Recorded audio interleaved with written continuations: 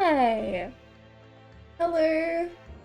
Let me take us to the motherboard. Hi Annie. Hi Josh. Hi Diddy. Oh my gosh. Oh my god. I am nervous. Motherboard time. Yeah, I'm gonna stall for a minute and chat with you guys. D, easy. Oh, I see. The pieces all fall into place. Where's my streamer with her deranged motherboard? This is too clean. Yeah, I redid it. Um, so now we've got a complete timeline. And also like, oh, so you like that Yakuten Saiban? Well, name every character. Okay. Okay, sure. Sure thing. Clint. Oh, Clint. I have a lot to say about Clint. But yeah, I've basically whittled down the motherboard to I've tried to remove everything that I think isn't going to be extremely relevant. Like, I know that I was really hung up on like villain Bolshevik and the Russian revolutionaries, but I just don't think that there's enough time left for that to be explored, so I assume we are not doing a Russian thread. The core characters, exactly. Anyway, how is everyone? I'm going to stall for a minute, give people more time to get here before I launch into deductions. We good? I had a fun day today. I got to leave my house. And then when I was coming home, I rode the tram. I like completely zoned out on the tram and got off like a full stop or even maybe 2 stops too late. I went all the way down. Oh my god, it was deranged. I had to message my housemate and be like, can you come pick me up? I'm doing good. I'm so excited. I'm glad. I'm tired and everything hurts because I washed my car yesterday. No. Serena, hi! Genshin drawing looks fine. Favorite character is Genshin? He's cool. He's really interesting. Hi, Brady! It's super late, but I was so excited about this. I'm sorry if the time zones are bad. I feel like there is no way to make them work for everyone, and I'm sad about it. Oh my god. I don't even know where to start, to be honest. I have been over and over this. I feel like Maisie, hello! In Asian, so I line up with you Aussie as well. Love that. Yeah, we're starting a little late tonight. I had been starting at about 7, but starting at 9 because I feel like the Americans normally are able to make it around 12, so I thought I would skew it for them a little bit since there's a fair few. And they've been here since the start. But yeah, of course, at some point the Aussies are gonna need to sleep. Do not feel compelled to stay up ridiculously late with me. Okay, sorry, 8:30. America! Oh, but yeah, I feel like I don't quite have enough clues to fully piece everything together, and it's driving me bonkers. I mean, I know that that's the point, right? They feed you the clues when they should, so that you... What soundtrack is this right now? Where are we? Oh, it's Many Memos. Okay, let's put on the one that I really want to listen to, which is, 1 second, sorry, there we go. I'm just gonna loop that. Sorry, anyway. Nobody look at my Spotify history lately. But yeah, like, I feel like there's so... The game is afoot! The game is afoot, and we're not going to be able to solve the game until the game is all the way afoot, because the game wants to drip feed you the information so that you piece things together as you go. But I want it to make sense now. The shipping John look a bit better. I mean, right? Oh my god. Mikotoba! I am just absolutely reeling about the Shelms Mikotoba reveal. They are so... I just keep thinking about the way Shelms dragged him out of there. They are so... Oh my god, they were partners. They were partners. Can't wait for you to finish this case. Confused? Yeah. I'm sorry, Josh. It was really deranged. I kept expecting the investigations portion to wrap up so that I could, like, cool the stream. And then it didn't. And then it finally finished and it just said end. Like, we didn't even conclude the trial. We're still in the same trial. That threw me for a loop. It's so... I'm so... You're now realizing that Holmes is no longer a numbskull? I mean, I haven't been on the... Holmes is too smart and I'm scared of him. Oh my god, they were partners! Exactly. Exactly. Oh! I like BGS so much because it throws everything in Ace Attorney on its head. Yeah! God, it's so good. It's so good. Everything is so much all the time. Okay, okay. It's time to start using my little brain. So I've been going over this all day. I got home a couple of hours ago and I have not stopped going over this murderboard since then. So I've got my little list of like questions down the bottom here. I have answers to precisely none of these. I have some suspicions though. Where do I start? Where on earth do I start? Please, howdy! I didn't think you'd be awake yet. Good morning. It doesn't make sense at first because Eugen's so old compared to Holmes. Is he? Oh, I don't know. I haven't tracked everything too hard. 9 years? Oh, ew, ew, ew, ew, ew. I love them. Iris. Iris! God. Let's start with Iris. Let's start here with Iris. I'm torn between watching and buying the game myself since I've missed so much. I mean, I cannot encourage you more to buy the game yourself. It's really good. Iris. Okay. So, we know that her father isn't Wilson. She assumed that incorrectly. It seems like Eugen is her father, but then that doesn't make sense when you look at it like closer. So then it's like, who is it? And I've put in my little criteria here, which is that they have to be like around the age of 30 or older. They have to have been in England 10 years ago and they need to be unable to raise her. And of our named characters, that really only left us with 5. I don't think it's any of the main trio, like the study trio. It just doesn't quite make sense for any of them. Actually did the Morse code. This is something else. This is real Morse code, but it says something else. I'm not gonna tell you what. Yeah, and then it would be like wacky if her dad was Clint after, if her dad was Wilson after everything. Which leaves us with Clint, which is deranged. This is nonsense. But I want to leave you guys with an Asogi Shin type theory before we jump into this. So let me build up to that. So I've been looking at Genshin, right? Because I just don't think that it makes any sense for him to be the professor. And when we look at that final case, so we know that he was convicted of being the professor because Gregson pushed for an autopsy of Clint Van Ziek's body and they found something in Clint's stomach that like incriminated Genshin, and then Genshin was arrested for it. But I don't even understand why Clint Van Ziek's death is considered to be one of the professor killings. It seems like the only part that matches up with the MO is that he's rich. Van Zieks says that Clint was like really kind, so he doesn't fit that part, but also the actual death? Like, his autopsy report says that he was stabbed in the heart and there's evidence of being in a duel, whereas the professor killings were done with a dog. Like, why was this even considered to be a professor killing? Ramen, hi! Also, you know that thing that Wurpy's at with Shom's doing Iris's hair? I have not stopped thinking about that. It's so cute. Where am I? Okay, I'm gonna zone out of chat for a minute. Sorry. I'm just gonna go over this. So. The fact that he was, like, stabbed in the heart, that he dueled, presumably with swords, is bizarre. That doesn't match up with any of the professor motives. And it really does match up with Genshin killing him. But then, like, we have that photo of Genshin and Clint and Barak Van Zieks.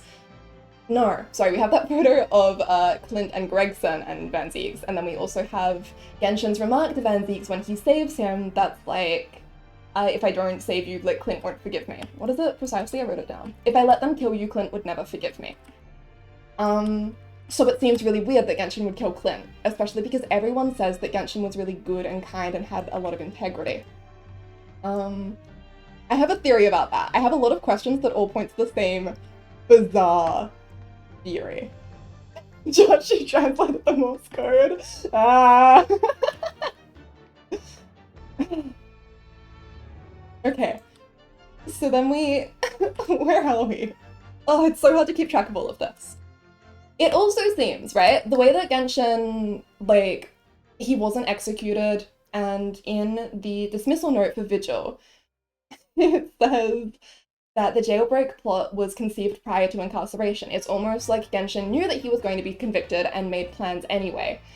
Also, Yujin and Jigoku didn't seem to believe that he was guilty. We know that Yujin and Kaden are friends. And it seems from Kaden's comments about the missing Asogi papers, it appears that maybe, like, Yujin asked Kaden to help.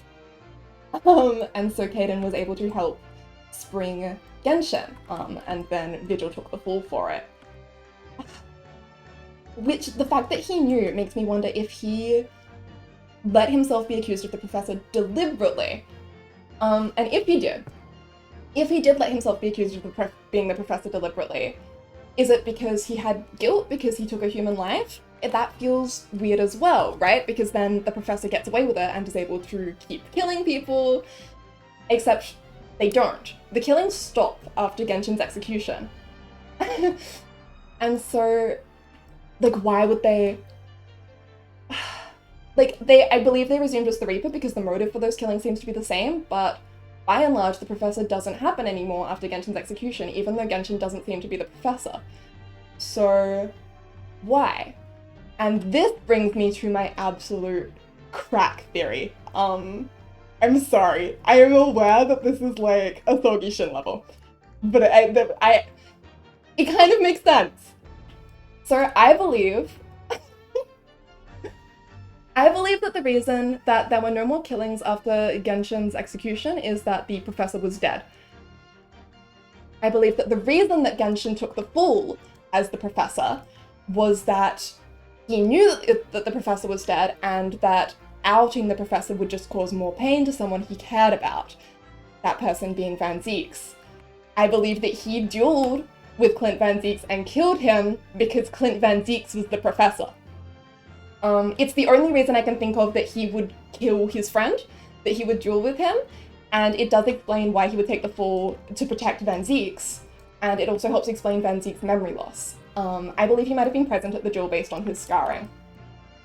Now, this also sort of makes sense in that if Clint is the professor, and if Clint is Iris's father, which is deranged, it makes sense that Sholmes would never tell Iris, because if he tells her that her father is... I believe that he would know who the professor is. So if he tells Iris that her father is Clint, then she grows up idolizing this man who Sholmes knows to be a serial killer.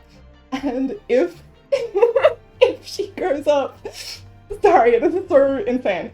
And if he tells her that he is a serial killer, then Iris isn't safe anymore. So that's my crack theory, that Clint is both the professor and Iris's father. A bit deranged. I do want to get a little bit more absurd with it. In that, well, the killings didn't stop, right? They did, but they didn't. So the professor killing stopped, there were no more dog attacks. But the professor killings were always about killing rich people who used their wealth and privilege for unsavory purposes. And the Reaper killings are very much the same. They are murdering people who were abusing their power to escape the hand of justice. The person that seems most likely to be responsible for this is Strongheart. He is a control freak, he's obsessed with justice, he wants everything to go exactly his way, so it makes sense that he would be taking out these people.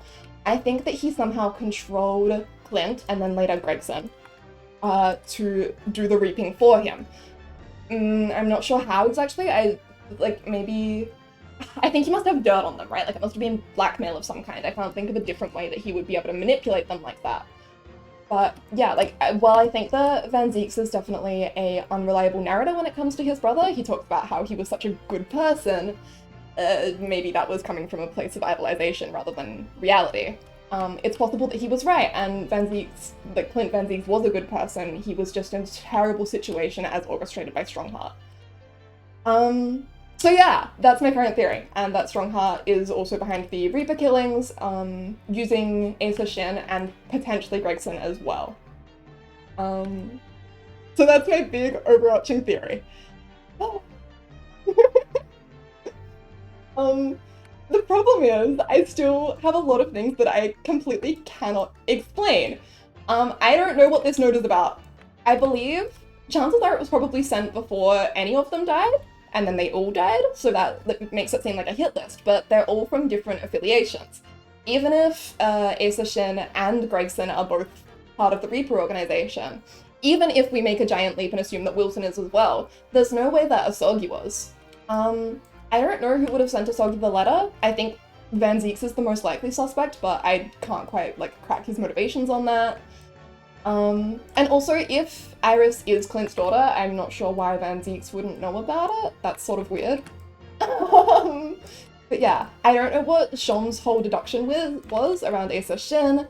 I can't quite work out why Gregson ordered an autopsy. I do wonder if maybe he was pushed to order an autopsy by Strongheart. Oh, and the rest of my logic about why Strongheart is behind all of this is, of course, that he was the one who really wanted to prosecute the Van Zieks case, but the other Van Zieks begged him to let him cross-examine them instead. And I think that he realized that Gregson and Van Zieks were both problematic for him and is trying to remove two birds with one stone by killing Gregson and framing Van Zieks for it. I'm just not sure quite how dirty his hands are.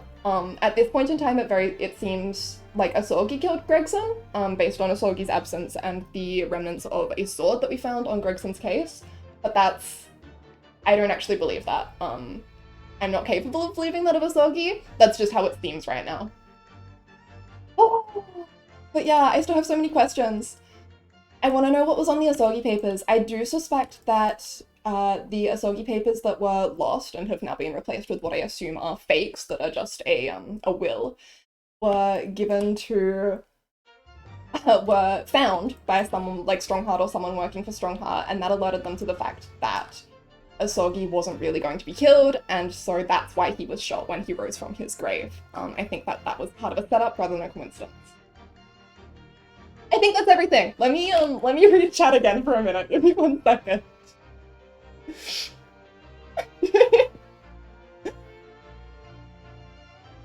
Oh my god. Keys, you should buy the game! I'm sorry about the spoilers. Keys went to buy the game. Great. Excellent. I will kiss Shoms on the mouth for you. Iris was born the same year as the trial. That is correct. Luke, hi! I sure do have a lengthy theory process. It is deranged. Conan, you are insane. Maybe so. Maybe so. Yeah. I would love to present alternate theories. I straight up have nothing. I have no fucking clue what's going on. All I've got is deranged Clint crack theories.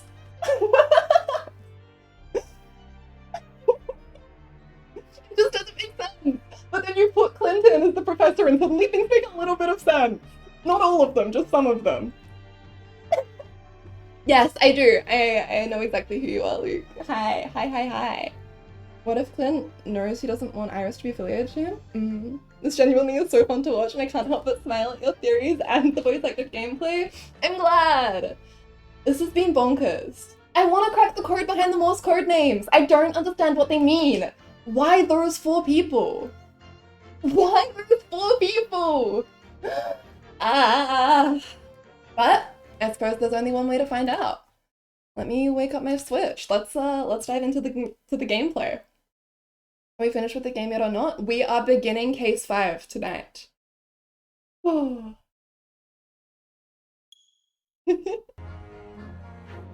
Oh my god. Video game time! Alright, let's I do voice acted gameplay of the main Ace Attorney games over Discord for my friends to experience the story. Love that. Oh, Sherlock transformation! Love that, thank you. All aboard this wild ride! This is gonna be bonkers. Okay. Oh, no, come on, please. Okay. The resolve of Ryunosuke Naruhodo. Let's go. Thank you for the hot pot ramen.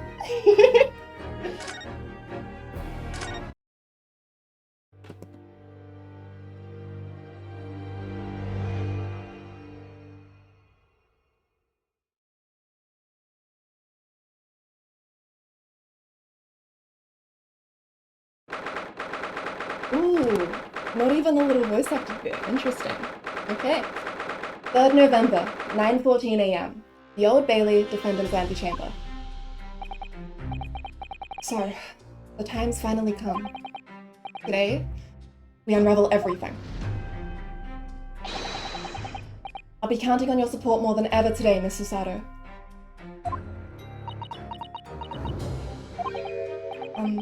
Miss Susato?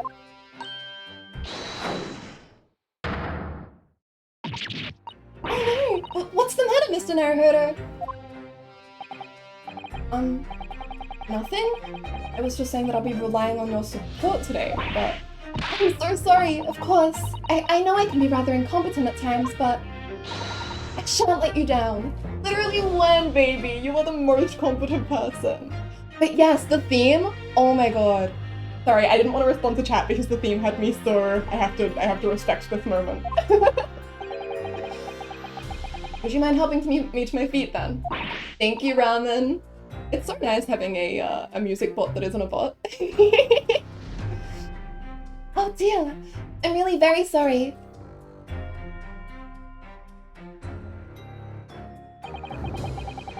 Zada-san isn't her usual self at all. That's hardly surprising, I suppose. She's just found out that her father is the partner of a world-famous detective. Not to mention... Good morning, sir! Oh. Lord Van Zieks. Thank you for your efforts yesterday. What? Did I hear that correctly? What? Oh, no, nothing. Just, I hope we can clear things up today. I really can't make this man out. His face says I hate you, but his words are almost jovial today. In fact, he hasn't been very Reaper-like at all since this all began yesterday. Lord Van Zieks isn't the Reaper, Mr. Naruhodo. Good point. We cured racism. Good for us. The Reaper. I suppose in hindsight, shouldn't have allowed that misconception to go unchallenged. Huh? It was my tacit acceptance of that pseudonym. We are still defending him. It is the same trial. Which is bizarre, right? New chapter, same trial. But, yeah, it's all one thing. My failure to stop the Reaper becoming something more than a mere legend. That led to all this. But you're not to blame for that, Lord Van Zieks. It's only because serious crime in the capital dropped off so sharply when the public started calling you that. That's why you didn't say anything, isn't it? To be frank, I'm not sure that was the sole reason. What do you mean? There was a rumor at the time that the Reaper was really the ghost of my late brother. Oh yeah, that was another deranged theory I meant to mention actually. This one's even stupider, which is why I didn't mention it before.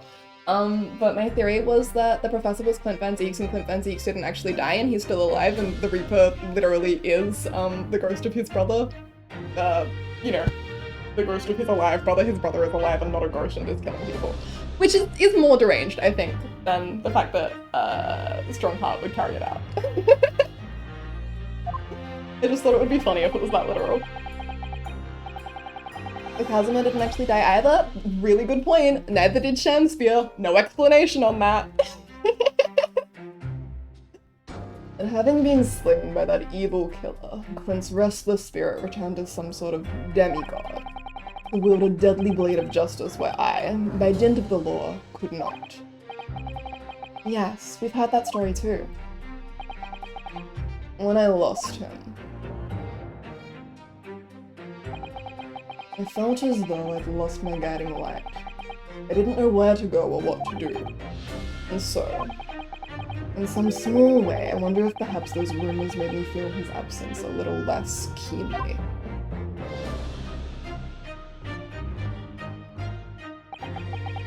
Even if I knew it was just an illusion, just some nonsense conjured up by an over-imaginative public.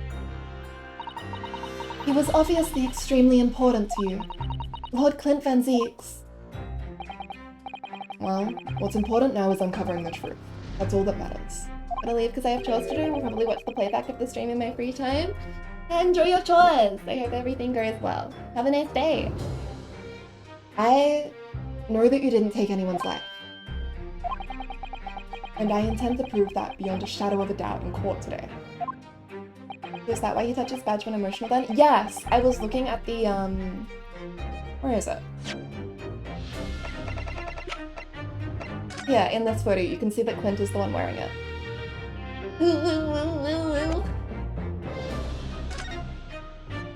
Gregson! I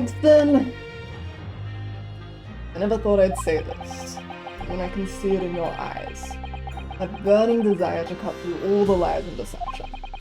I can't deny it any longer. You are a lawyer of absolute integrity. Thank you. Now tell me, why do I detect the scent of expensive tea leaves in the air? Oh, Iris, when did you get here? Oh, I brought you one of my special ones. Hallie loves it. He says that helps him to clear his head. I thank you. Hey, there's no way these two are siblings. I just lost a little bit of faith in my own theory. That's surely the first and last time I've ever seen a sight like this. You seem different today, Iris. I? Sort of subdued, I suppose. I am not! What happened yesterday is obviously still playing on her mind a lot. She's clearly very troubled about having stolen that autopsy report from Dr. Scythe's laboratory. Alright then, good luck to you both. I have to make a move now. Oh, you're not staying? I thought you'd want to watch today's proceedings. Well, I'd like to cheer you on, obviously. But I've got lots to get ready. Everyone is just having a bad time here. It really feels like it. Get ready? For what? Oh yes! Would you take this? Oh! No! Isn't that one of the little felt dolls that's usually dangling from your knapsack? Yes! It's a lucky charm! A little Harley that I made once. Harley? It looks more like a Harley to me. Harley, Ursula! Oh! He's an item that we can have in the court record! I'm thrilled. If for some reason you completely run out of options in the trial today, then just pull this little Harley's ears as hard as you possibly can. What? Pull his ears? That's right. It's a way to bring good luck. I think you might need it. Iris's lucky charm has been entered into the court record. A little doll of Mr. Shawms in hair form. I've been told to tuck its ears if I run out of options in the trial today. Right? Please give us that luck charm. You think what we'll need is luck? I just sneaked a peek inside the courtroom. And it seemed very different to normal. Yes, it would seem. But a certain someone has decided to pull out all the stops. What does that mean? That's exactly what I was thinking, to be honest. We pull it and it's just Shawms, but it's like, eat soap! My good fellow! Enjoy scalpels! They had them back when DGS first released in Japan, but not anymore. Misery. What about Mr. Shawms, Iris? I don't know. He was out all night and he hadn't come home by the time I left this morning. Oh. I see.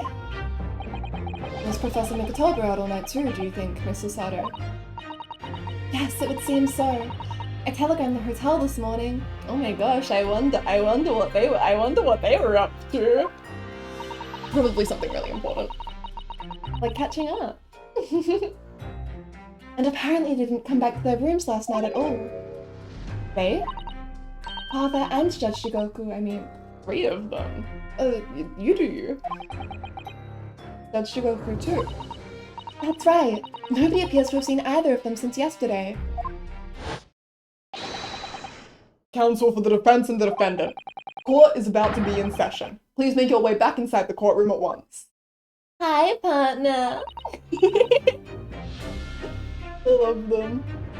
Good luck, Ben Rune. Good luck, Susie. Yes.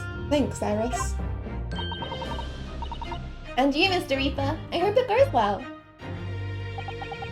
Once again, I thank you for the delicious tea. It was very soothing. Oh, I'm so glad. We must go inside now, Lord Van Zieks.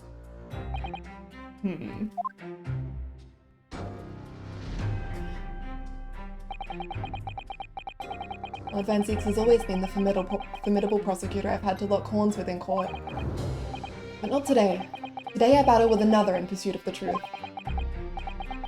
My best friend, Kazuma Asagi, who I trust more than anyone else in the world. Now I understand what it was that drew me here to Britain all those months ago. Now I know exactly what destiny had in store for me. It's all been leading up to this one day. To this one trial, to this one final reckoning. Oh, his good friend.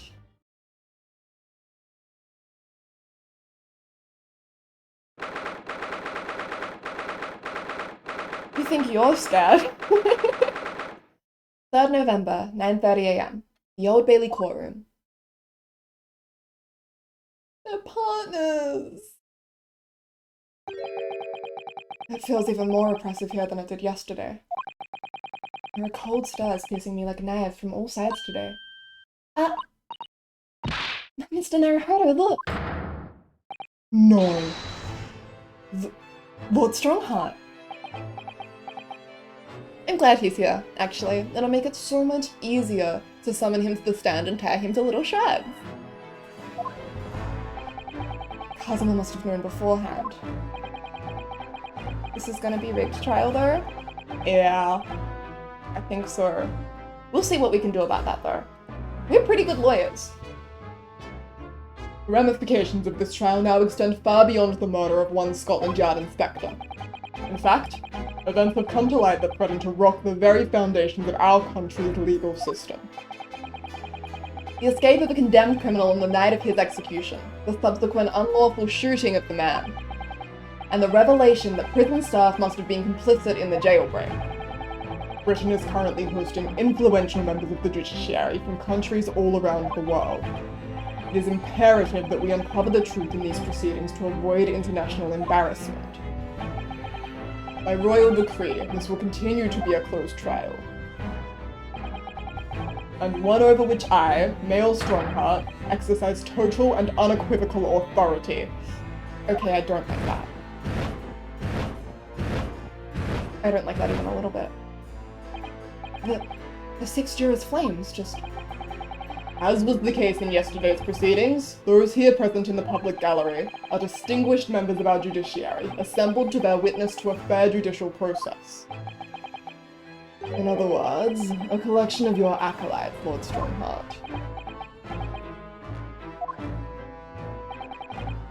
On a personal note, I find this most distressing, Lord Van Zieks. You were a prosecutor of exceptional talent. Much like your brother Clint, in fact. Symbolism of the unicorn staff? That's so interesting. Bitch ass. I'm gonna tear your staff apart. In the name of Her Majesty the Queen, I hereby declare this court to be in session. For the trial of Baroque Van Zieks, who officially stands accused of murder. Is this a new theme? Counsels for the prosecution and defense. Are you in full readiness to proceed? Thank you, Ramen. The defense is ready, my lord. As is the prosecution. Yesterday's proceedings brought to light a shocking and disturbing fact. There was a side to the victim, Inspector Tobias Gregson, that was unknown to his superiors at Scotland Yard. Bitch. Yes, he was carrying out operations in secret, which Scotland Yard knew nothing about. And in those clandestine operations, he had an accomplice. Mr. Daily Vigil, who would be given the inspector's identification and present himself around the capital in order to establish credible alibis for Gregson. In that way, Gregson appeared to be carrying out his regular Scotland Yard work when in fact, he wasn't. At the end of yesterday's session, Mr. Vigil, who had been suffering from amnesia, regained his memory. It would appear he buried his memories of the time deep inside himself as a means of self-preservation. Because whilst he was engaged as chief warder at Barclay Prison, he abetted the convict's escape. Mr. Vigil is currently recuperating at St. Sinus. He's recovered enough to give a signed statement about his movements on the day prior to the incident. He's formally admitted to posing as Gregson whilst investigating the Red-Headed League. Which brings us to the crucial issue of the victim's time of death. The defense yesterday proposed a suggestion that the victim may have been killed 1 day earlier. This was based largely on the discovery that the victim's pocket watch had not been wound. The prosecution has something to report on that subject, my lord. Really? Go ahead, Prosecutor Asolgi. I met once again with the coroner yesterday to discuss the issue. She confirmed that the defense's suggestion could not be ruled out. It's entirely possible that Inspector Gregson was killed on 31st October, the day before his body was discovered. I have here an updated autopsy report that includes the amended details. The official opinion of the investigation team was made clear yesterday. Updated autopsy report! At the time of death was 5 p.m. on 1st November. There are indications of an attempt to disguise the real time of death, however. It seems that the natural decaying process of the victim's body may have been slowed by keeping it chilled. That's out of the question. There are no refrigeration devices in that part of London large enough to accommodate a human corpse. My lord, this is more than just conjecture. As evidence to support the idea, we must investigate it thoroughly. Very well. The court will accept the new report as evidence. However, if this updated report is deemed to be accurate, it would give renewed significance to the movements of the victim on the day before the Fresno Street incident. I think a funny thing is that the unicorn staff isn't his usual walking cane. This dramatic bitch really commissioned it for this trial. Love to see it. I'm convinced that Strongheart is the big bad and terrible and I hate him and he's responsible for a lot of death and pain. But he really went off with the dramatics, you know? It would, yes. Especially since on that day, Inspector Gregson was using Mr. Vigil to cover up his real movements. It's conceivable that he was killed in the course of his secret activities.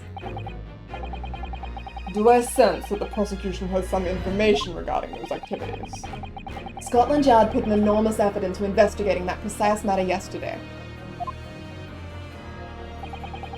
I think we should begin by presenting the results of that investigation now. So the prosecution calls its first witness now. Gina? State your name and occupation for the court. Inspector Gina Lestrade, reporting. Representative of Scotland Yard. A self-conferred rank, but never mind. Gina? Again? What's your problem, Otto? What's with that, Gina? Again? Look, eh? The boss meant the world to me. He done more for me than anyone else ever did. Oh? Inspector Gregson, you mean? He got me out the back slums of the East End and took me under his wing. He taught me that life can have a purpose. So that's why I'm the best person to be standing here speaking for him. Gina can read now. I love her. Oh, Gina. Right. All out of the goodness of Gregson's heart. Not at all that he had his arm twisted by Mr. Sholmes, no. What's relevant to these proceedings is that the outcome of Scotland Yard's investigations yesterday has revealed that the victim was carrying out some assignment the police knew nothing about. Very troubling. That face. What Strongheart knew? Get him, Ryu. So, Inspector Lestrade, let's hear exactly what it says in that report. Coming right up, sir.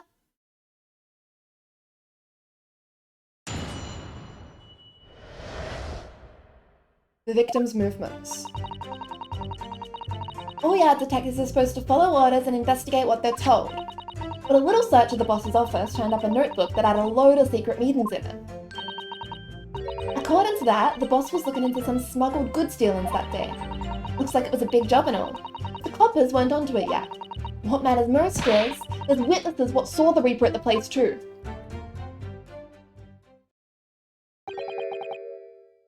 Smuggled goods. I don't know, do I? I'm just telling you what was written in the book. Tobacco, tea, spices, medicines. Goods of all sorts flow into London by illegal channels from across the globe. It's well known that they're disposed of at irregular black markets that take place in the capital. But the police are rarely able to locate them in time. So Inspector Gregson was investigating one of those black markets. It's been suggested that high-ranking government officials may be involved in black market activity. No doubt Gregson was trying to avoid details of his investigations being leaked to the involved parties. That would explain why he was operating on his own authority without the Yard's knowledge. And do we know where the dealings were taking place at this time?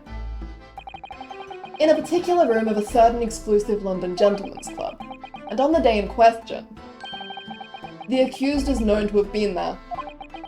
That's the conclusion of Scotland Yard's investigation into the matter. That can't be. We haven't heard anything about any of this. Members of the club have testified to it. There's no question. The accused, Barak Van Zieks, was present. That would be very significant testimony then. Oh my, but Lord Van Zieks has made no mention of this, at all. In short, Lord Van Zieks had ample opportunity to murder the victim. Yeah, what if he wants to go to a pub? Leave him alone. Very well then. Counsel for the defense, begin your cross-examination.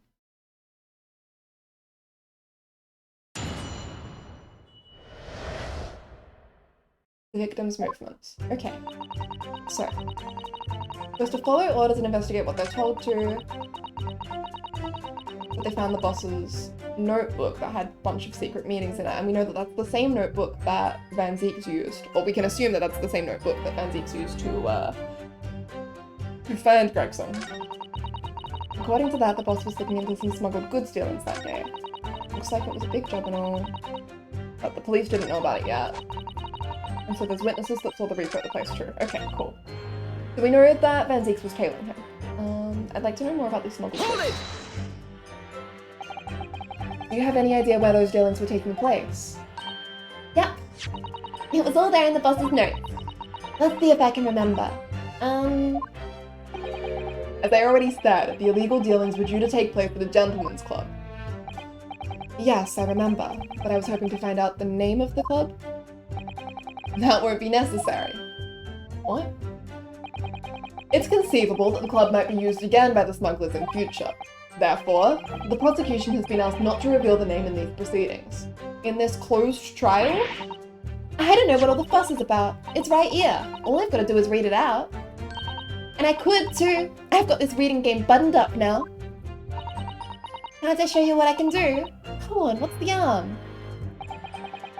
The judge hasn't signaled his objection. The judge hasn't signaled his objection yet. I could try to find out. What should I do? Strongheart will get mad at me if he has to. This is a closed court. The proceedings are confidential. There shouldn't be any possibility of the information being leaked. As I explained, there is some possibility of politicians being involved in this affair. The prosecution is rightfully exercising caution, I imagine. You read my mind. He's so good at that. Soggy, I love you. I'm in love with you. I love you. I would like to give you a little kiss right now. No, my lord. The prosecution has no objection. Good boy. Cosima? There's no question that Inspector Gregson was looking into these black market dealings. However, it's not yet been established that he was on that particular trail on the day in question. If the defense requires to know the club's name, the prosecution has no intention of being obstructive. Right then.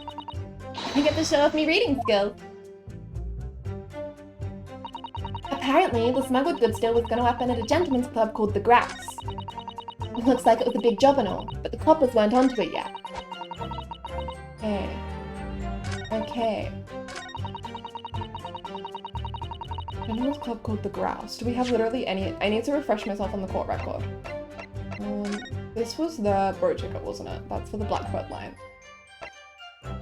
This was the dismissal notice. What have we got? What have we got? What have we got?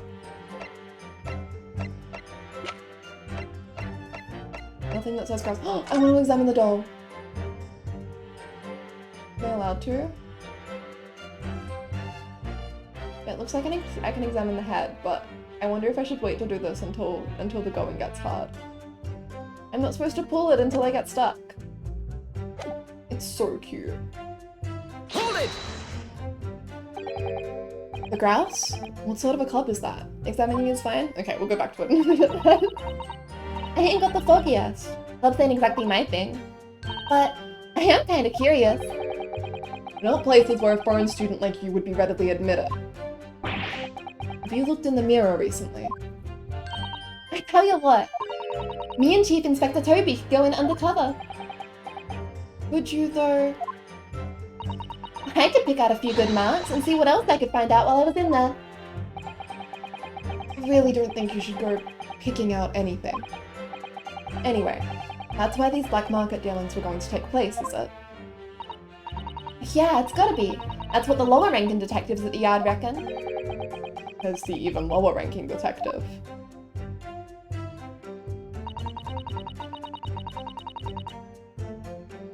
Hold it! So how had Inspector Gregson come to find out about it in that case? That's the question, ain't it? I'm just an apprentice, so... And why didn't he inform Scotland Yard of his findings? Yeah, that's what I was asking myself. Cause, you know, I'm just an apprentice. When it suits you, yes.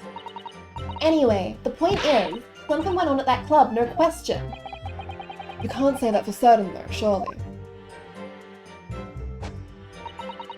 That is most as there's witnesses what saw the rape at the place too.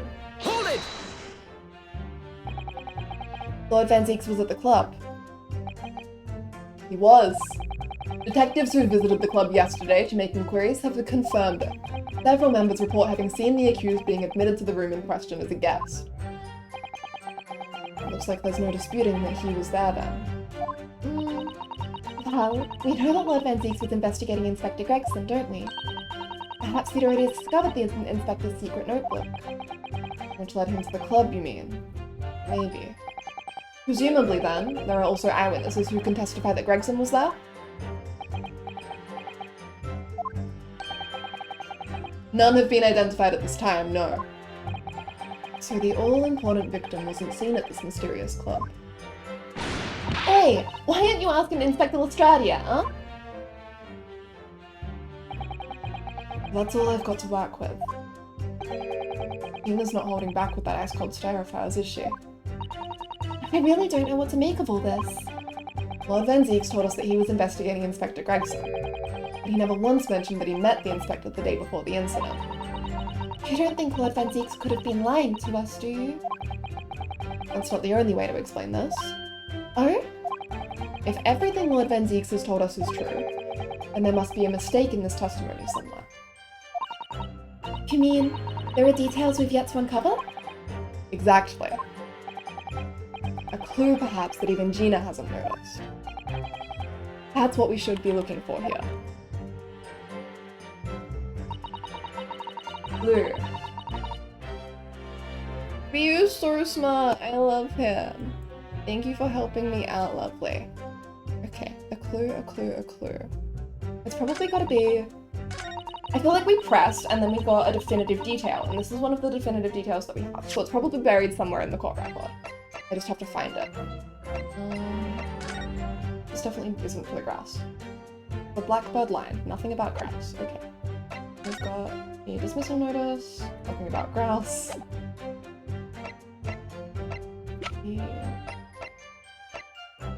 Autopsy report? No. This photo wasn't taken at the Grouse, was it? Not as far as I can tell. Try and check everything. That's the plan. The Earl of Thornberry. You've got to stop coming in here and spoiling the whole plot, DJ. It's unreal.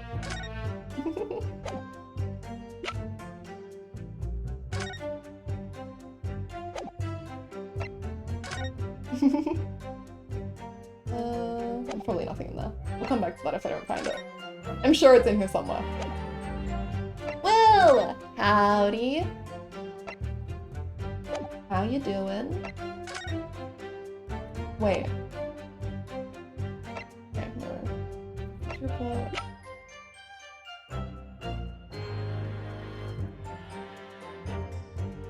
Why do I feel like it's... I keep wanting to come back to this. Did I see the word grouse on here when I've examined it before? That base cheese. Oh, it looks like this is some sort of steamship ticket. The SS Grouse. I knew I'd seen it on here somewhere. Okay, there we go. Thank you. It was like something is drawing me to this. Why do I feel like there was something about the grouse? When it says Blackbird Line. He's a spy. Howdy. The SS Grouse, first class cabin 001. Yokohama departure, 11th September, London arrival, 1st November. Ah, that's the boat that Professor Mikotoba and Judge Jigoku came on from Japan, isn't it?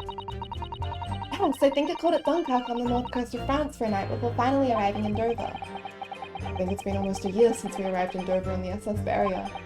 It seems a shame not to keep your ticket as a memento of your trip, don't you think? Yes, I agree. I have mine safely in my diary. It is a game bird. And I keep mine in my wallet, so I have it with me at all times. Oh, well, how strange. Where could it have gone? Are you like this on purpose, Mr. Naruhodo? I imagine it, almost that comment accompanied by a little sigh. Details updated. Okay, not updated with the word grouse specifically. Which makes me nervous.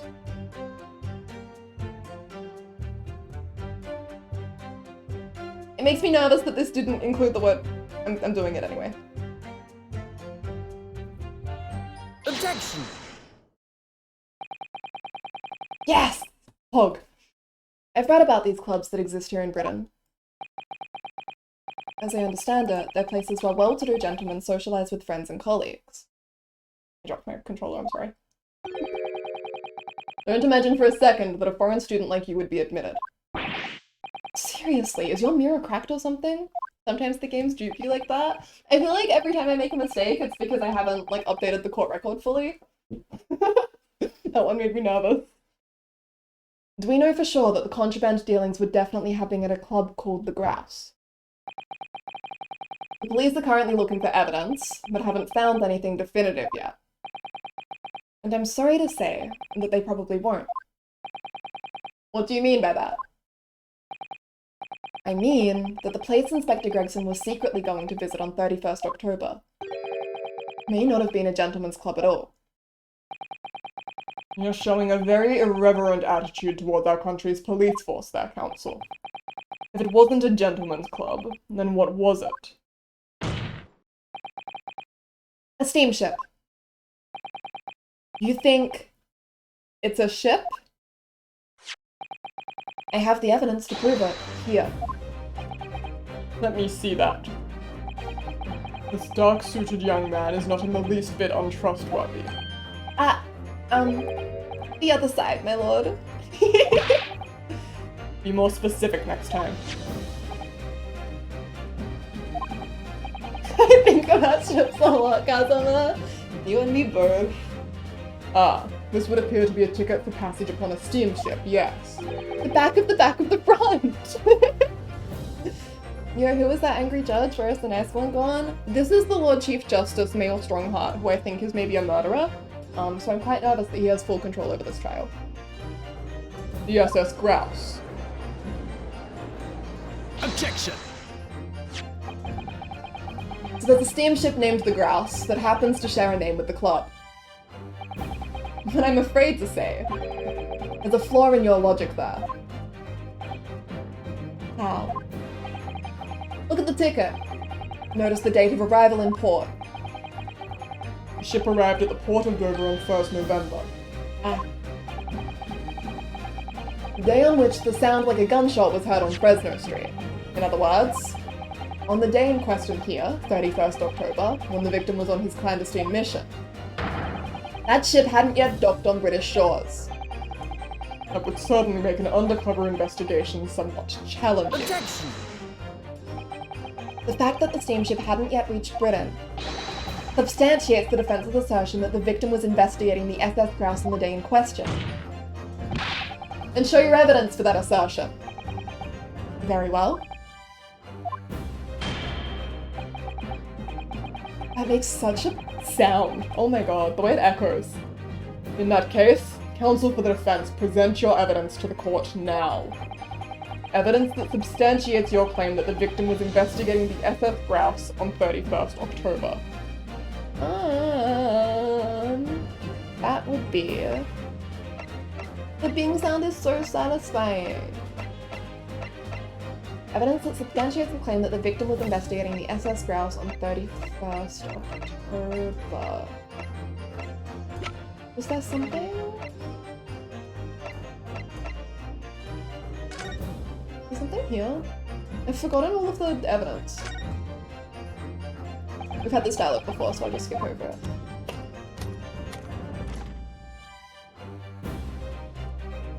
Yes, I thought there was something in here. Cool. Look, there's something inside. Oh, let's see. It appears to be a passport, authorizing him to travel overseas. Inspector Gregson about to go on a trip abroad then. Perhaps the date of departure might tell us something. That was... Oh! What is it?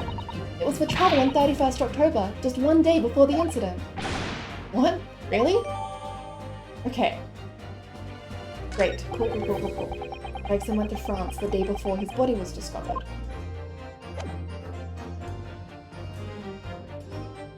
I believe this substantiates our claim. Right? Same day. Take that! It's proven. Oh, by this evidence here. Oopsie. Yes, this evidence proves it. I think. The proof is in the pudding? Oh, god damn it. Those 3 equally nonsensical statements wasted 15 seconds of the court's time. You will accordingly suffer 15 seconds worth of penalty counsel. Ooh. That's on me. I need to work on picking a more succinct turn of phrase. I think you might need to work on picking a more appropriate piece of evidence first. I'm sure Gregson was on board that ship the day before his body was found. And we know the SS Grouse stopped at the port of Dunkirk in France for the night. Take it from your expression that you intend to risk further penalty. In that case, counsel for the defense, present your evidence to the court now. Evidence that substantiates your claim that the victim was investigating the SS Grouse on 31st October. Oh. Port of Dunkirk, France, police business, permission for the applicant and one additional person to travel. Take that! What's this? A passport for travel issued to the victim. Dated 31st October. What are you suggesting? I'm suggesting that just one day before the inspector's body was discovered, There's a distinct possibility he wasn't even in the country. That was a fun animation for Kazuma. Order! This document is for passage to France. It does appear to have been officially authorized. the day before the SS Grouse arrived at Dover, it docked on the northern coast of France for a night. According to my father, who was on board, at the port of Dunkirk. Dunkirk, France. What could possibly have taken the victim there?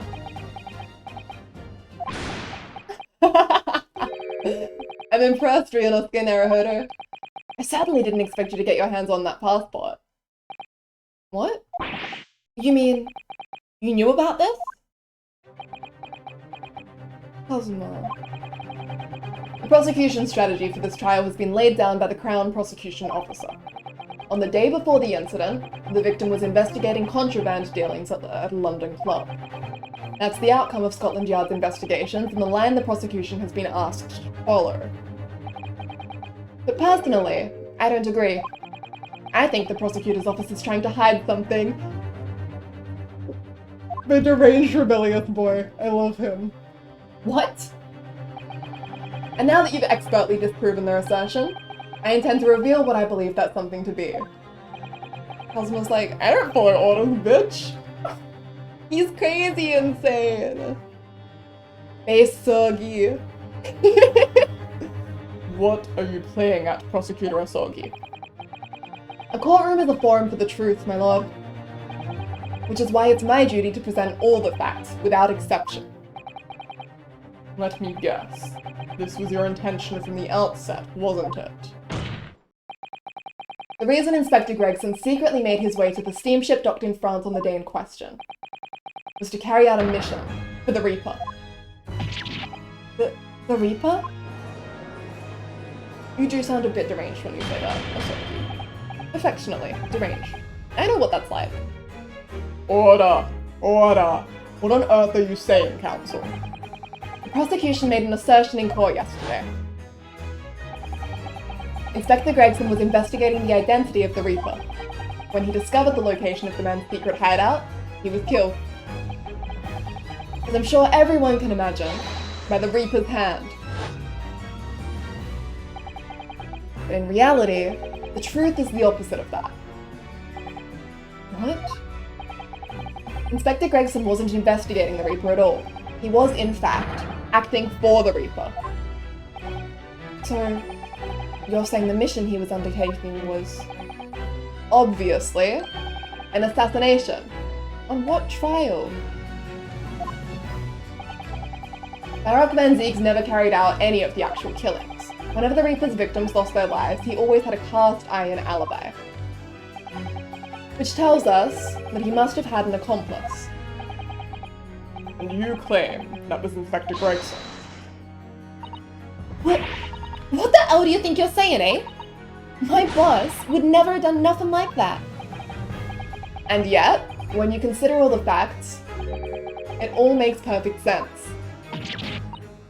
No, it can't be. We also arrived at the same conclusion, didn't we? That Inspector Gregson was operating as the Reaper. Who was he killing in France? Even so, there's no way that the person giving him his orders was Lord Van Zieks. No, the true Reaper is somebody else. Barak Van Zieks is not the Reaper. A predictable response from someone who's advocating for the man, Mikatoba? But the Reaper has a very specific MO, right? The Reaper only kills people who have lost a child to Van Zieks.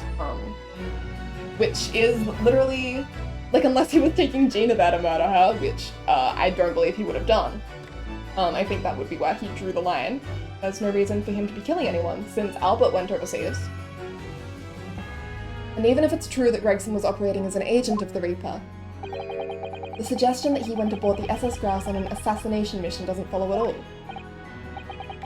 Oh, you have some solid reason for doubting the assertion, do you, Counsel? Absolutely. It's very simple. On the day in question, nobody was killed aboard that steamship. Professor Mikatoba and Judge Jigoku were on that very ship.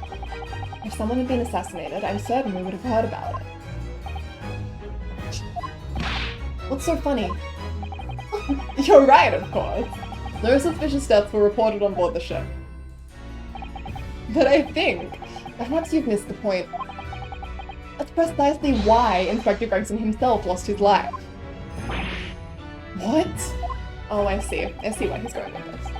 Gregson did board the SS Grouse that night with the intention of dispatching his mark. But his mission ended in failure. Failure? It seems that the defense hasn't yet grasped a very important detail here. What are you talking about? What detail? Inspector Gina Lestrade. Eh? What? The victim's notebook that you read an excerpt from earlier. That doesn't contain details of secret investigations at all. It describes 10 years of assassination plots to be carried out by the Reaper of the Bailey. You're lying. Even if all them blood is what got taken out at it coming. The boss weren't the Reaper. Poor Gina. There's no question that Tobias Gregson was heavily involved in the Reaper's activities. You may just be in a practice, but if you've spent any time at Scotland Yard, you must have heard rumours. I ain't heard nothing, and I don't believe a word of it. Then testify again, as a representative of Scotland Yard. Consider it Your chance to defend your boss. puzzle my you bitch. I don't. I concur. The witness will give a new formal testimony. Miss Lestrade, you will tell the court everything you know about Inspector Gregson's secret notebook.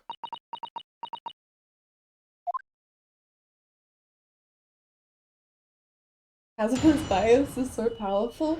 Yeah, where I'm yet to see unequivocal evidence that Gregson was the Reaper at all, frankly. Okay, the Reaper's notebook. Yeah, this notebook does have a lot of stuff about what the Reaper got up to these past 10 years. Names of victims, dates and places and stuff. And the last entry in there was 31st October. It said grouse for the place on that date, and then the name of the mark. There was a note about him being a criminal what got away from the Reaper in court 10 years ago or something. In this game, Gregson is the Reaper. Colin, I can't hear this. Yeah, look. I look like Gina right now, okay? When they say that Gregson's the Reaper, I feel like her. And like, the boss didn't do none of it. He was just investigating the Reaper, that's all. That's all. I'm with you, Gina. We are holding hands. We are just two little blonde bitches holding hands. Keep personal opinion out of your testimony, witness. We require only established fact here. This must be so hard for her. You can't deny it now, surely, Ryunosuke Naruhodo. Gordon and Gina holding hands out when? I think that would be really fun to draw. Gina's like... Where is she? 18. She's 3 years younger than me. She's so cute. I love her. We could be friends. What can't I deny? The notebook contained the name of the final mark and the location where the assassination would take place. That's information that the victim could only have known if he was working with the Reaper. Will! Howdy. Welcome back. He is different, separated by time. Yeah. I'm 3 years older than her, but she was born about 120 years before me. So, who was to be this final mark? Go ahead, Inspector Lestrade. Read the name for the court. It better not be her name. No, he said it was 10 years ago. Never mind, it can't be her name. The name that's written alongside the entry that mentions the grouse on 31st October. Eh? How do you read this then? Reading's still not her strong suit. That ain't the problem, alright, Otto? It's a funny name. It ain't English. Oh shit, is it actually gonna be Mikotoba? It'll be Jigoku! Because Jigoku was tried for contempt of court. It's a funny name. It ain't English. It's hard to read. So is someone from overseas. Let me have a bash at it. There-ish... Iro? Is that it? There it is. Yeah, Seishiro. Jigoku. Maybe? What? It can't be. Seishiro Jigoku? That's Jigoku! Seishiro Jigoku. Certainly not an English name, alright. But that can't be right. I know Judge Jigoku, and I saw him the day before yesterday. He's here in London. So I know for a fact that the man hasn't been assassinated. Well, that's what Cosmo's getting at. As I said, the Reaper failed. Oh. Gregson missed his chance to kill his mark and return to British shores. But the Reaper wouldn't tolerate the mistake, so he killed the inspector. Personally. The Reaper, of course, being the accused. Barak Van Zieks. It's an undeniably logical argument. Shut up! Cosmo, you planned for the trial to go this way all along, didn't you? Hold it!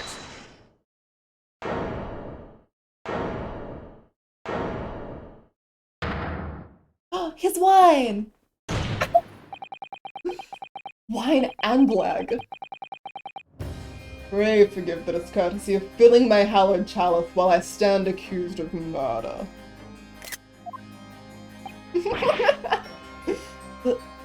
Lord Van Zieks. The accused has no right to speak uninvited in court. You will return to the dock. I say nothing of whether or not I'm the Reaper. That's the task of this court to decide. But there is one thing I can say unequivocally. That girl is no detective. Eh? What? No, that's right, I ain't. I'm an inspector. Repeating rumors heard around the yard, reading entries from a notebook of unconfirmed origin. That's not testimony, it's practically a script. No doubt the rest of this trial will go exactly as you clearly planned. She's cuter than Van Zieks is such a scary man. Everyone are mean to Gina. Everyone be nicer to Gina. Your hatred of me is understandable. In your mind, I'm sure I am the Reaper, who sent your father to the gallows all those years ago. But you're in danger of becoming a far more sinister Reaper yourself, by attempting to have me condemned with this feeble excuse for testimony. What did you say? In Naruhodo, this is our chance. My lord, the defense requests that the defendant be allowed to speak. He may be privy to important information relating to the testimony just given by the witness.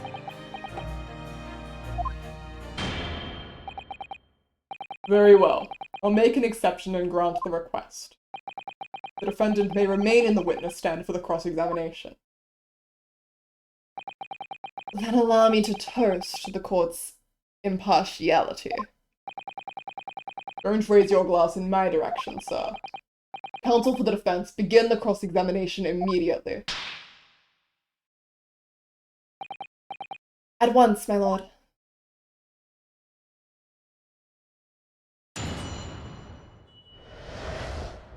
Asogi deserved to be called up by Van Zieks like that.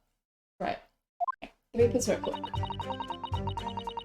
Yeah, this notebook does have a load of stuff about what the Reaper got up to these past 10 years. Okay. It's got names of victims, dates and places and stuff, and the last entry was 31st of October. Grouse, and name of the mark, and that name was Seishiro Jigoku. Criminal what got away from the Reaper in court 10 years ago. It wasn't like murder. I feel like you're not having a good time either. You know, I'm having fun. I'm also having a bad time. It's possible to do both at once. This game has proved it. Honestly, the boss didn't do none of it. He was just investigating the Reaper, that's all. Okay. That one's just opinion, but... Let's just start at the start. No, I want to start on the second one. Hold it!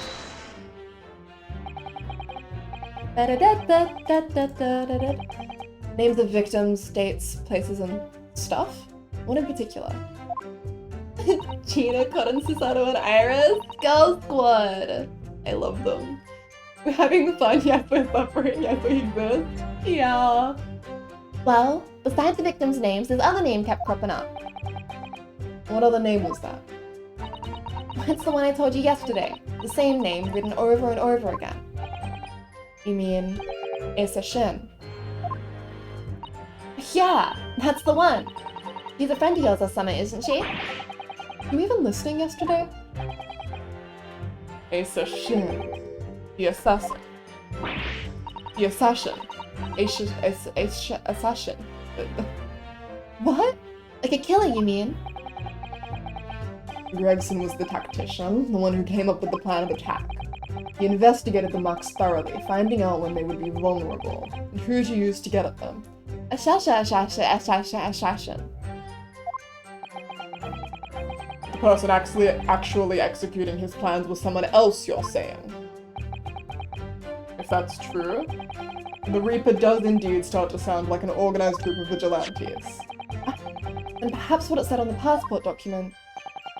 Permission for the applicant and one additional person to travel. That additional person has been clearly the assassin, who was meant to take Seishiro Jigoku's life. The assassin who's dead? Baby! Baby, baby, baby, baby, baby. I love him so much. Gina, can you confirm that? against the final entry that listed Grouse and Seishiro Jigoku. What name was written? Oh, well, that's the only entry that didn't have a name next to it as it happens. What? It just had like a question mark or something there, I think. In other words, Gregson himself didn't know the identity of the assassin in that case. But Gregson was the one making the plan, was he not? Oh, how infuriating! A nameless assassin. It said Grouse, the place on that day, and then the name of the mark. Hold it! Now Vanzi should know Jigoku. Can you please stop thinking Gregson is the Reaper? I am begging. Oh my god. Why are we acting like this is established fact? There are like 2 pieces of evidence that point to it, and they're both circumstantial. He could be. I fully have to admit that he could be. But well, he might not be. But he could be. He's done some fucked up shit on the government's behalf before. And you're saying that the mark listed was Seishiro Jigoku? That's what it said. A funny name, if you ask me. And I thought your name was odd. Very pleased to have lost my crown there. Mr. Jigoku is the presiding judge of Japan's Supreme Court of Judicature. I remember the man. He came to our country as a visiting student 16 years ago. Studying international law and diplomacy under your tutelage, Lord Strongheart. That bearded young fellow was a very able man, I must say. Lord Strongheart was Judge Jigoku's mentor. If I'm not mistaken, he returned to Japan 10 years ago now. 10 years ago? That fateful case. Precisely. In the aftermath of the Professor case, his repatriation was organized immediately. It's a mystery why such a man would be listed in the inspector's notebook. I didn't think that was possible, but the moodiness got even worse now. Maybe I'll just keep talking. There was a note about him being a criminal what got away from the Reaper in court 10 years ago. Hold it! What do you mean a criminal? Judge Jigoku is no criminal. Mikotoba told you last night, Ryunosuke. Well, don't ask me. I don't know nothing about it. Oh, do you remember what father told us? That Judge Jigoku did once appear in court here in Britain. It was related to the Professor case, I'm sure. Yes, of course, you're right. The Seishiro was trying to mitigate Genshin's guilt, so he took to the stand to testify. But he got a little carried away and, actually managed to break the witness stand. He also said some contemptuous words about the British Empire, for which he was charged. Breaking the stand and slandering the Empire. Good for him, we love an anarchist. It was a pitiful situation, yes. I'd forgotten all about it, but I prosecuted that trial too as it happened. You did? It was considered to be an adjunct to the Professor proceedings, you see. He was acquitted after being told to make reparation for the damage caused to the stand. And there you have it. Have what? Surely the accused hasn't forgotten his own rule? That there's no saving anyone who faces the Reaper in court, guilty or innocent alike. No! Are you suggesting that the reason Judge Jigoku was targeted for assassination? The man was sent back to Japan immediately after that trial. The Reaper had no time to do his work. But then, 10 years later, the mark returns to Britain once more. Perhaps now you start to see just how vindictive the Reaper is. Come on, that's absurd. Take someone's life for that. John says the Reaper? BRB editing, that's the murder board. Give me 1 second. Isn't the whole premise of the Reaper absurd? Killing all those people who have been found innocent? Clearly the rules by which the man operates are beyond the sane person's comprehension. But Toby the dot, he did take Rio out. Okay, let's go back to the first one before we press the 5th one. Hold it! In other words, it shows that Gregson was basically acting as the Reaper. Not you and all. That ain't the only explanation, is it? My lord, I diagnosed the accused with hysteria. My lord, I'd like to diagnose you with murderer. Can we get a different judge in here? He could have been investigating the Reaper in secret, and that notebook said what he found out. If I may. When originally people began referring to me as the Reaper, I didn't object. I believed the power to intimidate London's criminal classes into compliance with the law to be beneficial. But you carried out your own investigations into the true identity of the Reaper, didn't you? Yes, and those investigations proved conclusively that Gregson was one arm of the Reaper. One arm? What are you on about? The Reaper's victims were all extremely shrewd criminals at the top of their game. There's simply no way one person could have taken them on alone. The Reaper is an organization. With you at its head?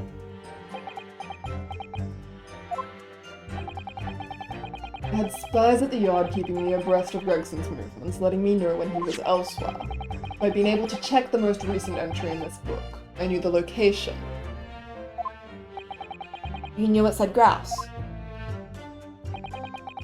Believing it to be a reference to the Gentleman's Club, I went there on the day in question to investigate. Ah, so that explains why several members of the club claim to have seen you there. But of course, the inspector was not there. Because at the time, he was making his way to the steamship docked on the northern coast of France, as shown by the passport found in the victim's metal trunk. Very well then. Back to your testimony about the contents of this notebook. Fine. Something wrong, Mr. Naruhodo? You seemed a little shocked by something a moment ago. He shouldn't have known about that, should he? Oh.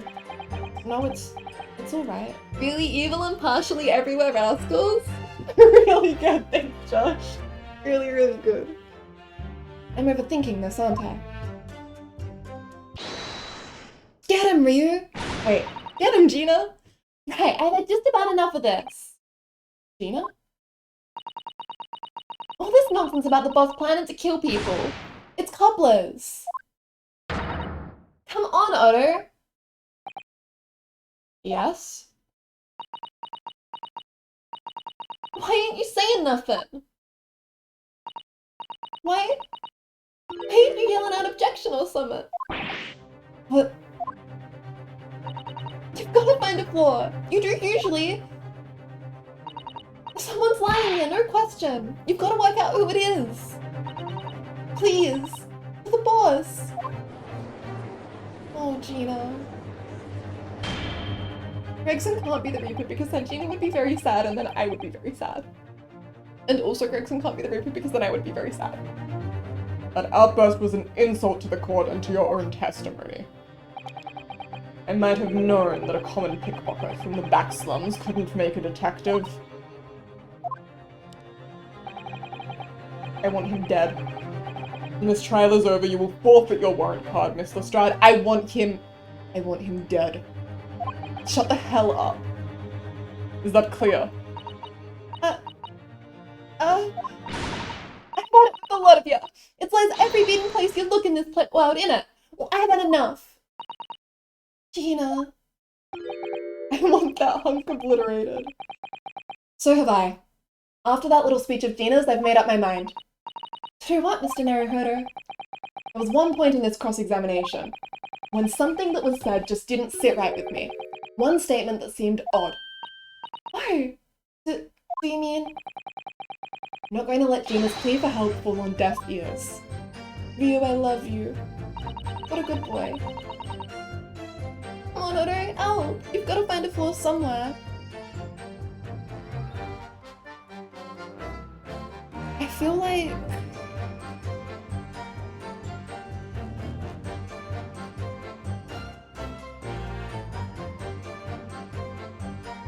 How do I present the... Maybe if I press on this, I can present the flaw. Hold it! When I feel dread? Yeah. I want to thank you, Gina. You helped me find my resolve. The resolve of Ryunosuke Naruhodo! Eh? What do you mean? Amongst everything we've heard during this cross-examination, there's one thing that defies explanation. One inconsistency. What? An inconsistency? Really, Otto? I don't quite know what it means yet, but Yes, there's an inconsistency in something that was said by... I am right. right? Let me look at the history.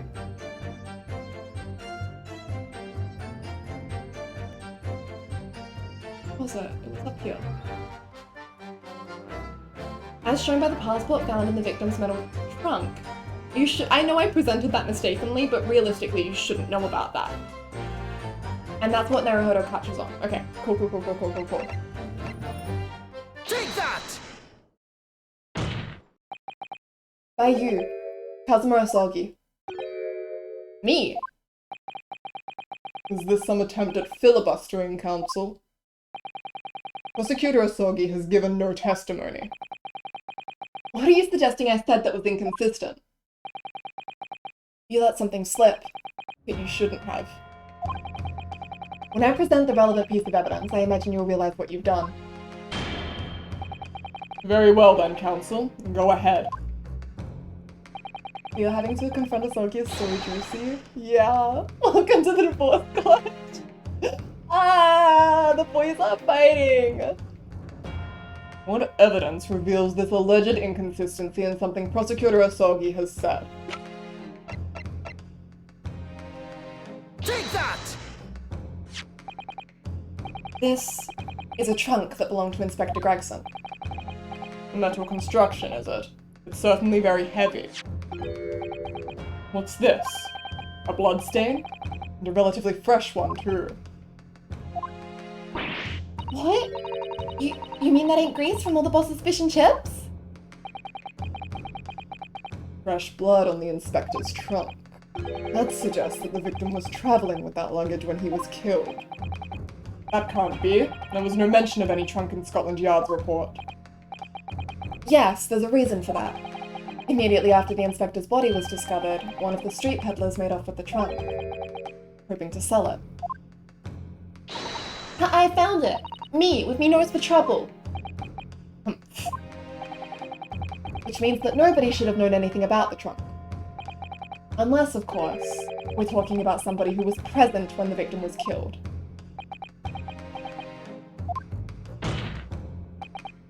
And yet, during the cross-examination of the witness just now, you said this, Kazuma. Because at the time, he was making his way to the steamship docked on the northern coast of France, as shown by the passport found in the victim's metal trunk. So the question is, how did you know about the inspector's trunk?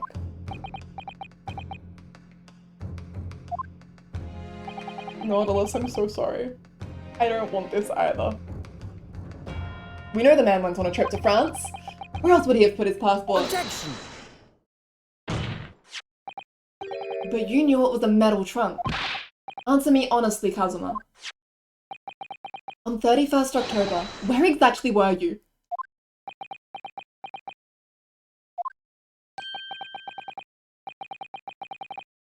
At the port of Dunkirk, on board the SS Grouse. Is that the answer you're looking for, Ryunosuke? Kazuma, what did you... I feel ill. Yeah, I feel this is bad. I hadn't considered the possibility before, but if Kazuma was there on the ship, then it can only have been for one purpose. Strongheart sent him... No! No. I do not accept this. I do not. Emotional. Pain. I'm hurt. This hurts. This hurts so very bad.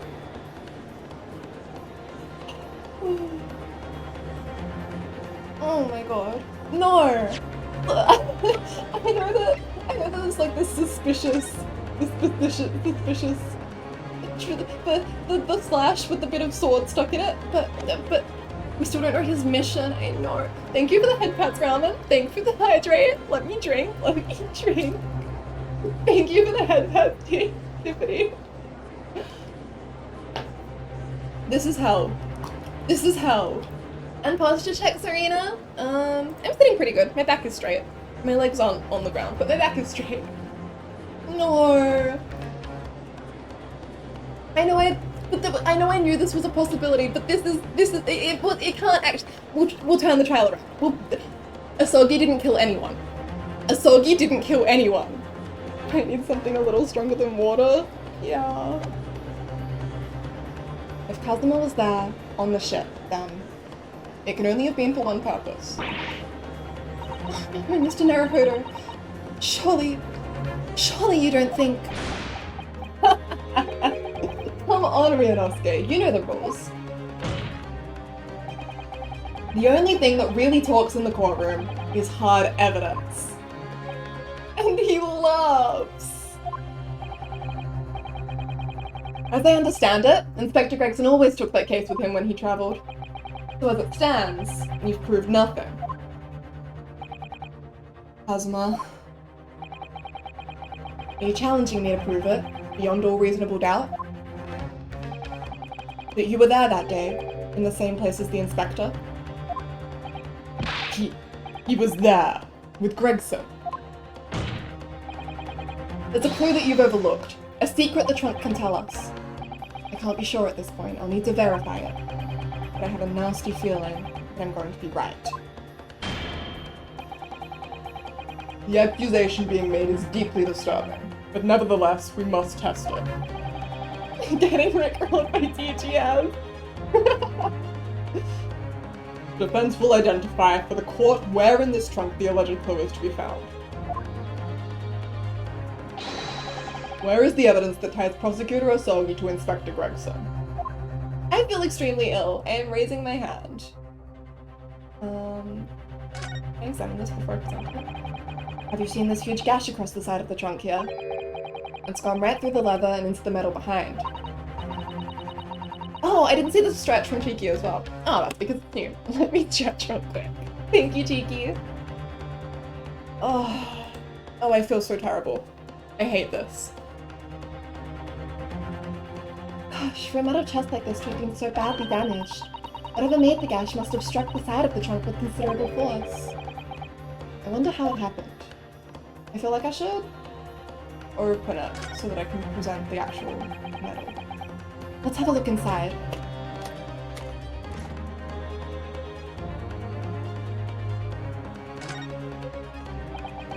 Do you see that? There's something stuck in the side of the trunk there.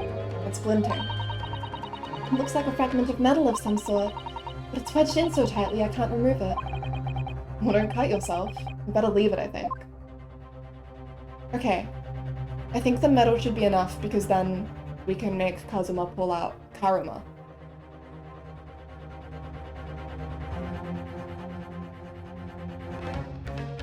Or do we present the gash?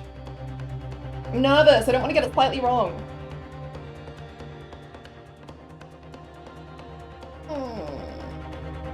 Got it!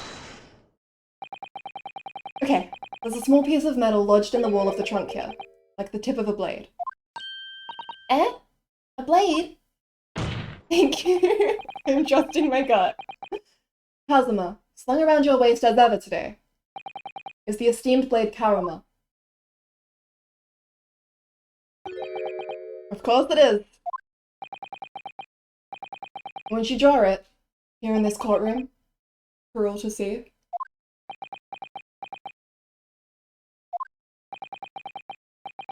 Exercise caution, my learned friend.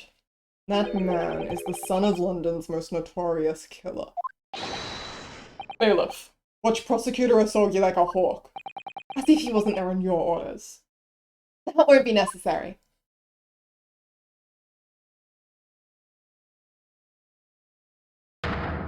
Shit. Shit! Bearing his broken soul before the eyes of the judgment for all to see. He broke his soul! Oh my god. His chipped soul. But it's not shattered. There's just a little dent in it. Oh no! The tip is broken.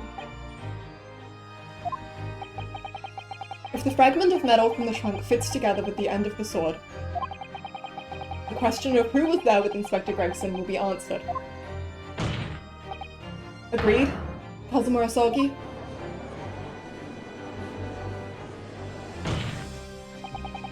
Expertly done, Ryunosuke. That's a point to you, and well deserved. Do you mean to tell the court, Prosecutor Asogi? Yes, on 31st October, I accompanied Inspector Gregson to Dunkirk in order to carry out a mission. So the additional person authorized to travel was me. And the mission was... The assassination of the Mark. What? What? You mean, you're the killer whose name was omitted from this notebook? You were following the Reaper's orders to dispatch Judge Jigoku. Let me make one thing perfectly clear. I have killed no one. Explain. I accepted the assassination mission, yes, and I accompanied Gregson to Dunkirk, but I never had any intention of carrying out the plan. You were never going to do it. You can believe Kazuma-sama, I'm sure. This is what I was thinking, is that I believe he may have even deliberately left evidence, because I believe that he has realized what Strongheart is. And the reason he's cheering us on is that he knows that he hasn't really done anything wrong, so we can work together to expose Strongheart, who has pressured Kazuma into becoming the next Reaper. Please. We can believe Kazuma-sama, I'm sure. After all, Judge Jigoku arrived safely in London the following day. Surely he didn't kill Gregson. On the 31st, I boarded a train from London with Inspector Gregson. We travelled to Dover, from where we crossed the channel to Dunkirk. Don't pardon me. I'm here. I don't know what you're... I feel sick. Then we boarded the SS Grouse and made for the cabin deck, as indicated in the plan. We went to Judge Jigoku's cabin. Exactly. He wasn't there though. We decided to wait, but you've already told us you had no intention of going through with it anyway. I didn't come to Great Britain to take anyone's life. Doesn't change the fact that he lied to us. This game has taught me that sometimes the people you love will tell you a lot of really big lies. So I left Gregson and disembarked the ship. I spent that night at a boarding house in the town and returned to England the following morning. A boarding house? In Dunkirk? My signature will be in the register book. It would be simple enough to verify. Then, what became of Jigoku? Gregson was no assassin, so the Mark was spared. I'm sure it's easy enough to imagine what happened after that.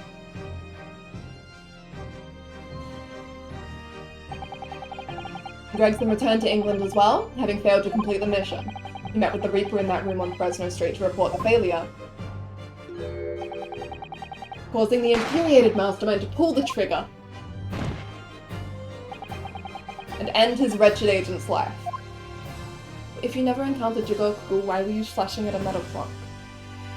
Asogi, this doesn't match up, and I believe you knew that. That's the real truth behind Inspector Gregson's murder.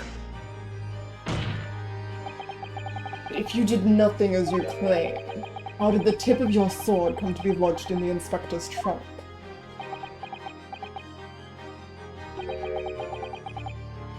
I don't need to answer that. The victim was killed by a gunshot. A small fragment of a Japanese blade isn't relevant to the case.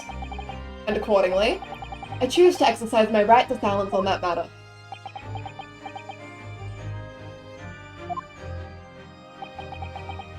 Be that as it may, the court will sequester the sword as evidence. As you wish, my lord. You can't take his soul. It's called the sword's karma has been entered into the court record. Finally, I can have a good look at this thing. We carried it around for a game and a half. God. We must take immediate action now. To verify whether Seishiro Jigoku remains unharmed. We didn't see him last night. Oh shit. What? It remains unharmed. I agree. That should be our first priority. It's recently come to my attention that he hasn't been seen since yesterday. But how did you... When a foreign dignitary invited to Great Britain goes missing for 24 hours, it's only natural that the question of his safety should arise. The thing Sholmes and Mikotoba went together for was probably Jigoku, you're right. You don't mean to say that you think Judge Jigoku may have been killed? The Reaper has more than one assassin at his disposal, and he has the power and influence to give orders from the inside of a prison cell. Isn't that right, Lord Van Zeeks? If I were truly the Reaper, I'd be able to tell you.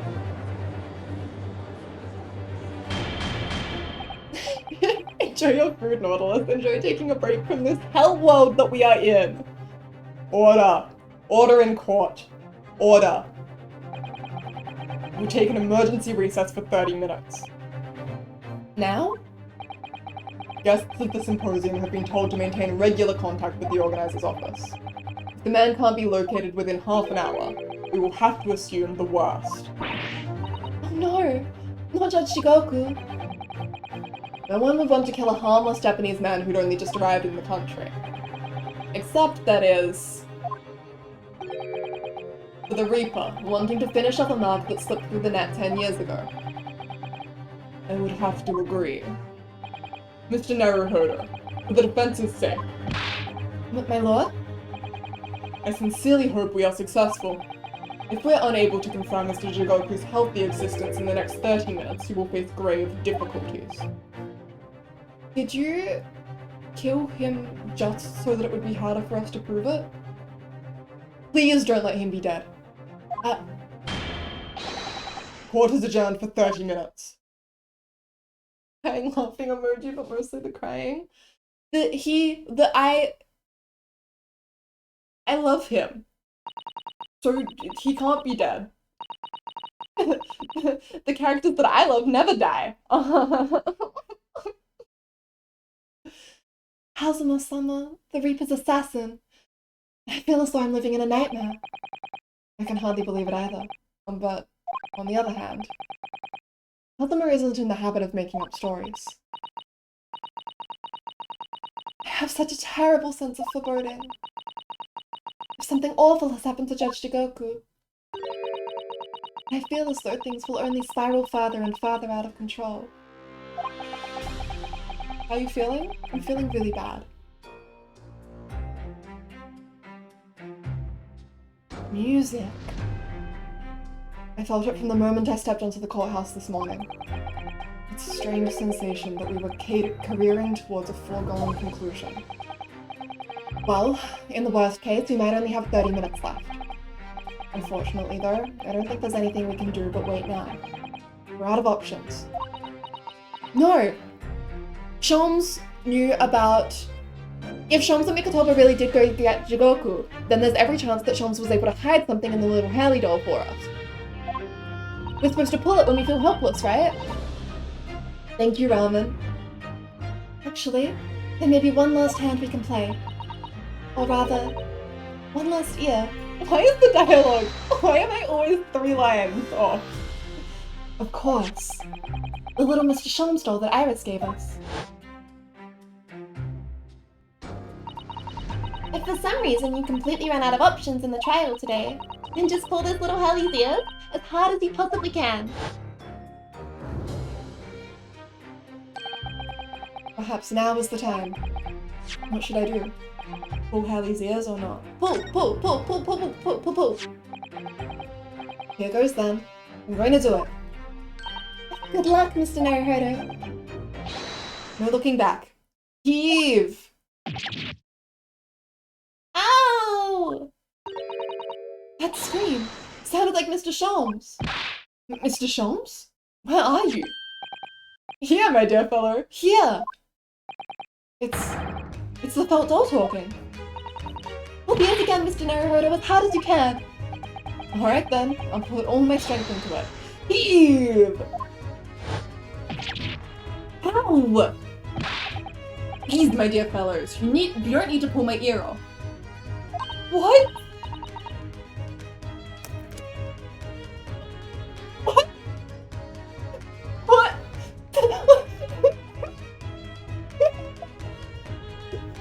Oh my god. Oh my god. It's too cute. They're farms. They're little walkie-talkies.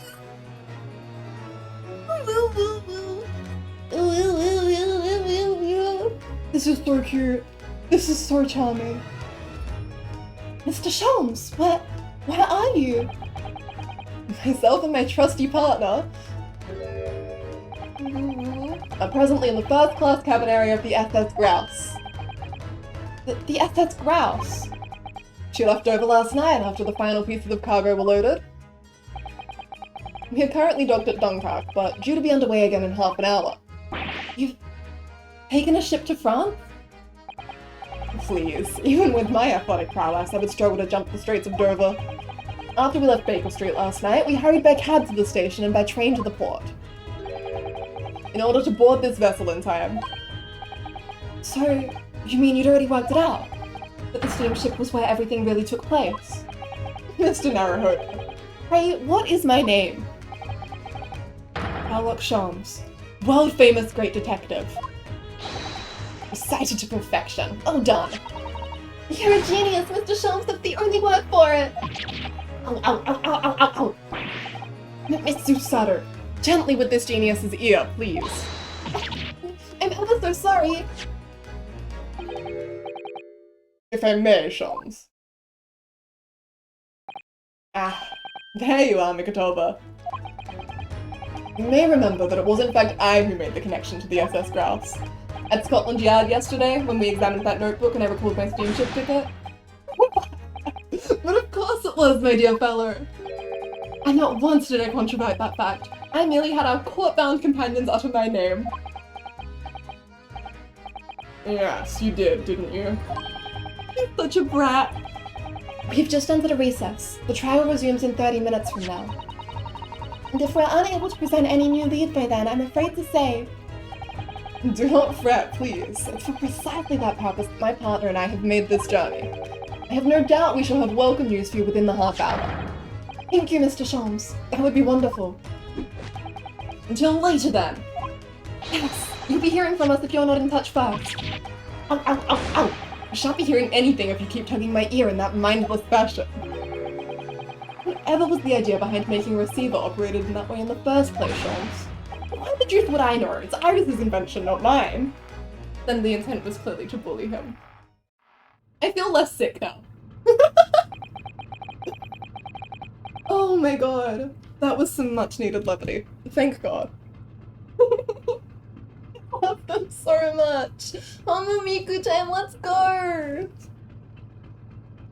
Whilst I know how much you enjoy being the hero of the hour, Sholmes, we have but half that now before the Grouse puts to sea again. If we don't conclude our investigations rapidly, we shall find ourselves in Naples before long. There are times, Mikotova, when you make a surprising amount of sense. So, let's begin. Huh? That's not quite beef, is it? First class cabin number 2. Yes, this is the one. But I don't believe an investigation of the cabin is going to be plain sailing.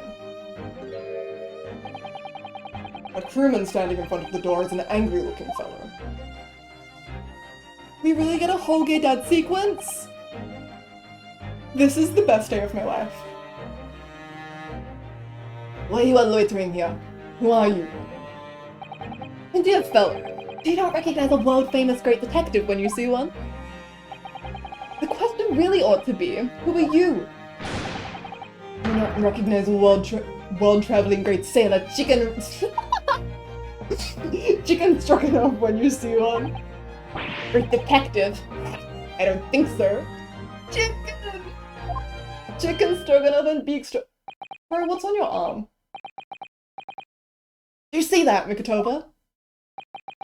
I thought you would hate this guy. It would appear that this man is a devoted follower of mine. Goodness me, is that a tattoo? It says Sholmes. I must say, while such adoration is flattering, naturally, it does leave me a little cold. What are you talking about? Leave now. How distressing. My loyal devotee knows me only by name and not by appearance. And yet, I already know a great deal about you, sir. You have a brother, I believe. Like yourself, he's a shipman. Currently traveling the world aboard a Russian steamship, in fact. How could you know this? Elementary, my dear Nikotova. I'm sure it was. 3 days ago, I was bound for London aboard this ship, you see. We were looking for one of my fellow passengers, a man by the name of Jigoku. There is no one with this name on board, But we know that he purchased a ticket for passage. Ah, you mean Eastern man.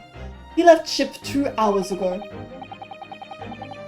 Here at Dunkirk, he said something about emergency, I think. What? Are you sure? Seishiro has realized that we're after him, has he? His cabin is the one behind you. We should like to investigate, please. No, I have orders not to let even mouse inside. Nikotova, be a good man and draw the sailor's attention away, would you? Make up some excuse so that he leaves the area. Doesn't great detectives see that even sailors have ears, both left and right?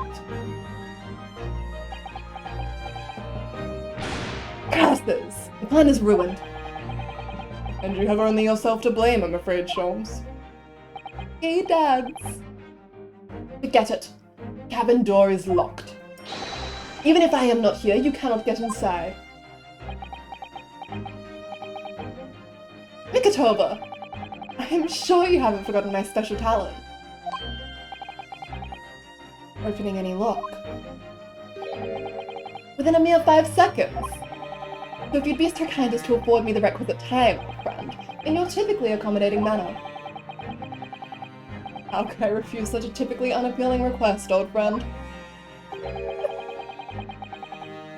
am I supposed to play this? Every bit gives me so much feelings.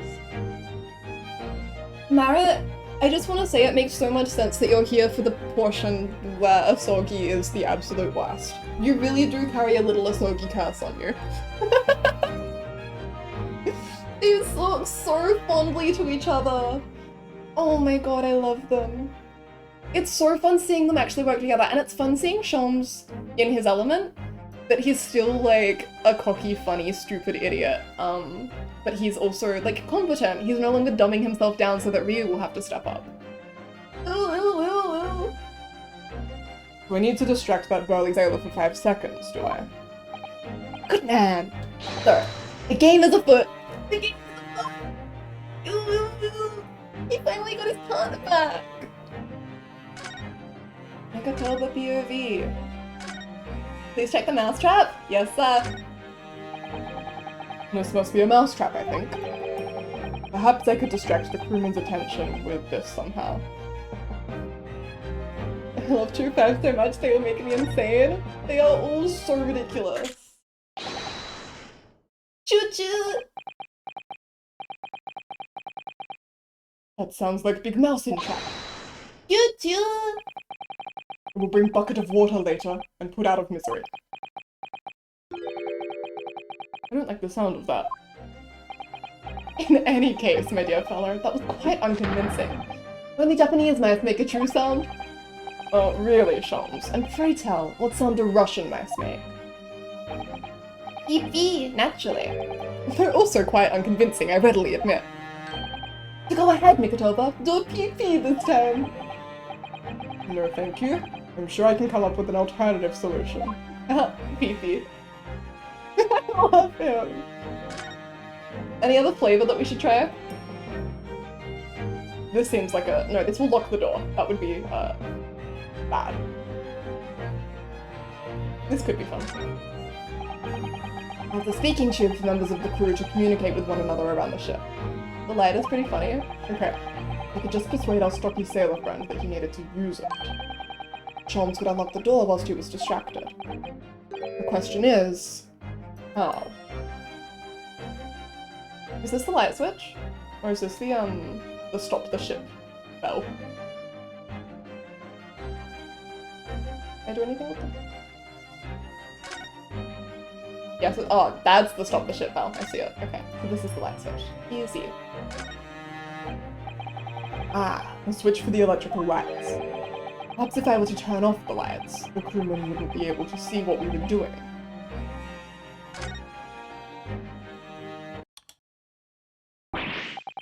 Ah! What is happening? Where is light? Now, Sholmes, now!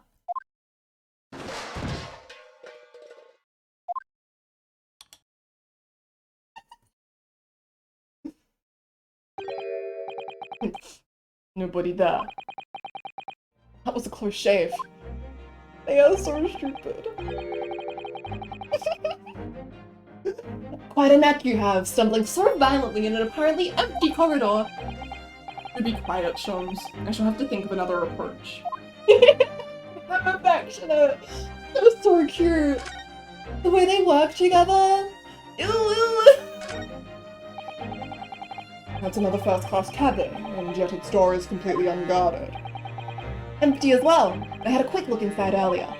Though I confess, I didn't investigate the wardrobe. It may very well be a young Japanese fellow inside, perspiring merrily. If you're referring to Naruhodo, you know very well that he's currently perspiring merrily in court. I mean to him! Does that strike you though, Nikotova? Why the man stands guard only in front of this cabin, when both are apparently vacant? Shums, you're so smart. And I'm in love with you. Or anything? That's the way back to the deck. We certainly can't give up on this now. Okay. I don't want to do this because this will cause the door to deadbolt.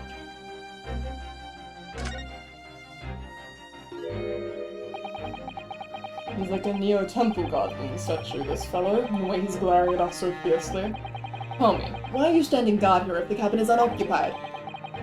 Because this area is only for first-class passengers. You must look out for suspicious criminals.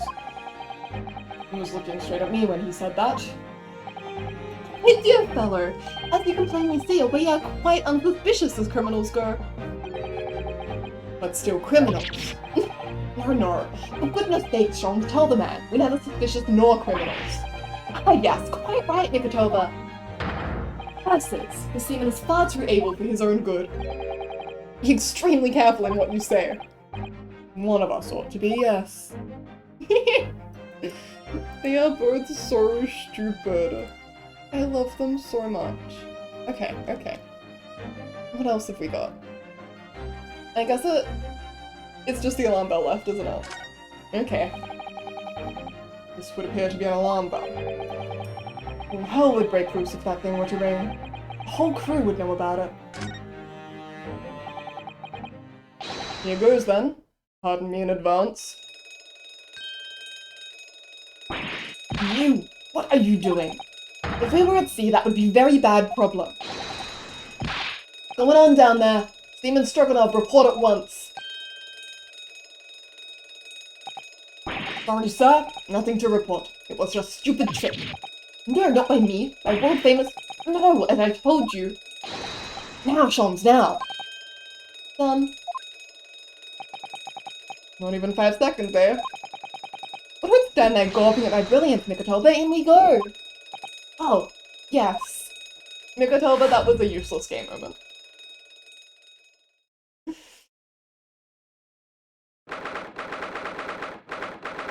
3rd November, SS Strauss, first class cabin number 2.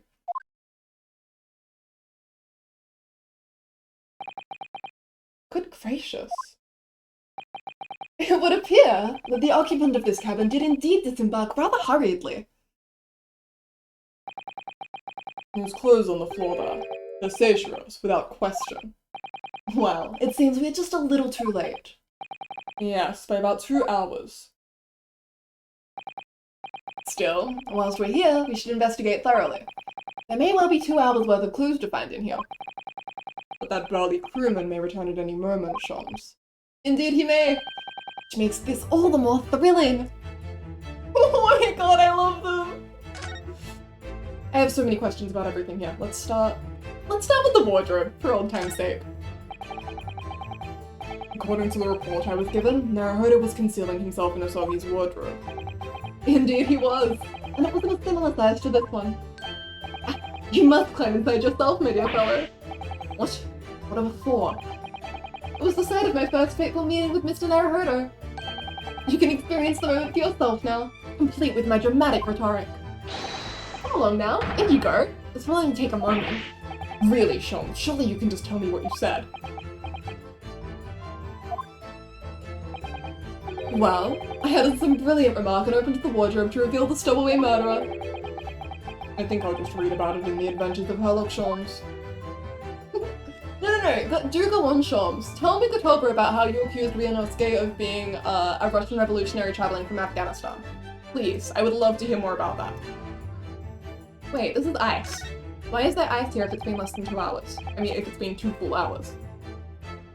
Like the extensive glass, I must say. See here how it... Is something wrong, Shams? You suddenly trailed off. Ice, Mikotoba, ice! What opulence the first-class passengers enjoy.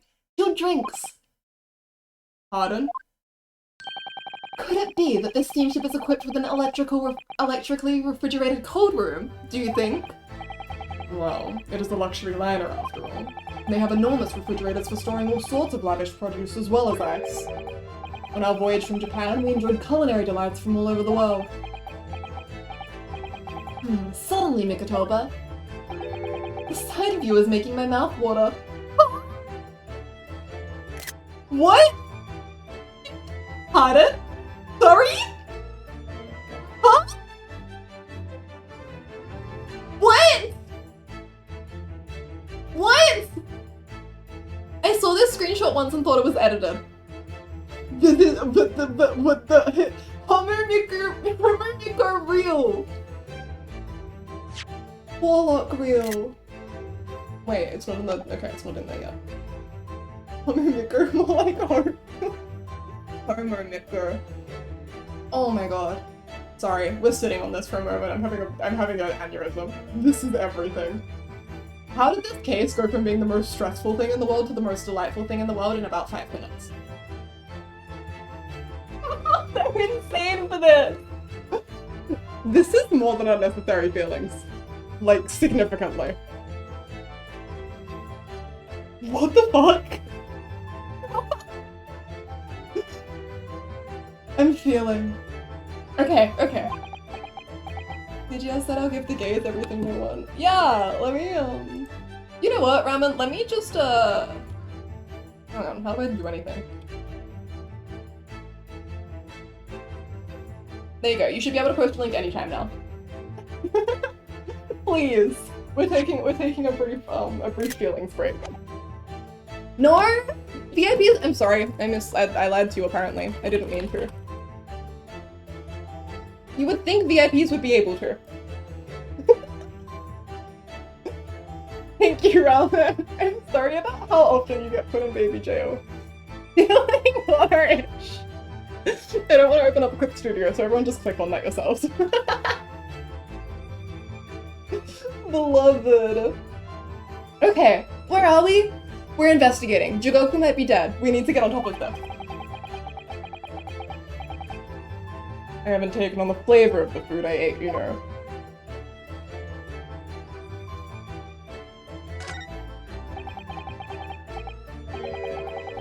There's a speaking tube here, look. Well, it's been stoppered with some cloth. The voices of the crewmen on the bridge aren't an annoyance, I suppose. The third, more iconic duo, Ramen are getting put in baby jail. It is specifically you.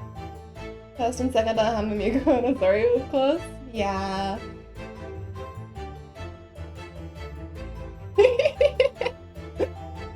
The voices of the crewmen on the bridge aren't an annoyance, I suppose. Or indeed, so that the voices in this cabin aren't heard elsewhere. Narimitsu. I'm sorry, I was in the divorce arc right now. Maybe check back later. This is true. This is true. I'm sorry I was in the divorce arc, but Homomiko, real. I'm sorry, I'm so distracted at this part. I just feel insane. I feel crazy. This is so... I love them. I care them so much. I'm so excited about that upcoming zine. I cannot wait to pre-order it and get my hands on it. But something else have happened in here that was for no one else's ears, do you think? Either that, or... it could be to prevent snakes from entering. It's really becoming a favorite case of yours, hasn't it? They are so stupid.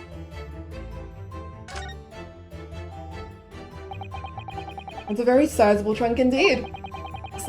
Seishiro is partial to all things large. Hello?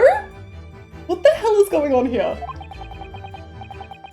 And a rather clumsy fellow if you failed to notice he'd left that behind. Perhaps he left it on purpose. It's lighter than you might think, but still a hindrance to a speedy escape. Pity. It's locked, so we can't look inside. Surely 5 seconds from now the situation will be quite different though. Sadly not. It has a 7-digit combination lock. And I'm not in a morose enough mood to work through all the combinations at present. God bless. There's a substantial heap of clothes on the floor. An overcoat, shirts, a dressing gown. A mohiki wore of trousers, a tanzan robe, a haramaki waistband. Clearly the clothing of a Japanese man. And clearly, Japanese men are unaccustomed to the culture of the wardrobe. Looks to me as if they've been thrown in a heap like that in something of a hurry. Indeed! You can help yourself to a Japanese man's shirt, perhaps. I'm sure you made mention of packing too few. Where are we right now? I'd very likely drown in one of Seishiro's shirts. No, I'll just buy any extras I need, I think. You can really just feel the joy they feel from being able to work together again. Unfortunately, this means Cotton and Shadow all really. Yeah! Why did... I'm very interested in the context under which Mikotoba mentioned to Shoms that he didn't have enough shirts. I wonder if it involved anything being rich. Sorry, that's crossing my own line.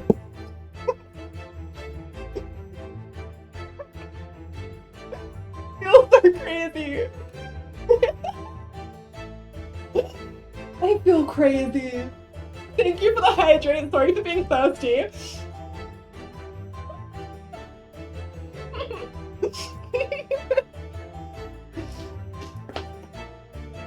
Okay, I promise I'm gonna get us back on track. I just feel so bizarre. Everything. Okay, I'm good.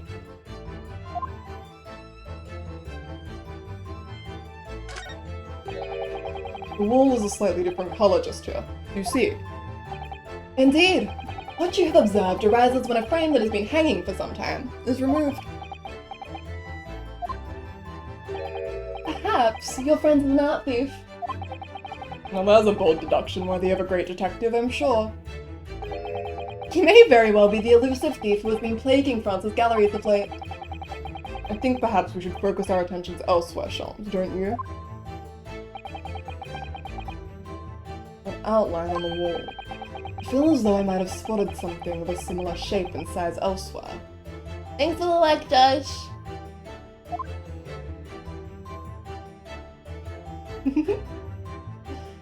We will see you back soon then, I am sure.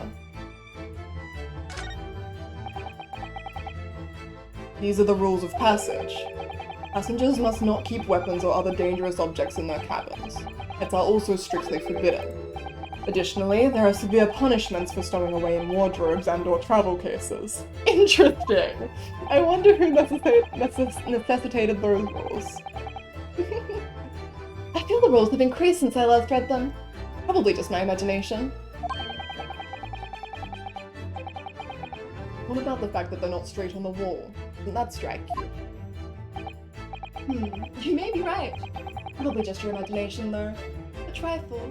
Not that Ryu was the cosmic rule king. He has influence, honestly. You look like the fattest sneeze I can call it.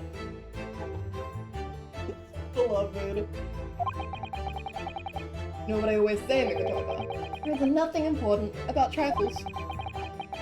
This probably just my imagination, but I think that might be slightly off. Okay, what else?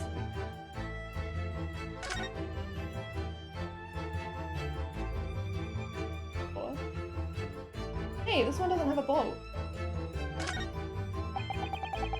All the doors on this vessel have locks, I believe. A wise idea. You never know where and when criminals may strike. Yes, I will go back to the town as well. And of course, to the great detective Sherlock Holmes. Mark, bolt, or shirt button, it makes no difference. Where are we? What the fuck? Honest, where? Shirt button? Shirt? Sorry. Sorry. What?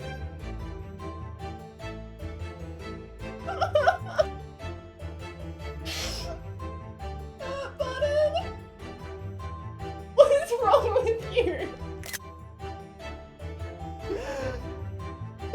Thank you for the hydrate, City. Sorry again for being thirsty.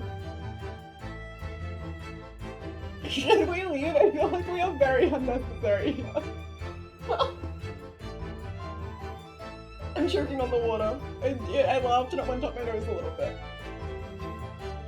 My slug reaction. And like this close to making out, like I'm leaving. You can leave, I'm staying. All are unfastened with equal ease. Okay, I'm sorry, what do you mean by shirt button? It's very suggestive, Serena. And when you go on, you sound rather more like a great thief than a great detective. Perhaps more like a great whore. And dear Mikotova, as long as there is greatness, I am quite satisfied. I can't handle this. I think he meant his shirt buttons. I don't care about what he meant, I care about what he said. Sorry, I just need these for my records. Don't worry about it. Regina Katolba, as long as there is greatness, I am quite satisfied. As a reference to him ripping off Ryu's button because he was pissed off in True True that Ryu isn't here, Mr. Katolba is. Tom, shut your whole mouth. Yeah, the intention to me does not matter so much as the literal words out of his mouth, which were whorish. Of course you are. Of course you'd know about satisfying him. Sorry, something about this case. This is the waste paper basket, look. And there's still rubbish inside. Indeed. Then let us try. I've discovered recently I have a penchant for exploring the contents of others' waste paper baskets. Really hope only for your work. How did Mikotova put up with this for 6 years? Honestly. Grabbing onto whatever levity you have. Yeah. And also, the more delightful this is and the more I get distracted laughing at it, the longer it is before I have to go back to court where things suck.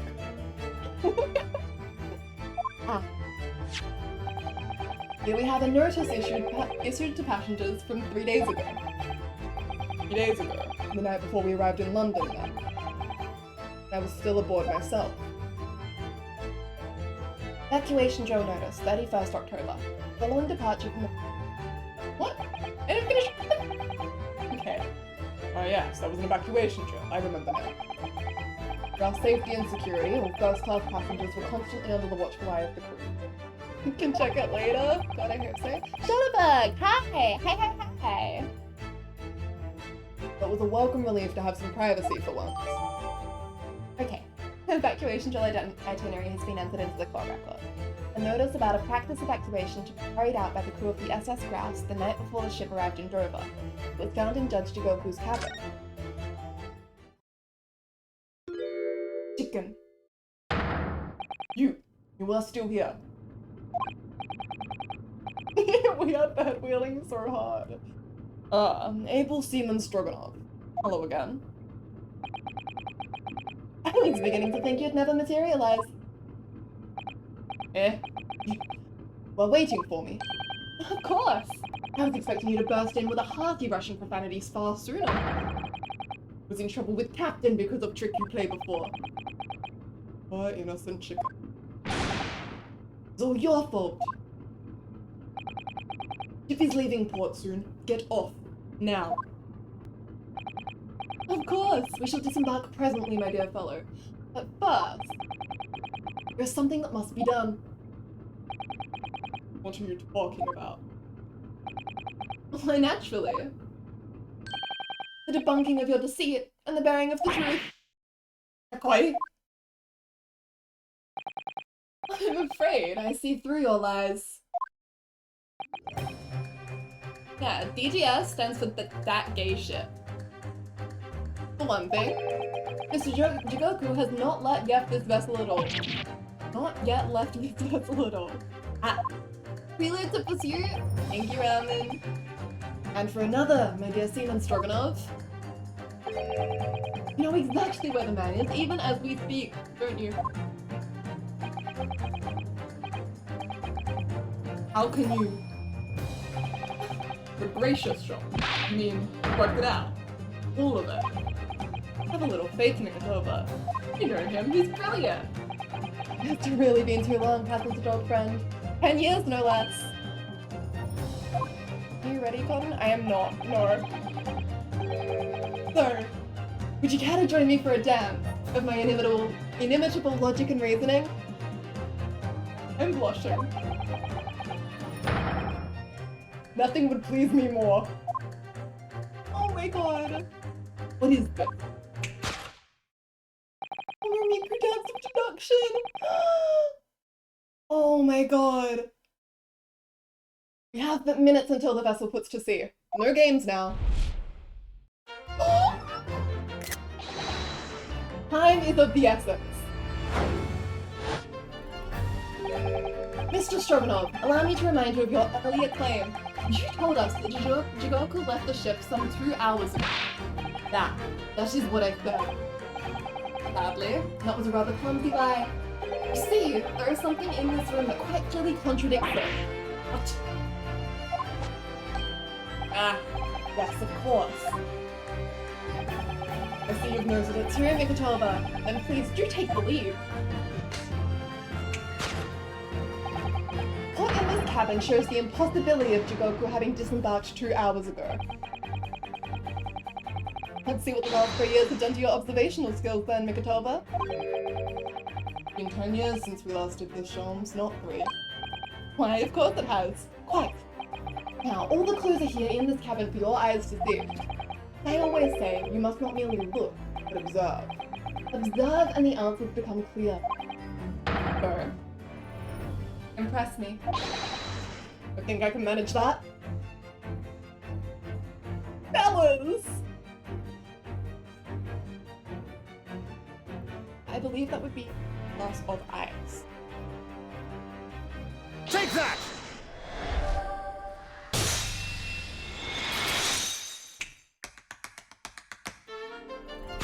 What? Perhaps you should have cleared away that glass. How curious that the ice shouldn't have melted despite it being abandoned 2 hours ago. It would appear that the man was here in this very cabin until a moment before our arrival. With this well-chilled glass in hand. Remind of the refreshments, Sholmes. I might even conclude that somebody informed him about boarding. Wouldn't you agree, Mr. Stroganov?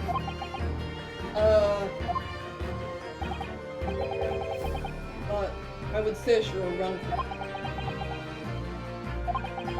Before we consider that question, allow me to confirm one small matter. Can I be correct in saying that these first-class cabins of the SS Grounds are the same ones in which you and Mr. Jigoku were accommodated on your voyage from Japan? That's right, they are. I was in the cabin next door, and Seishiro was... yes. 50 days in this very cabin during our voyage. As I've suspected. So you see, there are traces in this cabin of a dark secret that Mr. Jigoku had to hide. The traces. You know nothing about this. This is news to you, is it, Mr. Stroganov? Sholmes, what exactly are you getting at? As I said, there are traces in this cabin of some nefarious activity. Something that appears out of place, which I'm quite sure won't have escaped your notice. The mic isn't picking up my voice?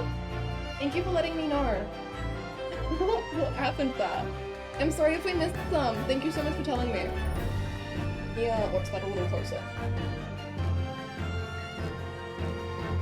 Something out of place in here. That's the key to this, Mikatova. The remnants of the dark deed that took place in here being masked by something quite incongruous. I'll say, I didn't foresee ever doing this dance of deduction with you again, Mikatova. No, quite. But life is full of unexpected twists and turns, as we well know. Now then, let's see if I can't uncover the truth. Yes, you have the floor, my dear fellow. Rather awkwardly hiding the traces of it.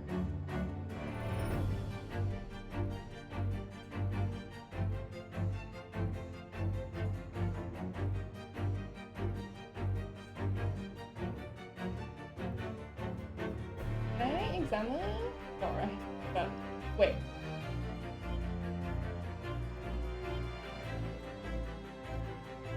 How to live with backstage partners version? Oh my god.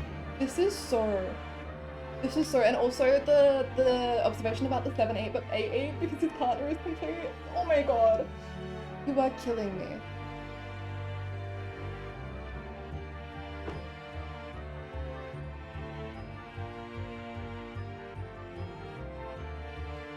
But yeah. It would have to be, yeah.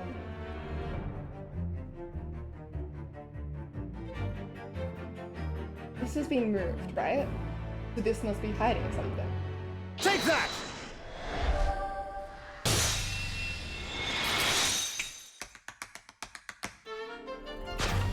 Dance!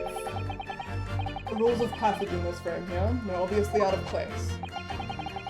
With a hanging crooked on the wall, as if they were put there in a hurry. Yes, as I'm sure you've already concluded. That frame was originally over here. Shape and size are a perfect match. Yeah, you are right. When did frame move? Hardly the most observant of crewmen, are you, Mr. Stroganoff? I think your captain is quite justified in having his reservations about your reliability. Oh dear, that really seems to touch a nerve. So, Mikatova, why don't you lift that frame off the wall?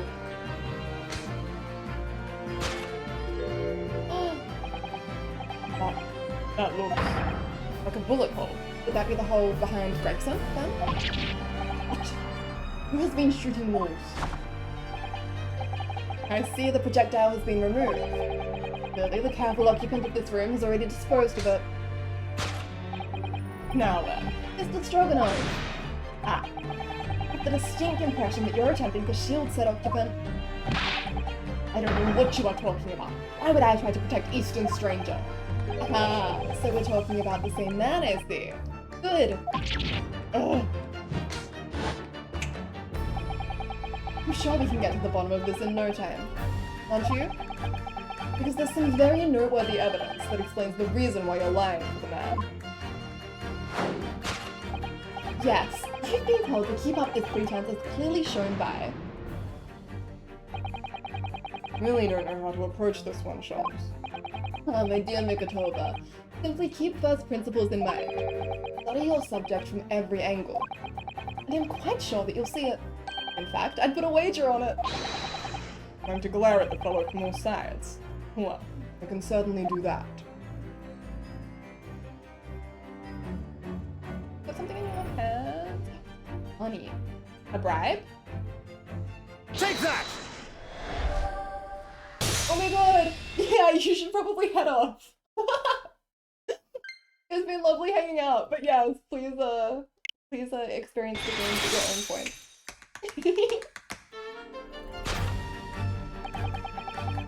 It's almost too obvious for words. Right! The universal language of the world. Money. I'd wager that the Eastern fellow in question is Seishiro Jigoku. Yes? Thank you! I think we'll have a lot of fun. I presume you realize what this means. There are clear signs that a crime has been committed in this cabin. And the way you're going, sir, you'll find yourself accused of being an accomplice. But... I believe you know, Mr. Stroganoff. You know where Mr. Jigoku is hiding at this precise moment in time.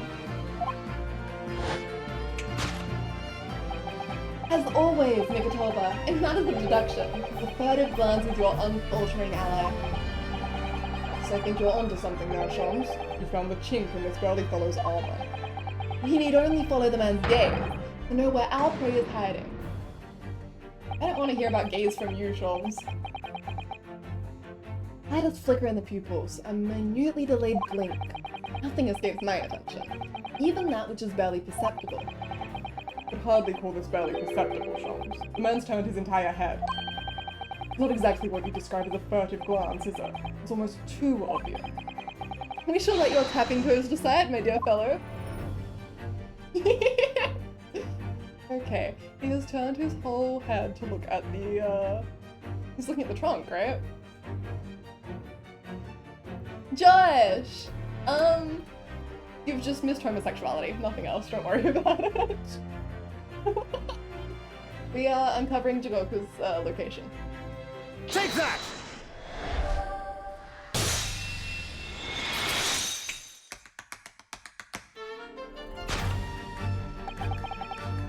Turned immediately to look at this large trunk, didn't you? Ah! The truth is, Seishiro Jigoku was unable to escape from the ship in time, and is, at this very moment, doing his best to stifle his breath inside this trunk. The tap dancers! They're doing a real dance of deduction, Josh! Yeah, dance gay Shams. If he still has breath to take air, I think he may be running dangerously low on air. Well, if our Shams has just dropped his pretend deductions and is just going straight for it, this part feels so cool. Yeah, exactly! It's the way that he's not having to hold back anymore, that he's finally partnered with an equal, with a partner. I love them, I love them, I love them, I love them. I imagine he didn't count on us making a nuisance of ourselves for quite so long. I think it would be in everyone's best interest for us to open the trunk as quickly as possible. But how can we? You're forgetting about the combination. We don't know the 7-digit code. The combination locks can't be opened from inside the trunk. Therefore, there must have been an arrangement for somebody to open it after our departure. There's no way that the SHOLME. That is so funny. That is so funny. Therefore, there must have been an arrangement for somebody to open it after our departure. Of course. In short, before Jigoku hid himself inside that trunk, he must have told somebody the 7-digit number for the lock. As I'm sure you can confirm, Mr. Stroganoff. No, I know nothing about combination code. Don't move a muscle, my good seaman. Huh? Now, Mikotoba, do you do the honors and open the trunk? How on earth do you expect me? It's a 7-digit number, remember? Quickly now, we have little time.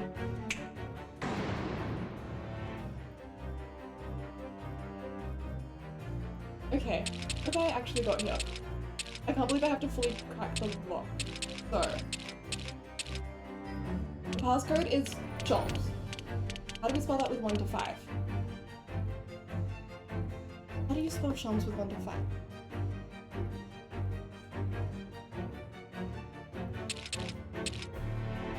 Wait. Use L to look at review the scene.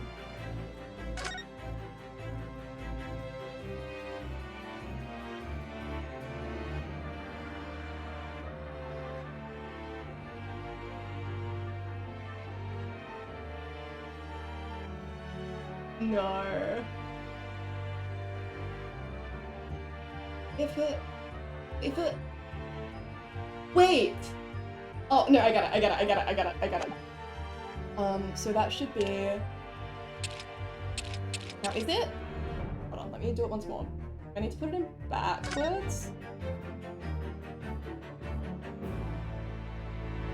I believe it should be the opposite way around, Josh. Sorry, it should be 5... Wait, it doesn't go to 6. What's that number then? Because it should be upside down. Or... Oh, that's a 2. 5, 2, 3.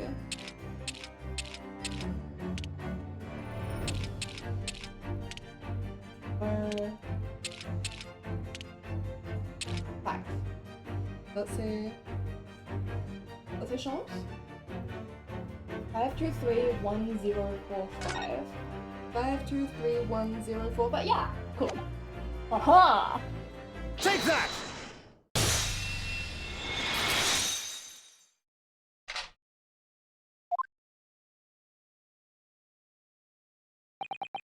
I did it. It's open.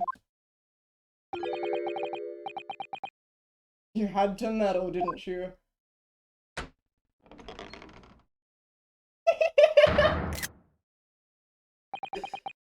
Well, Eugen, you found me now. You can see how he fit in there. Seishiro.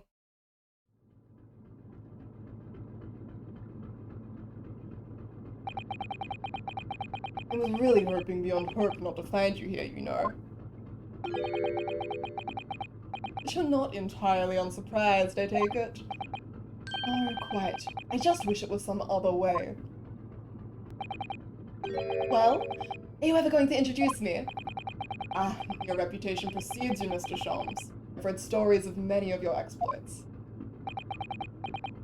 Excuse my manners, Sholmes. This is Mr. Jigoku, my old friend and traveling companion.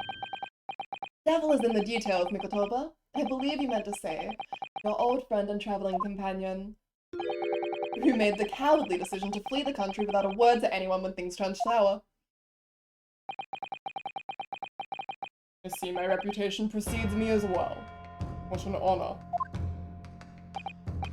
Well, Seishiro, you're going to explain all this. Know it all by now, I imagine. Didn't know, of course, is that 3 days ago, on the night before our arrival in Britain, an attempt was made on my life here on this very ship.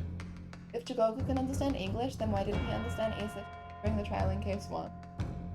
I think he was just being A bitch, you know? He was like muttering very posh, pretentious English to be hard. I believe he also would have understood some of it, but probably didn't want to give too much away. The night before our arrival in Britain, an attempt was made on my life here on this very ship. The Reaper of the Bailey, and yes, I've since heard. You were once prosecuted by the Reaper, weren't you? 10 years ago now, mind you.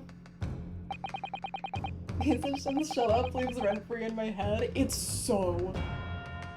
I had no idea at the time what a dangerous individual he was. Anyway, we arrived in London to find the symposium was postponed until goodness ran. It became all too apparent to me that I might very well be targeted again. We decided to flee the capital without saying a word to me about it. Afraid so, yes. Of course, I realize now. But I really ought to have confided in you. Somewhat surprising, I must say. What is? Well, first-class cabins aboard luxury steamships are in very short supply. It's more than a little hard to believe that this one just happened to be available. As the protagonist of some colorful short stories. Well, I don't care for your opinion. Love triangle?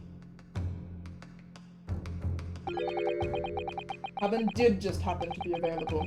I purchased a ticket and here I am. I've just seen for myself the obvious remnants of that incident in the cabin. You'd already purchased your return ticket before we even docked in Dover, had you? Prevent anyone else taking this cabin and seeking evidence. Not it. Sherlock Sholmes, the fucking book character? The guy from those fucking children's novels? Thank you, Tony. Jen, I have nothing to say to you. Wow, in a mere 5 minutes, this ship will set off on its onward voyage and not make port again until Italy. I'm afraid we must insist that you disembark with us at once. Have no jurisdiction over my movements. We have this, Seishiro. Take it.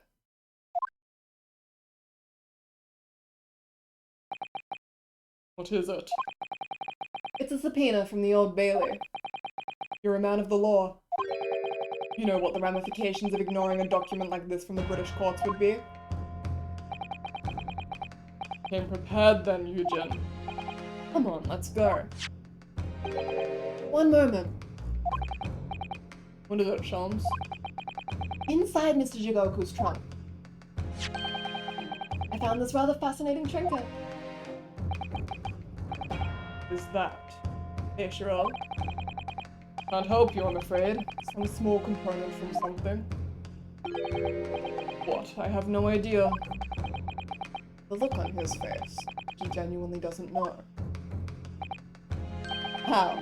I've pocketed as a small souvenir of our brief sojourn in France. Buddy, hi, how you doing?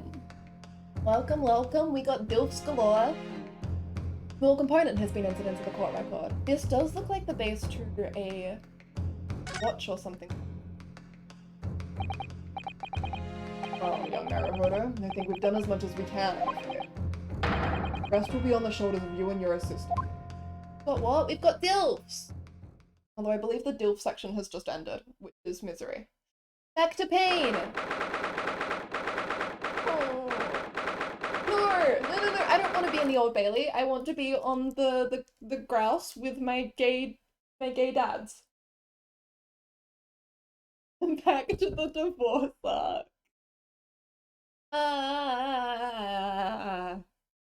Okay. Easy, no, you missed them.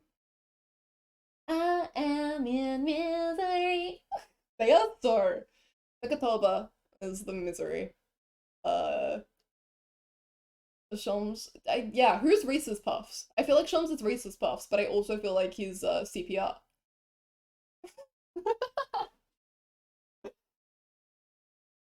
Okay. He's both. Good for him. The range. I don't want to go back to the Old Bailey. I want to just relive gay dads. They said, you know what? Let's sorry, give me a second.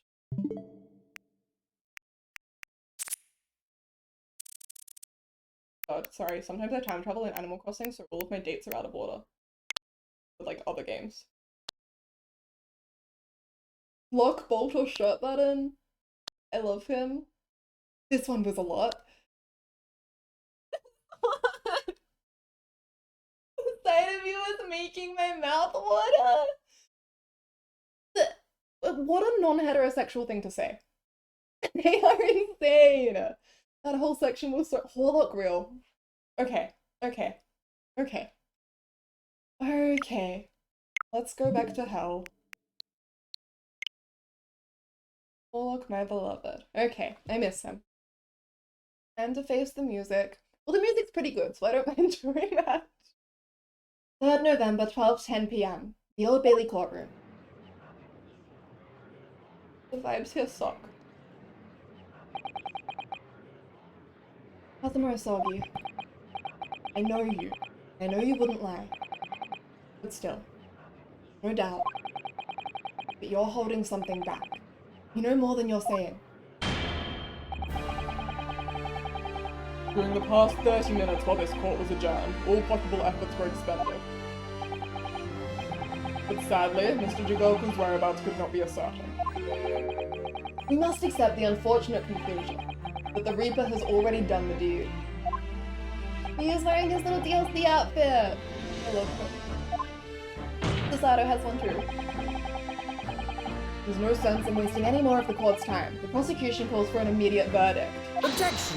Who gets Chinosuke and Yasoki in the custody battle? They both go to Susato. Lottie, welcome back! We've been through a lot.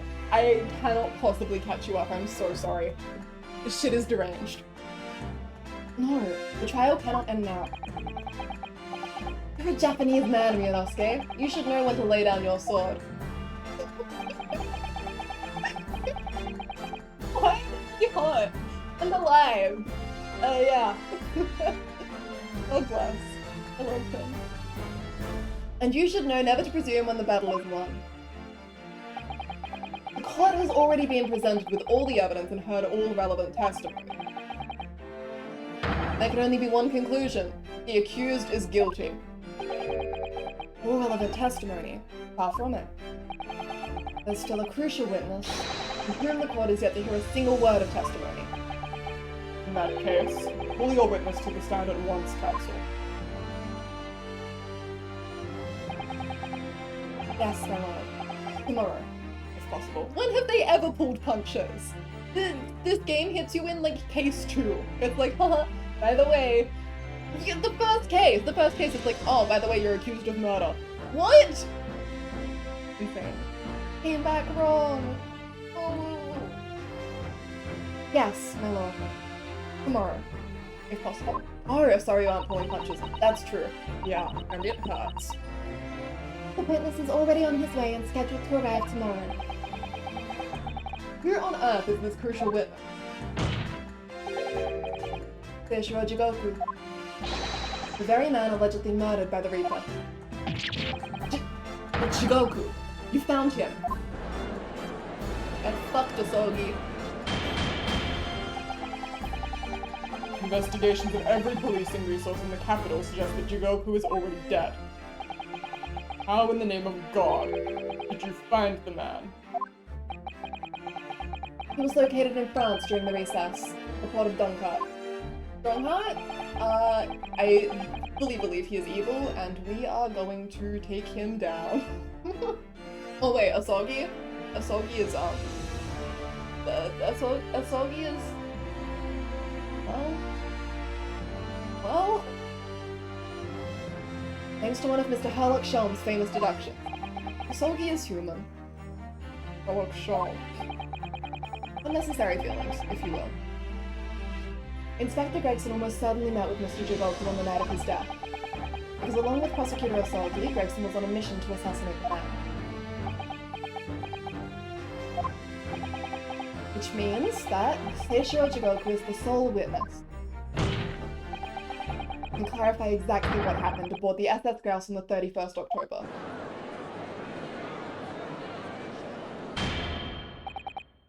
Well, it would appear that it's too soon to move adjudication at this point.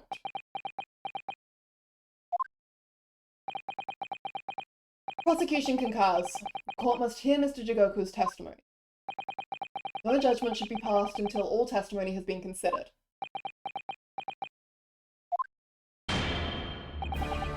In that case, I hereby call the end of today's proceedings. The court will reconvene at the same hour tomorrow. No objections from either side? No, my lord.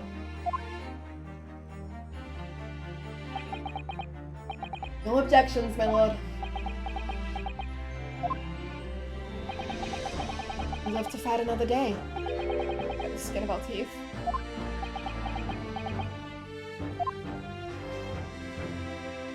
Oh my god. To be continued. Hey. Was that technically one part or two? That also included...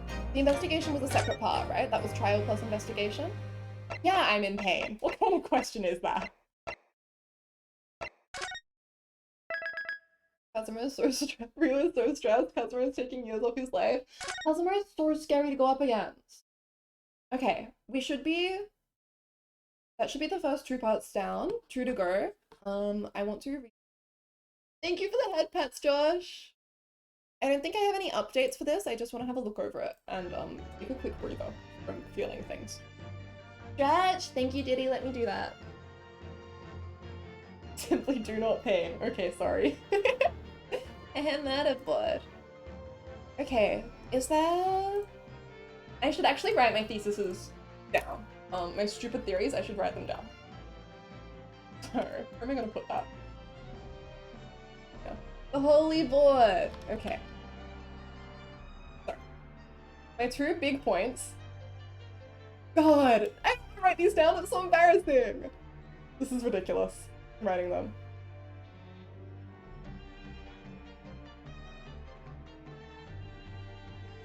ABZ is the professor. ABZ is Iris's dad. Oh, that's so stupid. There's no fucking way. But it makes sense. But it doesn't. That's nonsense. But it makes sense. And Strongheart is pulling the string. So Strongheart is the one who's really responsible for all of this.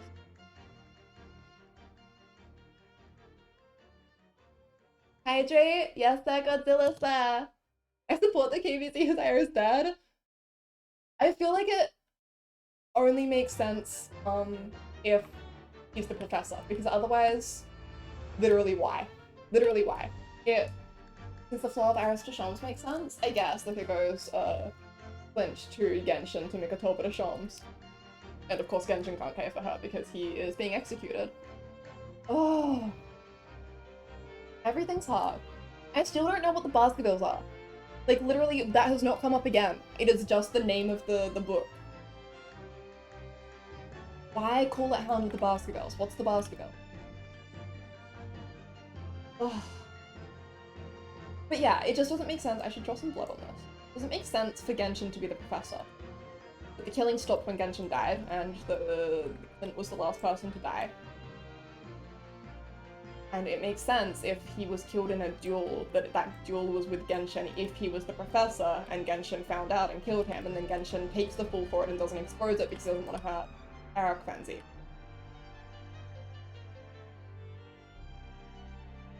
But I have no idea how Jigoku is playing into all of this. The way he was talking in that scene made him feel like a villain, which doesn't match with everything else so far. This case is so hard to crack.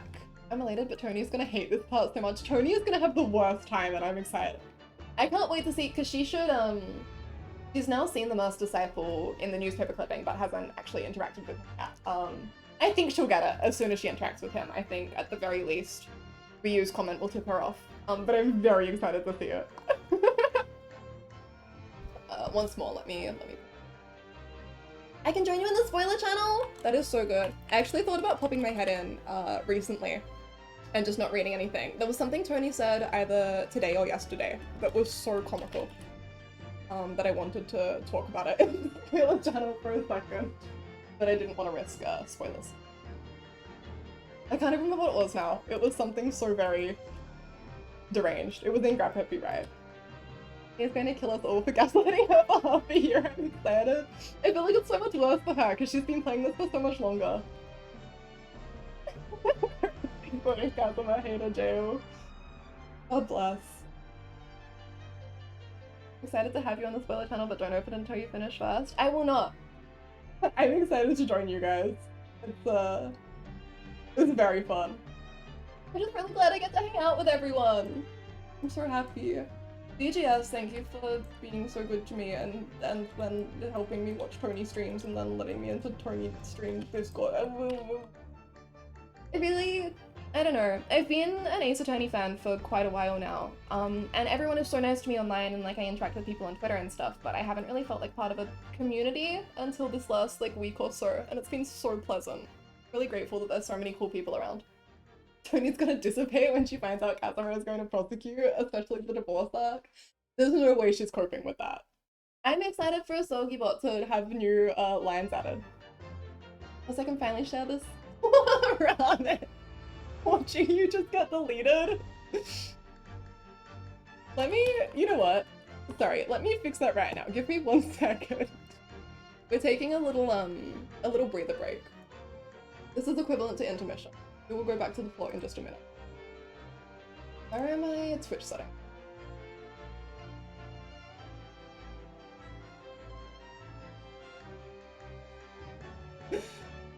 Where on earth is it? Settings? Moderation.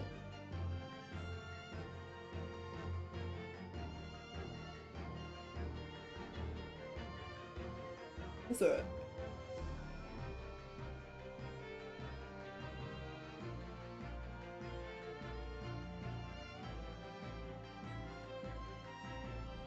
Ramen casualty counter 2. But I don't think Ramen has been like baby jailed today, so that's something.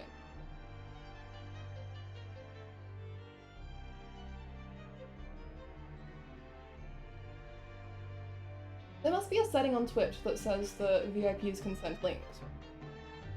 Is it Streamlabs? Go to Streamlabs. You should put an arrow in the okay, you're right. Add that in now.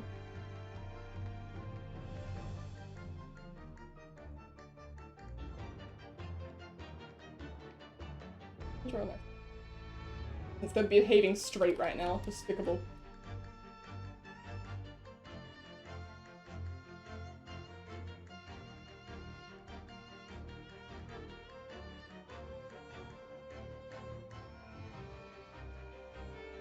More distressed.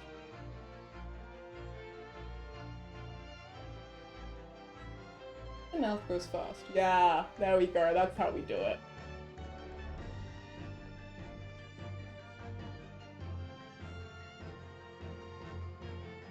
Feral and miserable. There we go. Sorry. Anyway, sorry. I'm trying to find Streamlabs settings. I'm to save Ramen from baby jail forever.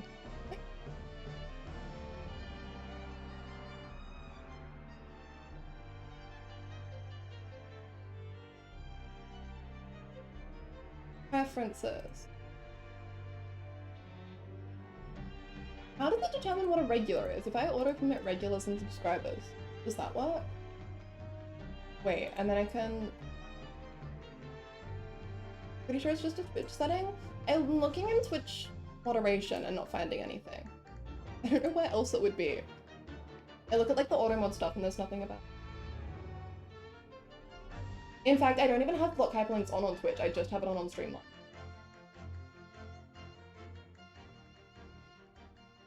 Oh, I saw whitelist and was like, I can whitelist Ramen specifically, but it is links.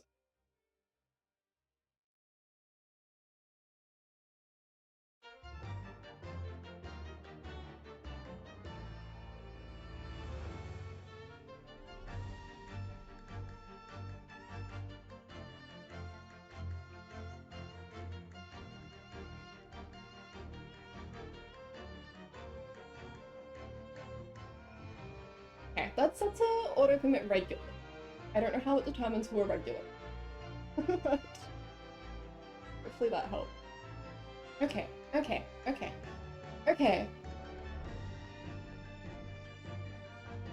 Yeah, I have no clue to how this actual trial. I can draw some conclusions about the professor and the Reaper. I'm so fucking lost about where we are, literally. Yes, it's because you're a sub that you don't get sussed. Let me finally open that link from right. Like, oh no! No, this is too cute! Oh,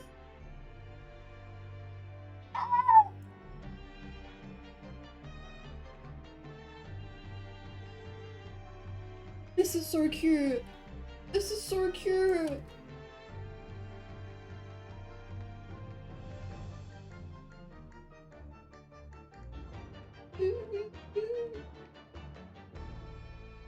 Love them. From the DGS2 art book cover. Family. Family. Love them.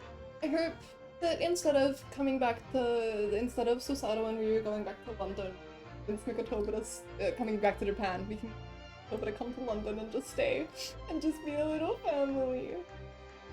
Okay. Let's go back to suffering. Divorce era.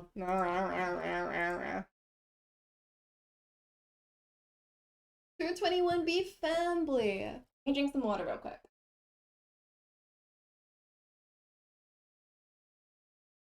Okay. Geez, Iris, how come Dad lets you have true dads?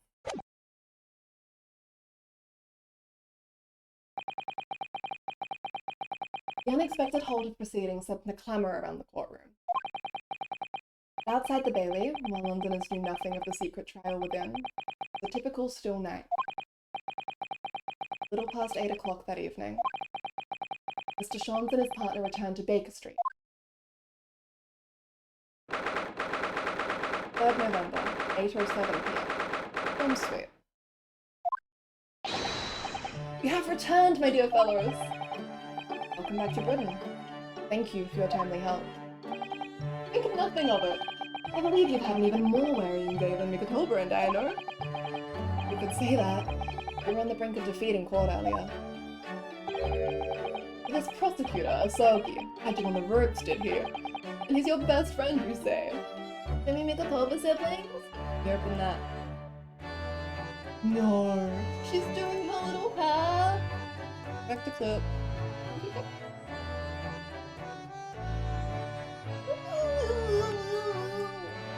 I love them. Siblings. Baby, you're gonna steal your tea. Help them study. I love them so much.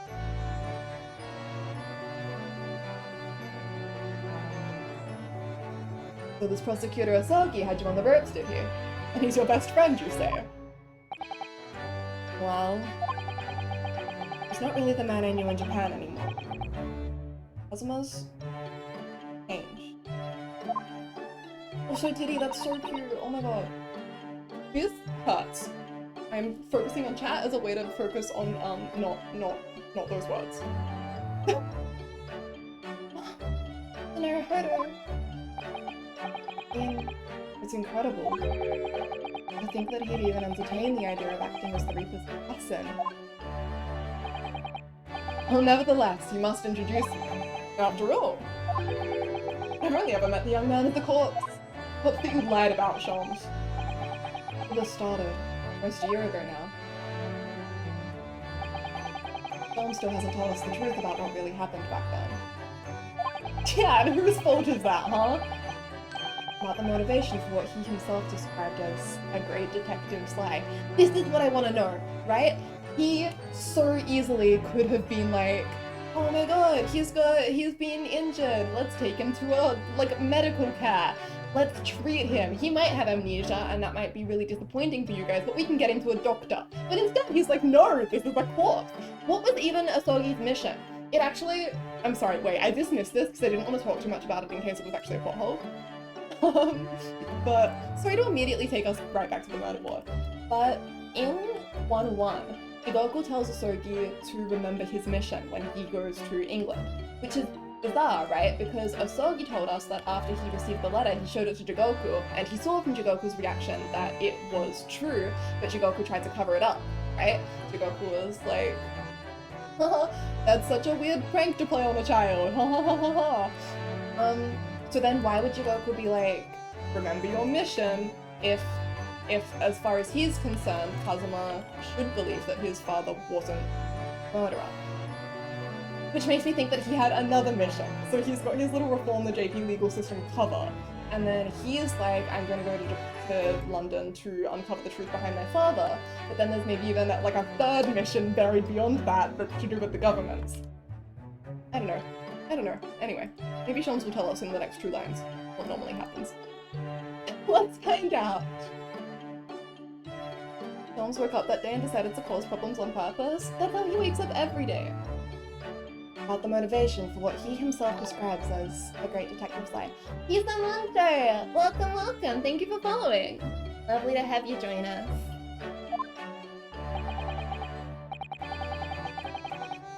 Now, but I must say, it's really quite a journey all the way to France. Well, it is another country, Mr. Shams. So, what news of Judge Jigoku? Come to Scotland Yard. Investigating detectives there have a lot of questions for them. Listen to Mikatoba. It must be quite a shock for him. Yes. I picked this up at the telegraph office on our way home. What is it? Surely you haven't forgotten already. I put upon you for the matter only yesterday. You put upon me, Shams, to fill out your telegrams, Japan, and foot the bill as well. Oh, you've had a reply already?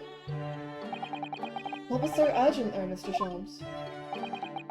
Such matters can wait until later. The way he hid his face then. Liar.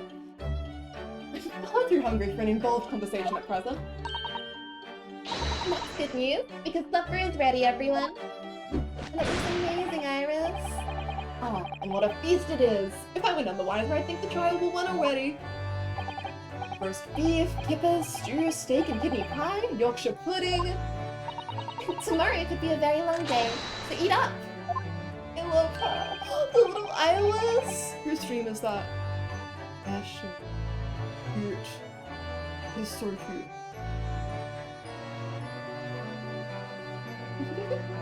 Yorkshire pudding. Yum. In that case, I think I'll just seat myself here. This place appears to be the only one set with a helping of pheasant as well. Oh, sorry, Hurley, not that. Hmm? However not. Are we in set places this evening? Yes, and that place is for Susie's daddy. For me? That's right. I made it especially for you, Professor Mickey. See. That's terribly kind of you. It's a shame, really. What do you mean? Well, for a brief moment, I believed it. That Susie and I were half sisters, I mean. Oh!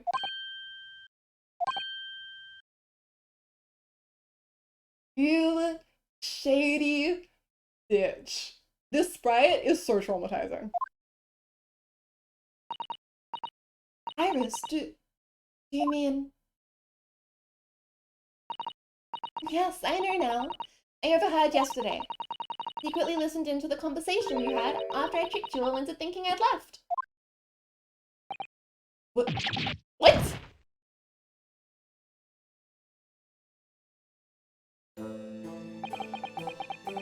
A misunderstanding arose because of that autopsy report from 10 years ago. Actually, turned out that neither Dr. Wilson nor Professor Mikatoba are Iris's father. This is your fault! Yes, about that, Iris. You know why. I know. You can't tell me at the moment. Well, Iris. The pheasant is by the way of an apology. I'm sorry for eavesdropping. No, that's quite alright. Shams is the sticking the stick into the bicycle wheel. Iris. Why don't I get any apologetic pheasant? Just who is Iris's father? I suppose that's not something we'll be finding out today. That's why, yeah, this is your fault, goddammit. So then, let us dine, while our largely pheasantless plates are still piping hot. Yeah, the animations are so... Please, stop hurting her. Fine idea, Shams. It all looks absolutely delicious. Eat as much as you like. There are always seconds. It'd be our last chance to ask questions before tomorrow's trial. That telegram from Japan about Kazuma. Don't let this opportunity slip away. Ooh. He's just hanging out and pouting. The waistcoat is frankly unfair. You can't make him look like that. It's not fair to me specifically.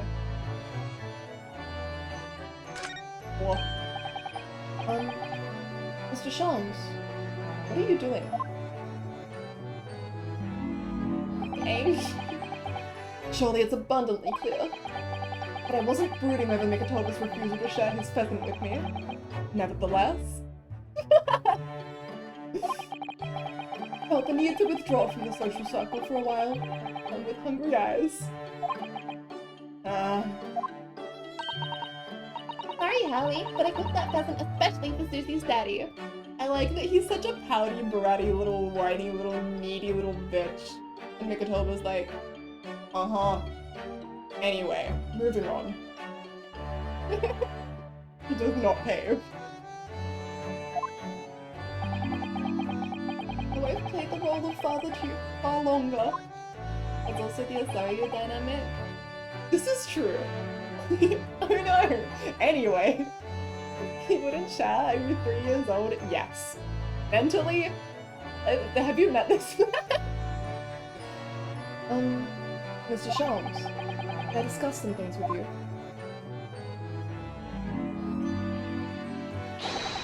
Certainly, my dear fellow. I find myself quite in the mood for a spell of conversation. No doubt, you're hungry to learn more of my deep love of the game. I can probably contain my curiosity on that one.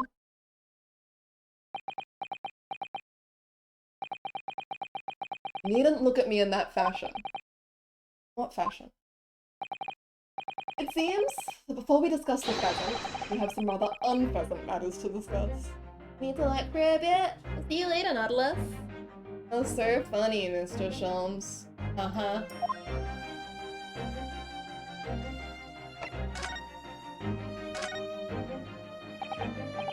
So, what was in the telegram you received back from Japan then?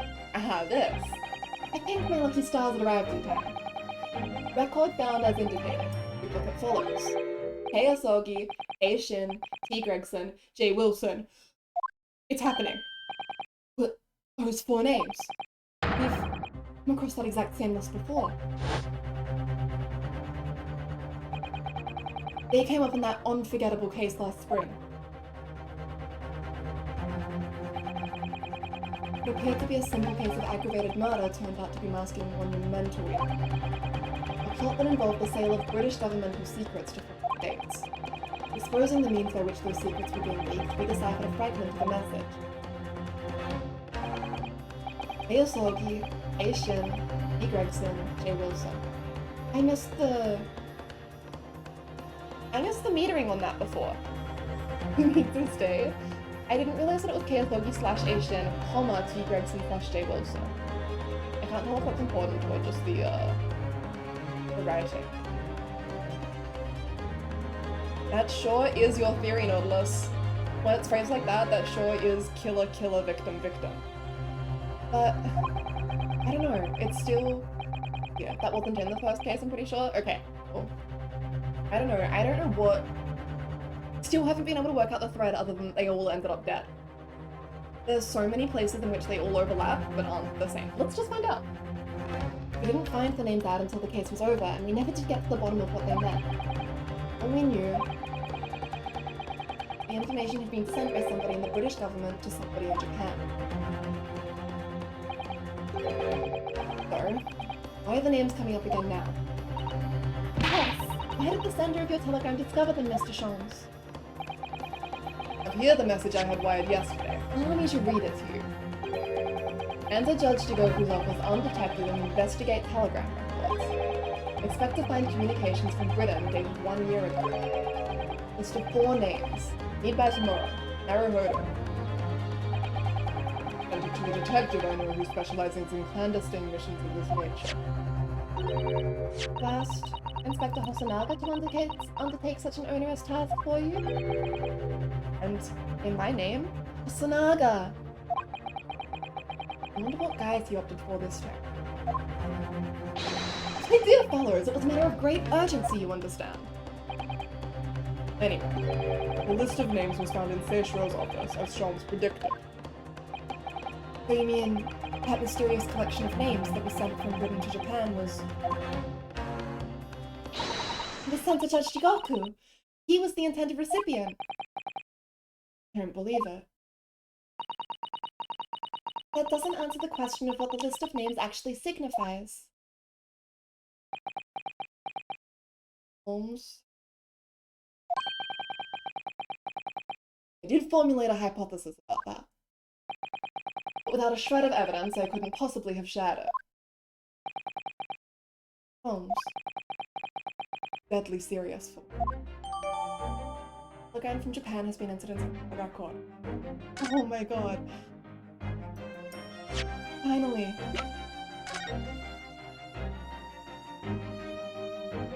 Now, I believe it said those are the 4. And then it cut off.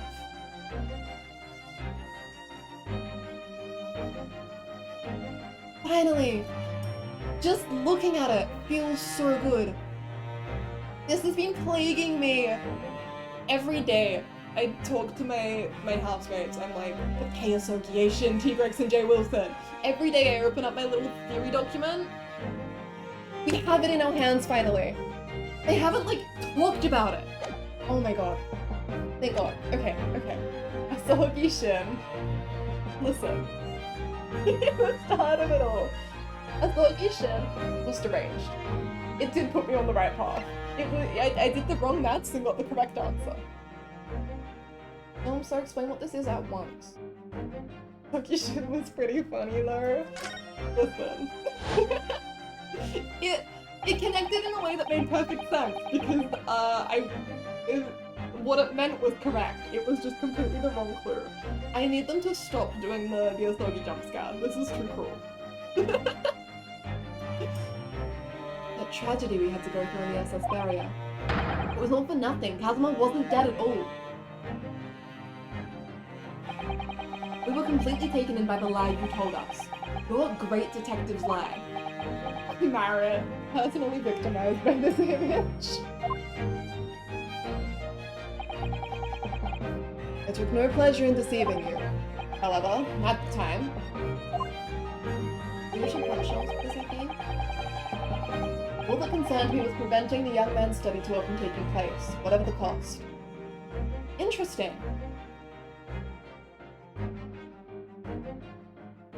Okay, I know that this is one of those situations where we get the answers in 3 more lines, but that actually lines up really well. That actually lines up really, really well with him then realizing that Ryu is, he says, his words, I had all of this mapped out on my murder board. His words are that he overlooked one thing, that Ryu is Kazuma's companion. And so he realizes that there's someone else to carry it out, and by this point Ryu has earned his trust. I think it matches up. All that concerned me was preventing the young man's study tour from taking place, whatever the cost. What? I capitalized on the events that transpired to see that he was sent back to Japan. His remains, you mean? Precisely, Miss Father. So why didn't you want it to take place? And then I made sure that somebody else was sent to Britain in his stead. Oh my, you mean... The arrangement between our 2 countries was already in place. 1 university student lawyer and 1 judicial assistant to be accommodated on a study tour, because he's the one that suggested that Ryu take his place, of course. In other words, by arranging for someone else to fill the place originally intended by Mr. Asogi, I would successfully prevent the man from arriving on our shores for several years at least. Wait, do you mean to say that it was all in aid of stopping Kazuma coming to Britain? That's why you... Think back, Mr. Naruhodo. Was I not somebody who quite casually urged you to continue on the voyage to England?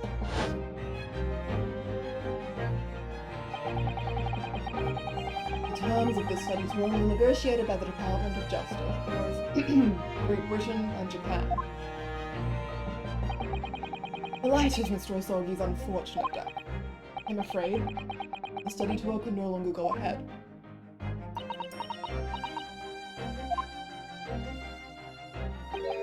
My dear fellows, the majority of problems have an extremely simple solution, you know.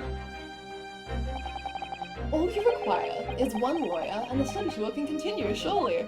But there is someone else with the necessary qualifications, Mr. Sholmes. We know of no other lawyer. The voyage to London still promises a good month of time. Ample opportunity, I would say, to find yourselves another suitable lawyer. As Master Sholmes.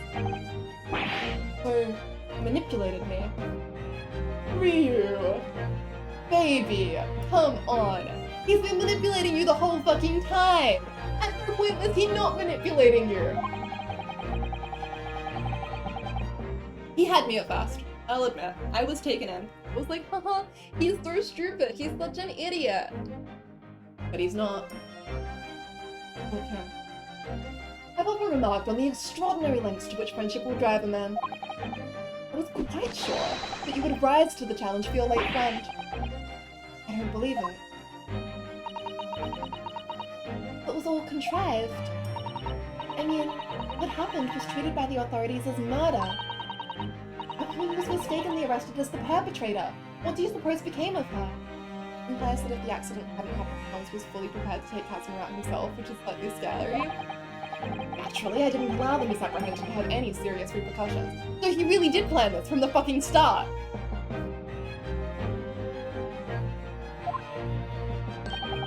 I subsequently explained everything and assisted the unfortunate soul in finding the foreign refuge she sought. I seem to remember Mr. Sato and I had some rather strong words for her. Wow, she was certainly not devoid of all guilt. She deserved every word, I'm sure. If she made it to America. He very much is an idiot in other places that are not meddling with the government and crime. Well, like, he is stupid, but he is smart. But when you first meet him, he doesn't even seem to be smart. You know, he's like, he's an idiot! And I thought that was fun. But I'm so glad there's so much more depth to him. I'm afraid I simply cannot comprehend it. Why would you go to such lengths, Mr. Shaw? Why were you so determined to stop Kazuma-sama from reaching Britain?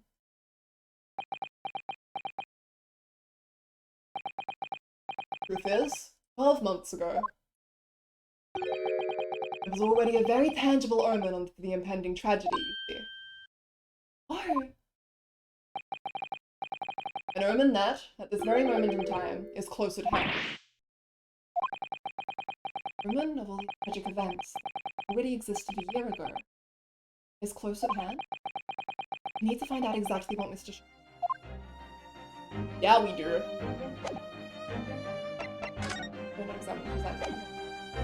IrisKick.gif. Get him. Oh, I want to punch him. No room for doubt with your instructions in this telegram. You were very clear that it was Judge Jigoku's office that you were touched. So? You obviously knew that's where the list of names would be found. The mic is cutting out again? Can you check my settings? I wonder if something's changed. Thank you for letting me know. One sec. Let me see if this helps.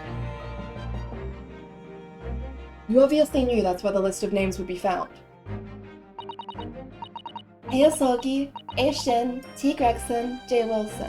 Thank you. Something got knocked. Thank you for letting me know. It's been an exciting stream. There's been a lot of flailing on this end. But we only learned of those 4 names just over 6 months ago now, and only because they appeared as part of the top secret government communications that were leaked. That's true, yes. But at the time, you were unaware of the background. You see, those 4 names were wired to Japan. Around 6 months before that, approximately this time last year in fact, when you were both still in Japan.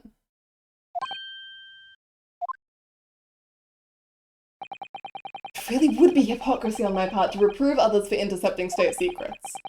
Because after all, I'm perpetually eavesdropping on communications between the British and Japanese governments. Huh? Bro? You're perpetually doing what? How? How? He's so funny. Never mind the details, but you should know. No secret is safe from Herlock Sholmes when he has designs on knowing it. Oh my, Mr. Sholmes, what a fabulous line! Now, 1 month after that list of 4 names was wired to the recipient Jigoku in Japan. Tell me more about governmental espionage, Mr. Sholmes. Oh my god, so you've been intercepting state secrets? That is so cool! Tell me more! Dr. John H. Wilson was murdered. As soon as I learned of the incident, a hypothesis rapidly took shape in my mind. As it turned out, I was partly correct, and partly mistaken. Nevertheless, it was the beginning of all the tragic events that were to follow. Mr. Sholmes, please, tell us all you know. Tell us all you know after I let my dog outside because he really needs to pee. Give me 1 second.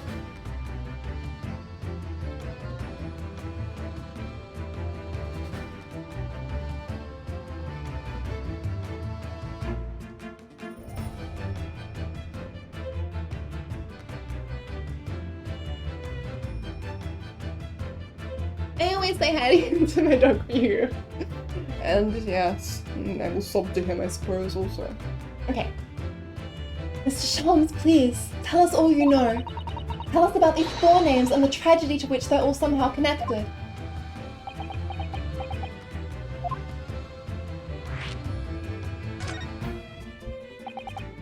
As I said, when I learned of Dr. Wilson's murder in Japan, my mind immediately turned to those 4 names. Because, you see, there was someone else on the list who I believed to be recently deceased.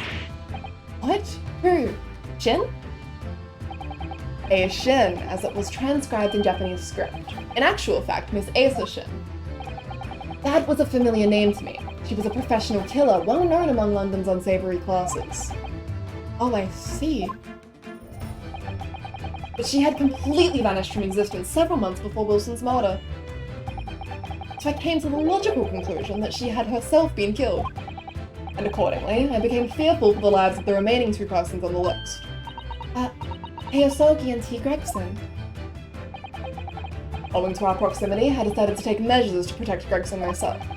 I determined it would be safest if young Asogi were to stay away from Britain. So that's why you went to such lengths to prevent his study tour from going ahead. So it really was to protect him! Oh my god! Okay! Cool. Exactly. So, you already knew who Kazuma-sama was, Mr. Sholmes? Oh yes, Sholmes and I have exchanged correspondence for years. I'd recounted many tales about Asogi to him in my letters, and the news of Dr. Wilson's death, of course. They send each other letters. Queen! Hello! Good morning.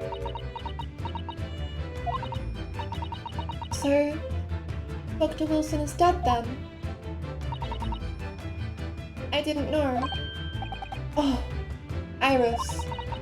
I know he wasn't my daddy, but still, that's very sad. I'm so sorry, Iris. We knew the significance of the name, obviously, but we just couldn't bring ourselves to tell you. No. But what you just told us, Mr. Sholmes, doesn't completely tie in with the facts. There's one big hole in your hypothesis. A big hole, Mr. Naruhodo? Ah, yes. You mean about Asa Shin, I presume. Oh, of course. Exactly. She wasn't killed, was she? She was in Japan, posing as a visiting student under the assumed name of Josiah Brett.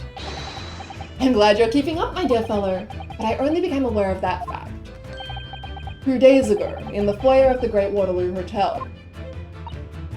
And upon hearing that startling revelation, the hypothesis that I'd formed surrounding those 4 names was completely turned topsy. What? Topsy? Okay, I got as far as he did initially, but Sholmes is smarter than me. I have not worked out what he has worked out, and I'm very eager to hear what it is. What do you mean when you say your hypothesis was turned topsy, Mr. Sholmes? I had believed all 4 names on the list to be the names of victims. However, I was mistaken. Very much so. Asa Shin was the killer. So this telegram is a list of both victims and killers, is it? Indeed, and it would seem that Miss Shin was dispatched from Britain with the sole intention of dispatching Dr. Wilson. Her visiting student status being merely a front. Which would of course explain why no motive could be determined for her actions. The real reason Dr. Wilson was killed by Asa Shin was because he was the target of an assassination. And forearmed with that knowledge, fresh consideration of this telegram puts the list in a very different perspective. What do you mean? Well, does it not strike you? There is another among the 4, who subsequently became a visiting student. Wait, you mean, you were right, Nautilus! Oh my god, and so of course, Jigoku says, finish your mission. No, Jigoku in the first fucking trial tells Asogi to remember his mission.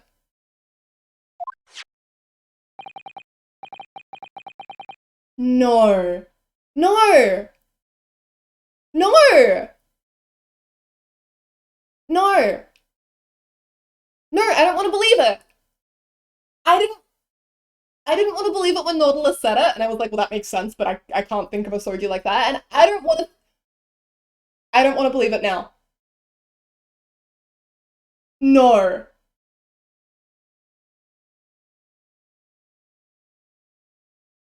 But of course, a name you know only too well. You mean Kazuma? Oh! He'd say in court earlier today. Yes, on 31st October, I accompanied Inspector Gregson to Dunkirk in order to carry out a mission. And the mission was? The assassination of the Mark.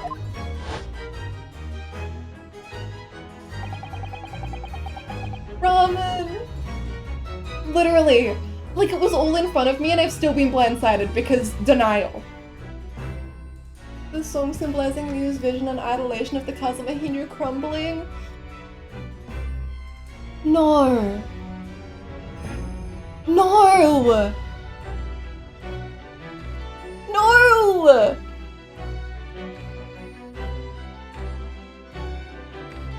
No!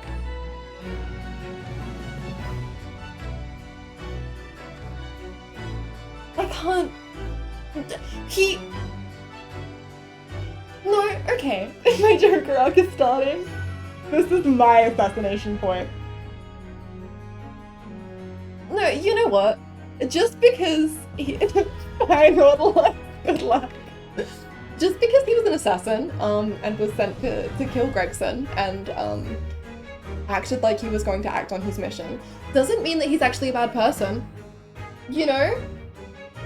Like... Look! That's my boy best friend. Hang on, my dog wants to come in. He can hear me yelling door. Sorry, letting puppy in.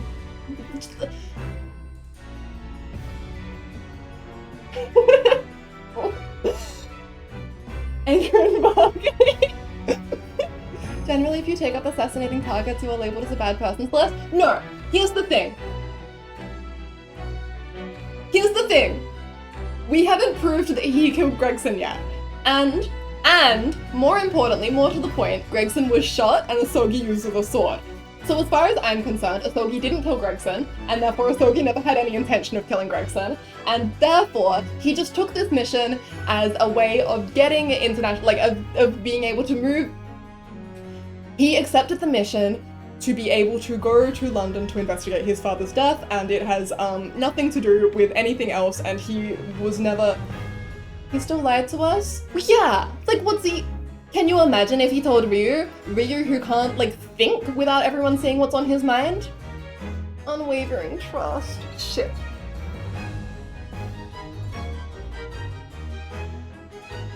So he didn't believe in us, really. That does hurt. That does hurt a lot. Forearms out like a harlot, honestly.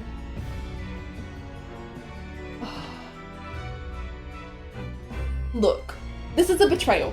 This hurts. It's not like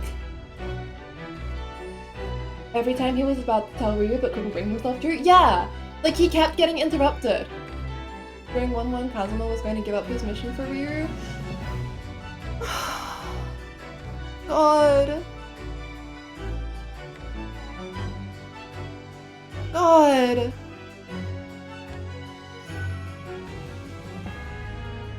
Kazuma was going to say something but couldn't. Like, he just kept faltering. This isn't... Okay, I've come to terms with it. I'm good.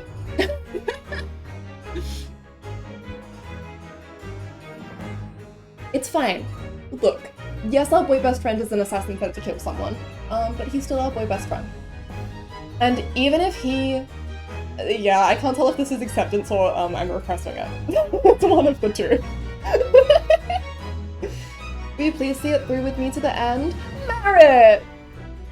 That hurts. That hurts.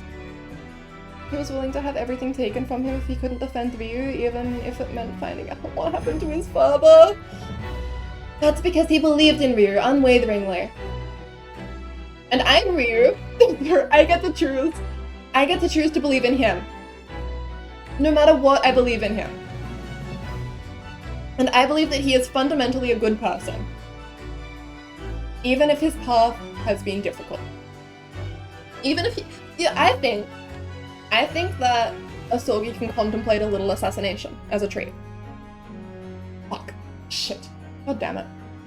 Her tinted glass is shattered. Yeah. Okay. Sorry. I've been having my Ace Attorney witness breakdown moment. We can return to the game now.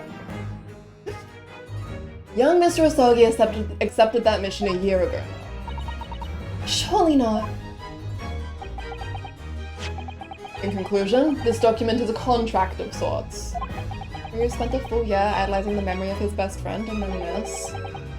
Yeah, I feel so very much for Ryu. And you know, you've been through a lot. I'll grant you a little bit of killing because I feel- No. Look. Yes. Okay, to be fair, yes.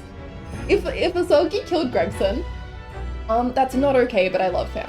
If Asogi was ordered to kill Gregson and didn't follow through with it, that is okay, you know? Anyway, okay. An international agreement, one might say, detailing an assassin exchange. An assassin exchange? How could Kazuma possibly have gotten involved in something like that? I don't have a thing for murder. How could you say that? When has Sholmes killed anyone? Look, I just love him very much, and I will forgive him of just about anything. But... Ramen, don't scare me like that. Sholmes confirmed Professor? Sholmes confirmed Reaper of the Bailey? Alright. Let's assume that we have two parties, each wishing to dispose of a distinct individual. Those two parties then make a contract to swap their respective assassination targets. That would then be an assassin exchange. So to begin with, the British assassin is dispatched as a visiting student to Japan, where she kills her target. I missed that deduction. You did! It was really good. I'm sorry you missed it. It was really good. Chomsky poisoning himself with soap, so he's trying to kill someone. He did that once. To be fair, he said he only had the soap once. And then the Japanese assassin is dispatched as a visiting student to Britain in order to eliminate his target. It certainly does sound like an exchange. But what on earth is the point? Candles all the other times? Okay. Don't forget, Naruhodo, that the British assassin at least escaped conviction. Thanks to diplomatic immunity afforded by consular jurisdiction. Oh yes. Such jurisdiction should be null and void under the terms of the new treaty between our two countries. The fact that it was brought into play suggests intervention at the very highest levels. The highest levels.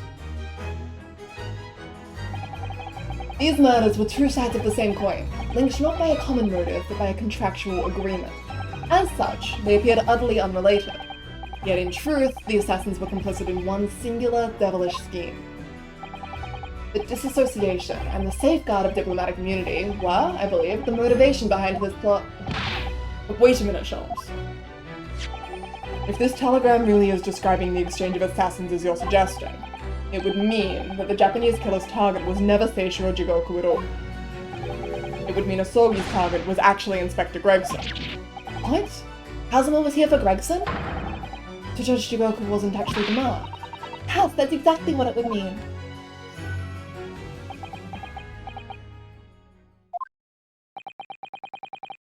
I hold myself personally responsible for failing to keep the inspector safe. That's why he blamed himself.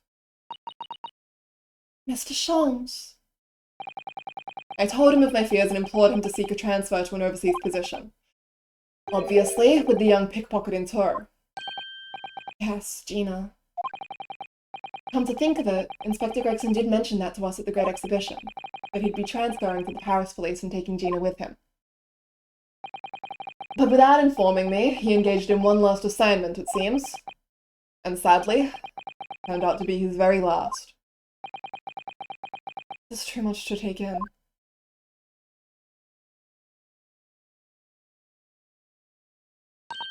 Alright, everyone. That's quite enough of all that serious talk for one day. Isn't it, Mally? I mean, look at the time. Quite right, Iris. We must conclude our preparations for tomorrow. Anyway, What preparations? Well, I think I shall make my way back to my hotel room now. This has certainly been a night to remember. it is a little bit sad, though. I mean, I liked the idea of you being my daddy. Because then Susie would have been my big sister. I'm sorry, Iris. I know, Iris. I was thinking quite the same thing. Were you? But if somebody like me would be worthy, I would be delighted to become your sister. What? Really? Yes, without question. So, you'll teach me all the ways you know how to throw Runo onto the floor? Yes, of course. It would be my pleasure. You didn't have to agree quite so readily. Oh, but wait a minute. If Susie's going to be my big sister, you could be my big brother if you want, Bruno. Huh? I mean, Yes, of course. Well, if you have me, I'll gladly be your brother. Please. Well done, Iris. We must always be mindful of feelings. I raised you so well. Shells, you're so mean. Because being sensitive is your strong suit, naturally. Please. Gee, Susie, how come your family lets you have 2 adopted siblings? 3 if you include Ryu.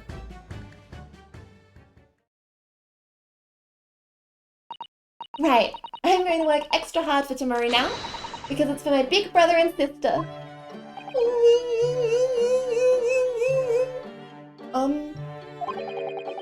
What is all this talk about preparing for tomorrow? Preparing what? You just have to wait and see. Oh. Sisters! Protect them with our life. Good luck in court tomorrow. I'm expecting a sterling performance. I'll do my very best, of course. He weren't lying, the family really can found. The overnight break in the trial's proceedings became a crucial turning point, exposing new truths whilst posing new conundrums.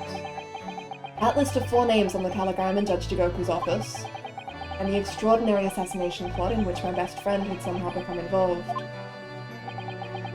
I felt as though I had been plunged into an even greater darkness all of a sudden. But at the same time, I felt sure I would see the light again soon. Family!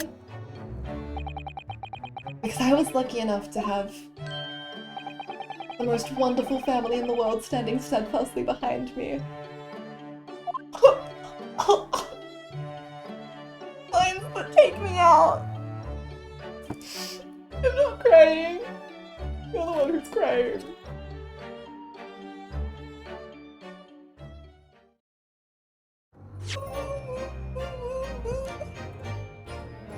The family is found. We've just got one more brother we need to get in there. Mainline wishes it was this good. Oh, going back to the trilogy after this. I adore the trilogy. But the family!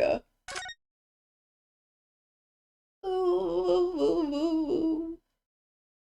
Let me drink some water real quick.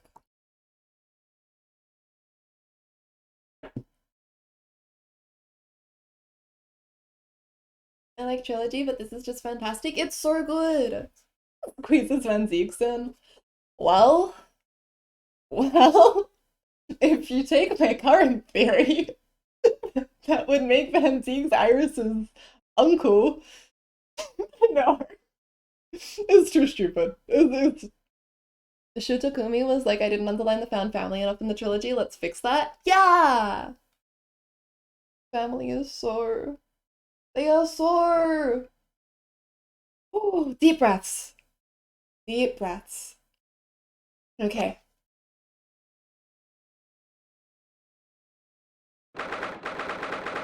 4th November, 9:30 a.m.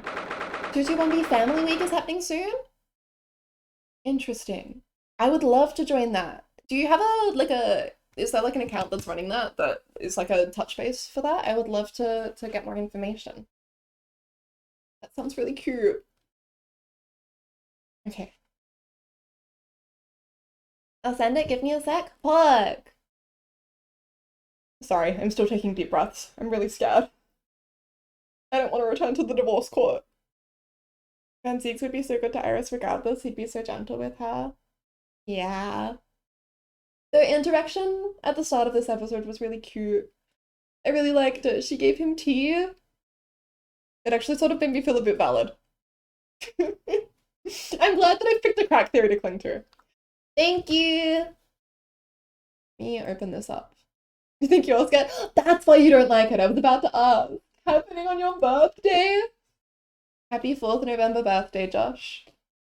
Happy birthday. It's the day in Ace Attorney. Okay. 4th November, 9:30 a.m. The Old Bailey courtroom.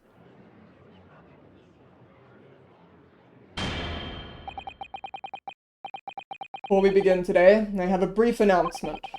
As with the closed trial 10 years ago, some astonishing facts have come to light in these proceedings. The revelation that the well-known Reaper is actually an organization illegally executing its own brand of justice. And the discovery that a respected yard inspector was at its heart until he himself perished in an assassination plot. Well, I say to all members of the judiciary here present on this occasion, that we will stop at nothing to uncover the whole truth behind these disturbing findings. Can we mark Strongheart on my birthday, please? Best 1800s birthday present ever? I'll get on that, like, sincerely. Counsels, you will undertake this trial with the resolve to pursue the truth to the bitter end. Resolve, yes. That's my intention.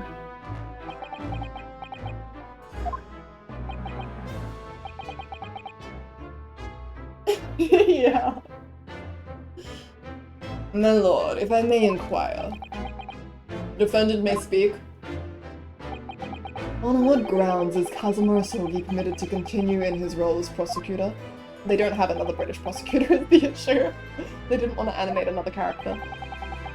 He is admitted to colluding with the victim in a plot to assassinate an innocent man. He shouldn't be enjoying the privilege of freedom, let alone be leading the prosecution. I submitted a written petition to Lord Strongheart, requesting that judgment of my transgressions be delayed by 1 day. You did what? In today's proceedings, I intend to expose everything. My whole life for the last 10 years has all been leading up to this 1 day. Kazuma, I have a permit. I do what I want.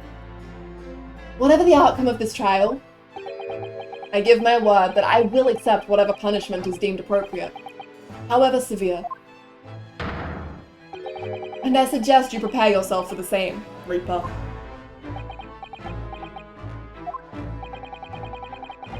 Kazuma is bristling with hostility today. I get the distinct impression that we're headed into very dangerous territory. Is that really even Kazuma-sama standing before us? As an extreme exception to normal practices, I have granted this prosecutor's request. The defense finds this acceptable, I presume.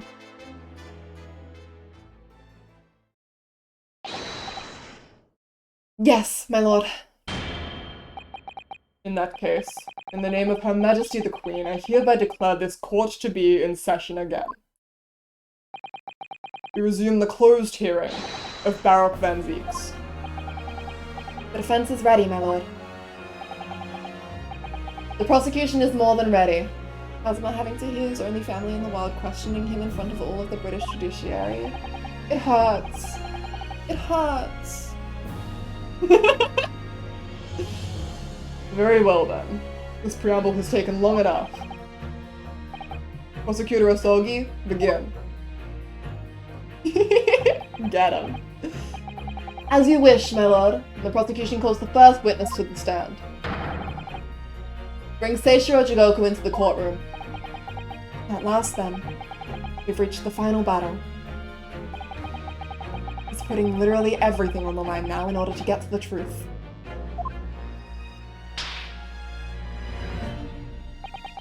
Come on, Ryunosuke. It's time for that steely resolve, because this is going to test it to the limit. I want to get lunch, but I don't want to call for takeout. You can do it! This is all so much. Ryu, my beloved. Here's resolve! Okay, deep breath.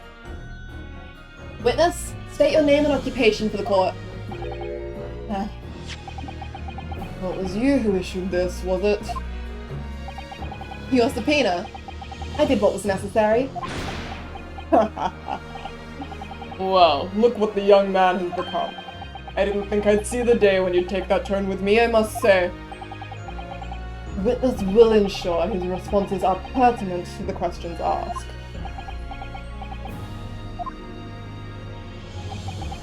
My name is Seishiro Jigoku, a Supreme Court judge from the Empire of Japan. 16 years ago, this man came to London as a visiting student. 6 years later, he returned to Japan. As well as presiding over the Supreme Court, he is also currently Japan's Minister of Foreign Affairs. I am, of course, fully aware of Mr. Jigoku and his preeminent roles. Brady! No. Unfortunately not. Actually, things are going very badly.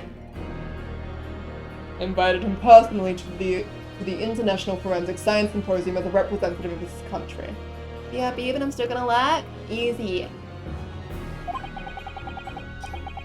I hear he also played a key role in the conclusion of the Anglo-Japanese Treaty of Friendship and Navigation. Thank you for the good luck wishes. It was a great honor to be involved in the negotiations. I put my all into that treaty. Judge Jigoku, I must ask. Well, I never. Fancy the young murdering student turning up here of all places. You acquitted me yourself. And now I'm a practicing defense lawyer. Yes, and full of self-importance like your friend across the courtroom, I see. You came here to London by invitation to the International Forensic Science Symposium. But then, without informing anyone of your plans, you took flight to France. Took flight. I'd have to object to that turn of phrase. Then explain yourself. What exactly were the circumstances? Well, I was somewhat expecting this. And I'm sorry to say, I declined to comment. What? Leaving the country prematurely when I was invited guest may be questionable etiquette, but my decision is unrelated to this case. I can't be bound to testify. Unrelated, you say?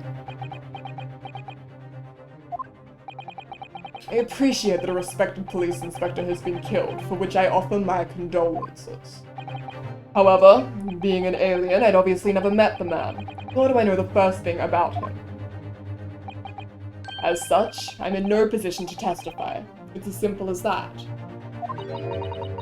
So you would run from all this? I beg your pardon. This case is more far-reaching than the murder of Inspector Gregson. It has ties to another murder, a case that was tried in Japan almost a year ago now. A year ago in Japan? The murder of Dr. John H. Wilson, you mean? That's right, and you, Judge Jigoku, are at the heart of both cases. The defense has evidence to prove it.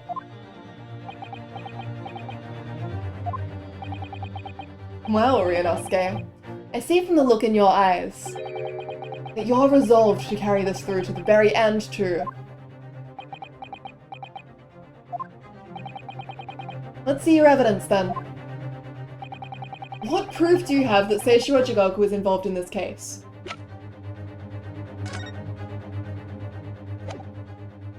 Telegram from Inspector Hosonaga in Japan with details of the telegram he managed to locate by stealing in Judge Jigoku's office. I mean, it's definitely this, right? I'm experiencing such fear about everything.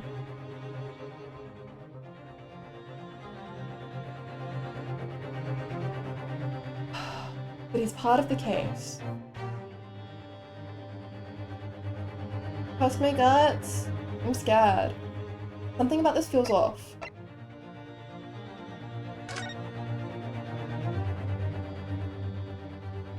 These are the two things that have his name on them, right? We've got the telegram and the evacuation drill itinerary. So it has to be one of these. What proof do we have that Seishiro Jigoku is involved in this case? It's this. This is the proof. Right? Why does something feel wrong? No, it's fine. I'm overthinking this. Trust my gut, trust my gut. Take that! This is a telegram detailing a communication sent between Britain and Japan approximately 1 year ago. The communication contained 4 names: Kei Asogi, A. Shin, T. Gregson, and J. Wilson. You little... Where did you get that? In Tokyo. From your office, Judge Jigoku. What? How on earth did you... What's this all about? Why is my name on that list? This list of 4 names follows a certain pattern. T. Gregson and J. Wilson are the names of victims. Kei Asogi and A. Shin are the names of assassins. No! A year ago in Tokyo, Dr. John H. Wilson's life was taken in a Western-style restaurant in the capital. The culprit was found to be a visiting student who went by the name of Josiah Brett. But her real name was Asa Shin, a professional killer sent on a mission to kill from Great Britain. A. Shin and her victim, J. Wilson. And the murder that just took place here in London was the counterpart to that crime. An assassin sent from Japan, also a visiting student, Kazuma Asogi, whose victim was the British police inspector Tobias Gregson. Kei Asogi and T. Gregson. One assassin from each country to kill a target residing in the other. What exactly is the defense suggesting?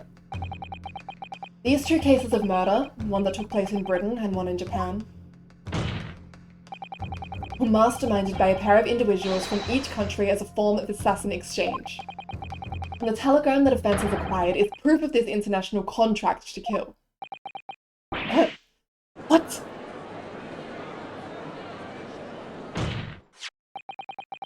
The telegram was found in your office, Judge Jigoku. In other words, the mastermind in Japan was you.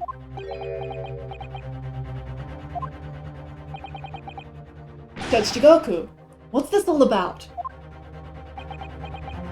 Did I miss anything? Just yelling at them mostly. Just pain and hurtness and tears. And you, Kazuma, you lied.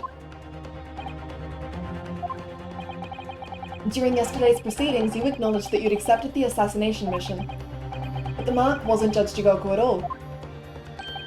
It was T. Gregson, Detective Inspector of Scotland Yard, as shown by the name on the killing contract.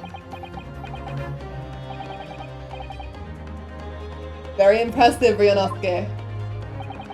But actually, I didn't lie. The name of the target I was ordered to kill never passed my lips yesterday. The idea that Seishiro Jigoku was the mark came entirely from you. You deliberately avoided saying a name? At least you didn't want to lie to us, I guess? Yeah, I lied by omission, you little shit. The defense claims these 4 names indicate some sort of international assassin exchange. I'm sure I speak for all present when I say the very idea seems utterly absurd. I am sure you would claim that, wouldn't you, as I'm certain you are the British end of it. Well, Mr. Jigoku, what do you have to say for yourself? His silence only goes to prove his guilt. There's another very important point that this new development brings to light. There's now a distinct possibility that the scene of Inspector Gregson's actual murder was in the witness's cabin aboard the SS Grouse. My British counterpoint is a little bitch.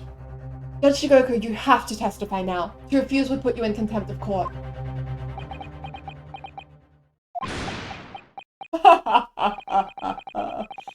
There's no need for quite such a vicious stare, young man. Very well then. As a parting gift to you all, I'll tell you everything I know.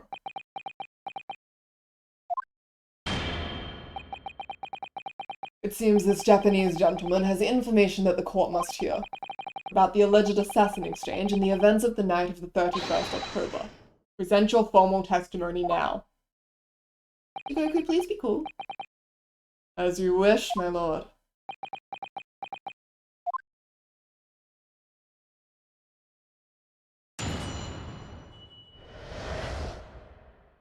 The assassin exchange.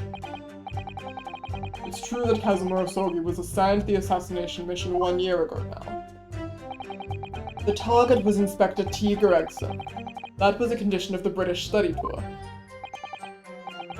However, in the end, something happened that meant the young man was unable to carry out his mission.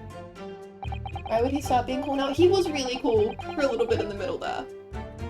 But yeah, I think he's going to be difficult. Yeah. The way that Ryu threatens to hold him in contempt of court as if he hasn't been held in contempt of court before. On the evening in question, a member of the crew was on duty outside my cabin at all times. If there'd been a shot fired, the crewman would have heard it. So clearly I can't be involved.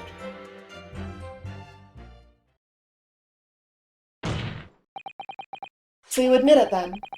As this communication suggests, there really was an assassin exchange arrangement between Britain and Japan.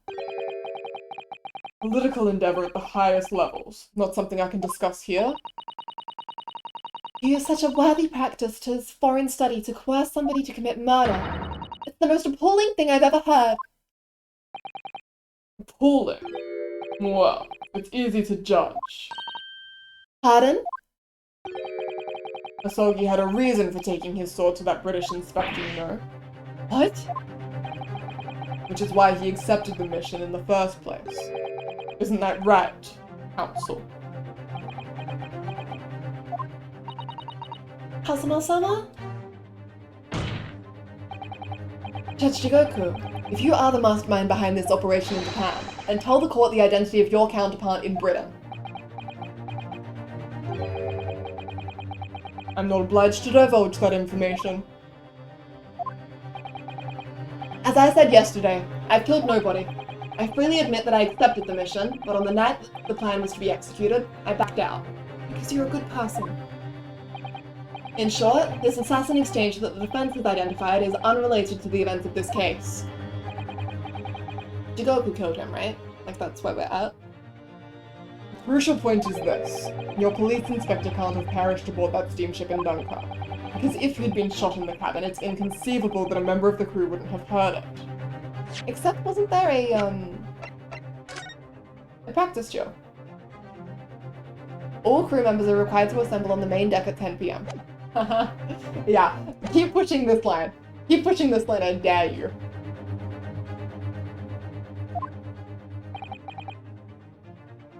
That's right. Gregson was killed after returning to London, in the room on Fresno Street. And the perpetrator of the crime was the Reaper, Baroque Van Zieks. The prosecution's accusation remains unchanged.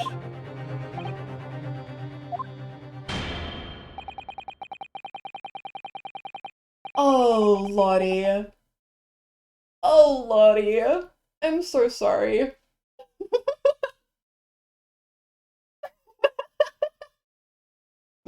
I'm so sorry. Yeah. Yeah. He's super dead, and maybe a mass murderer. You know. Well, not a mass murderer personally, just behind some matters. To think that a seemingly innocent foreign exchange program was a facade for such Machiavellian dealings. Clearly it's a plot only a government minister and high-ranking judge such as the witness could hope to execute. Yeah, don't you say? Only someone high-ranking could hope to do it? That's so funny that you would say that, Lord Strongheart. Well, I seem to recall that it was someone on the British side who controlled everything. Be that as it may, it is not the place of this court to pursue this villainous assassin exchange plot. We are concerned only with the tangible events pertaining to the murder of Inspector Gregson. Is the defense clear on that point, counsel?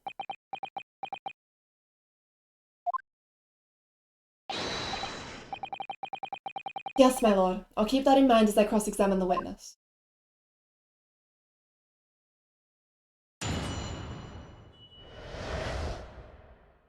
The assassin exchange. It's true the cousin. Wait, no, we read this. Okay. Kazuma Soki was assigned the assassination mission 1 year ago now. The target was Inspector Gregson. That was a condition. In the end, something happened that meant the young man was unable to carry out his mission. Vague. The evening in question, a member of the crew was on duty outside my cabin at all times. Ha ha ha. If there'd been a shot fired, the crewman would have heard us, so clearly I can't be involved. Tell me more about this. Tell me more about this so I can present some evidence against you. Outside your cabin and in the first class area of the SS Grouse, you mean? Yes, that's right. Not least because there was a murder of a student passenger early in the year, I imagine. The liner operators have taken to posting a crewman outside every first-class cabin door. I can confirm the presence of the crewman guard myself. What do you mean? Because I accompanied Inspector Gregson to Dunkirk that night, I witnessed it with my own eyes. There was a well-built crewman standing guard directly in front of the door to the witness's cabin. At that particular time, of course, they'd gone to the ship's dining room for dinner. This is so brutal for Ryu. Everyone here, like, the fact that the witness, the judge, and the prosecution are all involved in this same mission, and Ryu has to prove it when all three of them are in cahoots. He is so strong. The judge is a little bitch. You know this is on record, right? Exactly. At that particular time, of course, I'd gone to the ship's dining room for dinner. The inspector and I asked the crewman to allow us into the cabin while we waited for Judge Jigoku's return. I suppose Inspector Gregson was there in his capacity as the Reaper. He was intending to take the witness's life. Exactly. As I've said numerous times now, I had no intention of killing anyone. The crewman let two potential assassins into the cabin he was supposed to be guarding. 3 people did crime together and in a position to declare themselves not guilty. Perfectly legal. And not the least bit hypocritical when you consider the motive behind all of the Reaper killings. The most convincing of centuries, really. In truth, those were my thoughts too. But anyway, I stayed to talk with Inspector Gregson for a short while. And then I left him there and made my way off the ship alone. Was the guard still at the door when you went? Yes. He glared at me as I walked past. You see, that proves it.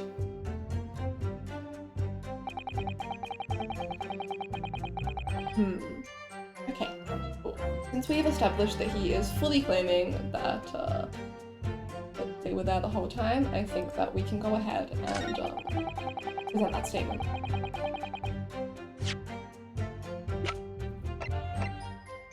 Objection! Yes, as the court has heard, there was a crewman posted outside Judge Jigoku's cabin.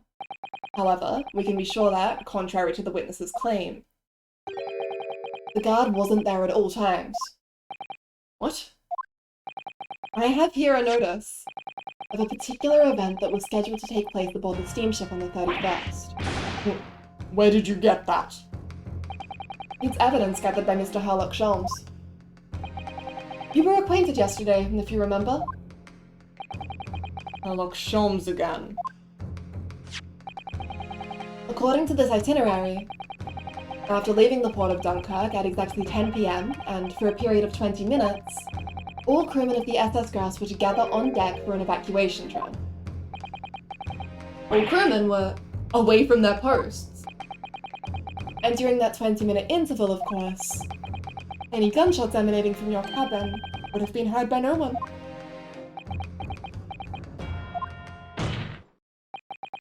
In summary, Judge Jigoku, you had an ample opportunity to commit the crime.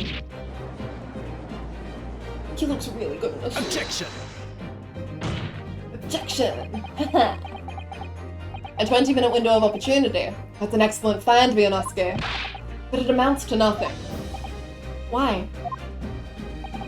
Because the witness clearly stated in his testimony that no incident occurred in his cabin. Unless you have some decisive evidence that can show his testimony to be false. Your accusation is nothing more than conjecture. Very true. Well, counsel? Inspector Gregson was killed in Judge Jigoku's cabin that night. I'm certain of it. Because the defense has the evidence to prove it. You will present the evidence to the defense at once, counsel. What proof do you have that the victim's life was taken in Jigoku's cabin on the 31st of October? Let's have a look at this. You see these little things all over the place, don't you? It's the part on the top of a pocket watch that you twist to set the time, isn't it? I thought so. It's called the crown, I believe. A watch would be quite useless without one. Crown. Like what sits on top of a monarch's head. A very grand name for such a tiny part. But actually, Yes, Mr. Naruhodo? if this is a crown, I have a feeling I might have seen a monarch around here somewhere with a very bare head.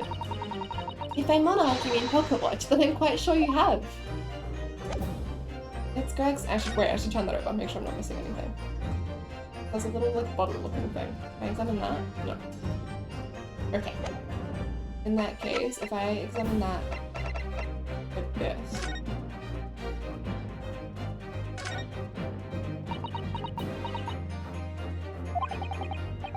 What do you think, Mr. Sato? I feel sure I know exactly what will fit here. Really? I was just thinking precisely the same thing. We're about to see that the little round component is actually part of Inspector Gregson's broken pocket watch. Really? I was just thinking precisely that too. They're on the same wavelength! Siblings! A perfect fit! I knew it! Alright, perhaps you knew it. Let's make a note of this new information at once. Excellent. Details updated. Then evidence? Sure thing. Take that! Judge Jigoku, this was found in your cabin yesterday. What is that? The crown of a pocket watch? Of course he would recognize it. A pocket watch? And if you will observe, the victim's pocket watch, which we know how he treasured, is missing precisely that part.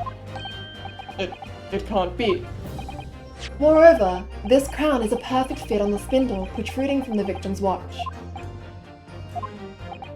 Now, the fact that this was retrieved from Judge Jigoku's cabin tells us that the victim's watch almost certainly broke there. In other words, the victim was killed on the 31st during the 20-minute evacuation drill.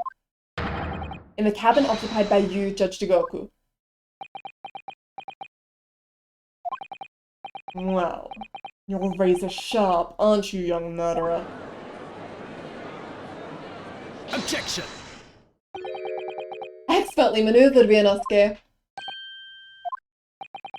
And your argument sounds entirely plausible. At first. But rather like this pocket watch, it's full of cracks. What? And I believe Judge Jigoku feels the same way.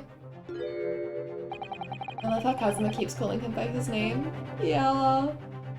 I was wrong to acquit you earlier in the year. Sorry?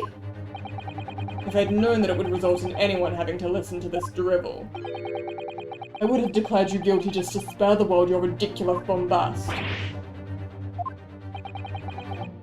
I think it's clear that the witness will have to give further testimony. When you hear what actually happened in my cabin that night, you'll notice the pitfall into which you've stumbled. Prior to your renewed testimony, I would like to clarify one point. The fact that this part of the victim's watch was discovered in your cabin means that you acknowledge he was there, I presume. Yes, I do. Very well then. You may proceed to give your formal testimony about what exactly happened in your cabin aboard the ship on the evening of the 31st October. Of course. As a man of the law, I have no intention of obstructing justice.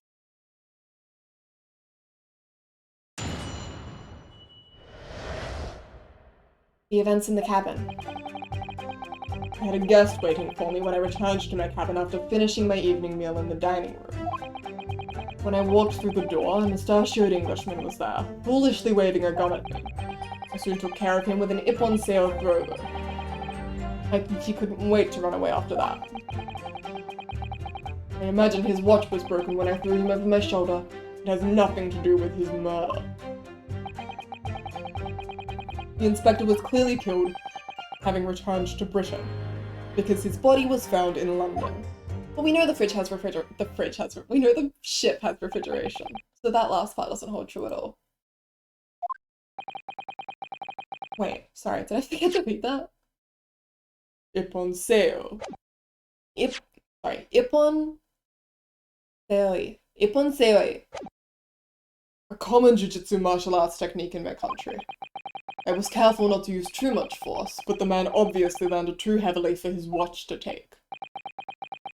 Sorry, Inosuke Naruhodo. I imagine you can see the flaw in your logic now, can't you? What? You're telling me the fridge refrigerates? Oh, too many thoughts tonight. Mouth not working. The fact that the pocket watch was broken in the witness's cabin in no way proves that the victim's murder took place there. Ugh. I have no doubt the inspector intended to kill me, but he didn't manage to pull the trigger. Yes, because he was merely the tactician, not the reaper's hand of death. Well, The testimony appears to make perfect sense as far as I can tell. well, of course you would say that. Let me express my deep gratitude for your understanding, my lord. But if this testimony holds, Judge Jigoku will be deemed to have had no involvement in the case. Well, counsel, I really see no reason for wasting precious court time here on a cross-examination.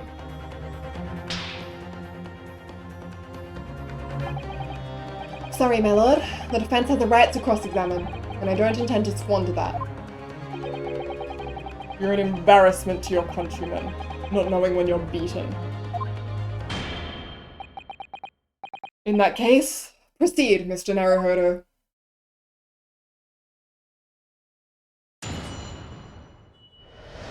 Stop being so mean to Ryu! Okay. So, had a guest waiting for him when he returned to his cabin. He walked through the door, a mustachioed Englishman was there. So, okay, he saw him. He's arguing that Gregson was waving a gun.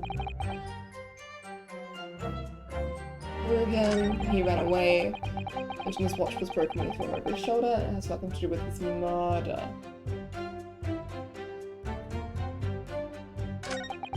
The inspector was clearly killed, having returned to Britain because his body was found in London.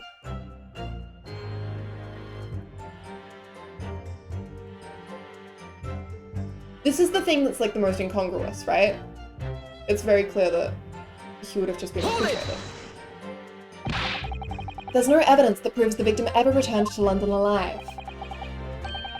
Just take a moment to think that idea of yours through now, Stripling. What? If the inspector was killed on the steamship in France, how on earth could he have got back to Britain? When people die, their bodies remain at that same spot. It's a devil of a thing. Well, then obviously the culprit must have moved the body. How exactly? Carrying a corpse off a ship in your arms would raise a few eyebrows at least, don't you think? Well, yes, that's true, but... All passenger luggage is inspected, but it is unloaded from arriving vessels. People die when they are killed. People die when they are killed, Ryunosuke, young murderer. They would like to think the border police would query the corpse of an English gentleman as hand luggage. If the murder had taken place aboard the ship, you would imagine the body would have been disposed of at sea. No, they needed to take Van Zieks out, so they framed him. There would be no sense in risking being caught by attempting to transport the body back to Britain. Ugh, that's killed that idea then. No, it hasn't, Ryunosuke. But perhaps not. Mr. Sato? We've heard that the first-class passengers were under constant scrutiny by the crewmen posted to guard them. Which would mean that the culprit had no opportunity to dispose of the body in the sea. Yes, that's true. So transporting the body to Britain may have been the only viable alternative. Dear me, you really are new to this, aren't you? I thought I'd been perfectly clear, but it seems I'm going to have to explain it in words you can understand. I think I ought to alter my testimony. With your consent, of course, my lord. I have no objection. State your amended testimony now.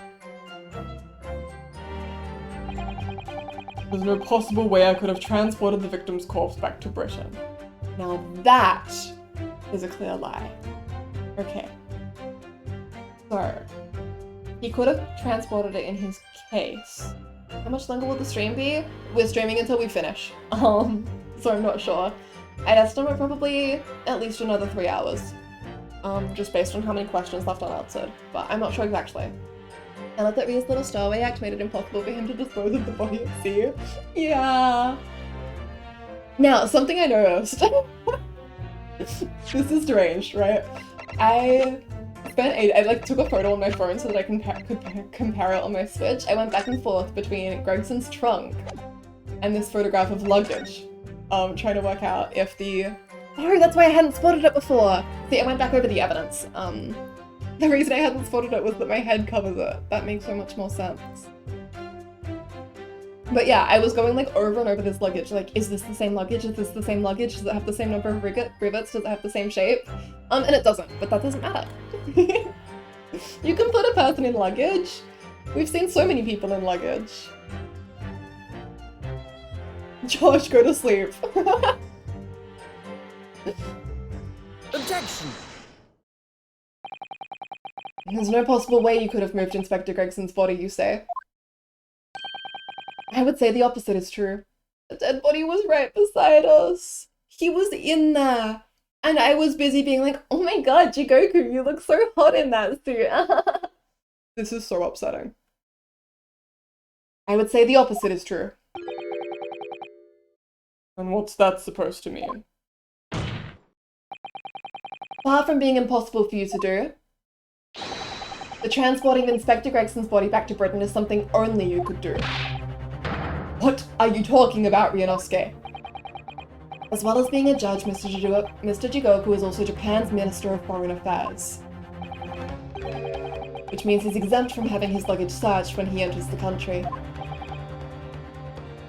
Queen! Slash ban. The nerve of it.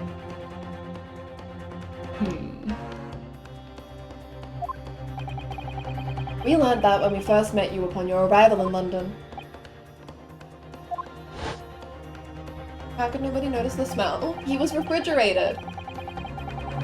He hadn't begun to rot yet. Well, all those passport checks and luggage searches at the border took rather a lot of time. I must say I'm very envious of your ministerial status. You didn't have to go through any of that, did you? Boba Pandas? Welcome! Thank you for following. Lovely to have you with us. Ah, I knew you were jealous.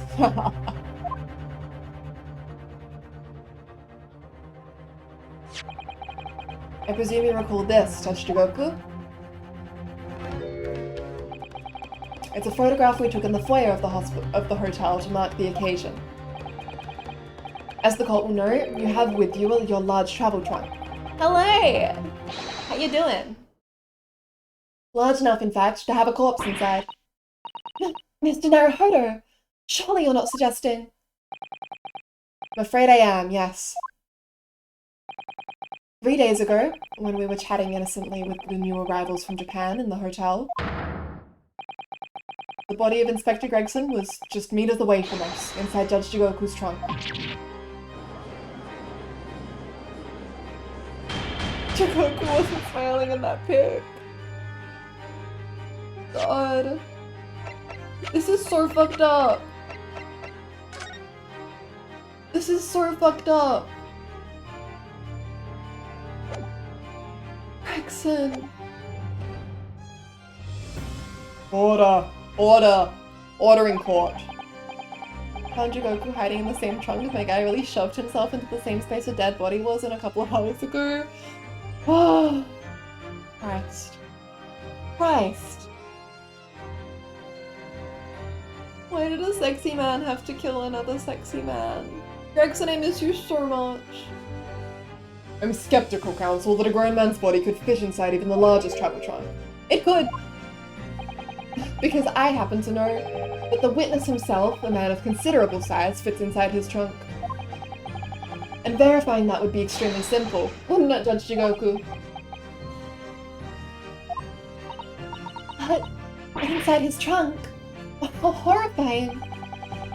And after we'd spoken with you at the Great Waterloo Hotel, you had the opportunity to visit the apparent scene on Fresno Street, taking your trunk with you in a cab to deposit the inspector's body. I don't have to listen to this nonsense. Dr. Gori, the coroner who examined the body, has confirmed the possibility. She has acknowledged there are signs that steps may have been taken to disguise the true time of death. The onset of the body's decomposition could have been delayed by storing it in a refrigerator.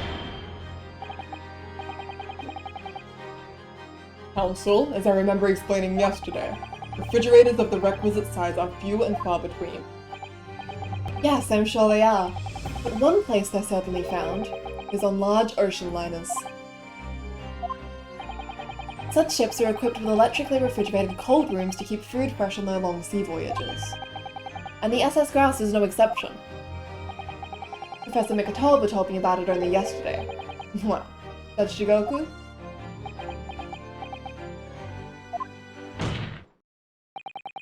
However much you prolong this debate, you can't eliminate the truth. All the evidence points to you being the killer.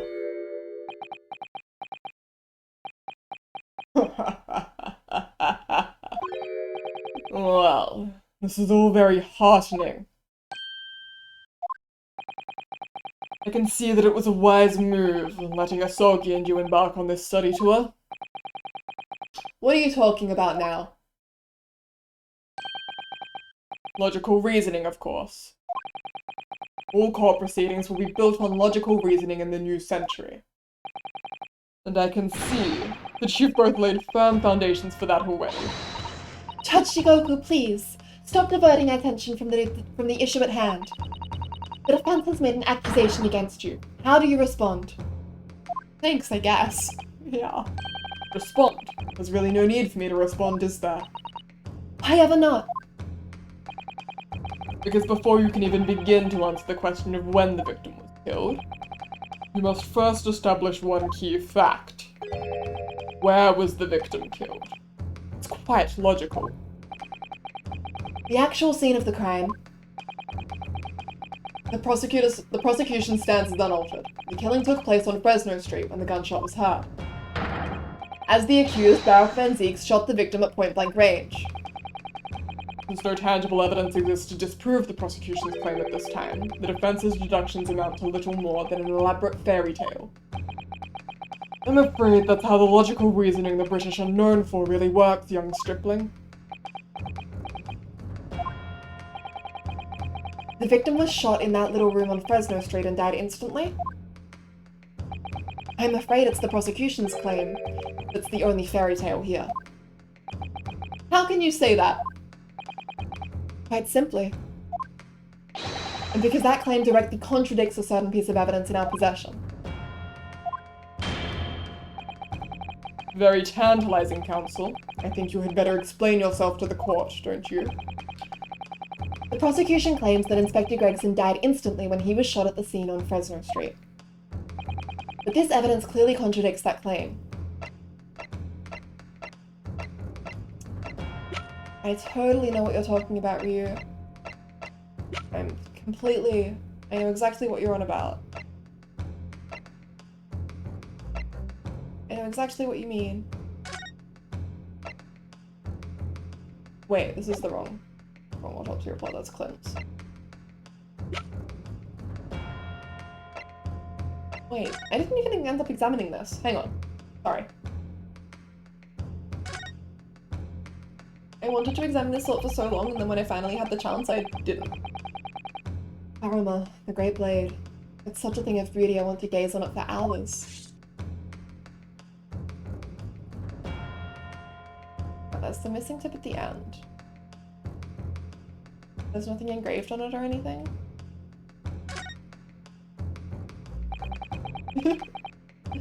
His soul! The tip of the great sword.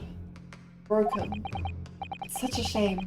It's been so meticulously cared for over the years. I can almost hear Karama's sobs.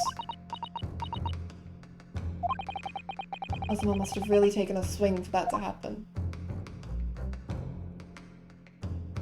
Nothing on the hill? Can't examine the Hachimaki? Okay.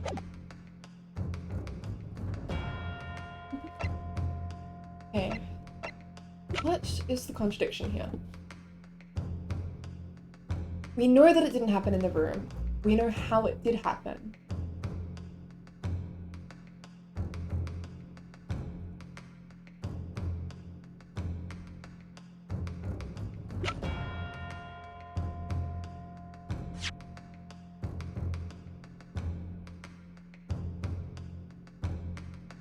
What's the claim again? What are we arguing? So we're arguing that it's impossible for Gregson to have died instantly when he was shot at the scene on Fresno Street.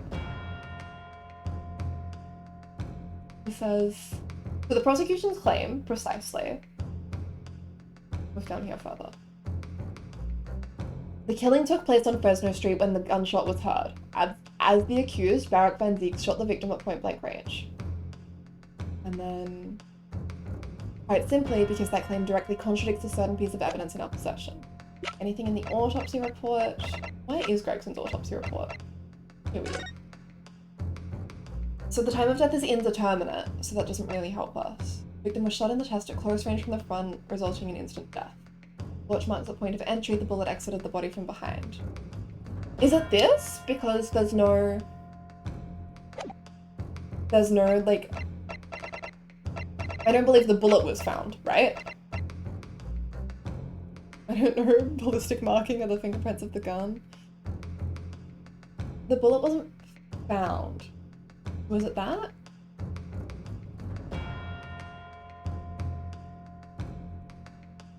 Oh.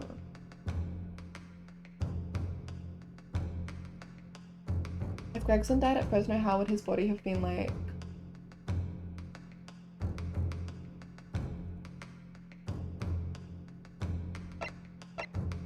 Okay, you know what? No, let's go back to our roots. Okay, what do we do when we get stuck? We review the facts of the case. So, starting with the autopsy report.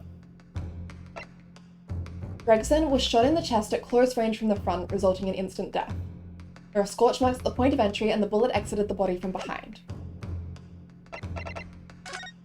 But then, yeah, when we compare that to the photo,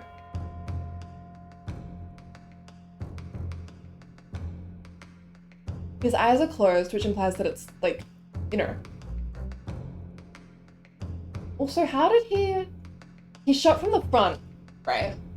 And dies instantly. To me, he should fall backwards, but instead, he's all curled up, almost like he was in luggage. I think it's this then. I think... Am I reaching? I feel like his position really helps. Is there anything else it could be? I think the other thing it could be is something to do with the trunk and the sword, because if the altercation went down as they claim, then there's no reason for Karama's tip, rather, to be buried in Gregson's trunk. That sounded very profane. But I don't feel like that's quite as topical. Can we pull on Alex's ears again? Maybe they can help us? Yeah, let's do that. What a charming little rabbity version of Mr. Sholmes. Do you suppose this is how Iris sees him? Are you alright, Mr. Naruhodo? Your eyes are veritably boring into the poor doll's ears. Oh, sorry. I was just wondering. What do you suppose would happen if I were to tug at the ears with all my might right now? I'm sure that we'll find out when the time is right. Yeah, can I just, I'd like to phone a friend. To become a proper gentleman, you really must learn stoic patience. But I want to know! Okay, no phoning a friend. We have 5 whole strikes. We have 5 whole... We can get this wrong 4 times before I freak out. So let's just start here. Take Get. that! Yes! Yes! Photograph of the victim in the very location you claim he wasn't killed. Yes! But the point is the posture of the body itself.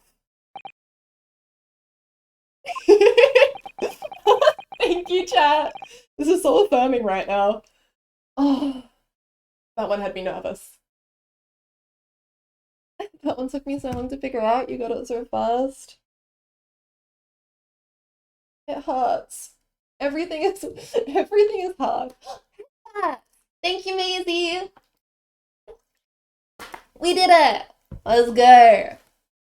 Qualified lawyer, detective, streamer, artist. Sherlock Holmes in my brain. It's because I'm wearing his suit. It makes me smarter. If Inspector Gregson had been shot there in that room, it's out of the question that his body would have been curled up in a ball like that. Yes. I'm sorry to disappoint you, but your logic is flawed. You could easily have adopted the fetal position due to the pain of the shot, which subsequently proved fatal. I'm sorry to disappoint you, Judge Jigoku, but it's your logic that is flawed. What? According to this autopsy report, the victim died instantly. He would have felt no pain, much less have been able to draw himself into that position. Which begs the question of why the victim's body is curled up in that way. But the answer should be abundantly clear by now. You're suggesting... The inspector's body took on that posture ahead of its arrival on Fresno Street, before it was coldly turned out on the floor, from the inside of a large travel trunk. No! You're quite right! The shape of the body, it looks exactly as if it had been kept in a confined space. Ace Attorney design is so good. This one and the screwdriver from the previous case, they both, it's just so... I love that you can always count on it to not be like a random coincidence or mistake, you know? Whenever something feels weird or like the physics of it are a bit off, it's because they are. These games are so tightly written and well illustrated. I love them.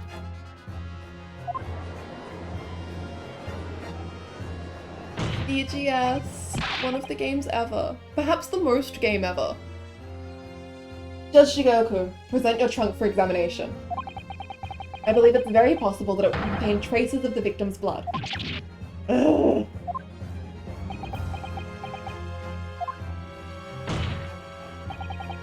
Present my trunk. I refuse. What? On what grounds? I'm the Minister of Foreign Affairs from the Empire of Japan. I shouldn't have to put up with this treatment just because of some stripling's baseless accusations. In other words, Judge Jigoku, there is blood in your trunk. I decline to answer that. As the Minister of Foreign Affairs, I have privileges that allow me to... At this moment, you're not a government minister. You are a witness in a trial in Britain's highest court. I don't care who you are or what your status outside this courtroom might be, you will not withhold information. Nothing is more important than the truth. Ugh. Ryu! Ryu! That was so... I'm so proud of him! I love him, I love him. Finally, are we going to get a breakdown? I sure hope not! This trial can't conclude here, we still need to implicate Strongheart. Hi! Ryu! Oh my god! For real, I hadn't seen it in that light yet. I should give Ryu a little bit more credit. Order. Order in court. Well, Mr. Jigoku, what's it to be? You can't be serious! You did it!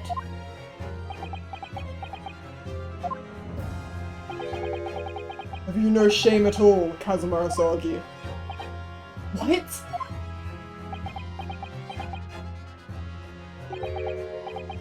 Very well, I admit it. I did bring the inspector's body into the country. Inside my trunk, exactly as postulated by the defense. What? You Dear God, outrageous. We're really shaming Kazuma for accepting an assassination mission when we were just out here murdering a dude. We love to see it. So what was you? You admit to Inspector... No, I admit to nothing more than what I've said. Of killing the man, I certainly have no recollection. What on earth is that cryptic statement supposed to mean? I merely disposed of the inspector's body, which was left in my cabin, in order to avoid unwanted attention. As the judicial assistant over there pointed out, I had no chance to throw it into the ocean. So, I decided my only option was to bring it into Britain with me and dispose of it somewhere else. You can't still deny it. If you didn't do it, then who on earth did kill the man? As you know, there was one other person in my cabin that night. He had the opportunity. And moreover, he'd already accepted a mission to take the inspector's life. Oh, That's right. Who else could it have been? It was you, Kazuma Asogi. you.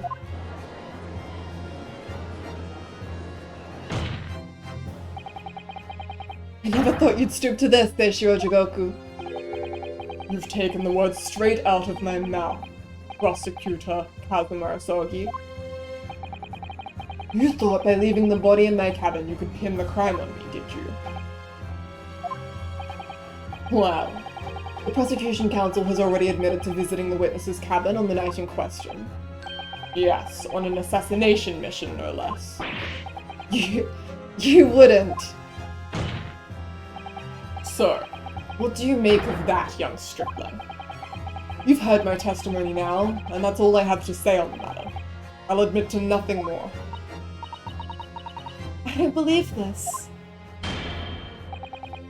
Counsel for the defense, what is your position now? The court awaits your response to the witness's assertion. The assertion that on the night in question, the victim's assailant was in fact Mr. Kazuma Asogi. Isn't the dead end it seems to be? The answer's right in front of me. It comes down to Jigoku, or Kazuma. Both of them had the opportunity to kill Gregson, but only one of them did it. And I'm just a step away from proving who. Very well, the defense is ready to respond to the assertion put forward by Judge Jigoku. The idea that the victim's murder could have been committed by Prosecutor Asogi is impossible. He's my boy best friend. Judge Jigoku, let me remind you of something you said only a few minutes ago. You claimed that logical reasoning is the future of the judicial process. It is, no question. Well, logical reasoning can prove something here. Namely, that it would have been impossible for Prosecutor Asogi to commit the crime. What?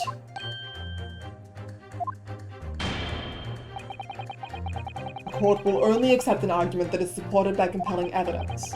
To present what you have, counsel. The music! I'm bopping. Prelude to Pursuit! It's so good. Prelude? Prelude? I don't know how to say words. Cat Jam! Music pod. What proof is there that allegedly demonstrates the impossibility of Prosecutor Asogi's involvement? What I've got is that he wields a sword. I feel like that's not quite it. In which case... What proof is there that allegedly demonstrates the impossibility of Prosecutor Asogi's involvement?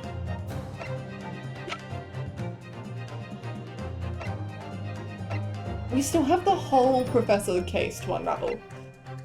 Oh my god. Okay.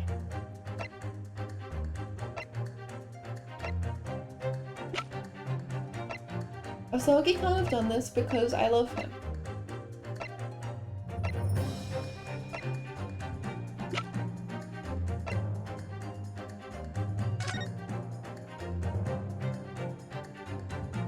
He didn't know about this, did he? Asogi didn't know about the evacuation drill, right? Is that it? He couldn't have done this because he's hot and I stand by that? Yeah. Man, this trial's really hard! I'm having fun. I'm glad that it's hard. It's a fun challenge. The night in question, the victim's assailant was in fact Mr. Kazuma Osoki. Isn't the dead end it seems to be the answers right in front of me? Both of them had the opportunity, but only one of them did it. Rio is so attractive right now though, for real.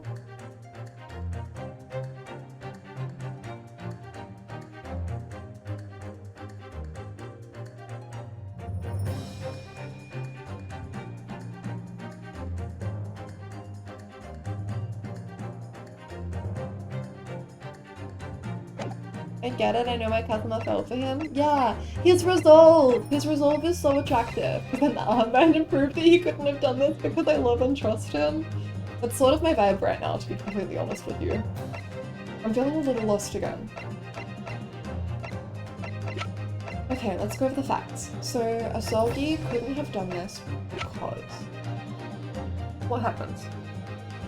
Asogi has some kind of confrontation with Gregson, right? We can deduce that from the trunk. This is aboard the SS Grass. He's been sent there by Strongheart, and of course his mission is to kill. Hashtags left, it's fine! Yeah. So, his mission is to kill Gregson, but he, at the last minute, he decides not to.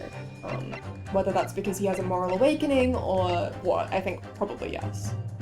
He slashed the trunk of... Yeah! But yes, you are entirely correct, Lottie. That's exactly what happened there. So that happens, and then presumably, since Asogi doesn't seem to know the exact truth of this case, he leaves, and then during the evacuation drill, that's when Judge Jigoku kills him. I feel like earlier in the trial, Kazuma was really surprised to hear that there had been an evacuation drill. He was like, you what? How did he leave though? I assume he just walked out. Actually, yeah. So Kazuma was absent for a couple of days, right? Did he I think he said he was staying somewhere.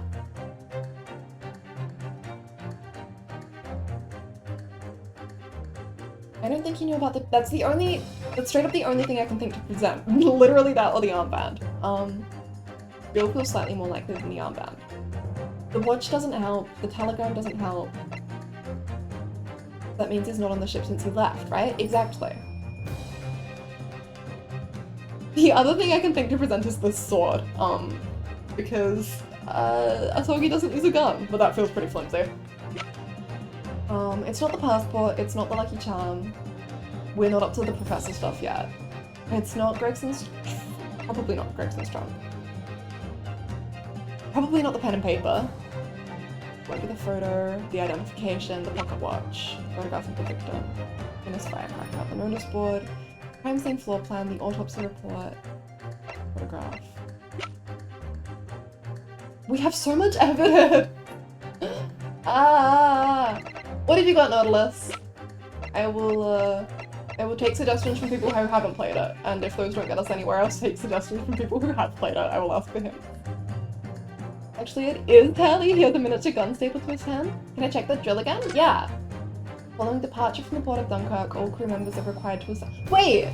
Right! Departure from the port of Dunkirk. So if the drill happened after they had left, then Asogi would have had to have been on the ship the whole time, and he wasn't.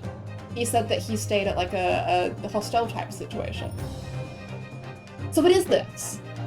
Nautilus, my beloved. Take that! This itinerary for crew members of the SS Grouse, my lord. This is conclusive proof.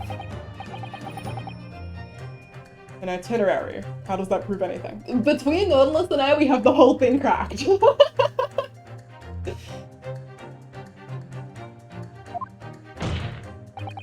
Judge Shigoku, the moment you acknowledged that you found the victim's body in your cabin, this itinerary suddenly became much more significant. What? Why? On the night in question, as always, the crewman sentry was on guard outside your cabin door. As long as he was there, nobody could have fired a shot inside the cabin. Absolutely, because it's inconceivable that the guard wouldn't have heard it and come to investigate. So that tells us that the crime must have taken place when the guard was elsewhere. And that narrows it down to the 20 minutes just after 10 o'clock, as indicated on the itinerary. Yes, I see no flaw in your reasoning so far. But the crucial point is this. When the evacuation drill took place, steamship had already put to sea from the port of Dunkirk. Ah, Now, clearly the murder could only have been committed by somebody who was aboard the vessel at the time. But Prosecutor Asogi stated in yesterday's proceedings, I didn't come to Great Britain to take anyone's life. So I left Gregson and disembarked the ship. I spent that night at a boarding house in the town and returned to England the following morning. Which I'm sure the court will agree is conclusive proof that Kazuma Asogi couldn't possibly have carried out the killing. Get him, Ryu! Defend your boy best friend. No, absolutely not. I don't accept that at all. What do you mean? Pursue! Boy's just saying that to exonerate himself. We can't trust that he really disembarked the vessel. His name should be in the book, right? They all have one of those little signing books. I feel like we went over this recently. Obviously, after he left my cabin, he hid himself somewhere nearby on the ship. Just waiting for his chance to come. No, that's out of the question. Isn't it, Kazuma? As the defense rightly recalls, I disembarked the vessel and spent the night in a boarding house in Dunkirk. And as I said yesterday, I signed my name in the accommodations register book. Partners! All extremely easy to verify, and undeniable proof. No, There's no escape this time. You can forget that you're a judge or government minister. Tag teaming! It's time you gave the court an honest answer, as a common man. You killed Inspector Tobias Gregson and transported his corpse back to Britain. Then, you dumped the body in the room on Fresno Street and made it look as if the murder had happened there. That's what really happened, isn't it? Seishou Jigoku? It was the damned trial 10 years ago. That's when all this began. Yes! Looking back now, my fate was decided that day. I was doomed already.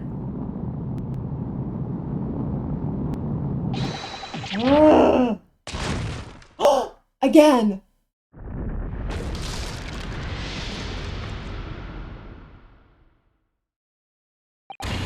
It's over! My life is over. Holy shit.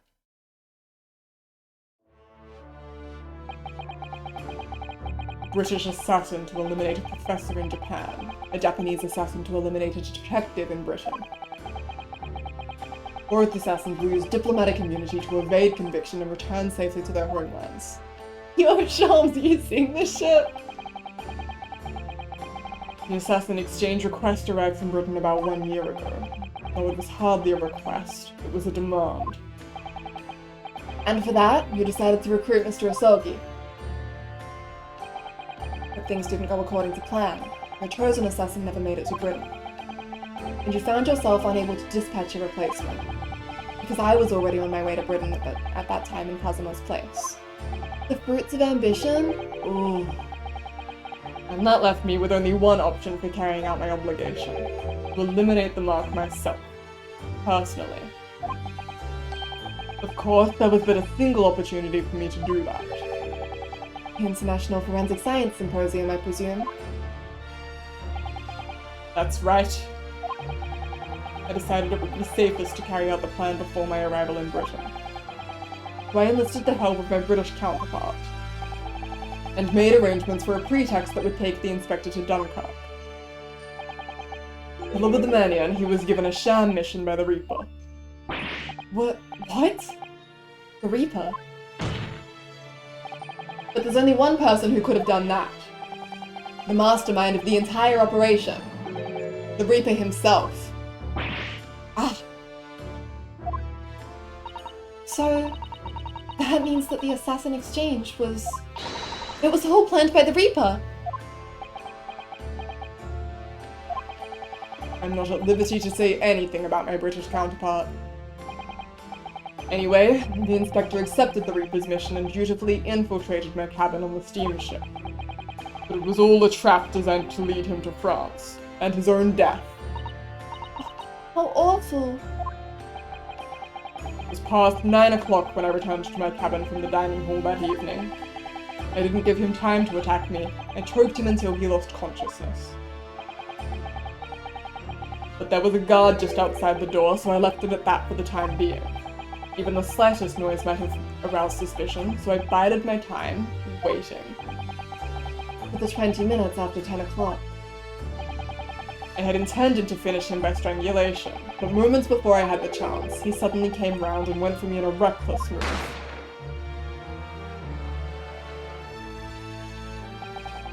I'd received the British issue gun 16 years earlier, being a member of the judiciary as a visiting student. I never imagined I'd have to use it for something like that. The revolver belongs to you, does it?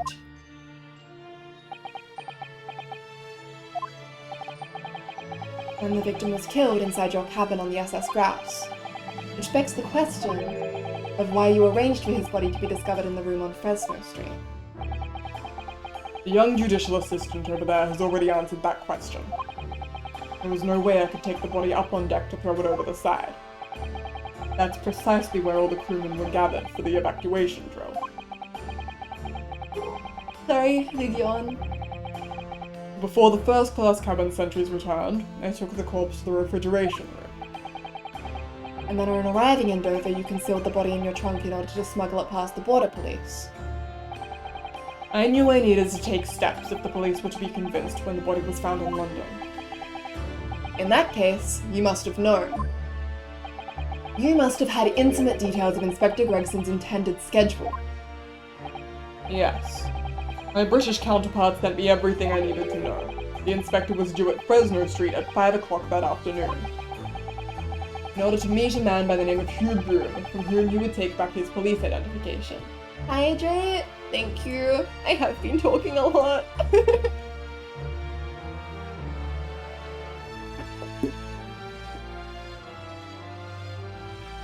Thank you for taking care of me. And stretch. Yes, queen. Thank you, queen. Oh, big stretch.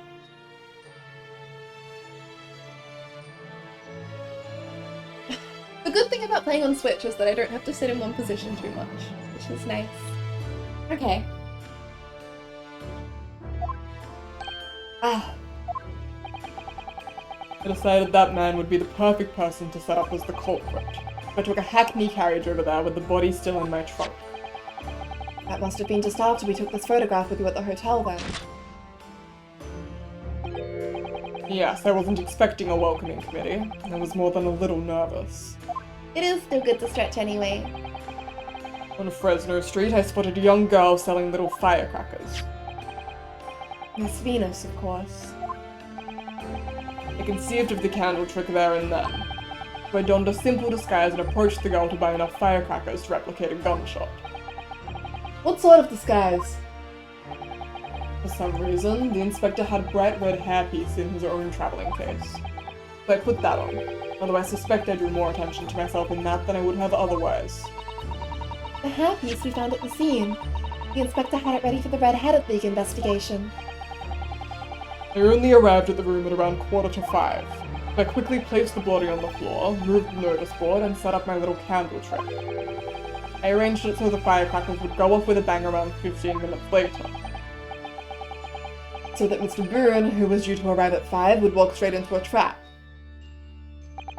Except, the last moment, I made a careless blunder. What was that?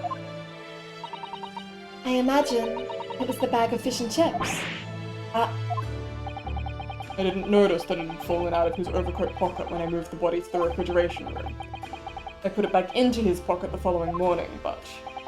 well, it seems the warmth of the heated cabin had accelerated the decay of the fish.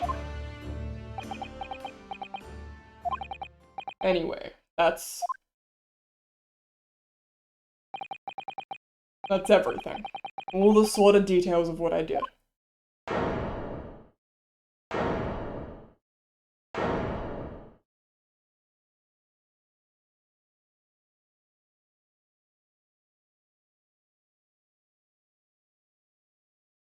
Gregson's love of fried food finds his killer, the real MVP.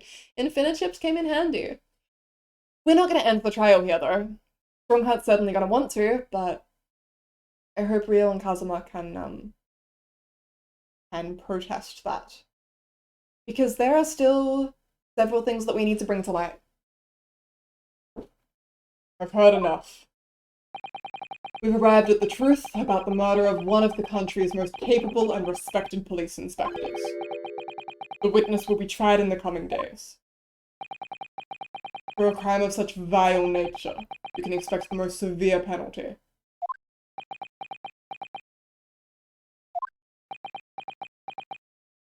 Strong words from the person who orchestrated it.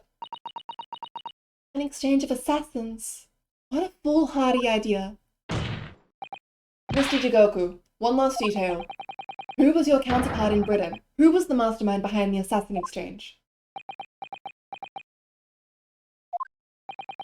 Nothing you say now can make matters any worse for you. Just tell us. Enough!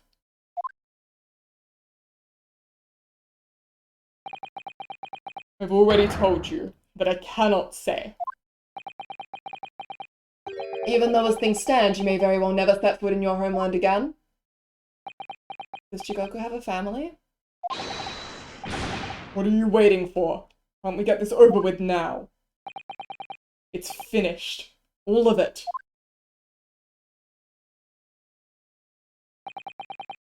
I'm finished.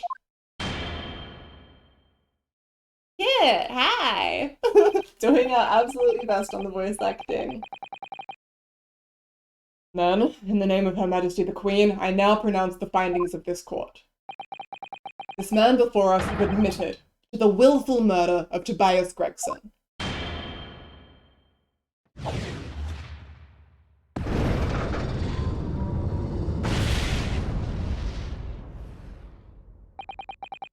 Seishiro Jigoku, it is the opinion of the court that you should be found guilty. And may I remind all those present of the strict confidentiality demanded by this closed court.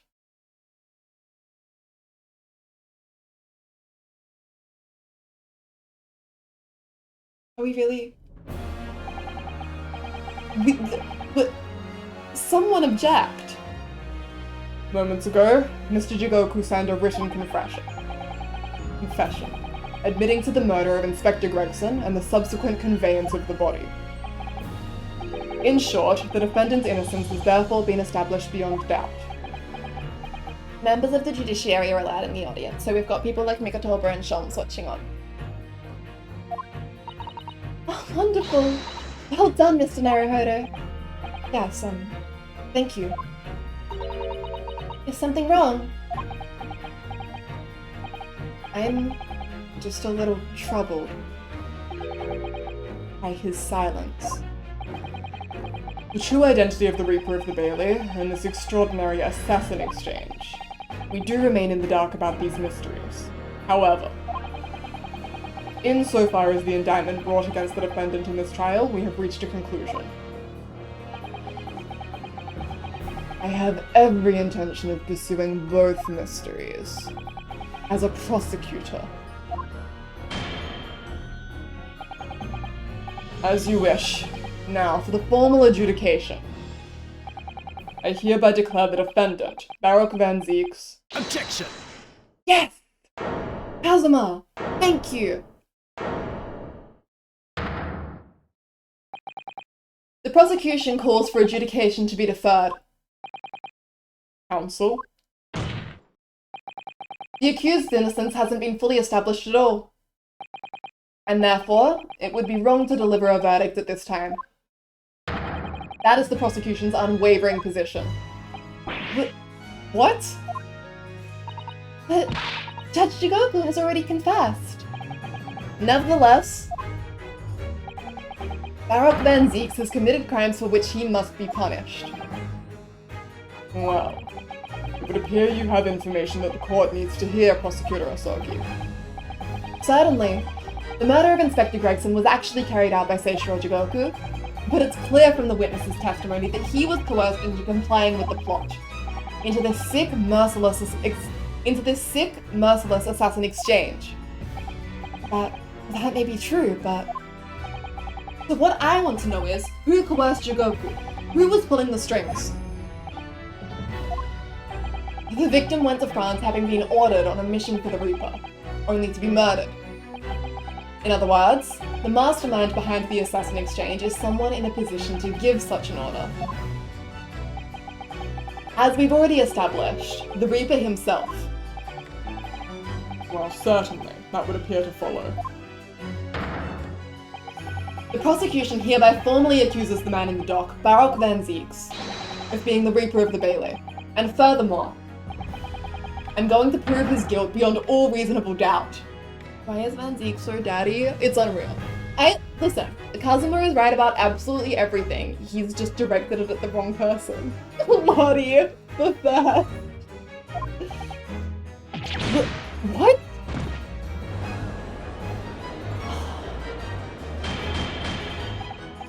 Order! Order! Order! The Reaper of the Bailey is a long-standing mystery, Council. Are you suggesting you have some new information with which to go to case? Scotland Yard has already investigated Lord Van Zieks very thoroughly in that regard, and they found no evidence whatsoever to substantiate the claim that he is the Reaper. Perhaps. Circumstances have now changed. What do you mean? It's already been established that the assassin exchange was negotiated with Jigoku by the Reaper himself. Which means we now have a new line of questioning by which to identify definitively the man's identity. That is the prosecution's intention here. I must say I'm surprised by quite how tenaciously you appear to want to just besmirch my name. You are guilty of an unforgivable crime, Lord Van Zieks. And I will bring you to justice for it, whatever it takes. As an Asian, I can make fun of Van Zieks right now, and I will. I mean this in the most lighthearted way because I do like his character. Get him. Get him. That explains Kazuma's silence before. I stop at nothing to finish what Lord Van Zieks unwittingly started 10 years ago.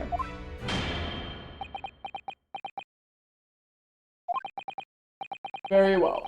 Whilst it's extremely irregular, I will on this occasion grant the prosecution further opportunity for witness testimony. The defendant will disclose any and all involvement he has had with the Reaper and the assassin exchange. I thank you, my lord, for guiding the court so wisely.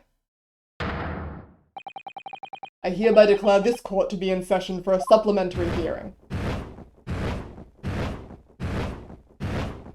It's always correct to bully Van Zieks. I adore him. But let's get... Bro!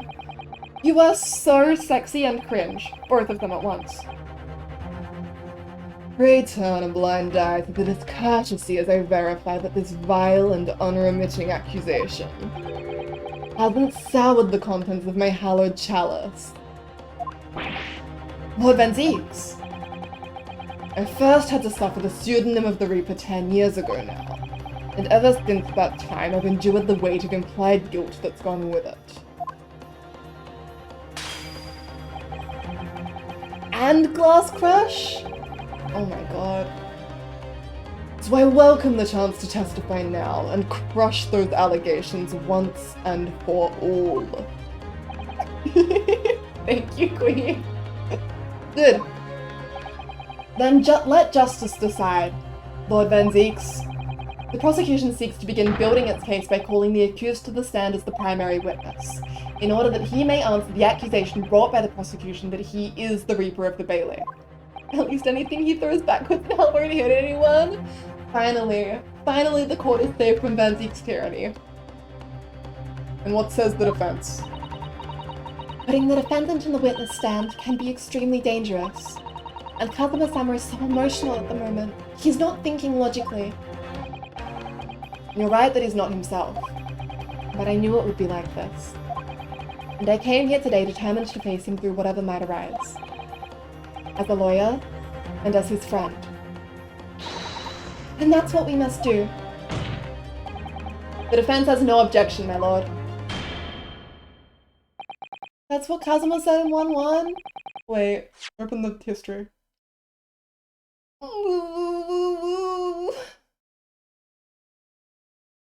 I'm gonna start chat-liking everything to make a point from now on. It's a power move. Very well. Defendant, you will take the witness stand and give formal testimony on the subject of your involvement with the Reaper and the Assassin Exchange. As you wish, my lord.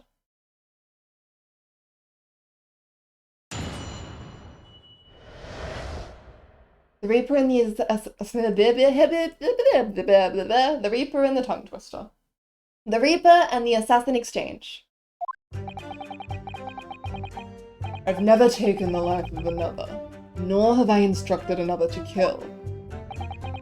I've been investigating the truth behind the Reaper for years, and I was aware of Gregson's involvement.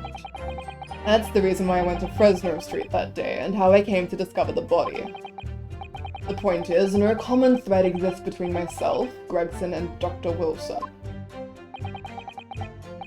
Clearly, therefore there's no reason to suspect me of being behind the Assassin Exchange.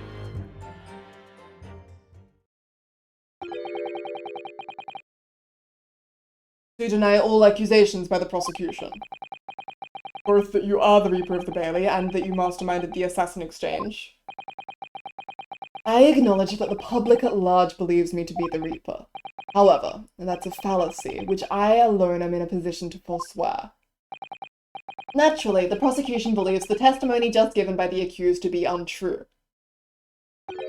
Ryunosuke Naruhodo. Yes? Let me ask you, why are you here? What really brings you to this courtroom?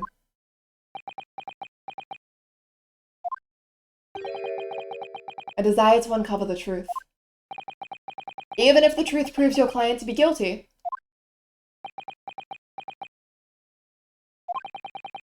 From all my experiences in this courtroom, I've come to realize something.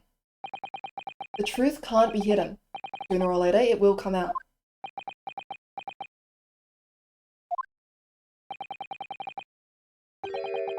So it's always my intention to work with my client in pursuit of the truth. I want you to remember what you just said.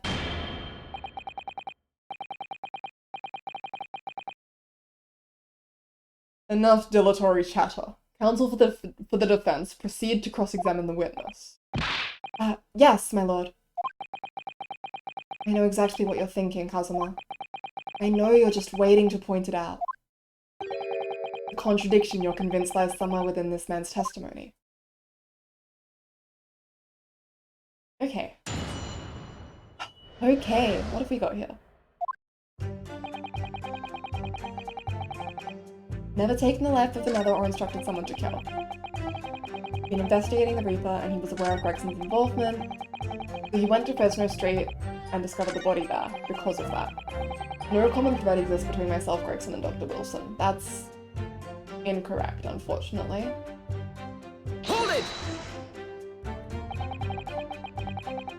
There is a link between you and Gregson, though. Of course, we were close acquaintances. We'd worked on numerous cases together. I considered the man to be a mentor of sorts. He taught me a number of important lessons. He did? Such as what?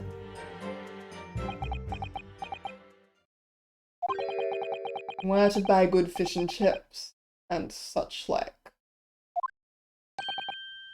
Well, that was convincing. Dr. Wilson was a coroner, of course, but that was some time in the past. And in any case, I understand it was several years ago now that he was invited to work at a Japanese university. That was a really good line, right? That's right. He was a visiting professor at the Imperial Yume University in Tokyo. It should be unambiguously clear then that no link exists between myself and him. In other words, I had no motive for sending some assassin across the oceans to kill the man. It sounds plausible enough, and I want to believe it. But something about this just doesn't quite sit right with me. Well, because they're all connected through the Professor case, right? We don't really want to... everything's hard.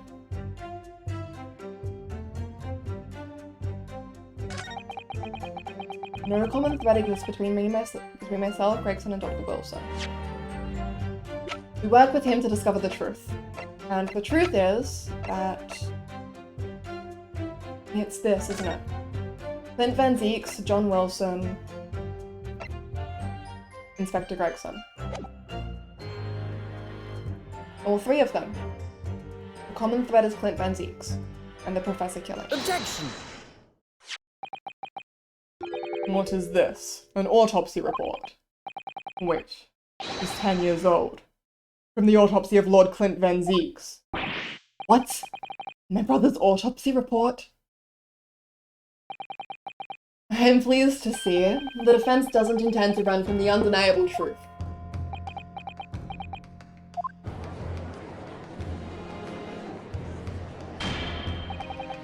Order in court.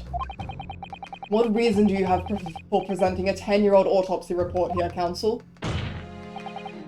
This, the autopsy report of the Professor's final victim, is an indelible link between Inspector Gregson, Dr. Wilson, and the defendant. Not that accursed name again. The Professor. I've personally researched all of the court's records relating to that case. I know that at the time, autopsy was considered sacrilege to the victims' souls.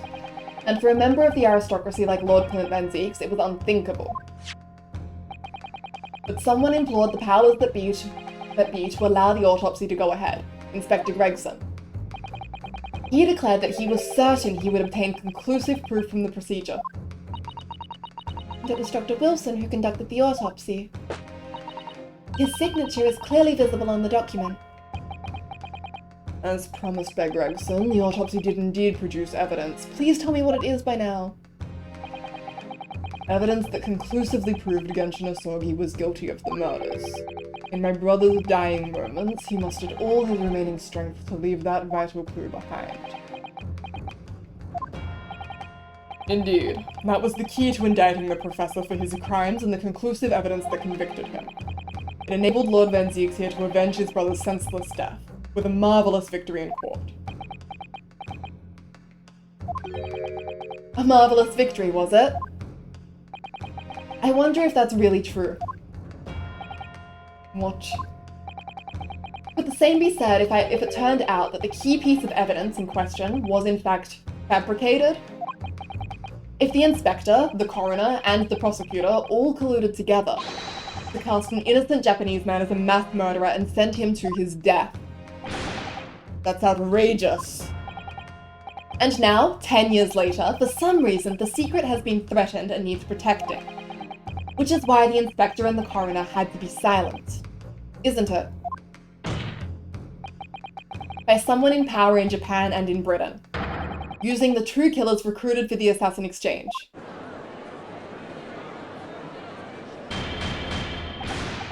Order! Order at once.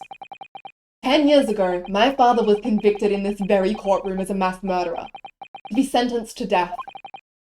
But it was all a sham, and I swore to myself that I'd prove it, which is why I had to come to Britain, whatever the cost.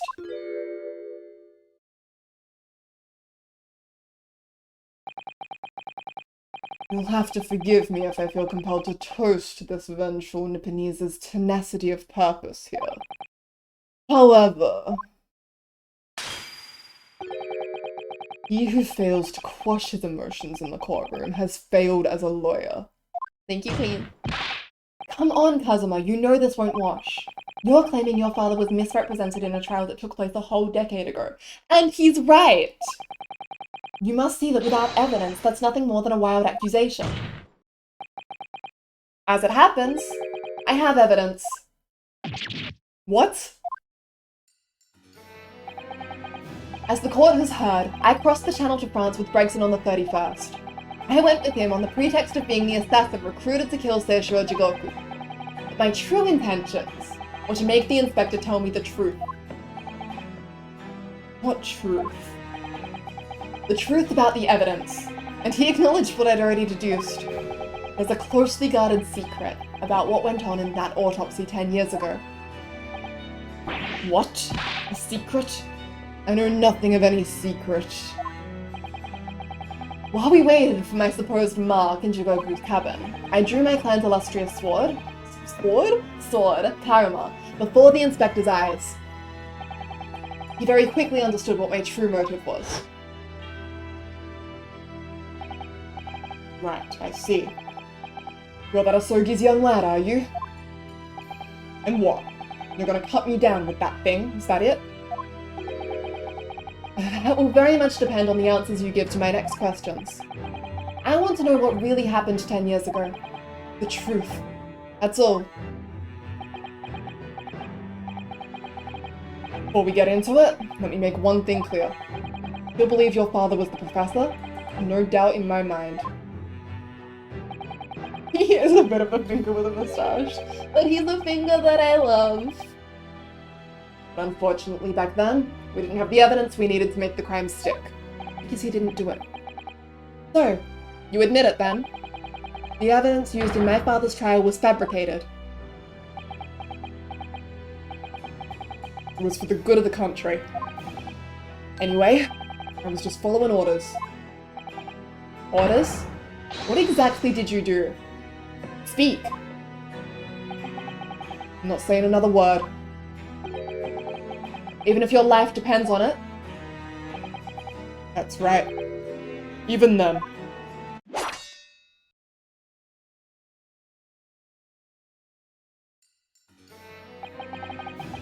That's when the tip of the sword broke. Oh, Kazuma-sama. If the results of Clint Van Zieg's autopsy were fabricated, then the investigating officer, Gregson, and the lead coroner, Wilson, must have known about it. And he can only have been ordered to pervert the course of justice in that way by one man.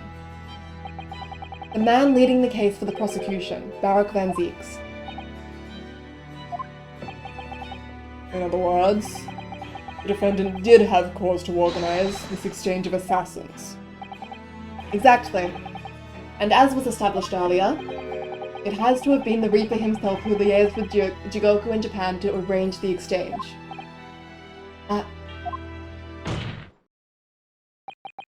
So what follows that the Reaper's true identity can only be that of the man who stands accused in this courtroom today, Baruch Van Zieks.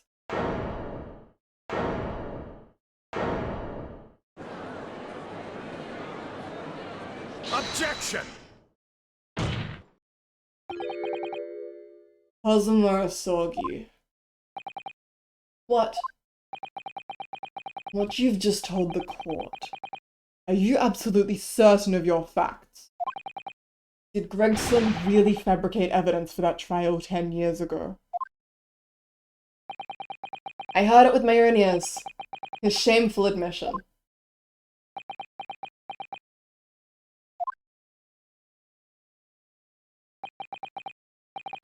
In that case, I know the name of the Reaper.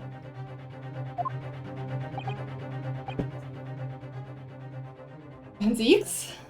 What? Lord Van Zieks? I gave no such orders, I know that for certain. Which narrows down the remaining possibilities to one. Lord Van Zieks isn't the one behind all of this. And yes, there is only one other person who could have done something like that.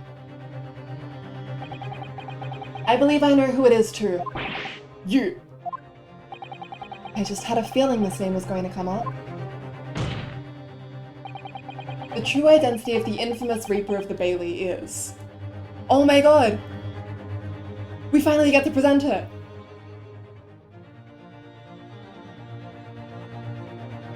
We finally get to say it?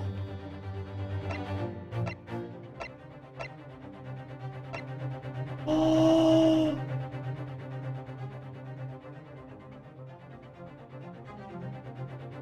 Yes! Yes! Sorry, I'm savoring this. Yes! Take that! The only person who could have arranged the assassin exchange and manipulated the autopsy results is the Lord Chief Justice himself, Lord Mael Strongheart. Let's go! Let's go! Yes, it's true that 10 years ago the defendant handled the prosecution of the professor in court. But he only took over the case after his brother, Lord Clint Van Zieks, had been killed.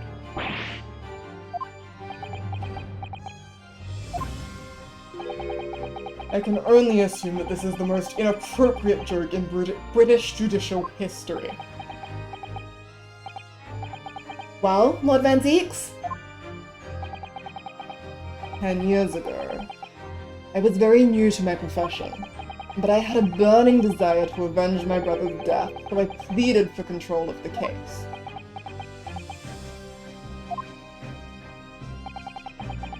The investigation to that point, the supplication of the lords to allow my brother's corpse to be examined, all the evidence I was given, the autopsy reports, it all came from you. I've spent my life since then believing I was in your debt the way you stood aside and let me handle the trial. But I see now. I was very much mistaken. It was a hugely influential force that caused the inspector and the coroner to break the law 10 years ago. And that same force was still felt a decade later on the other side of the world, by Seishiro Jigoku. Lord Strongheart, everything falls into place when we recognize that you are the Reaper of the Bailey.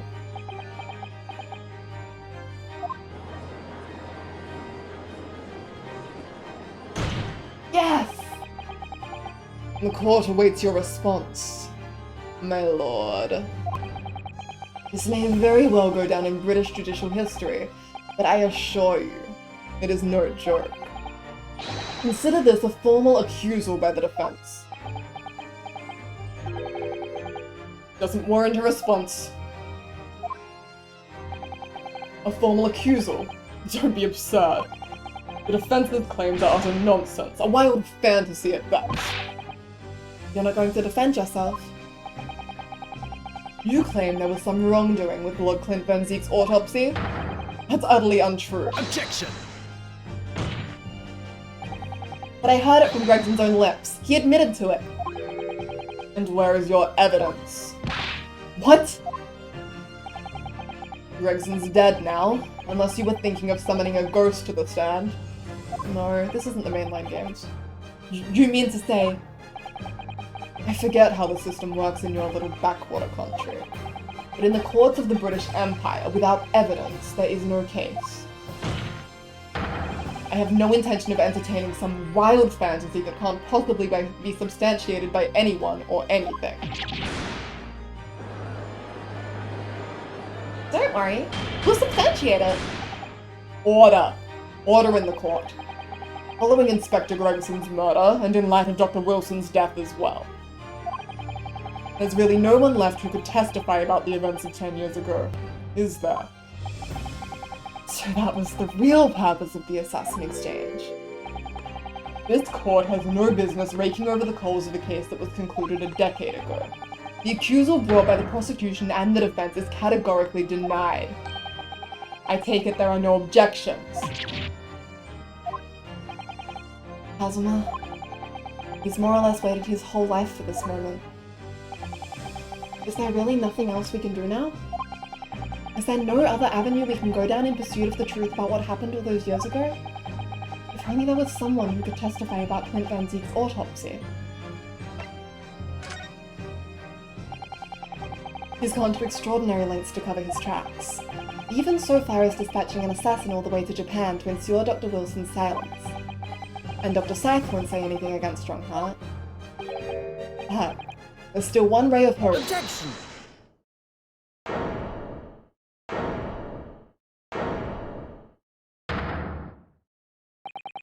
Actually, there is one person. One person who could still testify about that autopsy. Don't be ridiculous. There's no one left. Who, Ryunosuke? Who? Tell me! Kazuma, Please. This trial can't end, not yet. I'm not doing this for you. I'm doing it for the truth. View. Oh my fucking god. The person the defense would like to call to the stand to testify about the autopsy of Lord Clint Van Zieks is Eugene Mikatoba. Heaven help us. Another Japanese. An expert in forensic medicine, my lord, Professor Eugene Mikatoba. 16 years ago, he came to London with Seishiro Jigoku and Genshin Asogi as a visiting student. And what could his testimony possibly tell us? Professor Mikatoba was the primary assistant during the autopsy in question. He was also the person who actually penned the report. Incorrect. The autopsy was carried out by the coroner, Dr. Wilson. The report carries his signature.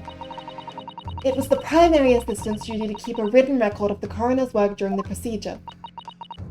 In actual fact, the coroner merely read over the report at the end and signed it. In other words, Prosecutor Mikatoba witnessed the entire autopsy from start to finish. The defense demands that Professor Mikatoba be summoned as a witness as a matter of urgency. Whatever really happened in that autopsy laboratory 10 years ago is something only he can tell us. The defense's demand is denied. What? But Professor Mikatoba is in London at this very moment. We could summon him to the stand in minutes. No, of course he's not going to agree to it. Strongheart has no intention of summoning anyone he knows. He's too concerned about protecting himself. Prosecutor Asogi, let me refresh your memory as you seem to have forgotten the prosecution's stance. Only minutes ago, you accused the defendant of being the Reaper and of masterminding the assassin exchange. I did, yes. So present your evidence for those claims and make your case complete.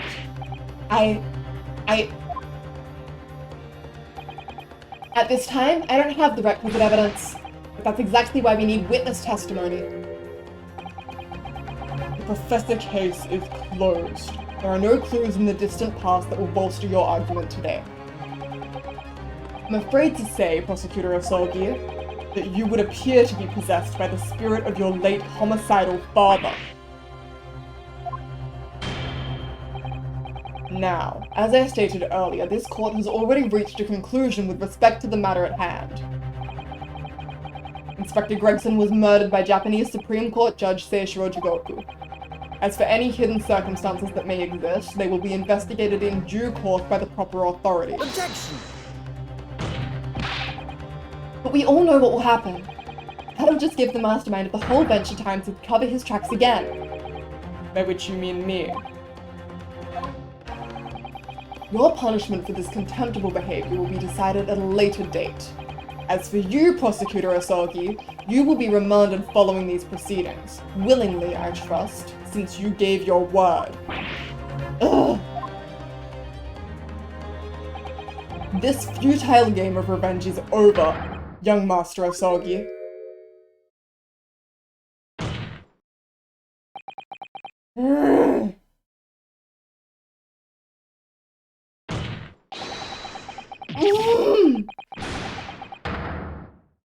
Oh, Soggy. Oh, baby, baby, baby. It's okay. This hurts. Sorry, I was musing. I didn't realize we were gonna cut. I didn't have time to read the line. Yes! I'm in love with you. I'm in love with you. I would die for you. I'm in love with you. Mr. Sholmes. This is no place for amateur detection, Mr. Sholmes. May I remind you that these proceedings are closed to the general public.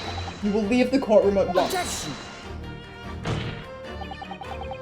Mr. Sholmes was instrumental in the apprehension of Seishiro Jigoku before he fled from Europe. The court should hear what he has to say. The fucking book character! Thank you, Dad, for coming to rescue me. This theme feels so comforting right now. Lord Mael Strongheart, it's imperative that you refrain from bringing this trial to an end at this stage. Is it really? And why would that be? You need only recall your own words from the opening of the trial to answer that question. If I may, we will stop at nothing to uncover the whole truth behind these disturbing findings. Surely it can't be that the shock of being accused of being the Reaper yourself has erased that from your memory. Can it? The whole truth, sir, has already been uncovered. It would seem that we have a great many important members of the judiciary present here today. I put it to you, my dear fellows, should the trial end at this juncture? After all, why have you been invited to attend?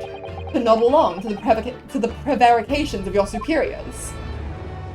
I'm in his walls, I'm pissing him off. Chat, what do you think? Ping shit! We know this about him. He is so good at making people do what he wants. Order. Order in court. It seems to me that we stand before a door that leads to a new era of legal practices. A door that is ajar. Let us emerge from the shadow of the Reaper's decade-long ascendancy. For you and you alone, my dear fellows, have the power to push this door open now.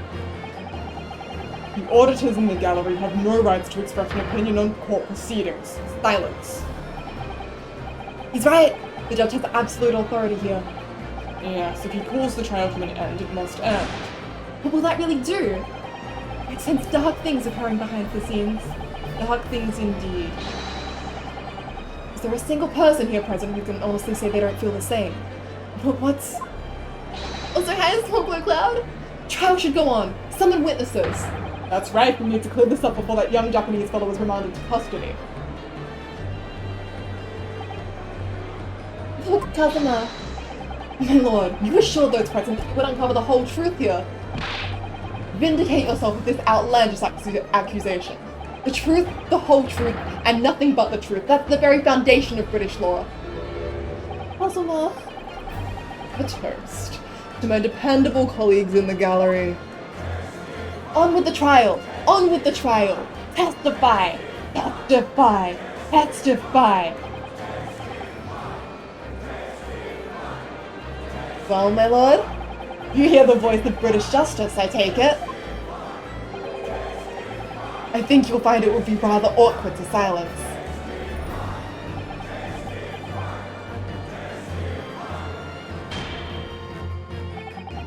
The court will recess briefly. I have no intention of shrinking from these allegations. Bailiff, arrange for the subpoena of the witness at once. As soon as the gentleman arrives at the courthouse, we shall reconvene. A recess won't be necessary, my lord. Pardon? Vicar Tolber is a close friend of mine. He accompanied me today and is waiting in the antechamber as we speak. I do believe he's been enjoying a little trip down memory lane, in fact. What? Professor Mikatolber is here in the courthouse. Mr. Sholmes, you didn't know this would happen, did you? My dear fellow, no one is in a better position to answer that question than you, surely. I wasn't just asking for the fun of it, you know. Well, I must thank you for your assistance in this matter, Mr. Sholmes. However, you are of no further use here. Kindly leave the courtroom at once. But of course, in truth, I find myself rather busy now as a result of these developments. Mr. Naruhodo. Yes? I trust you have Iris's little lucky charm with you. We get to phone a friend? Absolutely. It's still in my pocket. She sends her regards and a reminder. If you find yourself at a dead end, the ears are at your disposal. Just one tug, if you please. I love him! Oh, of course. In that case, the trial will continue without delay. Bailiff, show the witness to the stand. Okay, real talk? But when we were doing everyone was chanting testify and you guys were yelling testify as well, that was, I have never felt anything that strong way. I had like goosebumps. Tingles all the way everywhere. Oh my god. I'm sorry if I'm not like actively engaging with chat as much. I'm trying to keep the momentum going because it's so like dramatic. I don't want to be constantly stopping to talk to chat, but I'm reading absolutely everything you guys say it because it is all poggers. DGS just does that to you. It's so good. Communal outrage. Ah, I feel crazy. So, it's Lord Strongheart. He is the Reaper of the Bailey. Where exactly is this trial going to take me, I wonder? Just how deep am I about to be plunged into the blackness of the abyss? Well, I'm ready. I'm ready to head into the heart of this maelstrom. Mail! That's why I've been trying to work out the pun. There we go. And confront whatever horrors it tries to drown me under. EGS the most game ever. Maelstrom Heart. I see. Finally! Have you all played the Professor Layton crossover? Not yet. It is very much on the list. We're doing it. We're doing it. Oh my god. The most game ever.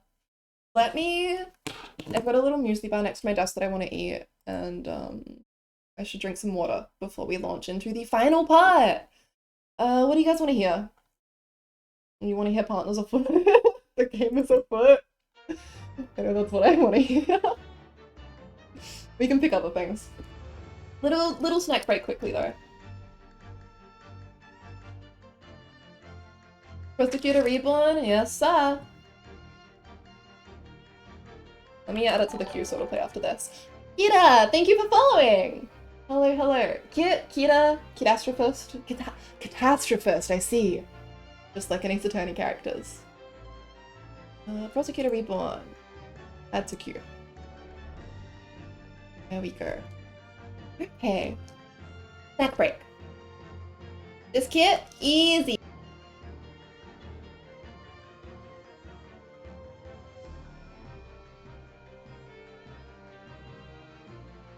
I got muesli bar, and I've got a like red bean bun from Bread Top. Makes me happy. Cookies? Love to see it. And rice crackers. Water. Beloved. Nothing like 3 AM snacks, exactly. To be completely honest, this isn't taking anywhere near as long as I thought it was going to. Well, we'll see how long the last trial is.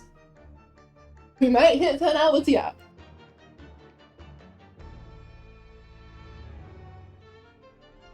Lottie, you should set up your stream, that's so poggers. I hope you have a really good stream.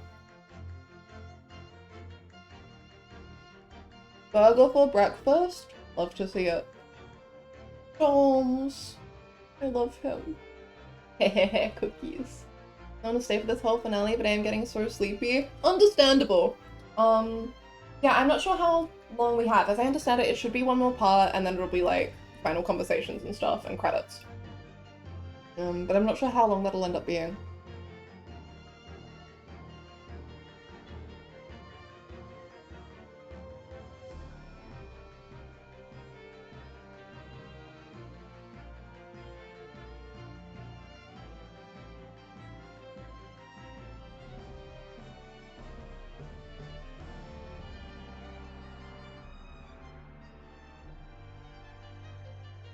Soda brand?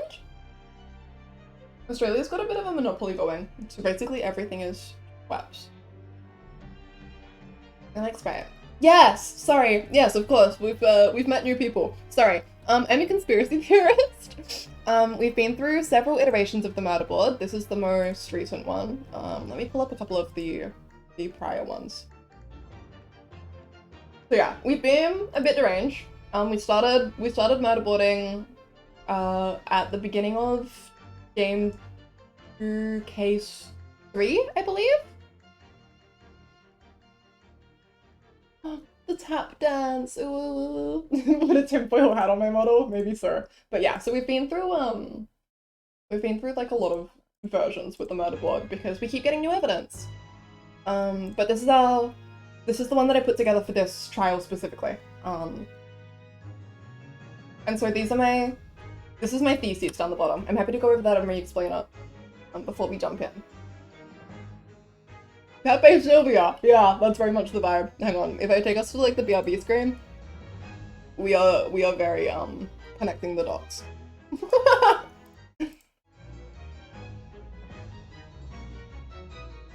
Size's story mode playthrough of the last bit is about 3 hours? Okay, yeah, cool. So 10 hours. That's roughly what I expected from this stream. Easy peasy. Once again, encouraging my fellow Australians to go to sleep.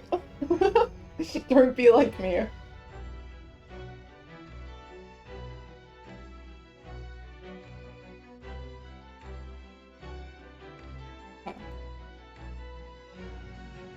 We're a little over halfway. Okay, the range. I love it. Organized chaos. Thank you. It's been so fun to put together. Only 11:40. Love it. My sweetie came in hearing the partner theme from your stream and immediately started to sing it. That's so cute. Josh? Yes, that was mostly aimed at you.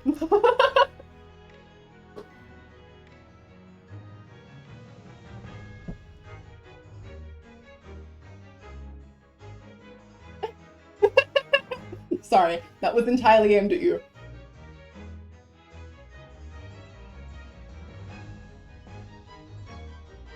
I feel like I have already put you through one all night Ace Attorney stream before. I would feel incredibly bad doing it again.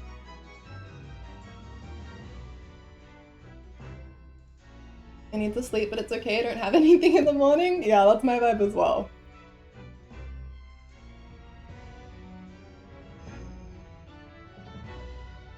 Like, I don't have to do anything.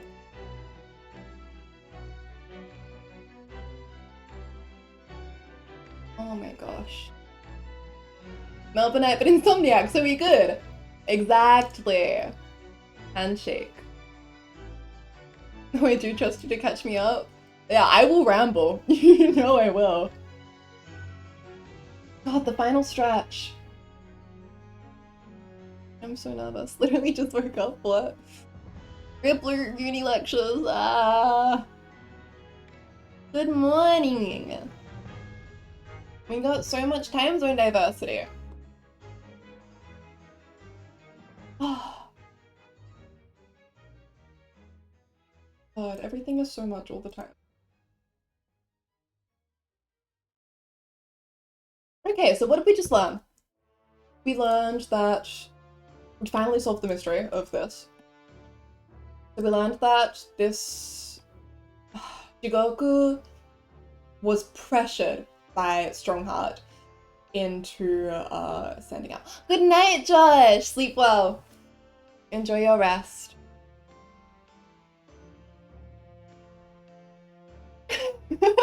DGS solidarity. Guys, take care of yourselves. Okay, so Jigoku and Strongheart worked together to organize the assassin exchange. It seems like Jigoku was a little bit pressured into it, but regardless, he still did it. Anyway. Now, we also learned that, as I suspected, that this piece of evidence was fabricated. That's why Gregson knew to push for it, was because it was nothing. So that's pretty interesting. Now, Gregson fully believed that he was doing the correct thing. It's sort of like an Ace Attorney 4 situation. So this means that Genshin was absolutely framed for Clint Van Zieks. Now, we know that Wilson was instrumental in the autopsy, in the lie. I wonder if that is why... No, who was allowed in the execution room? Now I've forgotten. My little brain is failing on me. Yeah, Gregson believes it's the best course of action.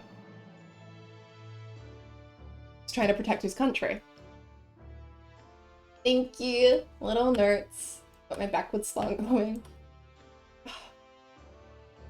In the execution room, so it was Scythe? Yeah, okay, execution in the coroner. So it was just Scythe and then whoever the other executioner should have been. Because Vigil says that he assumed that his assistant or like the head, someone else who could have had access. He assumes that they set up the coven for him. So that person is the person who covered up the death of Genshin, or rather the lack of death of Genshin. Yeah, I don't see why Strongheart would want to keep Genshin alive after going to these lengths to frame him. But I also don't see why Courtney Scythe would work with him. So that's where I'm sort of confused, but I believe I'm still in my theory that somehow Clint is the professor, and Genshin realized this, which is how Clint died. He was stabbed in the heart. They had a duel. And that then he took the fall to protect Van Zieks from the knowledge that his brother was a serial killer. Because I don't think it makes any sense for someone with like this rich-ass collar and a big dog to be... Like, Genshin doesn't have access to that stuff, and furthermore, Genshin is like... What am I trying to say? Furthermore, the murder of Clint has absolutely no similarities to the murder of the other Professor Targets, except for that he's rich. Then Autopsy got something about his finger right. Clint's autopsy is that there is red ink on his hand, despite no red ink being present elsewhere. And now something else that I think will probably be like a key point at some point is that Asogi's left hand is injured. It was injured 2 days before he was arrested. Yes, we can assume he wrote something. We also have the mystery of the Asogi papers to work out. I believe that whatever the Asogi papers were, they were intercepted, and that is what led to Asogi being shot as he rose from his grave. I believe that he was like found out based on Caden's panic. Hi! 50 Mirrors! Thank you for following. Welcome, welcome, welcome. Vigil said something about Asogi paper? Vigil said that the Asogi papers disappeared and that he spoke... Hold on. So essentially, he wasn't supposed to have any personal effects, but he was allowed pen and paper, and Vigil thought that was really weird, but allowed him to keep it. And then later, he encountered Caden, who was like, they disappeared, they kind of just disappeared. But then when we went and talked to Caden was like, huh? No, they never vanished, I've got them right here, and he just gave them to us, and they were just a perfectly ordinary will. So obviously those are like a forgery. Asogi said that this was his last remaining weapon. He also claimed that he took a human life in that exchange, which is why I am linking the took a human life with the fact that Clint Van Zieks was stabbed in the heart and had signs of some kind of sword duel. What if it's the thing that Clint wrote? Well, how does that work? Explain that to me a little more. So if Clint wrote it, then how was Asogi writing it in jail?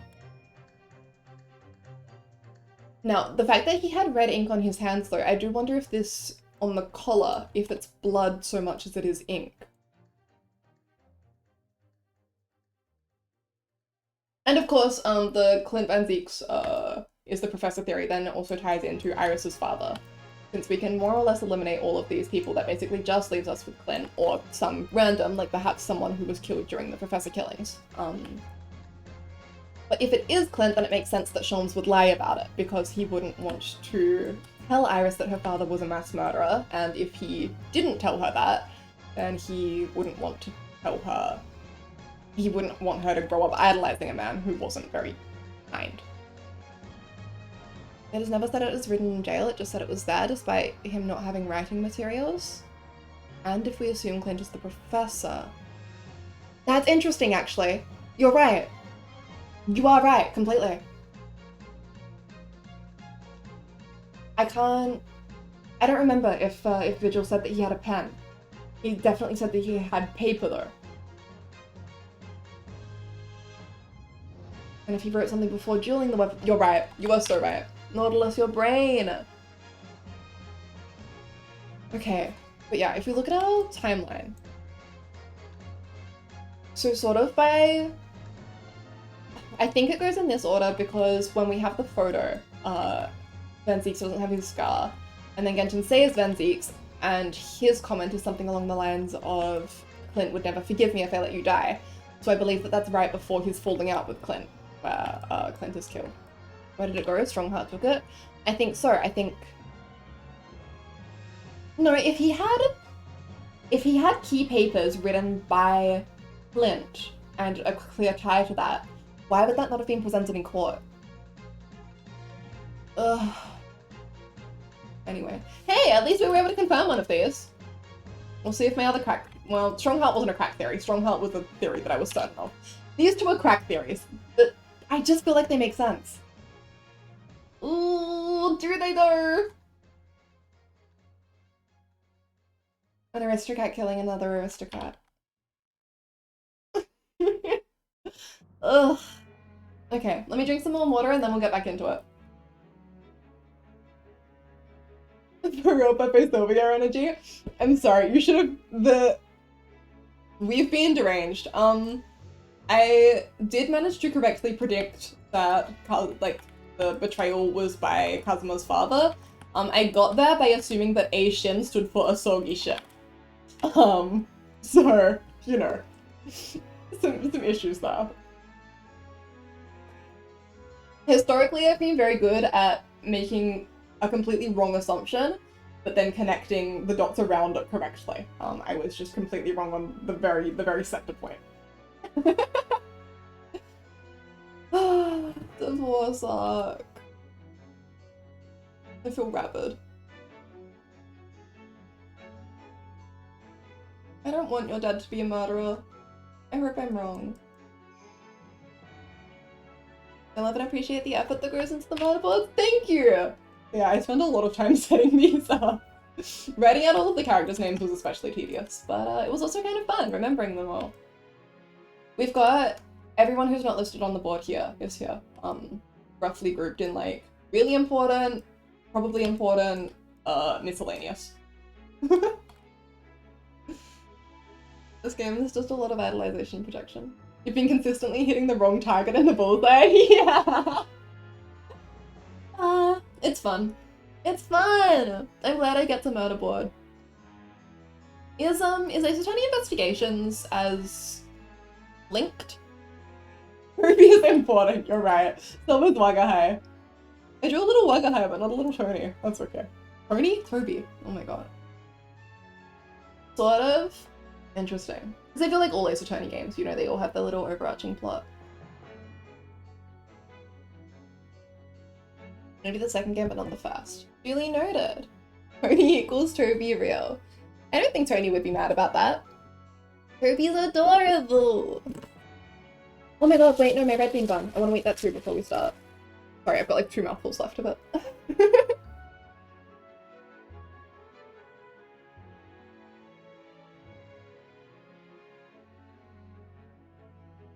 Ramen, come here, I'll share.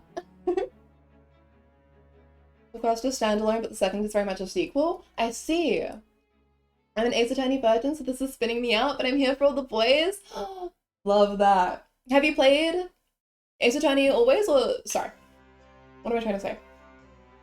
Ace Attorney virgin in that you haven't touched the mainline games, or have you played DGS is my question here. Sorry. I'm starting to make less and less sense as the night goes on. BRB booking a flight so I can visit all the people I know in Aussie. Pug! Genshin said it is will and testaments, but never said it is his. Oh my god! Oh my- yeah, okay, I see what you're getting at. So, Genshin said it's a will and testaments, and of course it's Clint Van Zieg's will and testaments telling him what to do with Iris. Played 0 DGS. I'm delighted to have you here for the absolute finale then. That's pretty comical. Ace Attorney's good, the games are good. Also, Godzilla, thank you for redeeming Stretch. Let me do that now. The second Ace Attorney Investigations game is easily the best Ace Attorney game besides DGS. Interesting! That's so interesting. So you'd say it's better than the trilogy?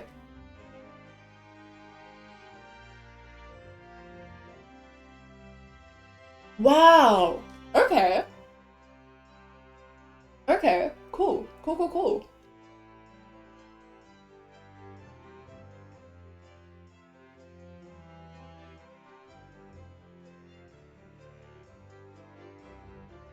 Very interesting. Okay. See, whenever I think about, like, finishing DGS, I feel really sad because, like, what am I supposed to do now? Yes, we saw Genshin's will. I believe that was a stand-in, and what he was actually holding was Clint's will. Or rather, Nautilus has said that, and I agree. Keeping right to the end, classic me. They're good games, you should play them. They're really fun. Okay. One more sip of water. And you know what? I should pee, actually. Give me, a minute.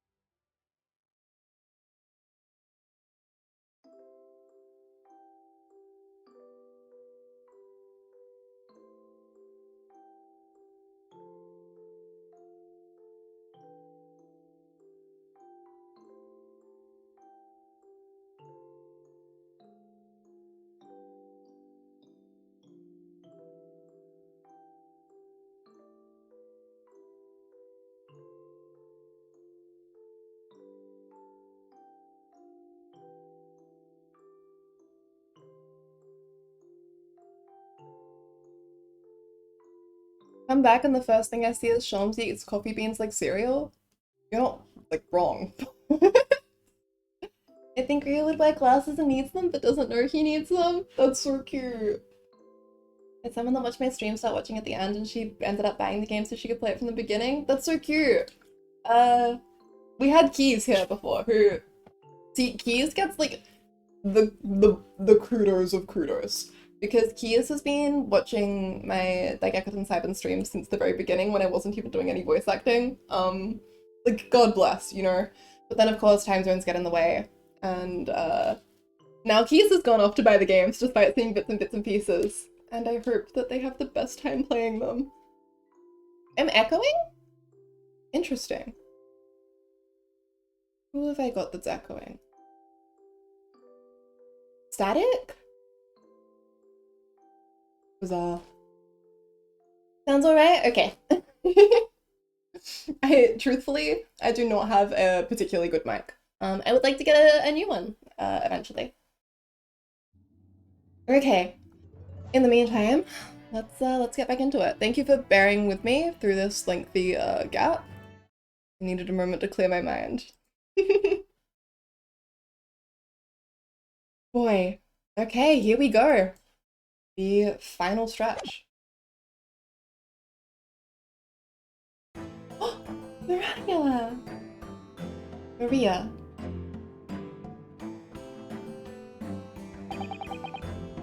Sir, witness. Please state your name and occupation for the court.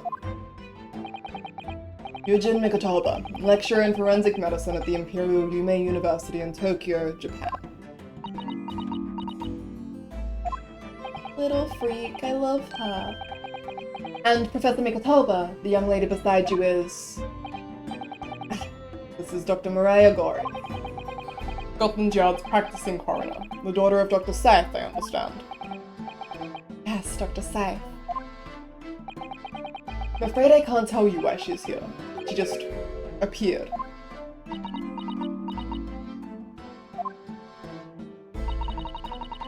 Summon this strange Japanese man as a witness to that autopsy.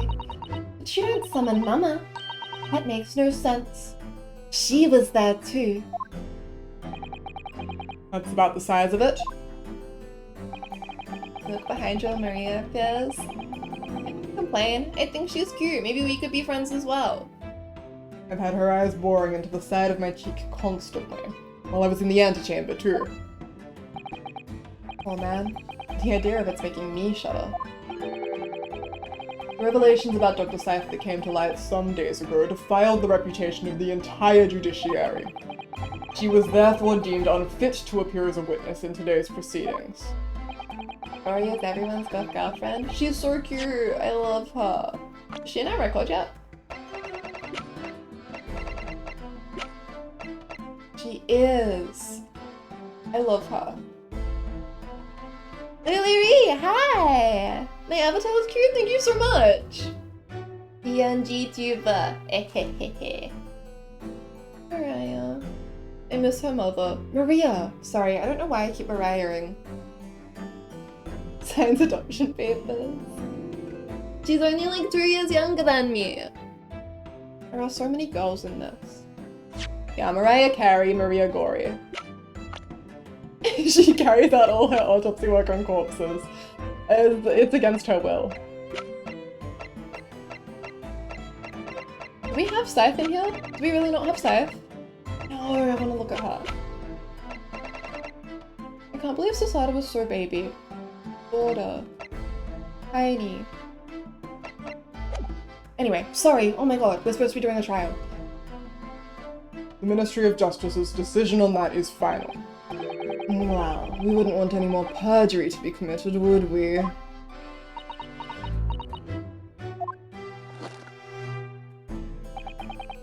The Ministry of Justice. Some questionable strings are being pulled, I think. I remember you, Dr. Mikotova, but I certainly never expected to be meeting you under these circumstances. Yes, it's been a long while, Lord Strongheart. The prosecution understands that you were a visiting student of forensic science in London until 10 years ago. DGS released their Girl Help and then came out with some of the best girls. Some of the most girls ever. I think about that one scene where Susato and Iris and Gina all interact from the end of 1-5. So much. It's so cute. Just the way that they're all sharing all their very different life experiences and they support each other. Ooh, ooh, ooh, ooh. That's right, I studied under Dr. Wilson at St. Sinners. So you were present at the autopsy of my brother, Lord Clint Van Zieks. I was, yes. I assisted Dr. Wilson with the entire procedure. Shh. Mama is far more skilled than any Japanese man. Well, Dr. Wilson asked me to be his primary assistant on that occasion. And this autopsy report was actually penned by you, I believe. Yes. I noted all of the doctor's findings, and when we were done, he read through the document and signed it. Oh, Mama. Secondary assistant, she wouldn't have had such a good view of all the innards. So, Professor, do you remember Inspector Gregson? Yes, of course. If it wasn't for his insistence, Lord Van Ziek's autopsy would never have happened. But he was absolutely convinced that it would reveal decisive evidence against Genshin, you see. So Lord Strongheart had to entreat the nobility to allow it to take place. Do correct me if I'm wrong, my lord. it was as a result of that autopsy that a mass murderer was apprehended and justice was done. But Gregson admitted it before he was killed. He admitted that the results of the autopsy were fabricated. You were there at the time, so you must testify. You have an obligation to tell the truth about what really went on. The fact that he's confronting the man who raised him about lying about the autopsy that had his father executed, like, that is so brutal. I was wondering if Marie in the art book that looks like something out of Silent Hill. I love her. Bless. Oh, I feel sick, I feel ill. Absolutely. That's precisely why I'm here. and that's why I'm here too. Very well then. You will give your formal testimony now, witness. But before you begin, a word of warning. Oh? You will state truthfully and accurately what you saw and what you heard at the time. I wouldn't dream of doing otherwise, my lord. The moment your testimony verges on supposition, I will expel you from my courtroom. Remember that.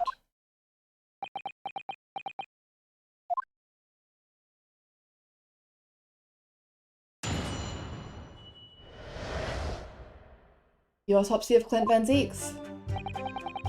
From my own observations, I couldn't say there was any indication of the autopsy results having been fabricated. Death resulted from a wound made by a Western-style sword transfixing the heart. That I found a little strange. There were no other signs of internal injury. Nothing questionable at all. It was just that beautiful but dangerous piece of evidence removed from the man's stomach. Presumed to have been swallowed by the victim as a way of posthumously identifying his assailant. No indication. Nothing to suggest fabrication. Professor Mikatoba, are you certain about that? Well, nothing that I could positively identify as such, much less swear to in testimony.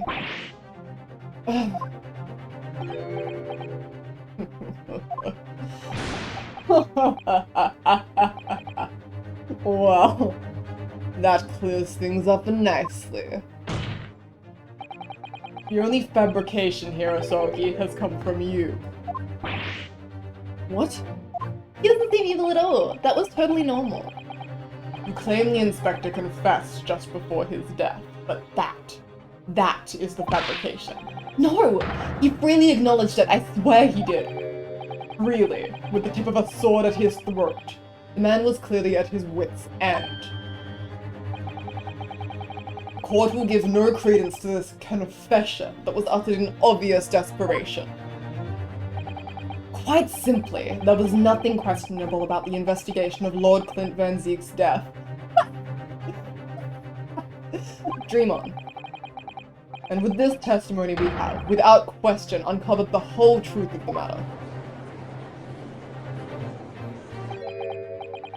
Whatever you say, bro.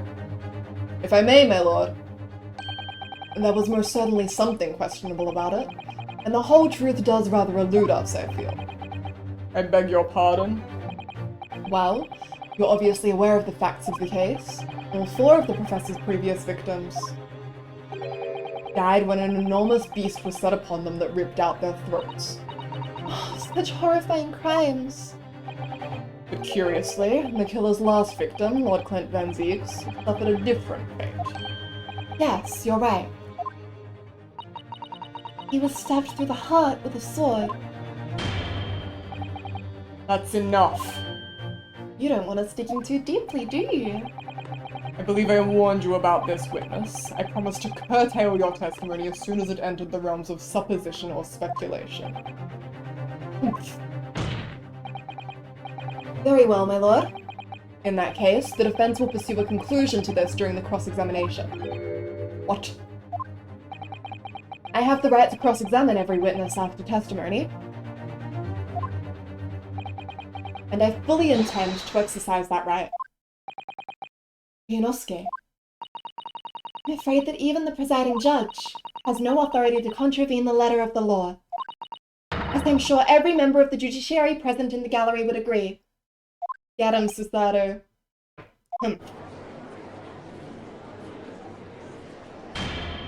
Let's go, Ryu! Let's go, Susie! Siblings, siblings, siblings. Very well. You may begin, counsel. However, the moment your argument strays from the established facts, I will not hesitate to bring the cross-examination to an end. Proceed with caution. Is this one of those, I'm not allowed to press every statement situations? Or is he just talking for fun? The autopsy of Clint Van Zieks. He's asserting his right like Kazuma did in 1-1. No, I'm good? Okay, thank you. There are sections in the mainline games make me so anxious. Because yeah, like when we're playing on stream, I try to just press what's relevant so that we don't spend like 20 hours going over dialogue that doesn't actually advance the plot. But when I play alone, I'm sort of like, press every statement. Okay, from my own observations, I couldn't say there was any indication of the autopsy results being fabricated. He didn't say anything amiss. It was a Western-style sword, that I also find strange. In all of the previous 4 killings attributed to the professor, the victims were killed by an enormous dog, I believe. Their throats were, well, mauled. Correct. and yet Lord Van Zieks was stabbed. Ah, do you mean to say you think Lord Clint Van Zieks may not in fact have been one of the Professor's victims? There is no basis on which to doubt the findings of the investigations carried out at the time. The way Ryu turned into the competent and virtuous lawyer he saw Casimir as, I'm so proud of him! But Genshin Asogi confessed to all of his crimes upon his arrest. He admitted to having taken the lives of all 5 members of the aristocracy. did he? Ugh. Yet the beast that was used to carry out the killings was never identified. No evidence was found to suggest that Genshin had ever kept a dog. A true hound of hell. Real quick, Mr. Van Zieks, did your brother have a dog? All of the signs of internal injury, nothing questionable at all. What about the red on his hand? And what do you mean? What was the Hold evidence? What exactly was it though? What does beautiful but dangerous mean? Well, it was sparkly and round, with a hole, as if it might slip over a finger perhaps. It was a ring belonging to Genshin Asogi. My father's ring. Was inside the victim's stomach? At the time, Genshin wore a large ring on the digitus quartus of his left hand, the 4th or ring finger. I'd understood it was some sort of keepsake. When my father left Japan for London 16 years ago, I was 8 years old. But I remember that ring. You do? My father's possessions were sent to our family home in Japan after his death, but the ring wasn't among them. Obviously not. It was a key piece of evidence. It remains under lock and key in the stores at Scotland Yard to this day. After the autopsy, Genshin was summoned by the police to check for the presence of his ring. It wasn't on his hand, of course. Moreover, there were deep abrasions on his finger where it had been pulled off.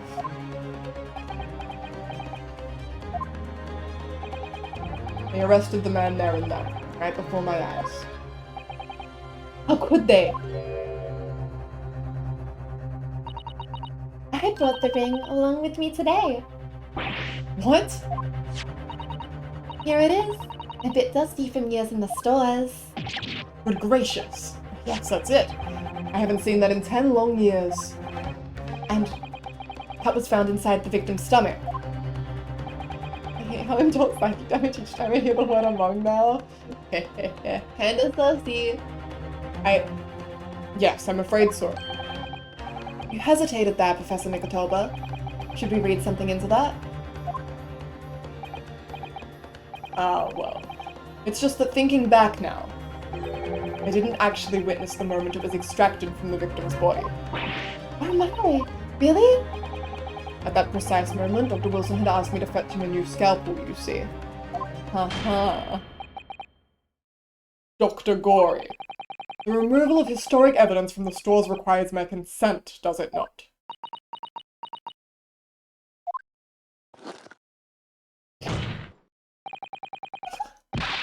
However, it came to be here. The court cannot deny that this is crucial evidence for today's proceedings.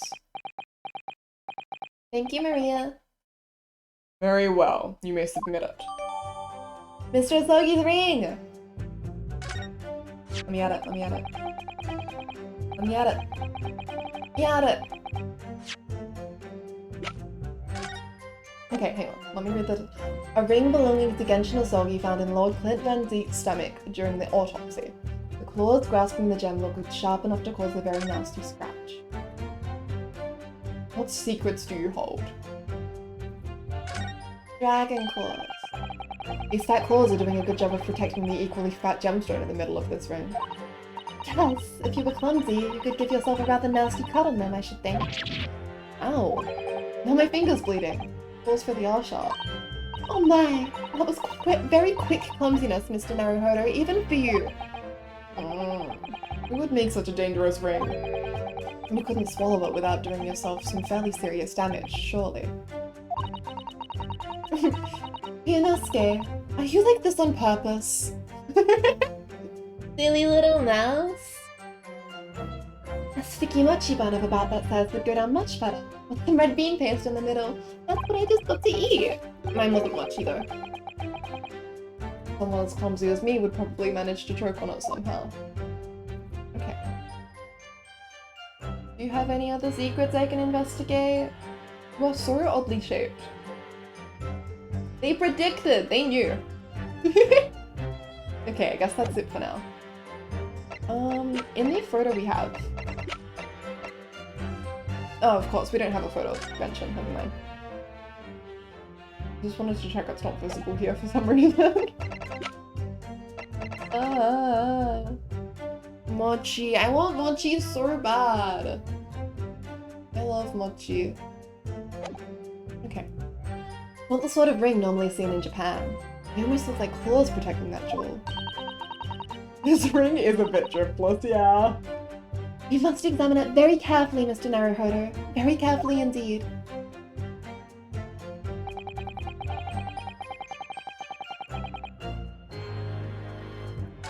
The way she said that makes me think I missed something.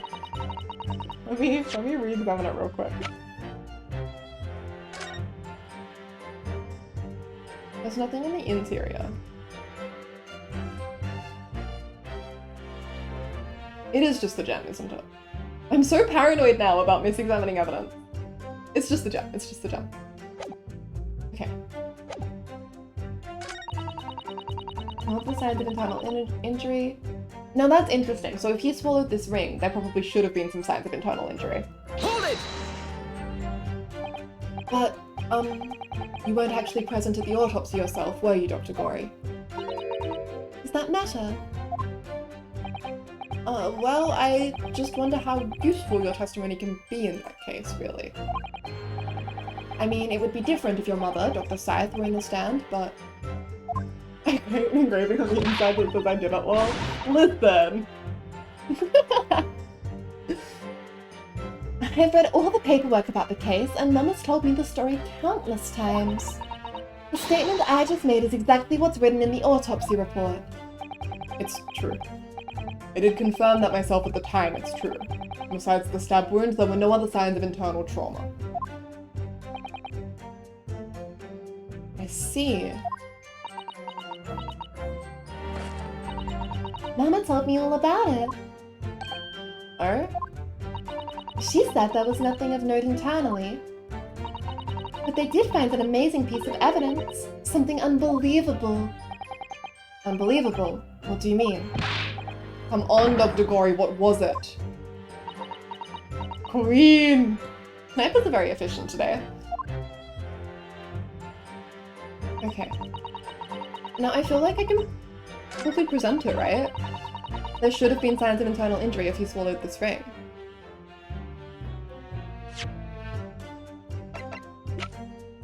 The claws clasping the gem look sharp enough to cause a very nasty scratch. Objection! The court has heard that the ring was extracted from the victim's stomach. But you didn't actually see it being removed, did you, Professor Mikotoba? That's right. As I said in my testimony before, at that moment I was fetching a replacement scalpel that Dr. Wilson had requested. In other words, you can neither confirm nor deny whether this ring in fact really came from the victim's stomach or not. What are you suggesting, counsel? That the ring was never in the victim's stomach to begin with. It's entirely feasible that Dr. Wilson fabricated that detail about the autopsy. What are you saying? That Dr. Wilson was in possession of the ring in advance after it was somehow stolen from Mr. Osogi. And he produced it during the procedure, pretending to have found it there and then in the victim's stomach. Objection! Supposition at best. What possible evidence do you have to support such a rash claim? This evidence, right here. That's the autopsy report. It's explicit in that report, counsel. Other than the ring, nothing unusual was noted internally. So I'm not sure how you intend to prove your point. Also, just on the basis level, why would he swallow a ring if he was dying? Just a little bit Phoenix Core.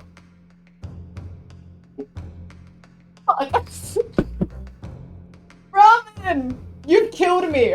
I picked that exact moment to take a drink, and I did very much spit it all over myself immediately afterwards.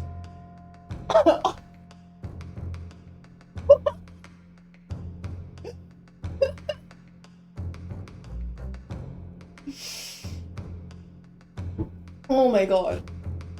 The timing on that was horrific.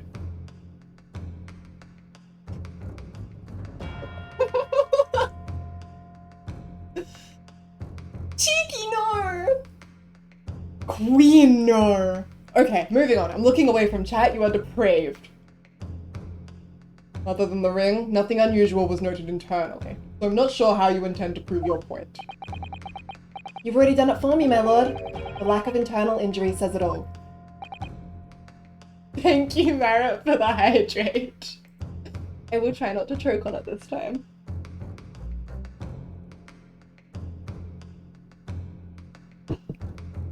What? To swallow a ring of this size would require considerable effort and determination.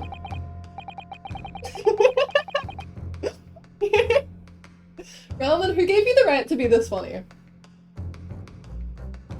And in addition to its size, these are the sharp claws around the gemstone to contend with. My brother was a determined man, and on the brink of death even more so, I'm sure. He would have stopped at nothing to ensure that Evil Killer was brought to justice. But if he had really swallowed that enormous ring, it's inconceivable that no traces of its passage down his throat would have remained as internal trauma. No!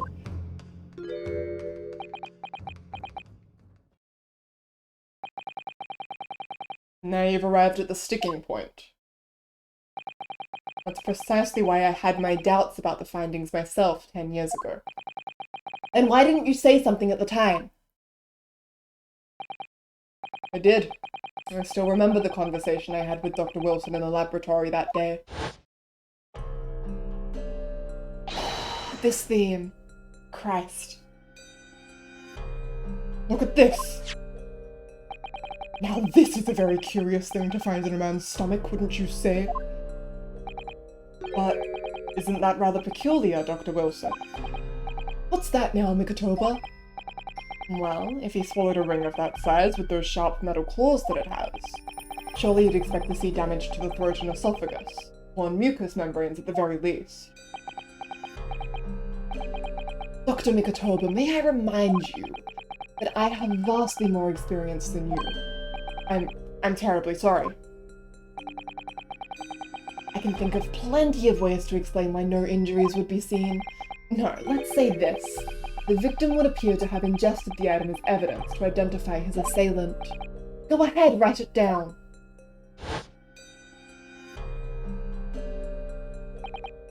I was right. Dr. Wilson deliberately fabricated the results of the autopsy to implicate my father. I'm disappointed, Counsel. That argument is nothing more than speculation. What? Dr. Wilson was Britain's leading authority on forensic science and autopsy work. There is no scientific basis on which to doubt the man's expert opinion. Pardon the interruption, my lord, but damage to the mucous membranes of the throat is easily identified even in living subjects. Using a device called an endoscope, recently demonstrated in practical use in France. I want one. The government can pay. I don't think so. And Dr. Gory, rest assured that your removal of evidence from the stores without permission will not go unpunished. We open up the dead to find the truth. I beg your pardon? But Mama, she chose to stitch her corpses up with all her secrets inside. That's wrong.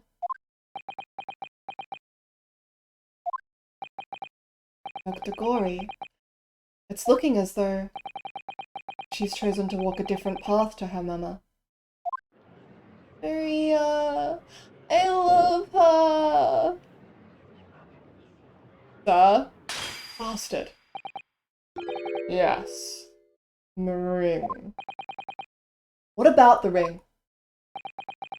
I've just remembered something. An earlier incident. We love breaking free of the trauma of their parents. Love to see it. What incident? The one I recounted to you before, about a memory I have. My man Benzix has gone through a whole dinner set of chalices this stream. At least he hasn't tossed a whole wine bottle. Of Genshin Asogi saving my life. What? Like my father saved your life? It was 10 years ago, on a foggy night. Genshin and I were walking down some back streets at a late hour. All of a sudden... Don't make a peep, you're coming with us. Oh, he was wearing it then, cool. All of our assailants were armed with pistols, their faces obscured by scarves. Pray forgive Queen for being derelict in her hallowed chalice duties.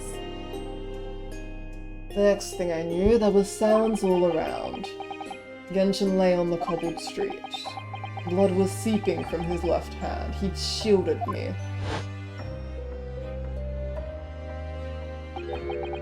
It was on the ring finger of his left hand that he used to wear that ring.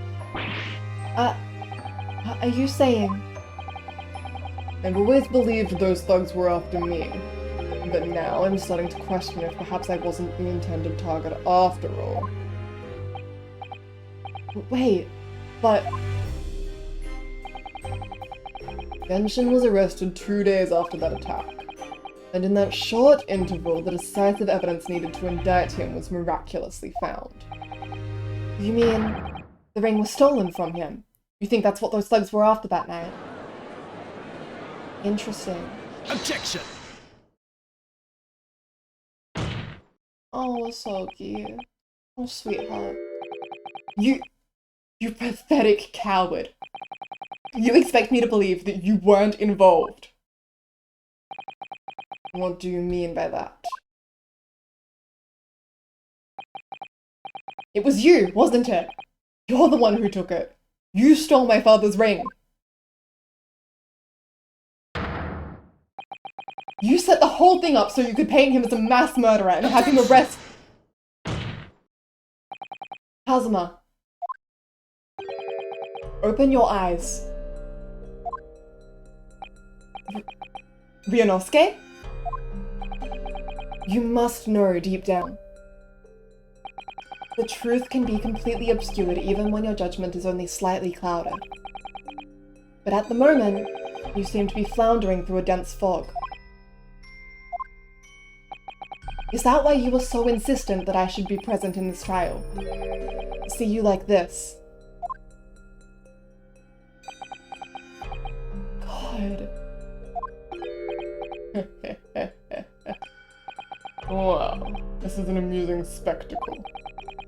What a grandiose expression on your face, as if you were Lady Justice herself. It seems you've thoroughly convinced yourself of this alleged fabrication of the autopsy results. So much so that you're apparently blind to the blatant contradiction that would be born out of it. But though it's extremely hard to believe, let us imagine that there was some misconduct during the autopsy. If that were the case, why would Asogi not have disputed the findings in his trial? Oh. In the closed court hearing 10 years ago, the defendant never once denied the claims against him. He could only trust Ryu to go against him. I feel ill, but also full of love, but also ill. Isn't that right, Lord Van Zieks? Wobble cry. Yes, that is indeed correct.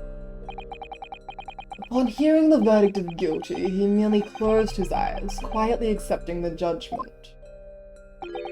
The actions of a man who has accepted responsibility for his deeds and is resigned to his fate. But then... Oh my! That is very strange. If Mr. Osogi did nothing to oppose the charges against him, then that would surely mean there was no fabricated evidence. An obvious conclusion at which you should have arrived many minutes ago, Prosecutor Osogi. Your twisted loyalty and clouded judgment are hampering your ability for logical thought.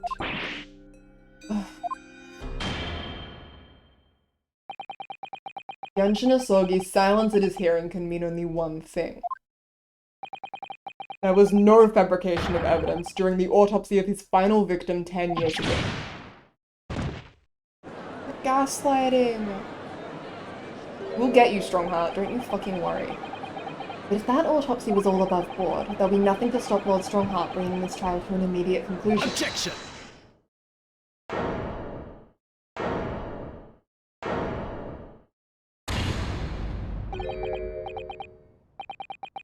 Thank you, Ryunosuke. If it wasn't for your frank words just now, this trial may very well have ended prematurely. Kazuma? Can you come home, please? What's this latest absurdity, Counsel? My lord, your reasoning is perfectly sound, but for one giant hole. I beg your pardon. You claim my father's silence was due to the fact that there was no fabricated evidence, but there's another possible explanation. You've overlooked the possibility that he had a reason for maintaining that silence. Objection! Silence that would lead to him being convicted and sent to his death. If the autopsy results were an invention, there's no conceivable reason why the man wouldn't have protested. Unless he knew that he would not be executed and had someone he wanted to protect. Objection! Oh, those results were inventional, right? There's no question of that. Or are you forgetting that two people with a connection to that autopsy have been assassinated? If I force the grievances I feel from my mind, I start to see you in a very different light. I think perhaps it's you who's been living in delusion these 10 years. Me. Kazuma-sama has created one last chance for us here, Mr. Naruhodo. If we can only show there was a reason for his father's silence in his trial. Reason why the man would have said nothing, even though he was innocent. Could it have been part of some negotiation, perhaps? Enough rhetoric. The court must be shown evidence. What proof do you have that could possibly explain Osogi's silence in court? Oh wow, we're coming in hot with this, huh? That would be the, if I'm right,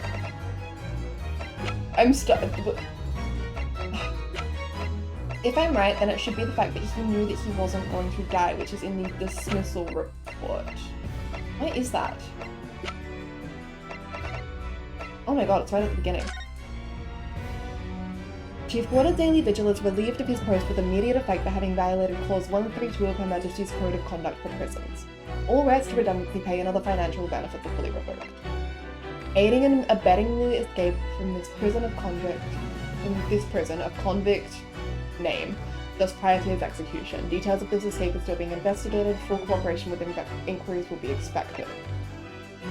Indications are that the jailbreak plot was conceived prior to the convict's incarceration. It's believed that the convict engaged in some form of negotiation with prison staff in order to secure assistance. Full disclosure and information regarding these negotiations will be demanded. Prosecutor Evil in one of the OSTs ever! All of the songs are so good. But yeah, okay. So Osogi was silent in court because he knew that he wouldn't die anyway. Right? Take that! It's true that Genshin Osogi's silence during his trial resulted in his conviction, but that didn't actually lead to his execution. On the contrary, it led to his escape, an escape that was only possible because he'd been sentenced to death. Although I find it hard to believe my father would have negotiated in that way, the defense is correct. A fake execution, falsification of a death certificate, and a jailbreak inside a coffin. Clearly such an elaborate plan couldn't have been carried out by my father alone. must have had the help of a collaborator from the judiciary. I have here the dismissal notice of the chief warder who was working in the prison at the time. The notes read, there are indications that the jailbreak was in planning prior to the inmate's incarceration. In other words, there were suggestions of some sort of negotiation between Mr. Asogi and the British government. In exchange for his silence in court, he was given an assurance that he would be broken out of prison. Right! Of course, and that's why Scythe would help. Oh my god, of course, it's all part of everything. But then he was shot anyway because they never had any intention of letting him really escape. But why not just execute him for real? It's not like he could have prevented it. We'll see, we'll see. Yes, with that sort of clandestine agreement in place, I can imagine he would have kept very quiet. I would go further than that, in fact. I would say that the elaborate jailbreak of Mr. Asogi can be explained in no other way. Order! Order! First fabricated evidence and now a jailbreak conspiracy. Of course, because it's all intimately linked. The prosecution wishes to summon new witnesses to the stand. Witnesses? People who can testify about the jailbreak that took place 10 years ago. Governor Caden, and the poor chief warder of the prison. I won't allow this trial to turn into a farce, to summon the governor of the prison after all these years. Oh, it wouldn't be any trouble, my lord. What? Father? My dear friend may appear a little rattle-pated at times, but I can assure you he is extremely thorough. He wired both Barclay and the local prison earlier. Asking Governor Caden and Mr. Vigil to attend the Old Bailey is a matter of extreme urgency. Sholmes, I'm in love with you. Partners, dear friend. Thank you, Sholmes. Mr. Sholmes did that. Are you telling me that Both men are, unless I'm much mistaken. Waiting just outside the courtroom at this very moment. That smug smile.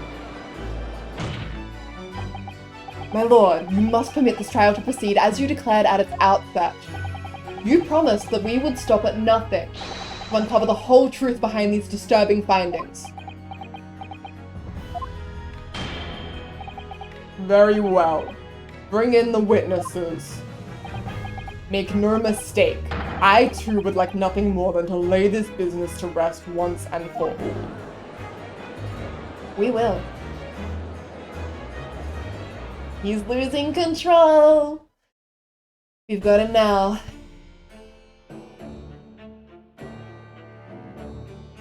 Sholmes just gathered all the witnesses in the antechamber. There's a party going on. I would love to go to a Sholmes party. Would the new witnesses state their names and occupations for the court, please? Hi, Mary Caden, Governor of Barclay Prison. Everyone calls me Gossip. I sell jaunty little tidbits to your other persona, if you don't mind.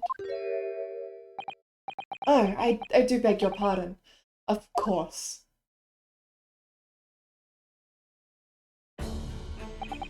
My name is Daily Vigil. I used to be the chief warder at Barclay Prison. The reason you've been summoned here to court today is to testify about the jailbreak of the so-called Professor 10 years ago. Losh, the Professor, had already been through all this before, a decade ago. And the conclusion was that there was nae anything untoward happened. A convict escaped from your prison, Governor. Hardly what you'd call nothing untoward. Well, the convict's death certificate was somehow falsified after he was allegedly executed. He escaped the prison inside his own coffin. A plan of that complexity could never have been carried out without the help of somebody of influence inside the prison. Governor Caden, don't imagine that the passage of time will afford you any protection. If it turns out that you were involved in the plot to break Mr. Asogi out of your prison, then of course, the consequences will be very serious. In all likelihood, a capital punishment.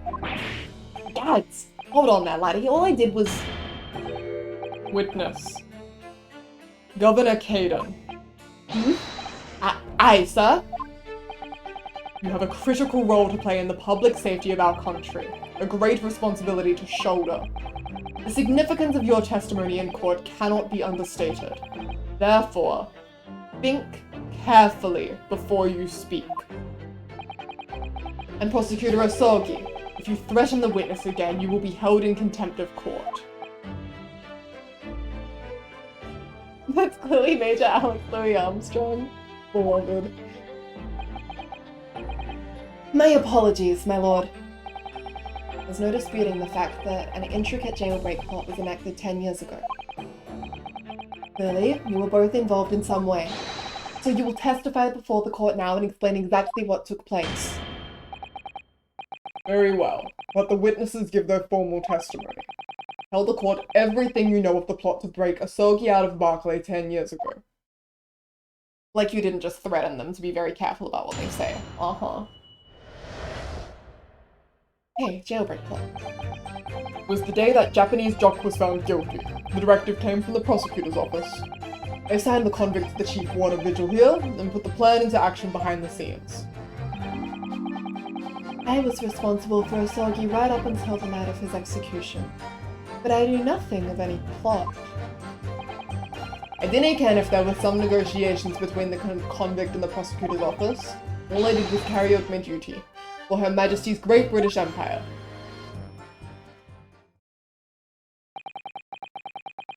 A directive from the prosecutor's office. Are you saying that was the jailbreak plot? Aye, that's right. Who sent it? Who authorized that plan? I didn't ken that. You're saying you don't know? Listen, there wasn't a thing about that professor case that was nae unusual in some way. I didn't ask any questions, I just did what I was told to do. More than that, I couldn't tell you. I see. But if the jailbreak plan originated from the prosecutor's office, then one thing is very clear. As suspected, there were clandestine dealings going on between Mr. Osogi and that office. The jailbreak was promised in exchange for Mr. Osogi admitting to crimes he didn't commit.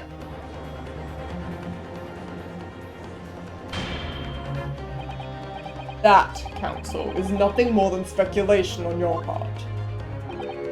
So, let me ask the defense. Oh, yes, my lord? I fail to see how these witnesses have any more pertinent information here. You intend to assert your right to a cross-examination? Absolutely. I have no intention of squandering a single opportunity, my lord. It seems all you Japanese are fiercely tenacious. Very well. Proceed, counsel. Okay, I will. Alright, what have we got here? The day that Japanese jock was found guilty.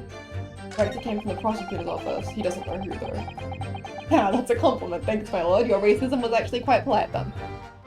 Then the convict the chief ordered Vigil here and then put the plan into action behind the scenes.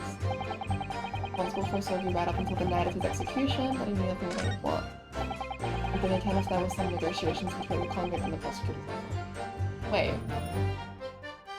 Oh, I see. Okay.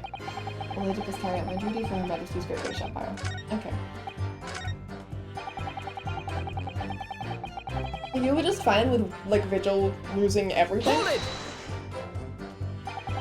So, Mr. Vigil, you didn't know anything about it at all? That's right. Your only role in the scheme was as a scapegoat. That's right, isn't it, Governor? And poor beggar had to take the rap for it. Alright then. Who else did know about the plan? I've not the first idea, laddie. My part in the whole business was basically just dealing with the aftermath. I wouldn't be surprised if there were other folk in the prison service who'd been given similar orders. So you don't know who else was involved? Aye, that's right. All I can tell you is that the night it actually happened, the person at the reins was Dr. Stevens.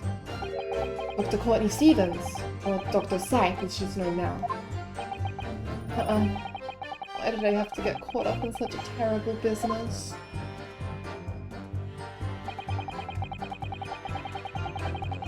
I wanna press on the first one actually. I wanna see if Anziques has anything to say. Hold it! See if I can pursue him at any point. And you say you don't know who actually issued the directive. Aye, that's right. All I can be sure of is that it was official. But if it was from the prosecutor's office, that narrows down who could have issued it straight away. And it wasn't me. Yay, Van Zieks! I can't say even with certainty that it did originate from the prosecutor's office. What? There's no telling where it started. There's a fair chance it came from higher up the ladder. Basically. I can't give you any indication of who was behind it. You can't be serious. All we can say for sure is that the order must have come from somebody on authority, I suppose. Like the us on the ground, as it were, didn't bother with idle speculation. We just get the job done. No wonder! Someone higher up with power, you say? Who on earth could that possibly be? So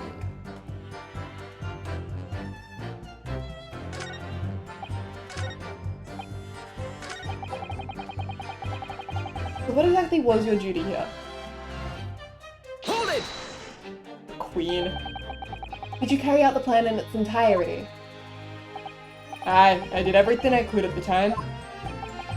As you know, Genshin Asogi was shot dead in Lowgate Cemetery after the escape. Tell me, was that part of the plan too? Haven't lost any life points yet!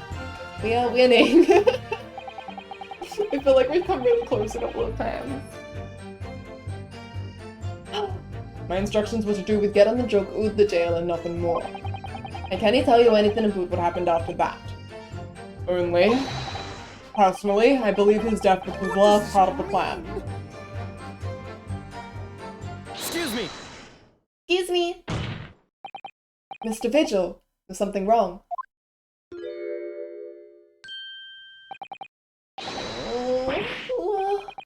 Yes, sir? What can I do for you, sir? He's saluting now? What is it? Some sort of Barclay convention? What Governor Caden was just saying seemed to upset you. Did it bring something to mind, perhaps?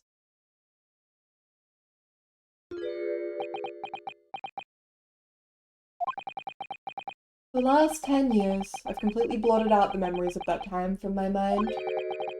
I was betrayed by my superiors in the name of my country. Just as my father was betrayed, it seems.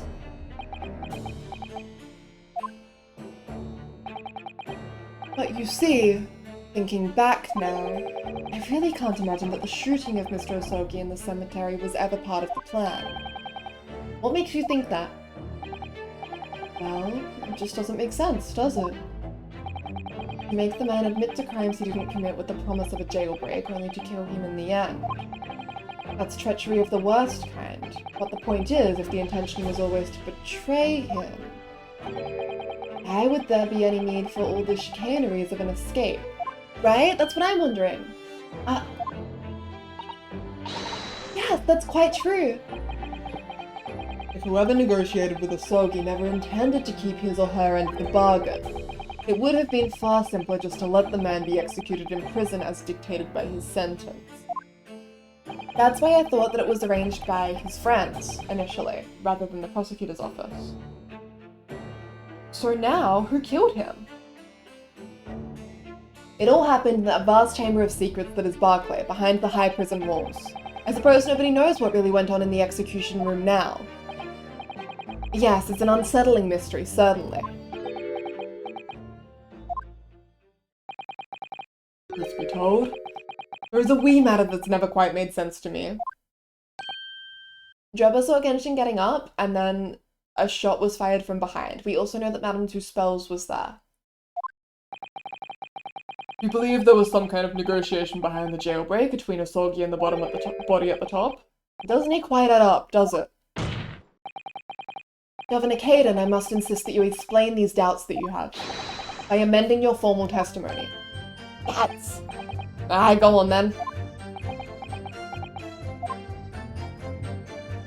What if since things got soured because someone found out so they didn't keep their end of the bargain? Interesting. Seems to me that the Japanese fella did they have nothing to bargain with. But that's where my theory comes into play, right? He did have something to bargain with if he knew that the real killer was... I don't know, how bad is it really that he would be the Hold it! her. I'm starting to feel somehow more and less like Clint Van Zeke's Professor is a Crack Theory. It feels more or less plausible every moment. Admitting to the crimes, that was what he had to bargain with, surely. And can I say that myself? After all, did the prosecution now have conclusive evidence against the Carlier? This, you mean? Discovered during the final victim's autopsy. There's every possibility this conclusive evidence was fabricated by Scotland Yard and the prosecution. Objection! Possibilities are all very well, but nothing has been proven. You can holler about misconduct in the trial 10 years ago all you like. Oh, fumbling my controllers. But if you can't establish that it happened with hard evidence, no one's going to listen. Aye, that's right. What I'm saying is... the convict had nothing. Nothing he could use for any kind of bargaining at all. The witness makes an astute point. Logically, it would seem no negotiation could have taken place. And yet the plan to break the man out of prison was definitely put into practice. So he must have been armed with something that gave him an angle to negotiate. So Asogi-san agreed... Asogi-san. Cute. So Asogi-san agreed to confess to the crime... Oh, we're talking about Gensha. Sorry, I just got so confused. I was like, why would he call him that now? So Asogi-san agreed to confess to the crimes because he was assured he'd be broken out of prison later. I really don't think that Kazuma-sama's father would have engaged in such negotiations. Then perhaps something compelled him to agree. What a terrible thing, using the law to legitimize such underhand dealings with a desperate man. That almost 4 AM brain, it's hitting hard. Now I do wonder If anyone threatened Kazuma as a way to get Genshin to cooperate. what a terrible thing, using the law to legitimize such underhand dealings with a desperate man. Only to double-cross him in the end. It's quite the opposite of justice. I can't help feeling. There's something about this apparent negotiation that doesn't quite add up. Something doesn't quite add up, Mr. Naruhodo. No, it doesn't. I can't quite put my finger on what yet.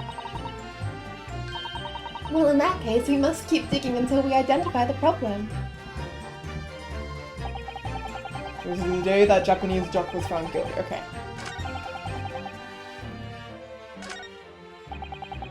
Responsible for Asogi right up until the night of his execution, but I knew nothing of any plot. This is the new thing we got. Can we present anything against it? What did he have to bargain with? Let's go over everything.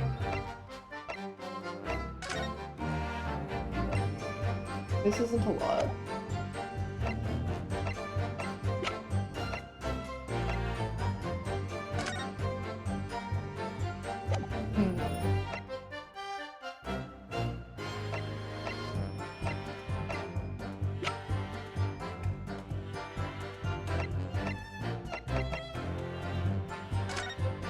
The only weapon I have left.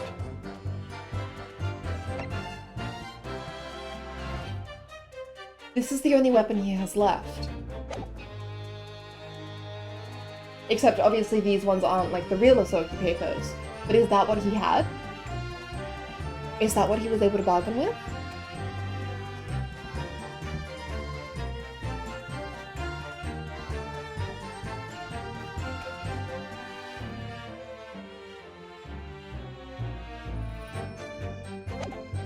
Trust my gut. Okay. It's like we were saying, we don't have any strikes yet. Objection! Yes! Thank God. Relief. confessing under oath to murders he didn't commit on a verbal assurance of later being broken out of prison. Genshin Asogi was taking an incredibly risky gamble. Very true. There was nothing to stop the British breaking their word and executing him behind closed doors anyway. Under normal circumstances, no man would stake his life on a gentleman's agreement like that. Which means that Mr. Asogi must have had a trump card. I think theorizing helps a lot with playing this game. Yeah! Like, I have a lot of... I'm more familiar with the evidence than I would be otherwise, because I have to look at it so much to make sense of anything. Something that guaranteed he wouldn't be betrayed, some kind of weapon. Heavens, the fella couldn't possibly have had anything like that. But you know that he did, Governor. The Asogi Papers, the name given to the last will and testament of Genshin Asogi. It turns out that Mr. Asogi was hiding his will in his cell at Barclay. Chief Warder Vigil caught him with it one day.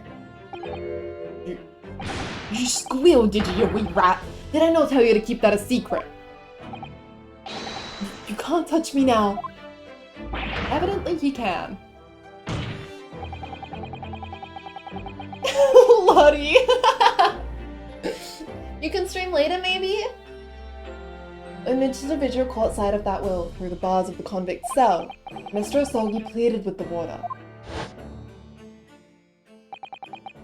Alright then, what's on that paper? The last will and testament. Taya, hi! How you doing? We are getting there. We are going to succeed and win. It's been a lot so far.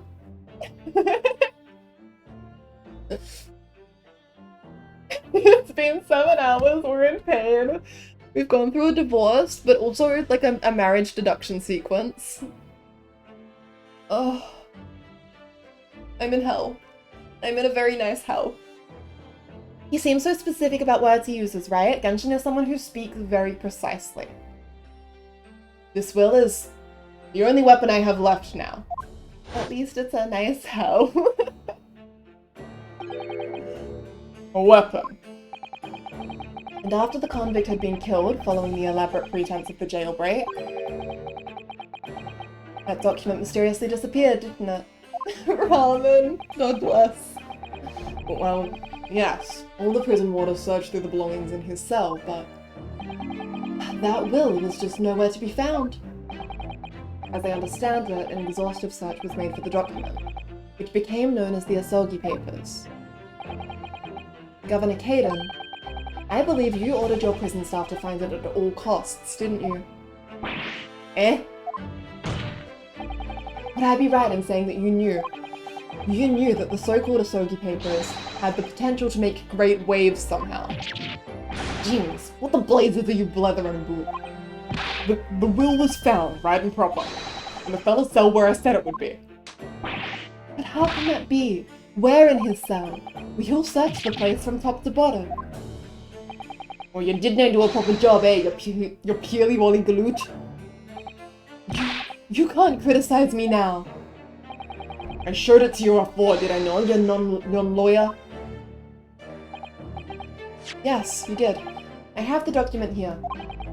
It's written in Japanese and reads, "The last will and testament of Genshin Asogi." Which means everything is as it should be. Not quite, my lord. You see, there's an undeniable inconsistency here. What? What inconsistency?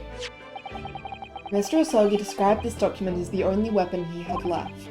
And yet, this will contains nothing of significance at all. Nothing that would have given the convict any leverage. Are you suggesting, my learned friend, the last will and testament stored at Barclay Prison all these years is actually a fake?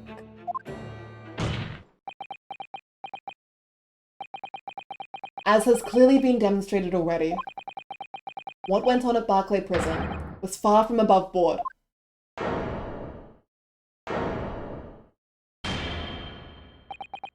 That last vilification by the defense was an affront to the entire British legal system.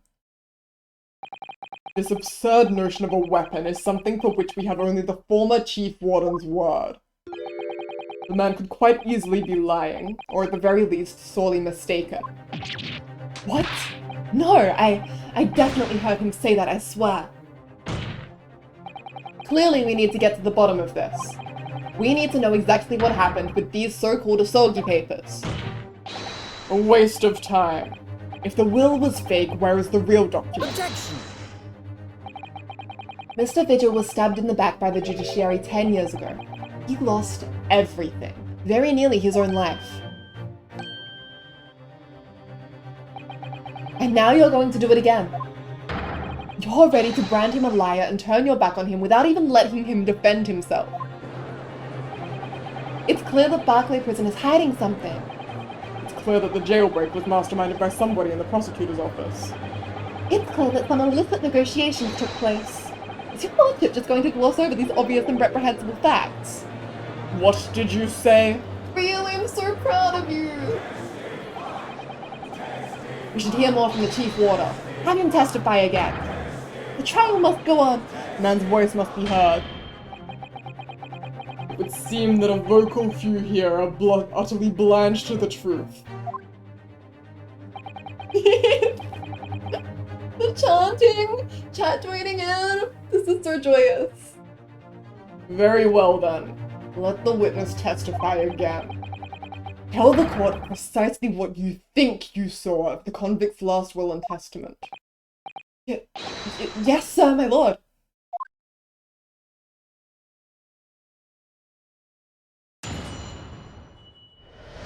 Good job, Ryu.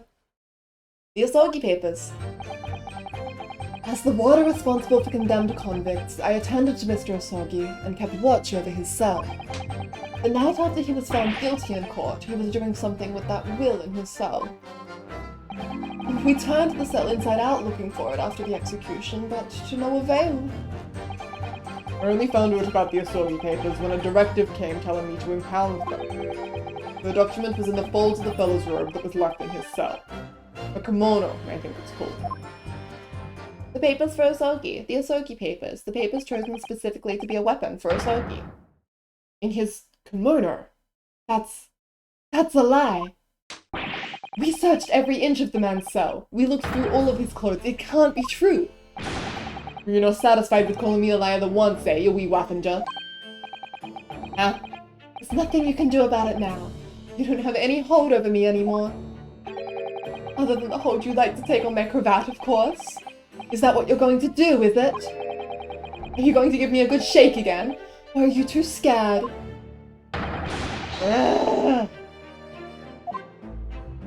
Deranged. Little and large. What a double act. Protect those hands! We complied with Asogi's will as far as was possible. All of his personal effects were delivered to his family home in Japan. Best quality, his wiggles! As a courtesy to the homeland of the most notorious killer our country has ever seen. And we were much obliged. I can confirm that all of my father's belongings arrived safely. Aye, and you can't deny the handwriting is that of your old man, eh? Yes, there's no mistaking that it's my father's brushwork. Really? And this last will and testament was the man's last weapon, was it? I think we can safely assume that the convict was merely prattling, knowing that his end was nigh. So, counsel for the defense. Your cross-examination, please.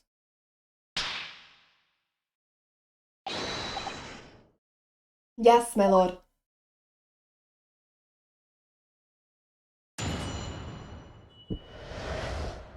The Asogi papers.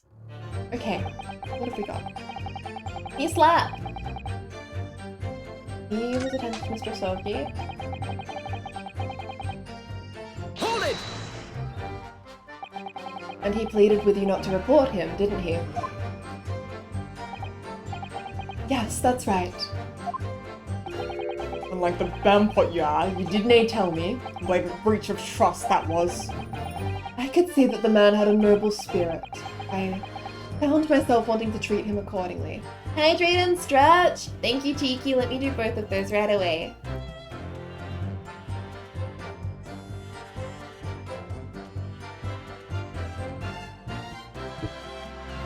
Oh, big stretch. Okay. But according to what you told us 2 days ago, the convict had been strictly forbidden from having any writing materials whatsoever. Yes, you're quite right. So when exactly was the will penned? That was before the man was remanded in Barclay, obviously. And was it penned in red ink? Yes, at the prosecutor's office under supervision of the relevant authorities. I personally instructed Asogi to make a will for the benefit of his family in his homeland. In that case, why was it found in his cell? What do you mean by that? Well, if it was penned at the prosecutor's office, you would have expected that it would remain there for safekeeping, surely.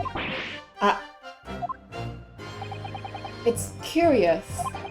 There doesn't seem to be any obvious explanation for why it was subsequently found in the convict's cell. Ugh, well, The defense makes an astute point. Well, Governor?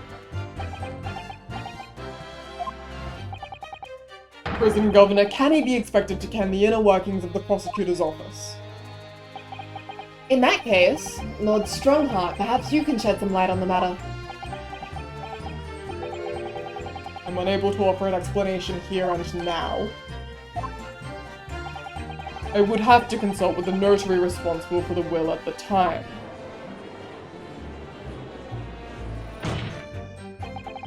The fact that my father's will was discovered in his cell is clearly inconsistent with what was expected. I want to know why. Another inexplicable mystery, then. Well, The thing is about that will. Found the cell inside and out looking for it after the execution, but it was gone. Bruce Strongheart? That's certainly how it feels lately. Good for the crowd, good for us. Why were you told to impound them? I have so many questions about all of Hold this. it! And that directive came from the same source as the one instructing you about the jailbreak? Aye, from the top levels of the prosecutor's office. What name was on it? I didn't ken afore, and I didn't ken now. All I can tell you is that my orders were to do everything in my power to find that document. The directive said it had to be somewhere inside the fellow's cell. Document. Was that the wording? Document, not will. Aye, that's what it said. Am I clutching at straws here?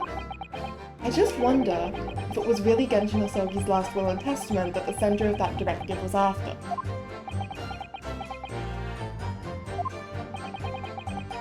Continue with your testimony then, witness. The document was in the folds of the fellow's robe that was left in his cell. We know that this one's Hold it! in Mr. Asogi's kimono. Aye, the one he brought with him when he was locked up. Yes, he was permitted to have his personal effects with him during his incarceration, I understand. The theme is so good! Everything is always so good. DGS is so good. That's right, he was granted as much freedom as possible during the few days before his execution. Indeed, he had a number of items of personal significance, I remember. He was very reluctant to part with them. Some books, that kimono, his sword. The voice acting is making this stream, Mama. I'm so glad you like it! When I started, I was very insecure about it, but everyone has been so nice and encouraging. It's really helped me find some confidence. His sword? Karuma, the famous sword of the Asogi clan. It bears the soul of my family. I don't doubt it, but I wasn't really getting at that. Forget it being the soul of the clan. Could the man have had a more obvious weapon? Have some respect, Ryunosuke. Respectful silence? The warders carry firearms at all times, and the inmates have shackles around their ankles. He couldn't have hurt anybody with that thing. Still, it was allowed a sword, but no writing materials. Their banter. I just want them to be friends again. Asogi, come home. He wrote that will before he came to stay with us at Barclay, you see. Dr. Mikotoba was asked to bring the necessary Japanese writing influence to the prosecutor's office. A Suzuri inkstone, black sumi ink, and some Hanshi rice paper, no doubt. Your voice is nice to listen to. I'm glad you think so. Ooh. Everybody is so nice to me. I was present when he wrote it, but I'm sorry to say, the letters just look like a squirming mass of jet-black earthworms to me. Hi. Excuse me. Excuse me. Are you feeling faint, Mr. Vigil?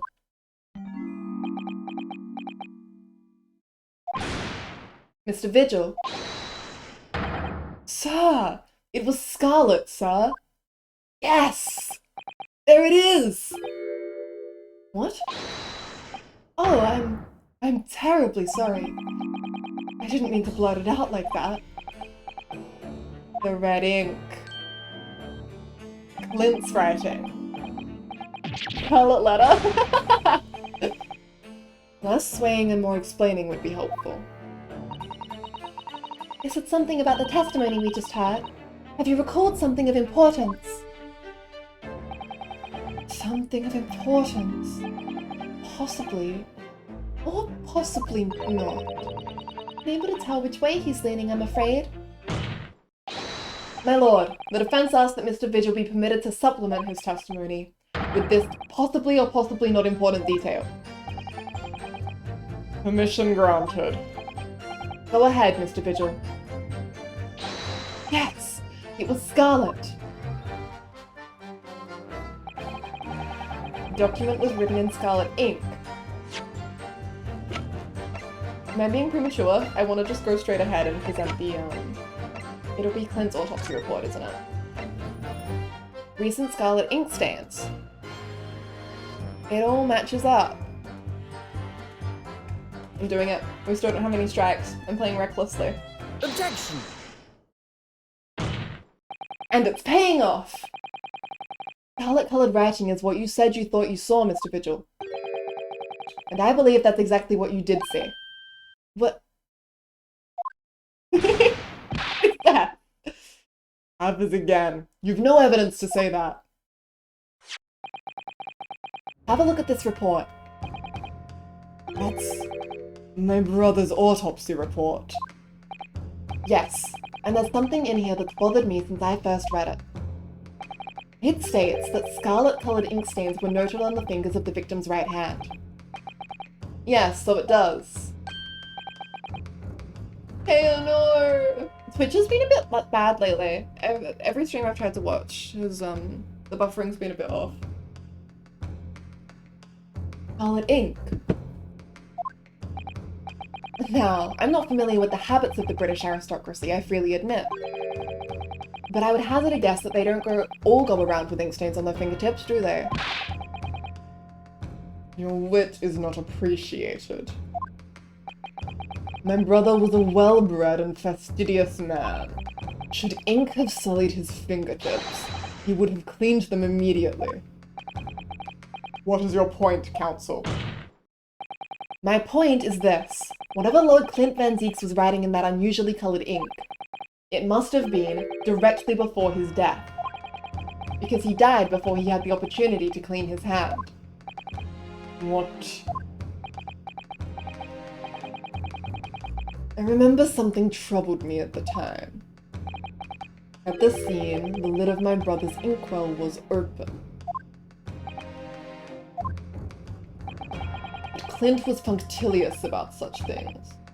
It seemed unusual, and no document penned in the colour of the ink that was in the inkwell was ever found. So the document had disappeared. Are you suggesting that the document my father had in his hand that night in his cell was the same document that Lord Clint Van Zieks was writing moments before his death?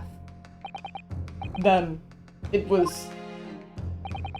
If Mr. Vigil's testimony is to be believed, it can only mean that, yes, Mr. Vigil, Duh!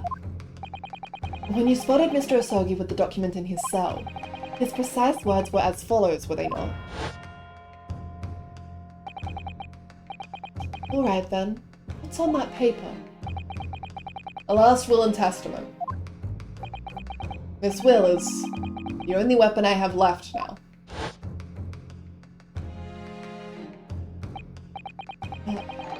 A last will and testament. Mama Bella, hi! Welcome, thank you for following. Lovely to have you join us. The conversation really did go as Mr. Vigil says. Then what we know now completely changes the meaning of what Mr. Asogi said. You really think? Mr. Vigil did indeed see the convict with a will, but it wasn't that of Genshin Asogi. It was the last will and testament of Lord Clint Van Zieks. No. What? Yay! We did it, Nautilus! This is madness. My brother's last will and testament. That would mean that he had chosen to die. That is what it would mean. Yes. No. Impossible. Mind Link? Link, Link, Link. Mind Link. No. Impossible. That is utterly out of the question. Lord Van Zieks! Clint was pursuing the professor. It consumed him day and night.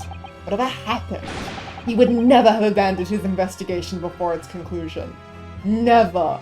Unless he was being puppeteered into being the professor himself, and Genshin took him out. No, but they dueled! I'm confused again. He wouldn't rest until the job was done, until the killer was caught. The idea that he would willingly accept his own death. It's obscene! Objection! And yet, we can be sure that he was writing his will moments before his death. And that Genshin Asogi came to be in possession of that document. So what could the will possibly have contained? Clearly something that couldn't be made public under any circumstances whatsoever. Because armed with that document, my father was able to negotiate with the judiciary for his life. It was something so damning that it prompted the powers that be to enact that daring jailbreak plot. Yes, there can be no question that the will contained information of the utmost secrecy. Information. The utmost secrecy. No, it couldn't be.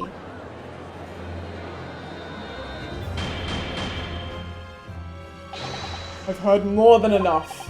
Pursuing this notion of a phantom will nobody can attest to having seen serves absolutely no Objection. purpose. No, my lord, that's unacceptable. What did you say, counsel? The last will and testament that Genshin Asogi had in his possession was that of Lord Clint Van Zieks. All the testimony and evidence presented to the court has logically led us to that as a possibility. We have a duty to pursue the line of reasoning to its conclusion. With no possible means of knowing the contents of the document, there is no line of reasoning to pursue.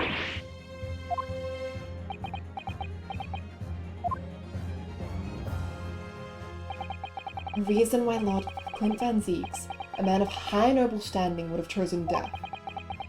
Information so secret people in the judiciary would be willing to negotiate the jailbreak of a condemned killer. The only explanation that fits those facts is an unthinkable truth that turns absolutely everything on its head. Was I right? But it's just too hideous. Mr. Naruhodo. However difficult the situation might become, you work with your client in pursuit of the truth.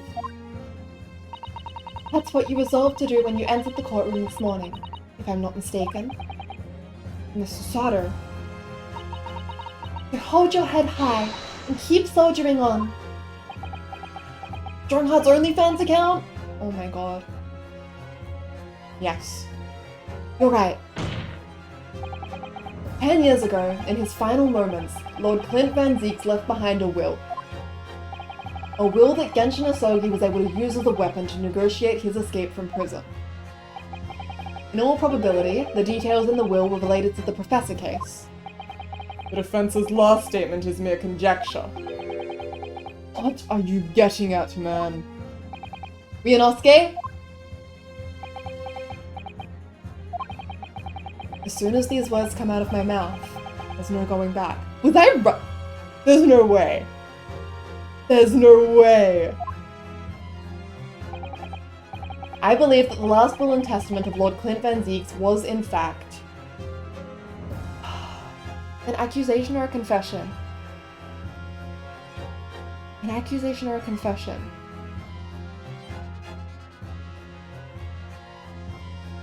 He'd be accusing strong. No.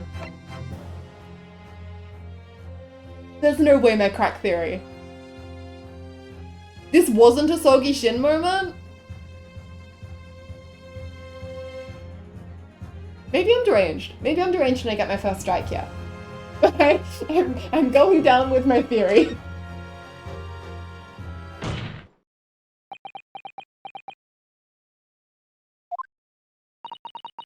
You can do this, Mr. Naruhodo. No fucking... I got it? I got it? Losing my whole mind right now. Losing my whole mind right now. Oh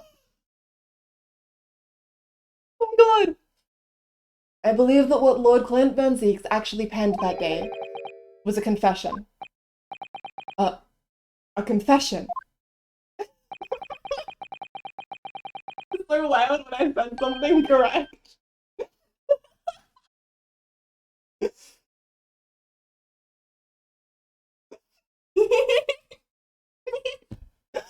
Oh my god!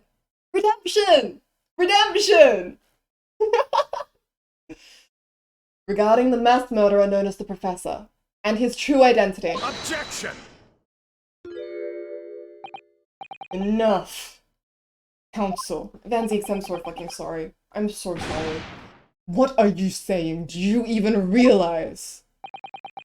A confession about the true identity of the Professor.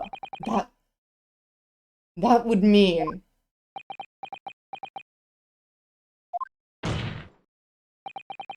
Lord Van Zieks, I appreciate this must be hard to take in.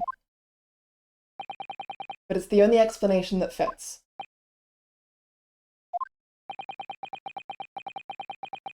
The killer that terrorized London a decade ago and became known as the Professor.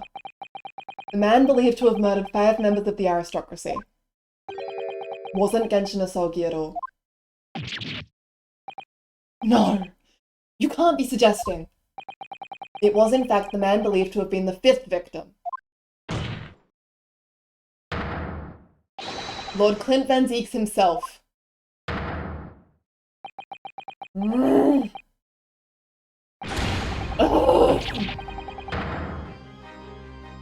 I'm so sorry. I'm so sorry. It's finally open, is it?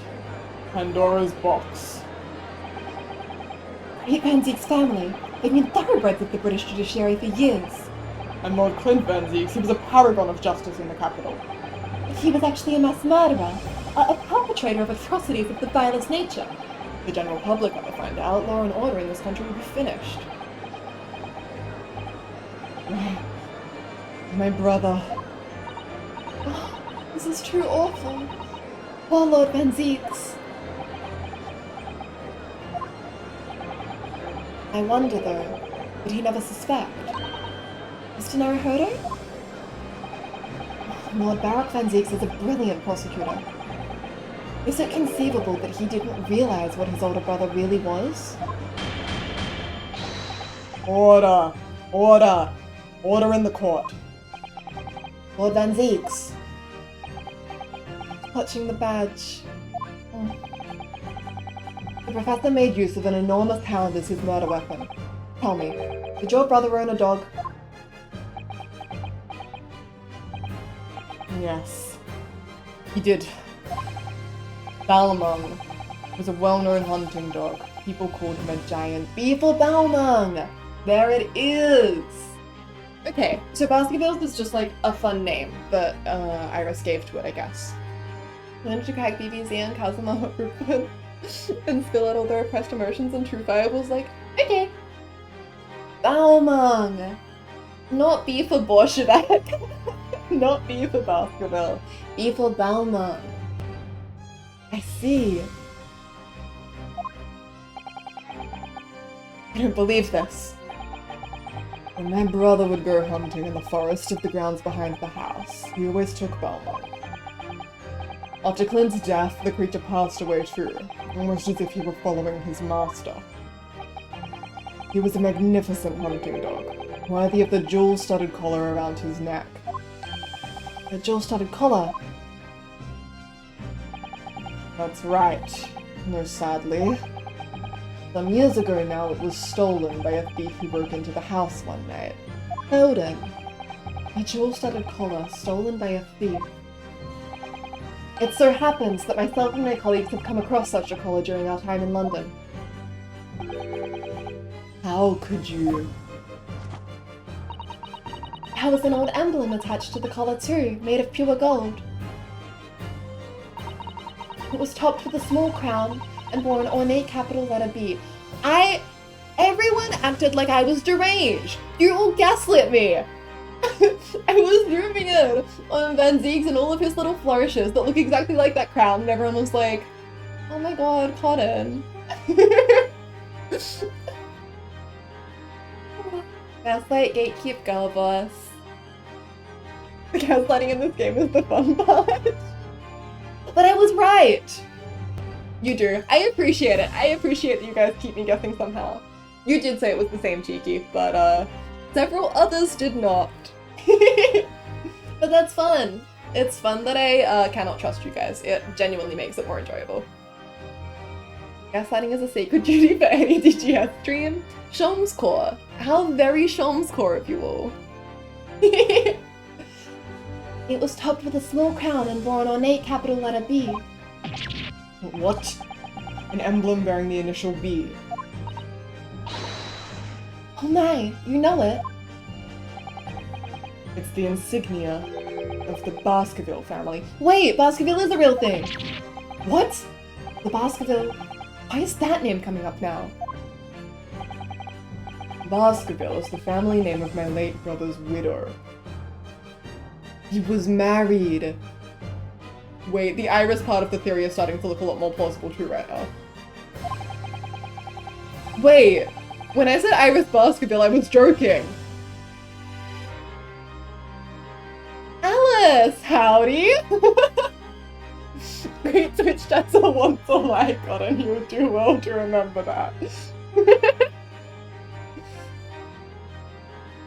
That pure gold emblem was an heirloom which Clint acquired upon their marriage. It seems my theory is not as strange as I thought it was. Oh my fucking god. There can be no doubt then, the collar you've described was Balmung. So it really was B for Baskerville! And Balmung. But mostly Baskerville. The family insignia of Lord Clint Von Zieg's widow. There was a considerable amount of blood on the collar when we saw it. Since we know the dog was used for hunting, it could have been from its quarry, of course. But it could equally have been from human prey. Except the villain. Yeah, villain Bolshevik, they really mentioned Russians. Clint Von Zieg's really was the professor. Impossible. The Japanese are making it all up to exonerate their own. Well, in fact, The person responsible for these murders of nobles and royals was the noble himself. And that threatened to be an enormous scandal that would irrevocably destabilize British society. My father knew that, and was using it to negotiate his way out of the unjust charges brought against him. But at the very last hour, those he bargained with betrayed him, playing him mercilessly on foreign soil. Well, can you deny it, Lord Strongheart? That is so Pride and Prejudice. You have ruined forever the happiness of my most beloved friend. Do you deny it? 10 years have passed. And still now, the 6 million inhabitants of our great capital rest easy believing that justice was done. But though his anonymity remains, the diabolical murderer was caught and executed.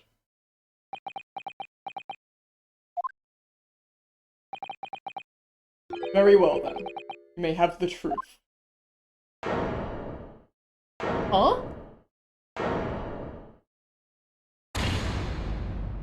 Oh. Tell me then. Tell me what Clint really was. I take it this is going to be the truth sans your role in all of it, Lord Strongheart. Lord Clint Van Zieks was too pure of heart. When he became a prosecutor and went in pursuit of the black roots of crime, he drove himself into a corner. He came to the uncomfortable realization that to fight the most fiendish of criminals requires one to become even more fiendish oneself. Clint.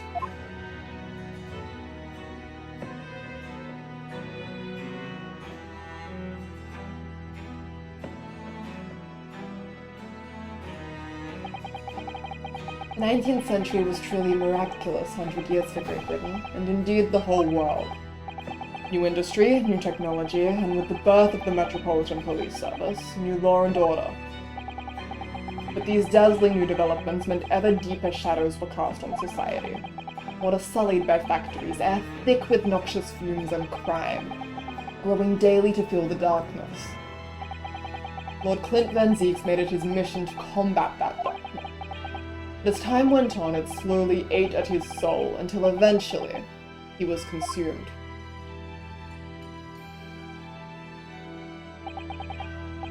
It's ironic, really, and somewhat surprising, that the truth has once again been unearthed by a Japanese. Once again? What do you mean? 10 years ago, your father, Genshin Asogi, turned up at my office one night.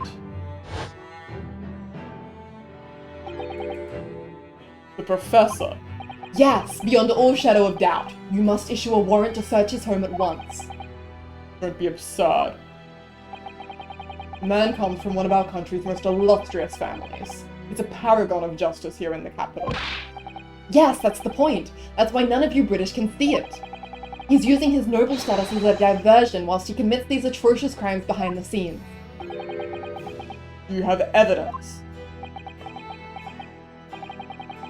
Nothing definitive as yet, but he keeps an enormous savage hound on the estate. We need the full support of the judiciary for this. We're up against a member of the aristocracy. A large family estate has a fierce guard dog. You should know that's commonplace here in Britain. I'm sorry, but I can't possibly put Scotland Yard onto this based on the tenuous accusation of a visiting student.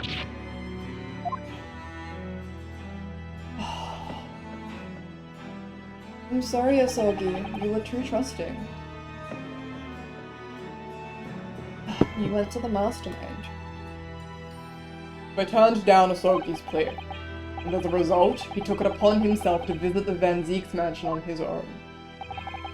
We can only imagine now what happened between the two men. Though we know the outcome, of course, Lord Clint Van Zieks perished. It's an Asogi trait. I don't believe this. So, in actual fact, Kazuma-sama's father did. Like how Kazuma turned to Jigoku? Oh my god.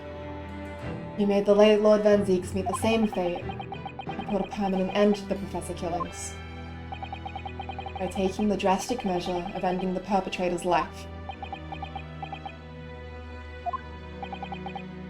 As soon as I heard, I hurried to the mansion. When I arrived, it was easy to grasp what had happened. And? What about the will? Sogi must have already taken it. Nothing of that nature was found at the scene. We had no idea of the existence of such a document at that time.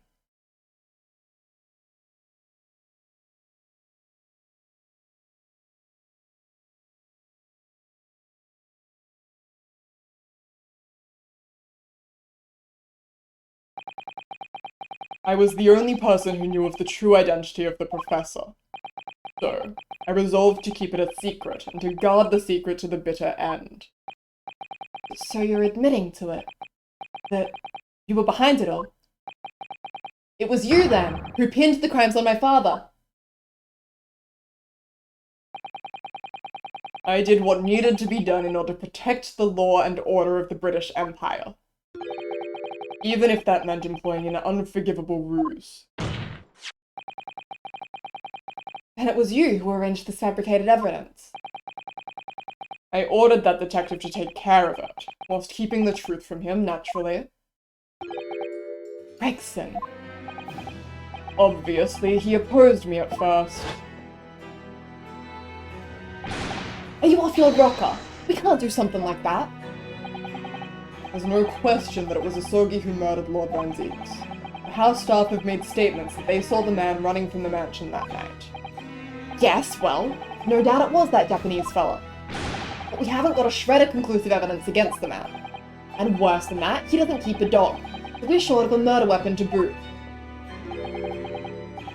And we're short on time, Gregson. It's just something about how messed up this whole situation 10 years ago was, yet how believable it is at the same time that kills me. Yeah, it's pretty brutal. We must put a stop to this man's rampage, for the good of the country. I will use whatever means necessary. Do I make myself clear, detective? Blimey. Painful. That night 10 years ago, when I was attacked by those thugs in the back streets, and Genshin's ring was taken. That was him, was it? That was Gregson and some hired help.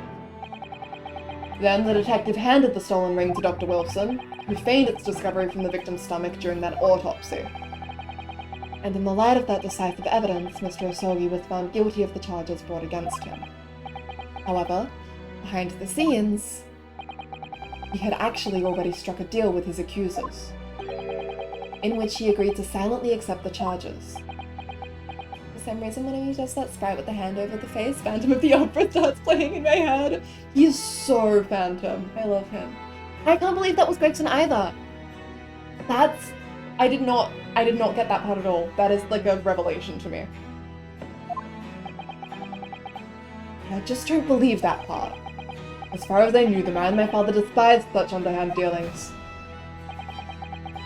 It was extremely easy to make him comply. You see, he had one crippling weakness. What weakness? Oh, Asogi. Isn't it obvious? You, Kazuma Asogi. Me? Pain! Pain!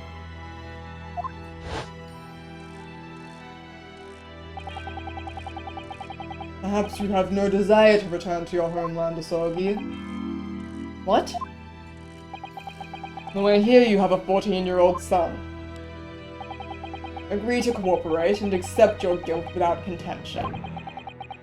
And you will see Japan and your son again. You scoundrel!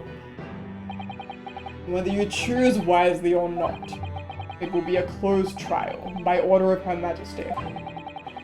Whatever rash claims you might make in court will have no trouble in stifling them. There's only one outcome for you, Asogi. The gallows. This is so fucked up. Don't forget that I still have a weapon at my disposal. A document revealing a truth that I know you're desperate to keep hidden. Yes, it hadn't escaped my mind, which is the only reason I'm willing to bargain with you. I only want to protect this country's law and order, you understand. So, what's it to be, Asogi?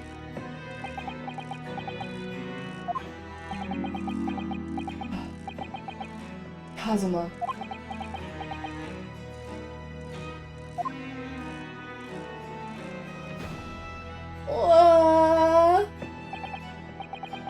No! Oh. He did it for me. And as I told him at the time, my motive was simply to protect Britain from the damage the truth would do. Protect this country's law and order. At any cost. Objection! Sweetheart. I've never dared let myself even consider this possibility until now. But in the light of all this treachery, I have to ask. The mastermind behind the Reaper of the Bailey. Was it you, Lord Mael Strongheart?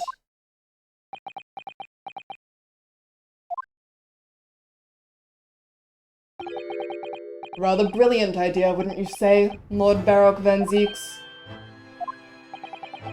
But the spirit of your late brother, that paragon of justice, should return to reap justice for his sibling. Could there be a more appetizing tale for London's masses, I ask you? What, Brazen? I knew that you'd play the part to perfection, but your role really wasn't that of some embodiment of death. No, you were London's guardian angel.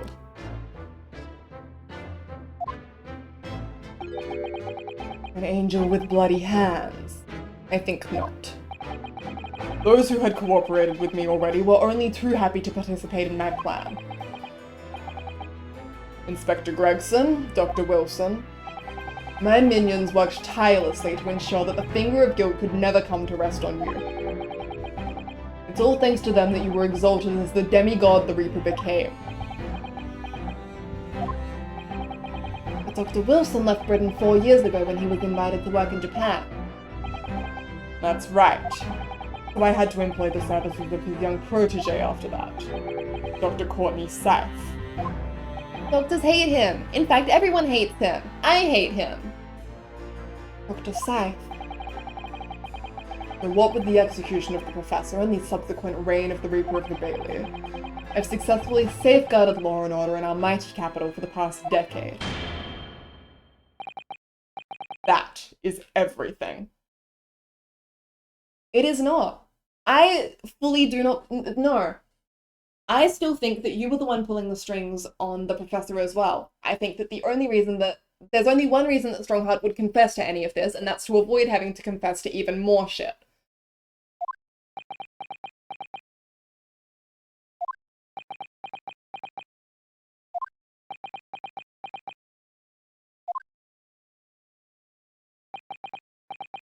My lords, ladies, and gentlemen, I do hereby confess. It was I who sired the concept of the Reaper. Just like what Courtney did. She learned from him. However, let me say in my defense, it was all for the preservation of law and order across the entire Empire. Lord Strongheart did it. An unforgivable collection of crimes. But still, All those who died at the Reaper's hands were rotten to the core anyway. If it was all in aid of keeping London safe. core motive, still murder. Yeah, real god complex. In my defense, you're welcome. Bitch ass, I hate him. Get him, Ramen. There is no one left now who can reveal the precise truth of what happened 10 years ago. Therefore, this trial can go no further. Now, I would like to entreat all those present. Beyond these four walls, nobody need know the truth. Even Her Majesty must be protected from this. I trust you will appreciate the importance of my request. It is, of course, for the good of the country. Can he do this? Can the trial really end now? Hold it! Asogi. I have one last question. For the accused, Lord Van Zieks. What? Of course, I know that you're a highly accomplished prosecutor, but I find it hard to believe that you didn't have any doubts at all. That you never suspected your older brother. Yes, the same thought occurred to me.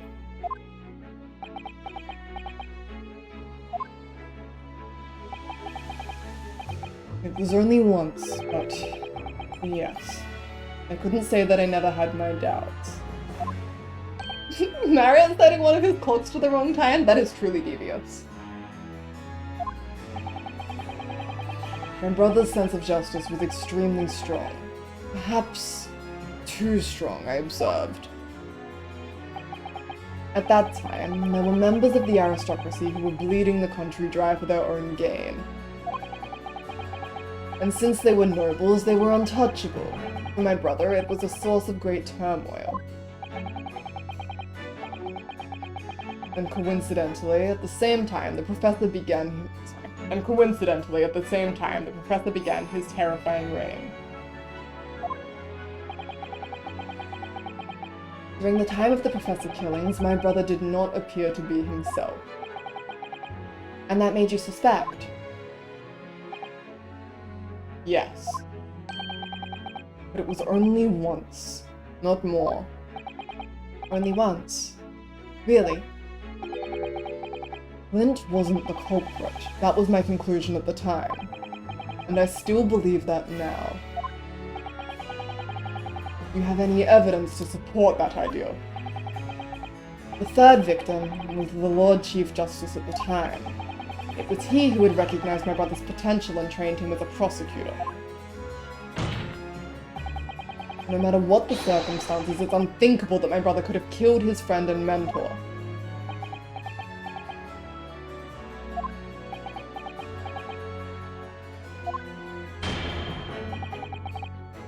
And that will do. Haha! He's onto something, isn't he, Strongheart? Neither Clint Van Zieks nor Genshin Asogi still walk this earth. However much we debate this matter now, we cannot hope to reach a conclusion. I'm good. It's 4:46 a.m., it's fine. I woke up pretty late today. Hydrate? Thank you, Diddy. Let me do that.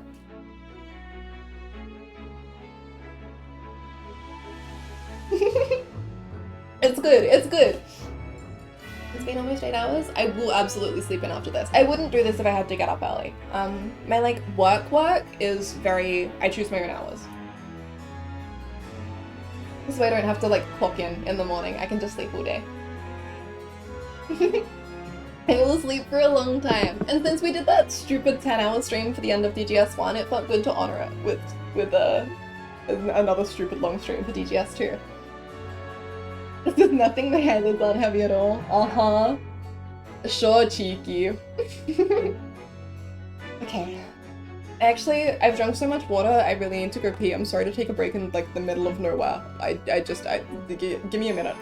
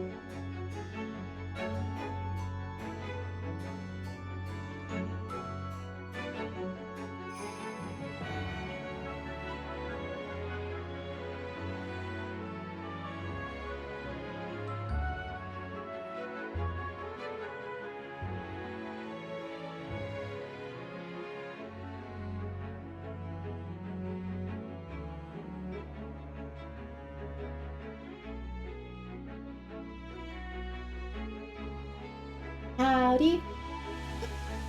We only just seen the knowledge that if they stopped, we would never finish Ace Attorney 5. Misery. That case has no business being anything that it is, but certainly not so long. Yeah. You guys are so brave. It's extra long with voice acting, yeah.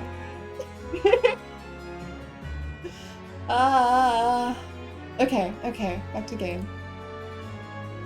But There are only 2 extant pieces of evidence from the time.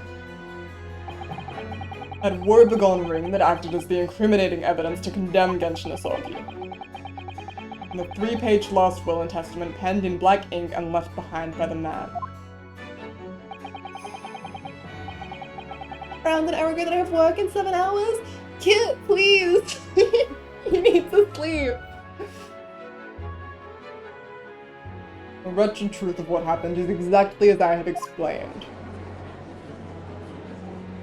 I went to work after I got up to watch the 20th anniversary concert and I was just like a microwaved corpse for the day. It do be like that sometimes. I'm excited to be a microwaved corpse tomorrow. Later today, I will present myself at the Ministry of Justice for whatever sanction is deemed appropriate. You should be in jail. That is all. Court is adjourned. Objection, objection, objection, objection, objection. Thank you.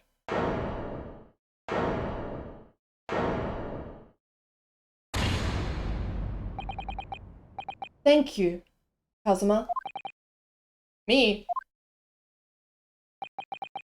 If it wasn't for you, I wouldn't have made this 11th hour discovery. What discovery? My lord, I'm afraid I must insist the trial continues. I beg your pardon. As the court has been reminded today already, we must stop at nothing to uncover the whole truth. And to that end, one particular statement made by somebody in this courtroom moments ago revealed a very subtle contradiction. What contradiction? But all I did was ask the accused one simple question.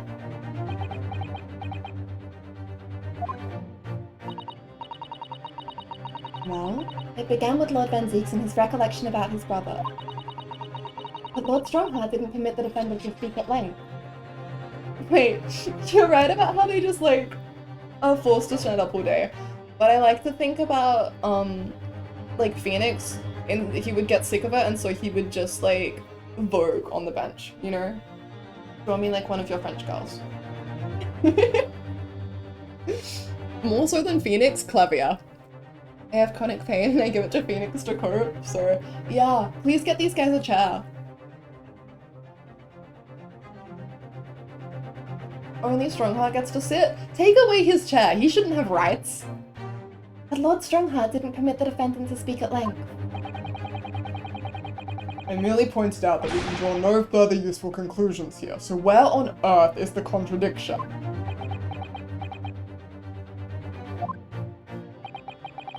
One of them definitely just said something contradictory. Time to identify who. Now, is Ryu... I believe he's talking about the murder that shouldn't have been.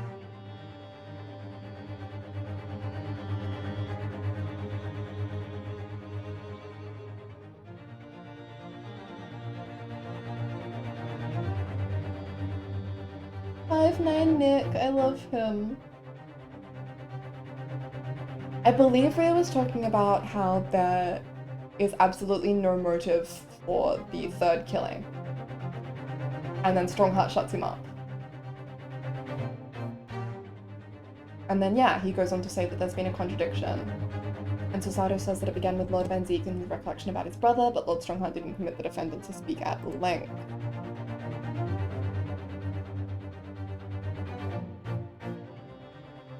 It's like the 1-1 case? Oh, interesting. Okay, let me look over this again.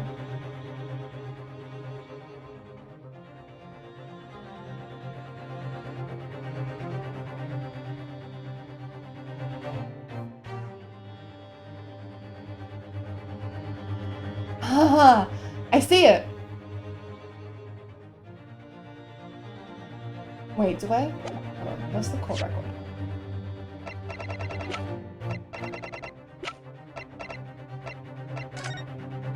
There's only 2 pages here. Strongheart! Strongheart, you fucked up, buddy! Oh. No, I'm so sorry. I can't believe the making regular didn't work.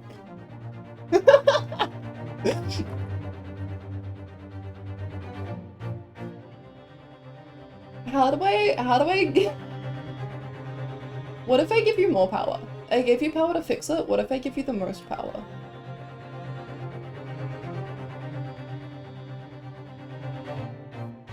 VIP should have allowed it, right? Like, it's weird that it didn't. Mom, and say something so I can click on your little name. Please.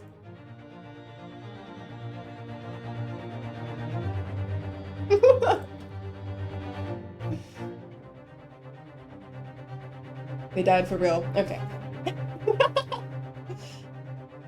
Blood strong heart. Very small. Thank you for BBC French girl. There we go. Cool.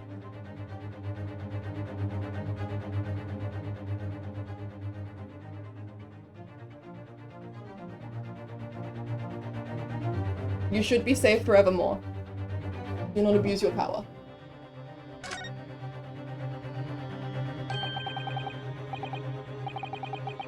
It was Lord Strongheart, I'm sure of it. Something he said was slightly off.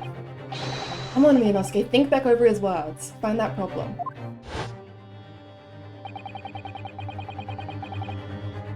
Neither Clint Van Zieks nor Genshin Asogi still walk this earth. However much we debate this matter now, we cannot hope to reach a conclusion. There are only two extant pieces of evidence from the time. The woebegone ring that acted as the incriminating evidence to condemn Genshin Asogi, and the 3-page last will and testament penned in black ink and left behind by the man.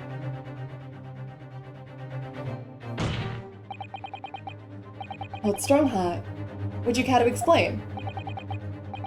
Explain what, Counsel?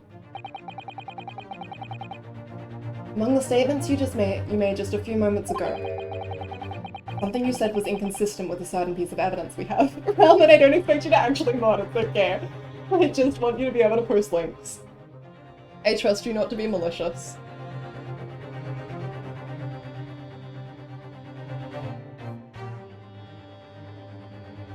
Something you said was inconsistent with a certain piece of evidence we have. Inconsistent. And whilst an inconsistency remains... Van Zieks siblings? Yeah, show me yeah. The defense has a right to pursue an explanation. Ryunosuke, what? Let me warn you about the stalemates you are making, Counsel. They may very well prove fatal. Thank you. You claim my words contained a contradiction. With which piece of evidence, I ask you? They are so cute, baby, baby, baby. Kicking the tree, baby, baby, baby, baby, baby.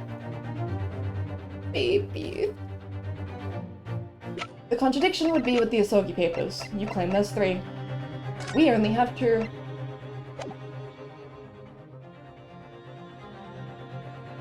I'm just gonna triple check that I'm right. I get so nervous. The ring of the 3, but yeah, it's this. Take that! This here is the will left behind by Mr. Asogi. The 2-paged will. What? Yet, moments ago, your precise words were... the 3-paged last will and testament. Could it be that originally... and there was a 3rd page...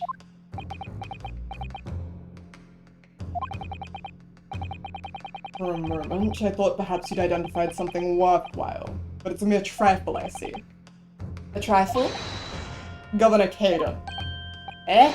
What can I do for you, sir? You were present when the Japanese man penned his last will and testament? I was there for sure. I remember the black worm-like scrolls to this day. And I'm quite certain, my lord, that there was a 3rd page at the time. What? Only the first 2 pages were the actual will, though. If I mind correctly, the 3rd was a message to his lad back in Japan. For legal purposes, we required only his will. And we would nae have wanted any uncomfortable words about Britain to get back to Japan, eh? So it was decided that the 3rd page ought need to be sent. Objection! How dare you make that decision? I had a right to know what it said, to hear my father's final words to me. Courtroom is no place for sentimentality, Counsel. As it happens, I have the 3rd page of the document with me here now.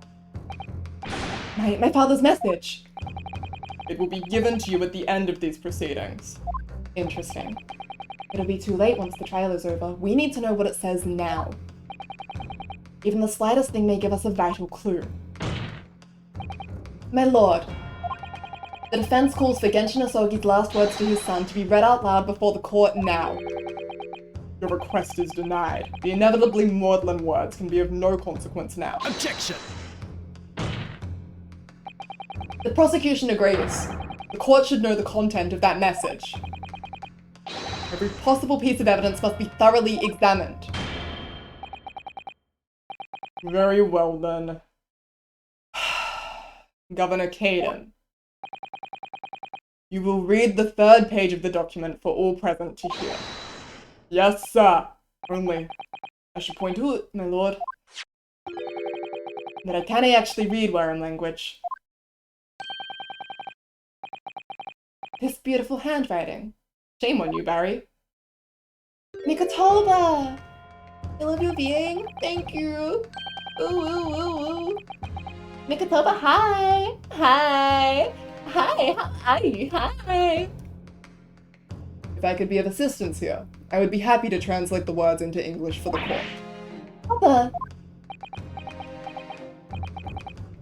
You're still here, are you, Dr. Mikotoba? Naturally, I consider myself a member of the judiciary, albeit a lowly one. But perhaps I should quietly withdraw after I've translated Genshin's message.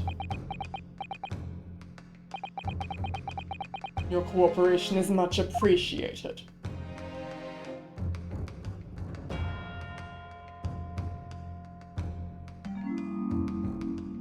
Kazuma, the truth is shrouded in darkness. Darkness only our clan's great sword can pierce. Mighty Karuma, twist thy head and watch them fall, all thy mortal foes.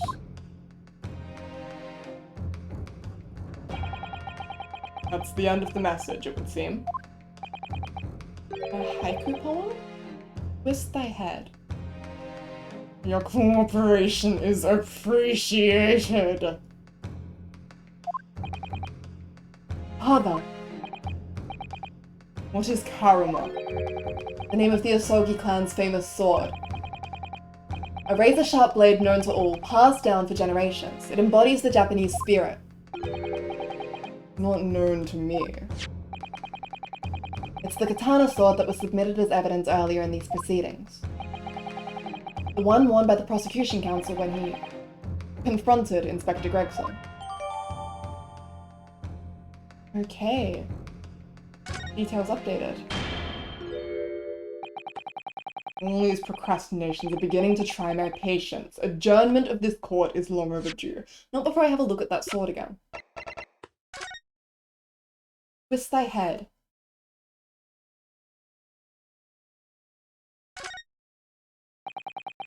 Mighty Karuma, twist thy head and watch them fall, all thy mortal foes. That's the proper way to use the sword, is it? Maybe I should try it. It hurts my neck, that's the trouble. Mr. Naruhodo, if I may make a suggestion. I think perhaps it doesn't mean your head. Oh, I once studied the history and development of the katana some time ago. And as I'm sure you're probably aware, the sword's head is the part at the very end of the hilt. were you him for a moment, clown? It's written as head in Japanese, but it's pronounced kashira, I believe. Shakes twist violently like a vending machine that my snack got stuck in.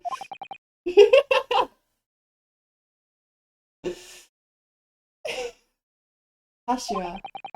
I'm sorry that the Twitch is being like this. Bastard. Mr. Asogi's really mean twist the butt of the hilt. You don't think. Oh! Oh my god.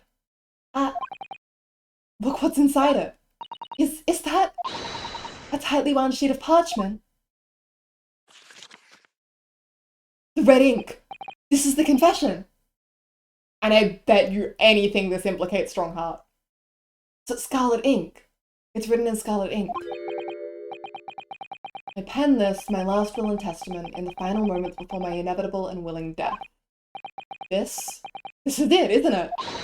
Mr. Naruhodo, look at the signature at the end. Mint Van Zeke's. And the date 10 years ago on that fateful night. So for 10 years, it's been silently concealed inside Karama and nobody knew. The last will and testament of Lord Clint Van Zeeks. Wait. Oh my goodness. Look at this. This is unbelievable. The last will and testament of Lord Clint Van Zeeks that has been hidden inside the Great Sword Karama for years.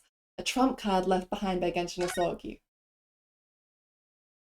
I'd quite like to read it.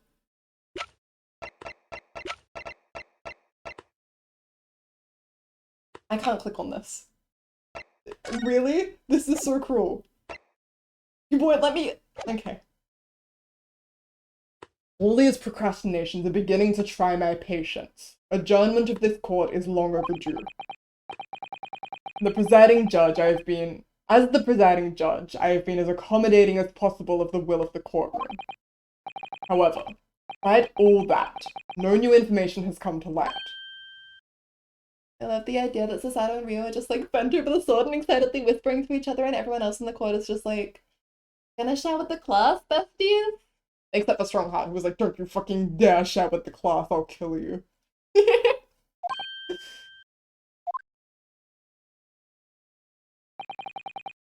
In pursuit of justice, Lord Clint Van Zeeks tragically lost all sense of morality. When he murdered his former mentor, clearly he was already devoid of his normal faculties. Objection! How dare you! I refuse to believe that of my brother. Too much time has passed. We cannot ever hope to know more than we do now. Especially since the alleged will that he penned in his final moments appears to have been lost forever. Ugh.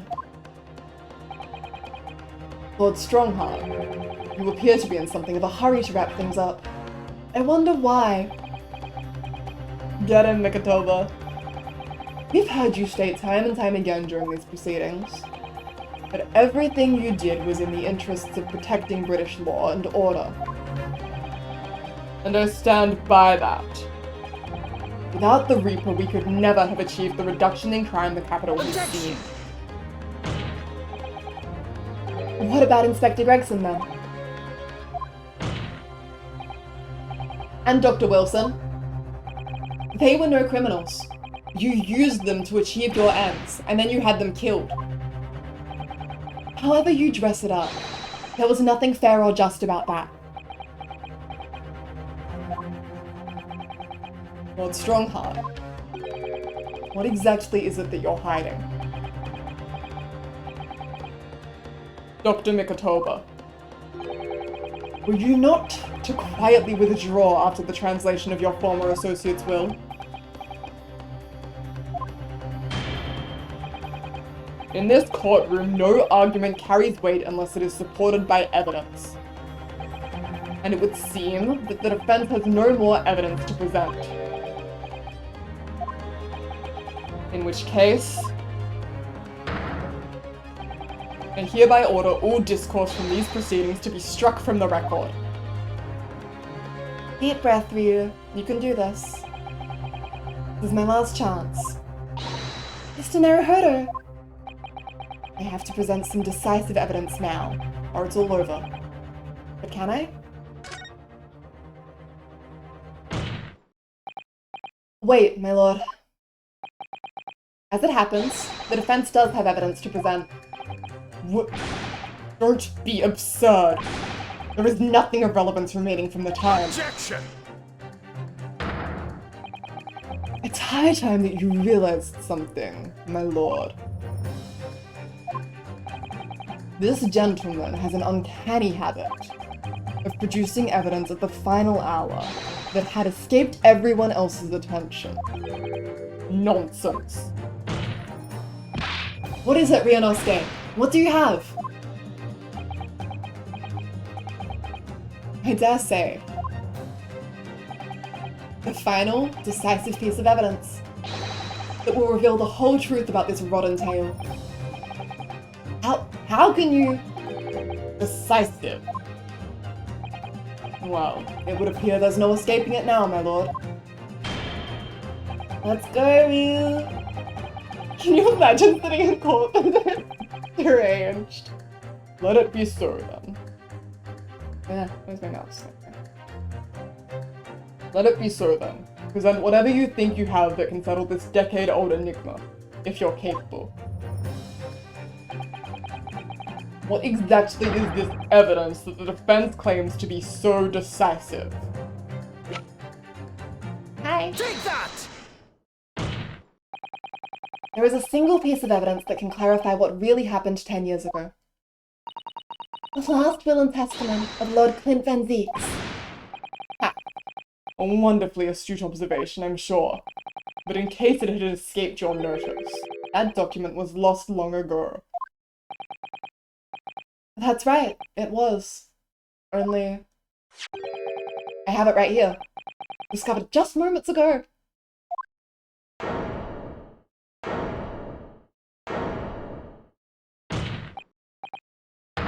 Impossible! That can't be! Everything that's happened comes back to this will. This document is the key that will unlock the entire mystery. Get fucked, Lord Strongheart. My brother's last will and testament. Where did you find that? It was rolled up inside this... Inside Karama? That ultimate weapon Genshin Asogi obtained has lain undisturbed in the hilt of this sword for all these years. Just waiting for the right time to emerge and reveal the truth. Signature and seal certainly look official. My god, it's true. It's my brother's handwriting, there can be no mistake.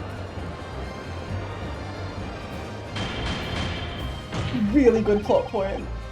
I forbid the contents of that document from being read out. Do you hear me? I strictly forbid it. Protection!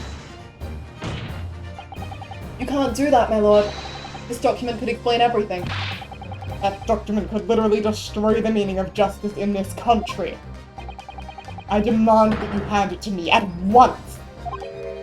Why? What are you trying to hide? Could it be that you already know what's written on this page? What are you implying? Are you gonna cry? Shit your pants? Court is adjourned with immediate effect. Clear the courtroom. Objection! Flag! Do that, my lord. And you'll suffer a fatal blow as Lord Chief Justice. I beg your pardon. Possibly ending a trial without good reason. Not any trial, a closed trial by order of Her Majesty the Queen. To defy the monarch's will is treason.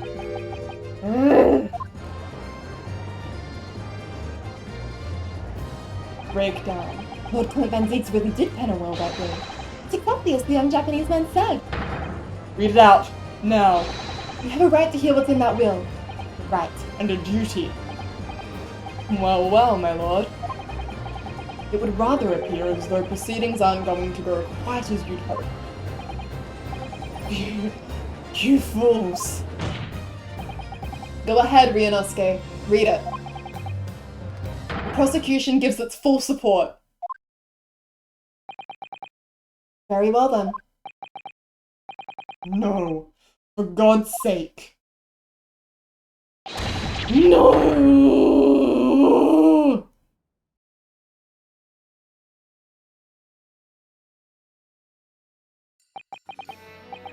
I pen this, my last will and testament, in the final moments before my inevitable and willing death.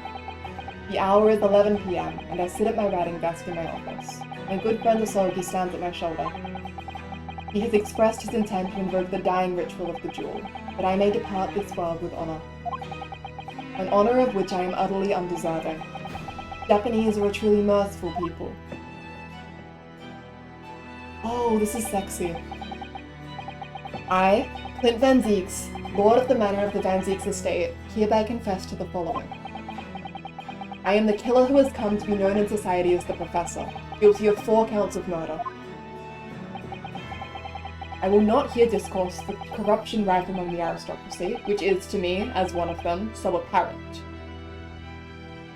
We were right about almost everything we theorized. We are doing so good. Thank you, Merit, for the hydrate. Let me drink.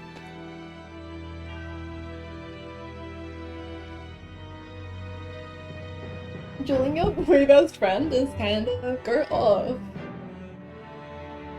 I will not here discourse the corruption rife among the aristocracy, which is, to me, as one of them, so apparent.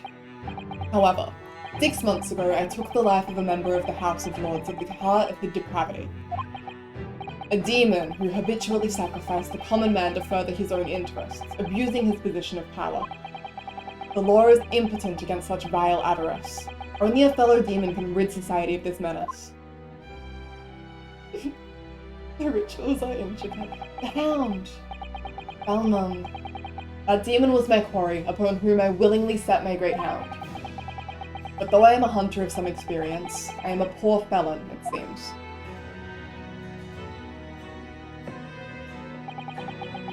My guilt was at once recognized by another, and I became subject to his extortion. He held over me the threat of exposing my wicked crime to my beloved wife and brother. Under that threat, I have done this man's bidding for months now, killing those who demanded I kill. As I watched my former mentor perish before my eyes at the jaws of the hound I commanded, I realized that I had lost the last shred of decency within me, and sunk to the level of a wild beast. There is no path back to the light, yet I, or my dear friend Asogi, who dies this night, I am eternally damned. To my extortioner, male Strongheart, may you feel the jaws of the beast at your throat every time you swallow.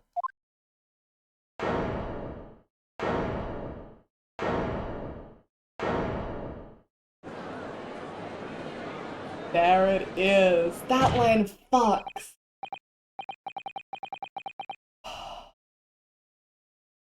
Raw as hell.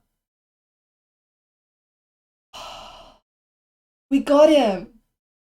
May you feel the jaws of the beast at your throat every time you swallow? Bro! So now we know. Yes, Clint Van Zieks was a murderer. But somebody was directing him and naming his victim. His extortioner, Lord Male Strongheart. It was you.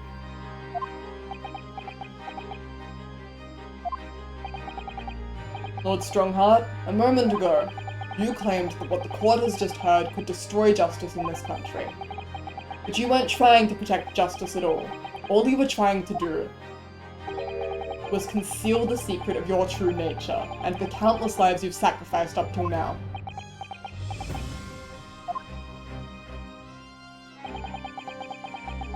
It just didn't make sense to me. The third victim, the former Lord Chief Justice, was my brother's benefactor, and a man of lofty principles. As I said, Clint had no possible reason to kill the man. But you did, didn't you, Lord Strongheart? To eliminate the man who stood between you and the office you'd set your sights on.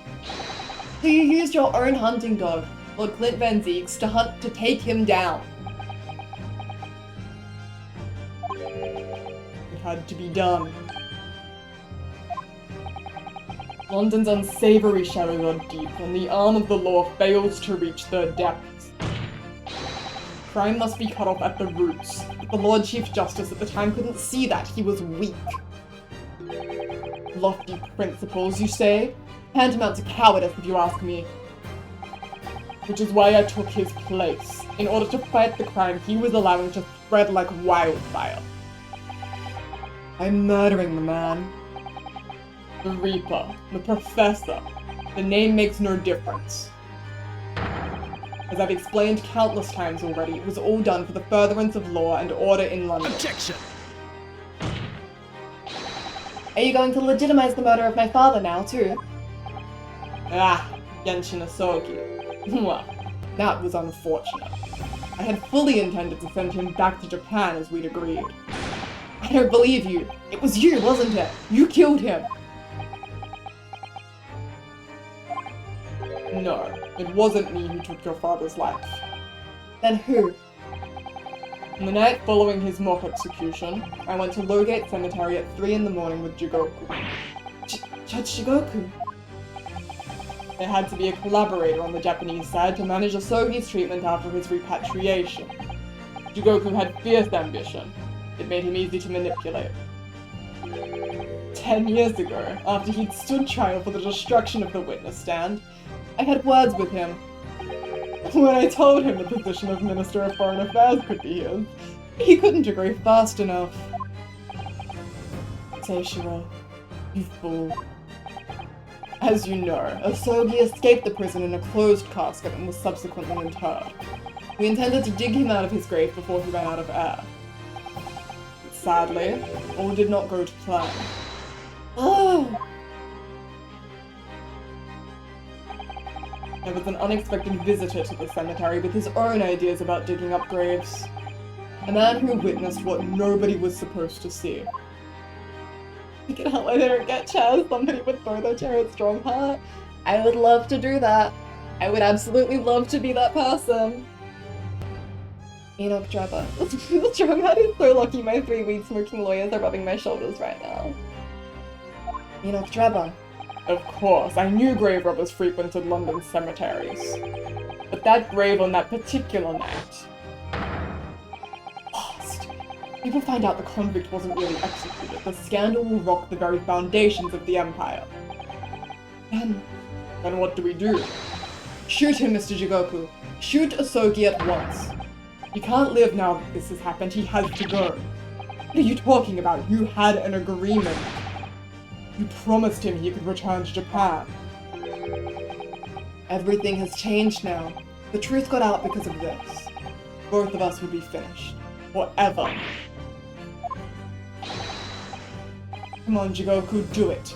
Pull the trigger. Shoot! Jigoku. Jigoku killed his close friend. Jigoku shot Asogi from the shadows. The grave robber was so close, the blood sprayed over his coat. He fled as fast as his legs would carry him. Then Jigoku and I put Asogi's body back in the grave from which he'd just emerged. Pain, pain, pain. When I later learned of the waxwork modeler's presence at the scene as well, I made her swear to 2 things. Never to remove the professor's mask, and never to speak of the events of that night. And with that, the secret was buried along with Asogi's corpse. So, now you know what really happened in Lowgate Cemetery that night.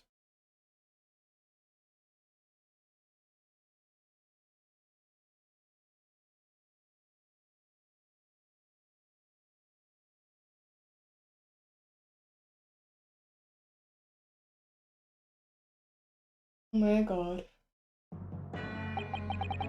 It was Jigoku, your Japanese acquaintance, who killed Asogi in the end, you see. He claimed to be the man's friend, but when push came to shove, he pulled the trigger. Just before Mr. Jigoku left the courtroom earlier, he said that the assassin exchange proposal was a demand from his British counterpart, not a request. So you coerced him too, using what happened in the graveyard.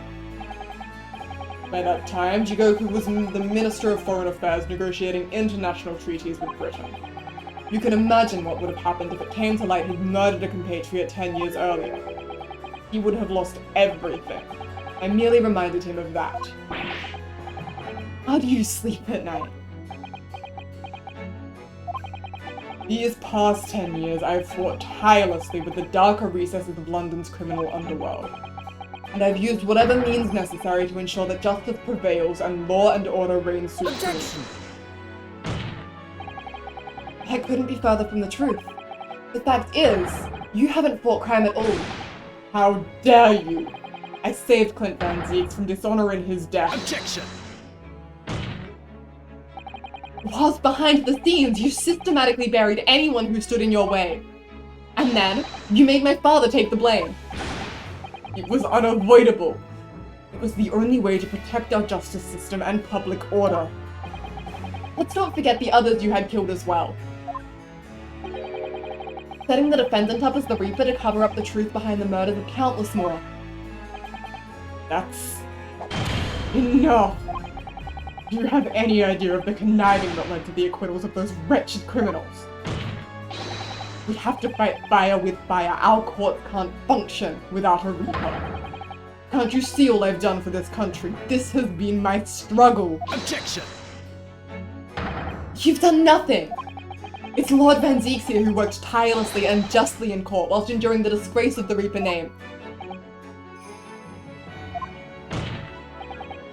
And Inspector Gregson, wrought with anguish for having sullied his hands through a desire to do the right thing. Not to mention Genshin Asogi, who risked his life going in pursuit of the truth you tried to hide. No, the darker recesses of London's underworld were largely filled by you. You little... When will you get it through your thick skulls? But it was all for Queen and country. I'm tiring of that excuse. You've consistently twisted the truth for bargaining power to make others do your bidding, nothing more. People who willingly twist the truth and coerce others have no right to call themselves part of the judiciary. I strongly suggest you don't ever talk of justice again.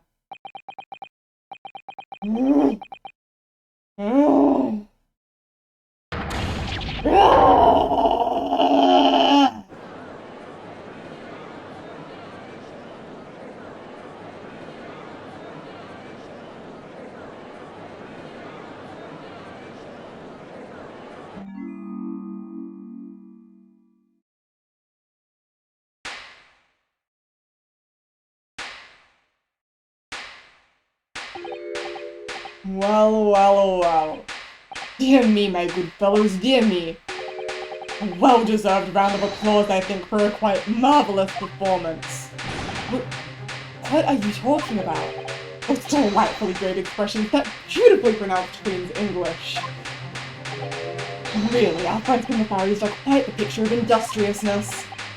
You fraud. Keep your mockery. Please, don't misunderstand. It really is exactly as you've both said. What are you trying to say? I have occupied the darker recesses of London's underworld, and, how did you put it? Done nothing. I confess it's a little embarrassing to have it pointed out quite so starkly, but yes. I really have done nothing, which means... I can be indicted for nothing. No? What? It's true. Personally, I've committed no crime. I've merely been surrounded by fools who've acted very rashly indeed. Objection! You can't get away with that. You've consistently preyed on people's weaknesses. And what? Threatened them. Are you sure it wasn't just bargaining?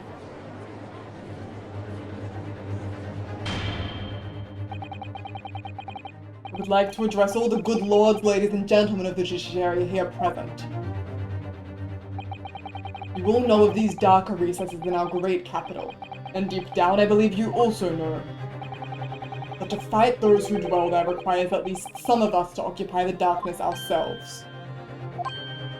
Cool motive, still murder. So let me appeal to your good sense now. Consider the situation with me.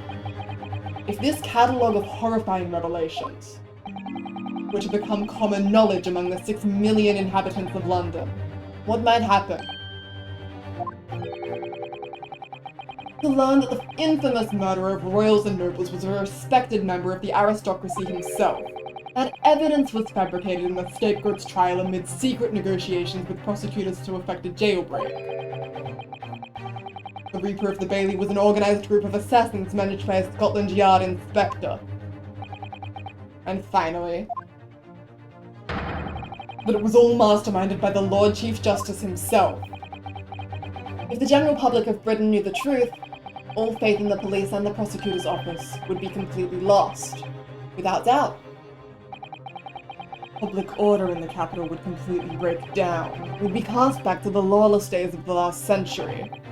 Precisely, as it was 100 years ago when 1 in 10 of the population were criminals. Think what we've accomplished since then. A public policing force, a comprehensive set of laws. And if we want to continue to protect this new era of law and order, I say again, We must at times occupy the darkness ourselves.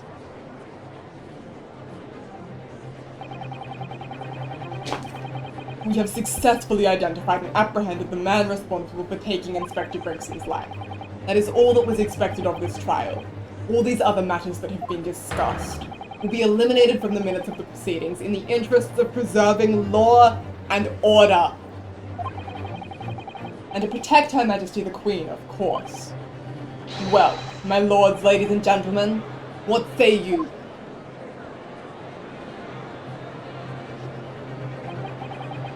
Has a point. The things Lord Strongheart has done are quite unforgivable. But on the other hand, Isn't it our duty to maintain law and order in the capital? you can't deny that Blood of the Reaper over the years has done wonders for the crime rate. And by fair means or foul, that's all thanks to Lord Strongheart.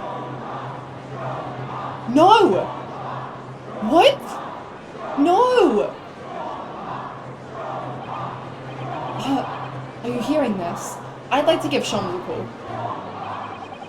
This is the will of the British judiciary. I'm starting to think that the gallery is just your average Redditor. Man, people suck. What the hell? What the hell?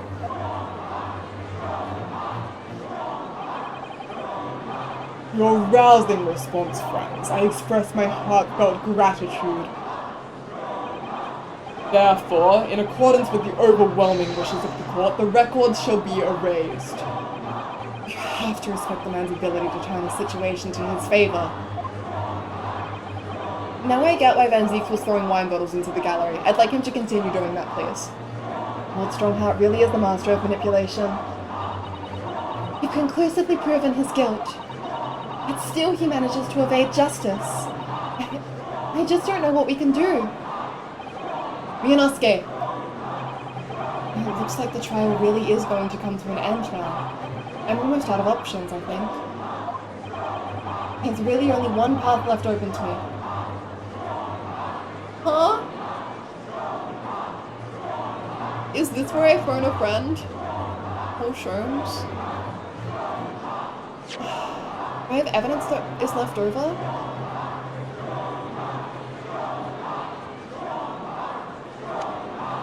You know what? No, I don't even care. I'm not even gonna think about it. I've been right every time, and I'm not gonna think about it. I want to phone a friend.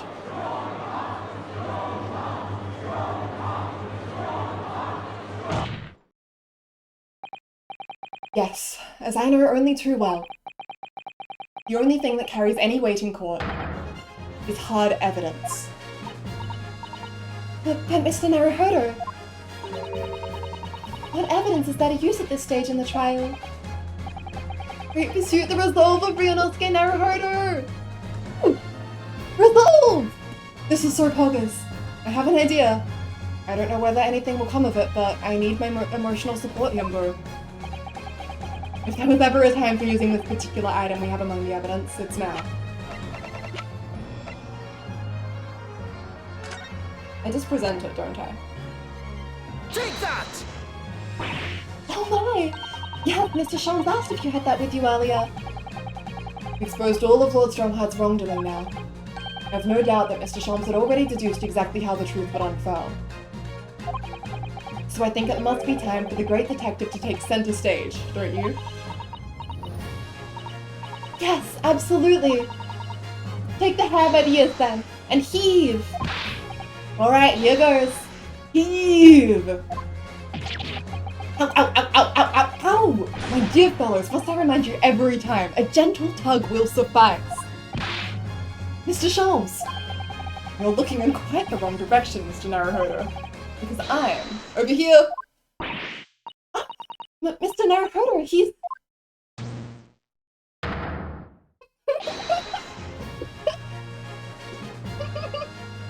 The way he just materialized. Freak! Freak, I love him! Fuck it up, wet baby! It's Mr. Shams. He's literally a hologram? What the fuck? I wasn't expecting you back, Shams. Sherlock Sholmes, the fucking book character? Delighted to be here again, Lord Strongheart. What is the meaning of this? Bailiff, seize him. Put that man in irons. This is a closed court. You've been warned once already, man.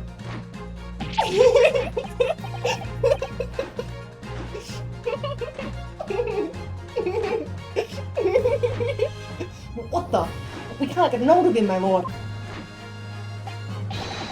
Did we just go right through him?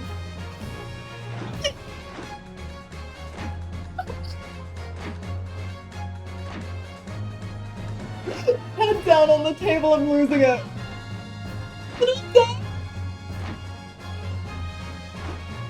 I'm sorry, I could watch this for an hour. His best quality, his wiggles. I love him. I'm afraid your efforts are wasted, you see. The great detective you see before you is composed entirely of light and shadow. An image, if you will. Mr. Naruhodo, I must congratulate you on your fine deductions. But Mr. Sholmes, what on earth is... Are you familiar, I wonder, with the invention known as the telephone? Well, yes, I hear that some public telephones have been installed recently in Tokyo. The sound of the speaker's voice is converted to an electronic signal and transmitted instantly to another place. Right. Sounds are transmitted, so could not images keep them company, I mused. Iris and I did some modest experimentation to develop such a device specifically for this very day. Modest experimentation, Mr. Sholmes. What a modest description! And, somewhat incidentally, I thought we might just as well transmit an entire scene. Somewhat incidentally, Mr. Sholmes. Now you're just being immodest. Do you mean to say you're not actually here, Sholmes? I knew my trusty partner would have no trouble grasping the concept. Looks like he's grasping the stand to steady himself after your shock arrival. Poor father, I would have hoped he might have been forewarned, being the great detective's great partner. Jones is a Twitch streamer! VTuber! Leave my courtroom at once. Get out, or I swear to you. Dear me, you on the other hand, Lord Strongheart, appear to have a very poor grasp of the situation. Allow me to reiterate, I am not here, which would, I hope, lead naturally to one asking. Where exactly are you? The very question I was awaiting. Here at present, enjoying the air in a rather splendid garden. A garden? Not just any garden, you understand. A garden at Buckingham Palace. Is he gonna call in the fucking Queen? Is Sherlock Holmes about to bring in the fucking Queen on us? No! This is deranged. This is deranged. What? You can't be. Buckingham Palace. What's Buckingham Palace, Mr. Sauter? I've never heard of it. Did you ever read the news, Mr. Naruhodo? He's gonna speak to their manager! Mr. Sholmes. Is Iris with you there? From the fucking Sholmes. The fucking Sholmes of all time. Ah, well now. Iris is currently enjoying some tea. With Her Majesty. What? What? No way! Wait. No fucking way! No way! Her Majesty? Not just any Her Majesty, you understand. Her Majesty the Queen of the British Empire. What?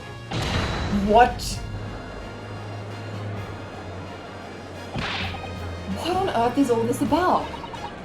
Buckingham Palace is Her Majesty the Queen's residence in London, Mr. Naruhodo.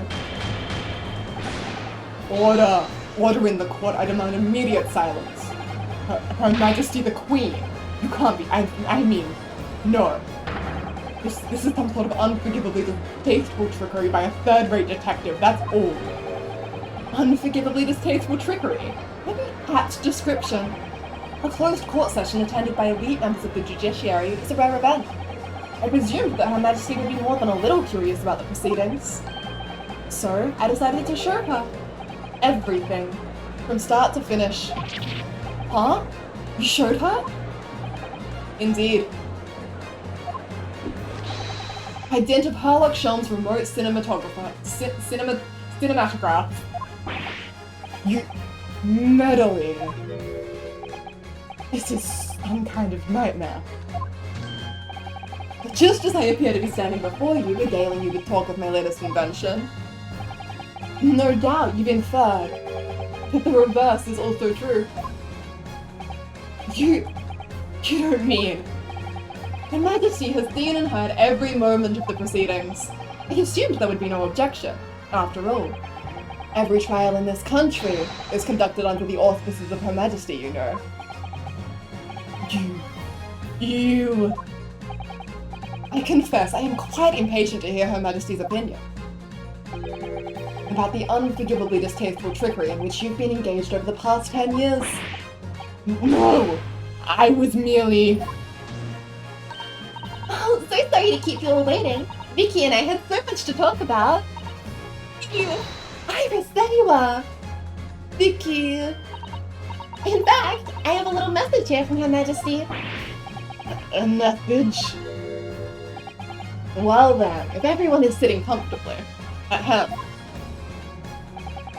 Forthwith and with immediate effect, all authority previously afforded to male Strongheart is hereby revoked forevermore. Furthermore, he will be prosecuted for crimes against his country in a public trial by jury in the coming days. So, it seems that Her Majesty doesn't believe we need to fight fire with fire. Justice in this country needn't be administered from the shadows at all. Male Strongheart, the darkness you fostered to conceal your despicable actions these last 10 years is a thing of the past now. After today, your brand of law and order has no future, because no longer are you the Lord Chief Justice.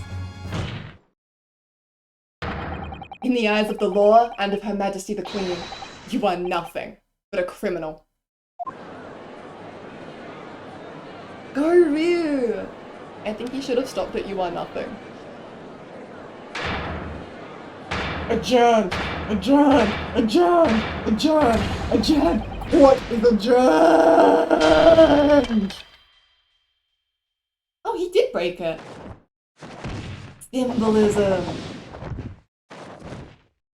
Wow.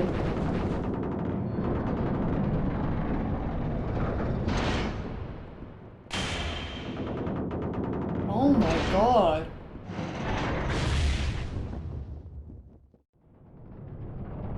No. Oh no! Holy... Oh, okay. Sorry, I thought he was about to get crushed to death by the literal justice. He sort of did. It looked like it landed behind him, but also the fire, the flames. Holy shit! They killed that guy!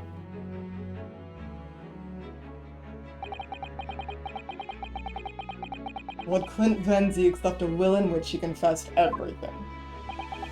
When those words came out of Asogi's mouth, it deranged me completely. I knew I must do anything and everything in my power to contain the situation. But I couldn't find the damned document. I searched his cell, but it wasn't there. Which precipitated the jailbreak plot, I presume? What do you mean? The need to obtain that will was all-consuming. I was sure that if I facilitated Asogi's escape, he would emerge with the will somewhere on his person. Despite searching his limp body in the cemetery that night, it still eluded me. It never even crossed my mind, but it was concealed in the sword's hilt. Blaze, oh my god. Hi, welcome.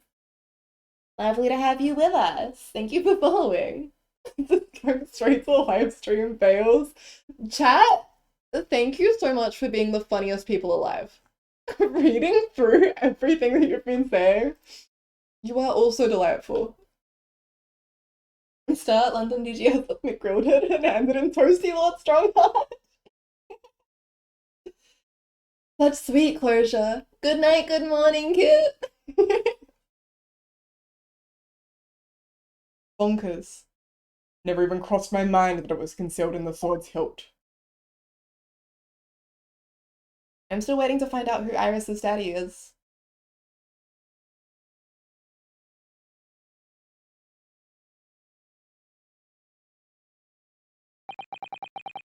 What pains me now is that my brother left this world without a word to me. I'm sorry, Lord Van Zieks. In point of fact, I think perhaps that isn't the case. Sorry? How can that be? There is more to his last will and testament. What?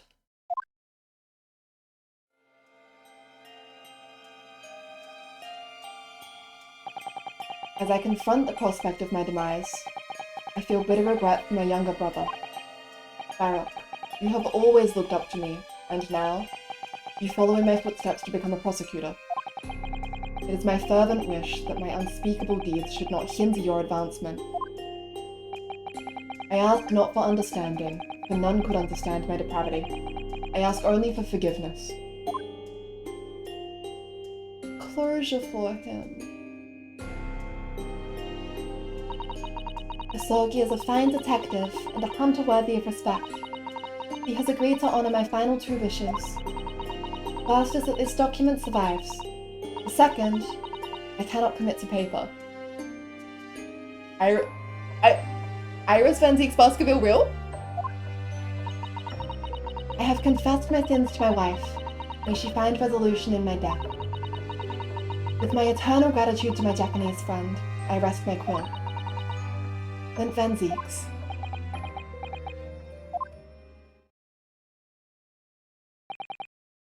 Clint.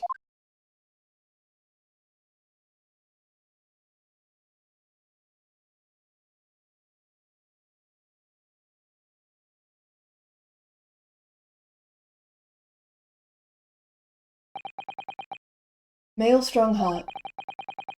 You colluded with Seishiro Jigoku in a criminal plot so immense it spanned the oceans. And you cold-heartedly murdered all those who knew the truth about what happened 10 years ago. But why did you set about that now, a whole decade later? To ascend to the very peak. These last 10 years made me realize being the Lord Chief Justice wasn't enough. Short of becoming Her Majesty's Attorney General, I could have no real power to effect the changes needed in this country. And for that promotion, I needed to ensure no remnants of the past remained. How could you? I like everything to run smoothly in the exact manner that I prescribe, like a well-oiled machine. And I was just a step away. And for your ambition to succeed, did you even bother to count the number of brilliant people you had killed?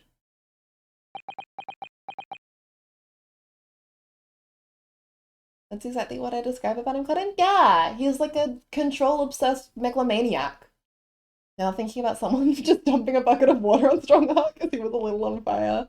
Well, I can tell you, if I had been there, it wouldn't have been me. A man I would not piss on to put out a fire. Ah, Mr. Reaper, are you not forgetting something? Such as? You've very much adopted your usual prosecutor-like demeanor in the proceedings now. But the reality of the situation is that you are the defendant in this trial. However, the presiding judge would appear to have fallen from the bench, as it were. May I suggest, therefore, that we entrust the final adjudication to an old friend? My lord. Return of the king. Judgy. I've missed you so much. The member of the judiciary, I've been following the proceedings from the gallery. And I must say, I shan't ever forget the extraordinary battle between good and evil that I witnessed here today.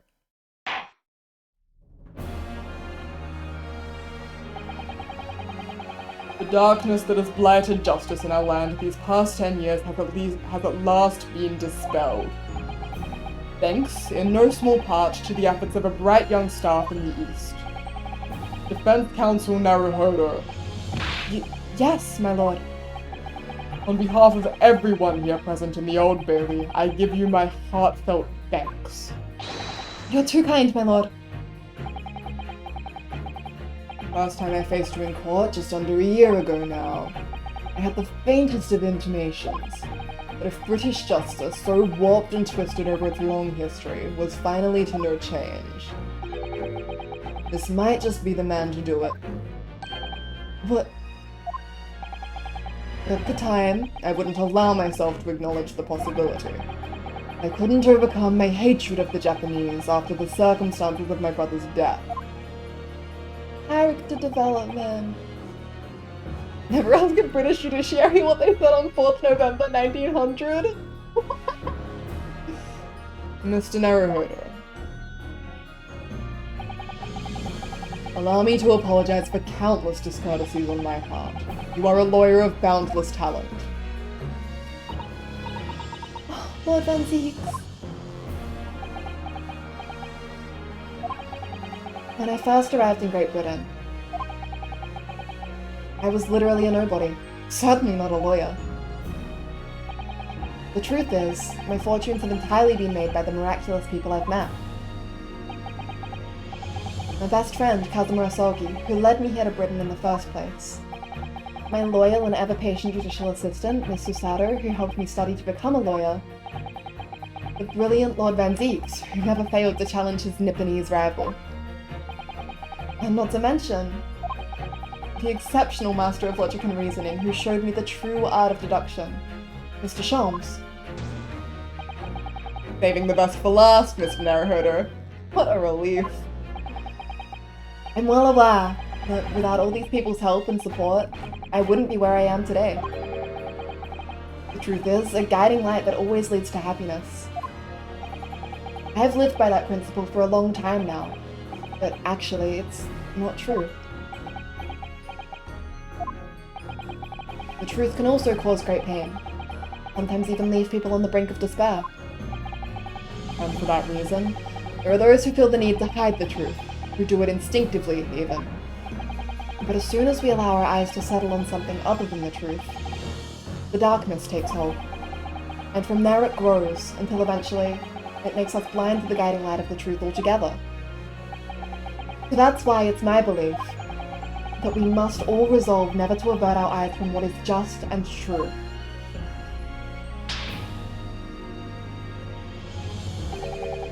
So that we can continue to walk the straight and narrow path ahead.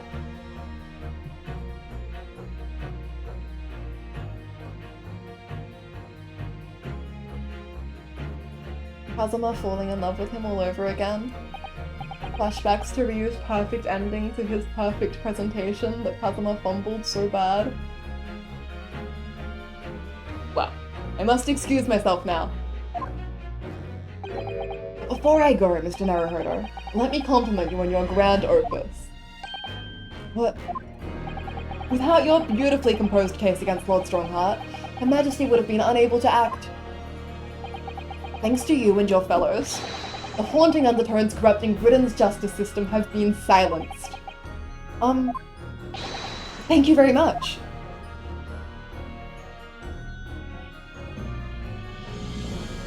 Friendship is magic! So, until our paths cross again somewhere. Well then. It would appear that this long trial has finally come to an end. My apologies for any anxiety caused, my lord. I'm quite sure we shall meet again here in the courtroom before long, Prosecutor Barak Van Zieks. In conclusion of these proceedings, I hereby declare the defendant, Barak Van Zieks, not guilty. We did it! We did it! Let's go! We did it! Hot Milky! Hot Milky. Yay!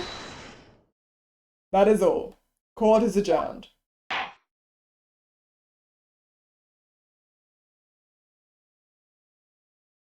super giddy right now and it's almost 3 a.m. Super giddy right now and it's almost 6 a.m. Success! Let's go! 4th November, 4:21 p.m. The Old Bailey Defendant's Antechamber.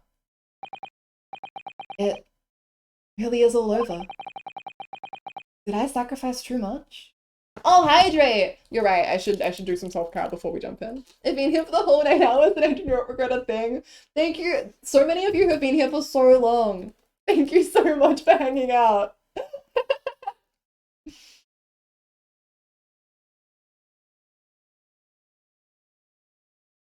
Nine hours straight DGS!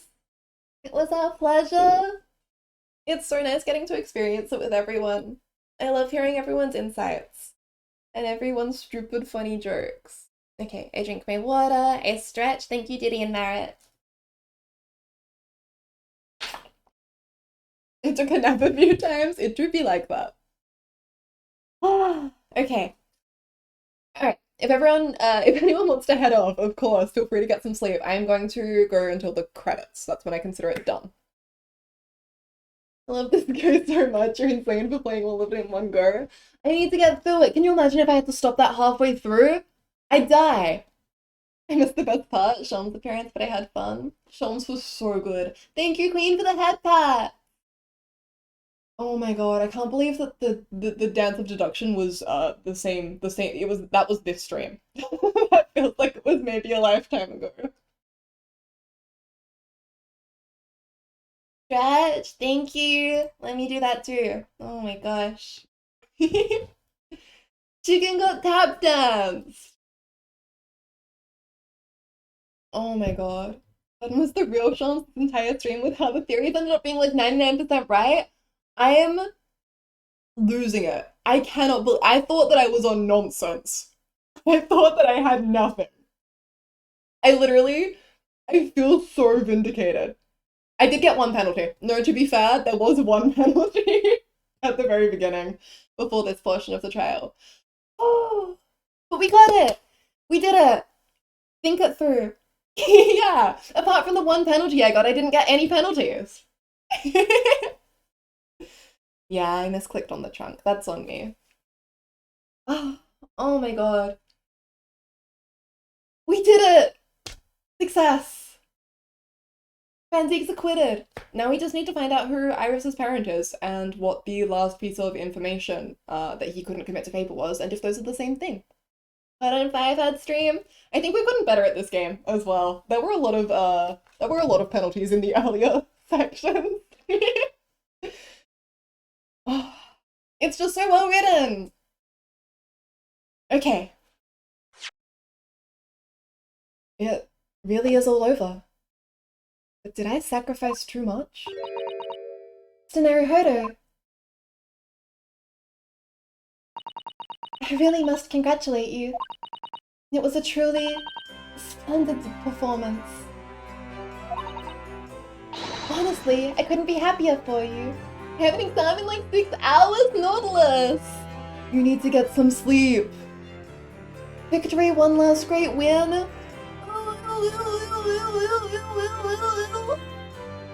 Honestly, I couldn't be happier for you. Oh, thank you very much. But I really couldn't have done it without you at my side through it all, Mr. Sutter. Oh.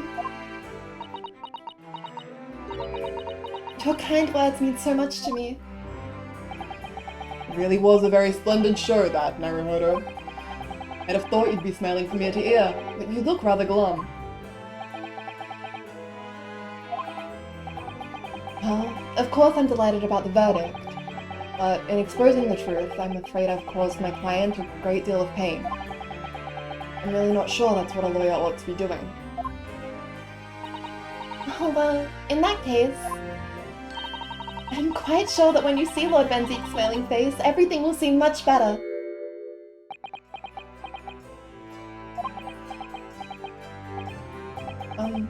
Miss Susato, everything seems worse. He has a face like thunder. Oh dear, I really shouldn't have presumed. Mr. Naruhodo. Yes? Almost a year it's been now since I first encountered you here in this very courthouse. For you to have risen to the level of excellence you demonstrated today, well, it's quite remarkable. But I exposed the most unpalatable truth you could ever have imagined in court today. I feel as though I've robbed you of something you held so dear. What was it he said? Fight those who dwell in the darkness requires at least some of us to occupy the darkness ourselves. You could say he's a great ace attorney. But that was just the feeble excuse of a coward. Only those with a steadfast eye for the truth have what it takes to fight the dark forces of crime. You made fine work of establishing that fact in court today. Oh. Well, thank you. What magnanimous words! I'm quite sure that Kazuma-sama would have a smile on his face at this very moment if he were here. Kazuma. You are O for truth, Sato. How double nice. Mr. Sato. There's another face like Thunder here. Oh my! He really was here! Lord Van Zeeks. Allow me to congratulate you on your acquittal. Congratulate me, or curse me. You failed to bring down the Reaper. I owe you an apology. No, it is I who should apologize. Your father, Genshin, if I had been stronger, then perhaps I made an unforgivable error of judgment. I can offer no excuse. And I can offer no forgiveness. That said, I suppose you fought for justice and the truth. For that at least, I can't withhold respect.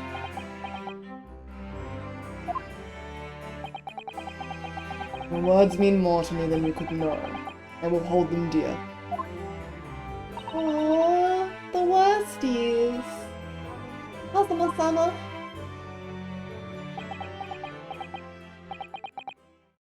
I must say, there's one thing that's still bothering me. What's that? The will that Lord Clint Van Zeeks wrote before his duel with my father.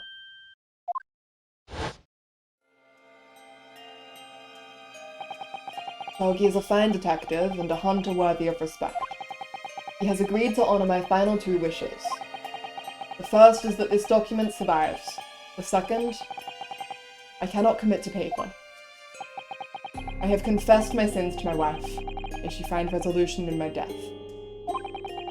With my eternal gratitude to my Japanese friend, I rest my quill. Clint Van Zeeks. What can the second of his final wishes have been? That your father agreed to honor you, mean? I think perhaps. Nikotova.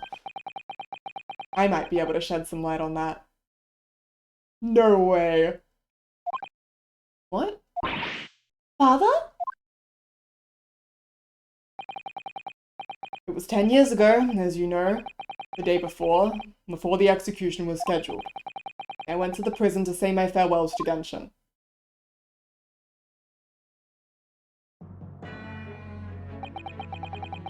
Why aren't you putting up more of a fight, Genshin? If you'd only agree to it, Seisho and I would gladly petition the government. We've been through this already. You don't need to worry about me. Anyway, Yujin, I have a favor to ask of you. Something of great importance.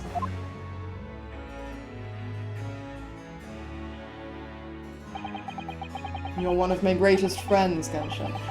Whatever it is, consider it done.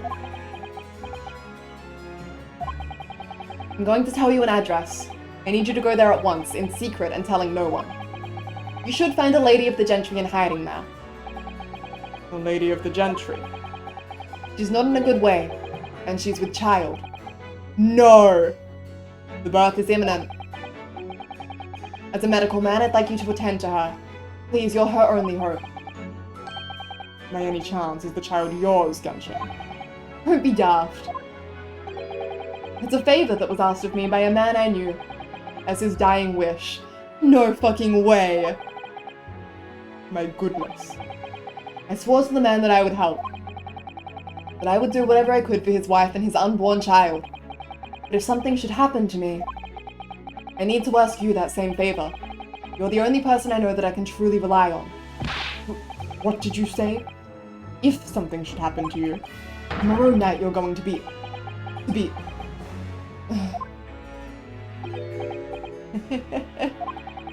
You never know though, do you?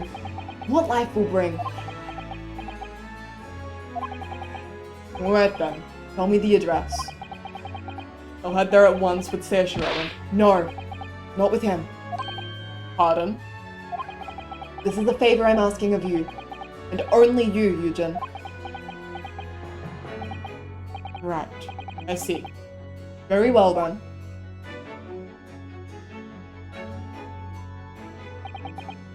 That very night, I caught a train from Paddington to Dartmoor in Devon. I found the old house. In the middle of nowhere it was, an old hunting hound lay asleep in the grounds.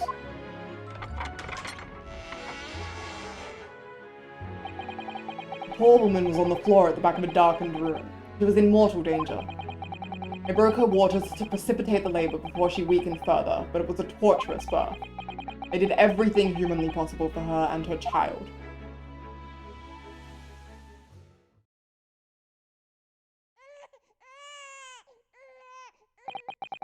And in the end, I was lucky enough to welcome a new life to the world. Tragically. My efforts to save the mother's life were in vain. I held the healthy newborn girl in my arms and wept for longer than I care to remember. Eventually, in something of a daze, I looked around the room.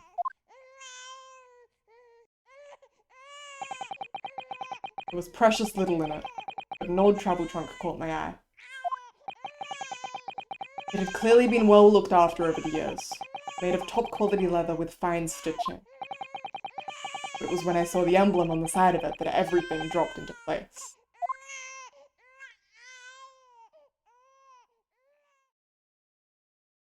B for Baskerville.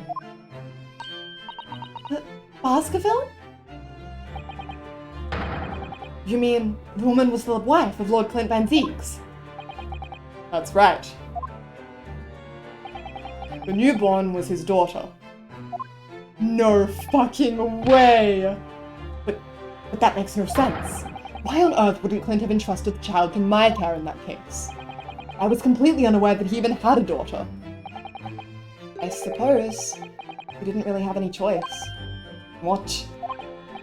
Well, your brother said that he'd confessed everything to his wife, but she must have been beside herself with worry for her child.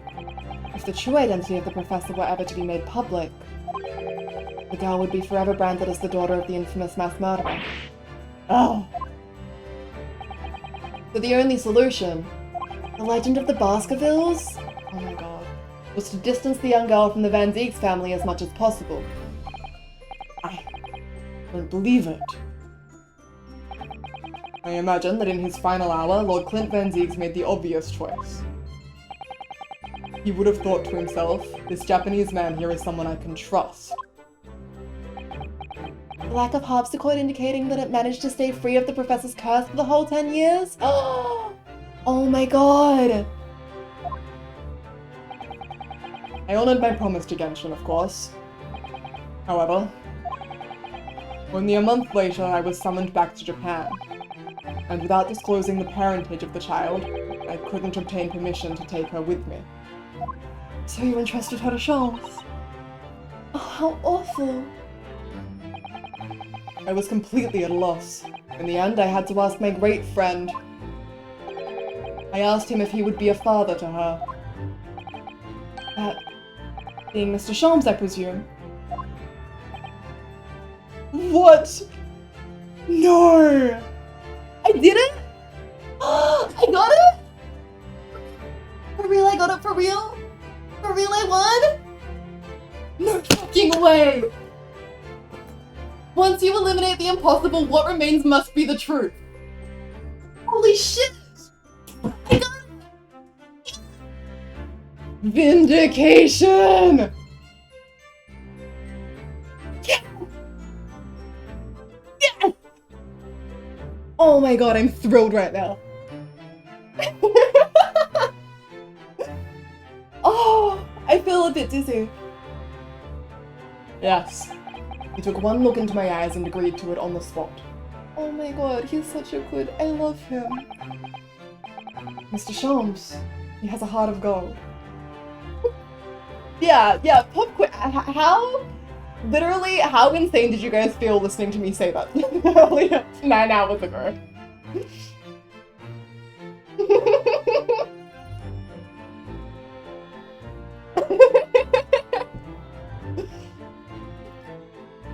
What does Ace Attorney put in the water to make these stats? I love them. My cheek very hard. I was like desperate Facebook.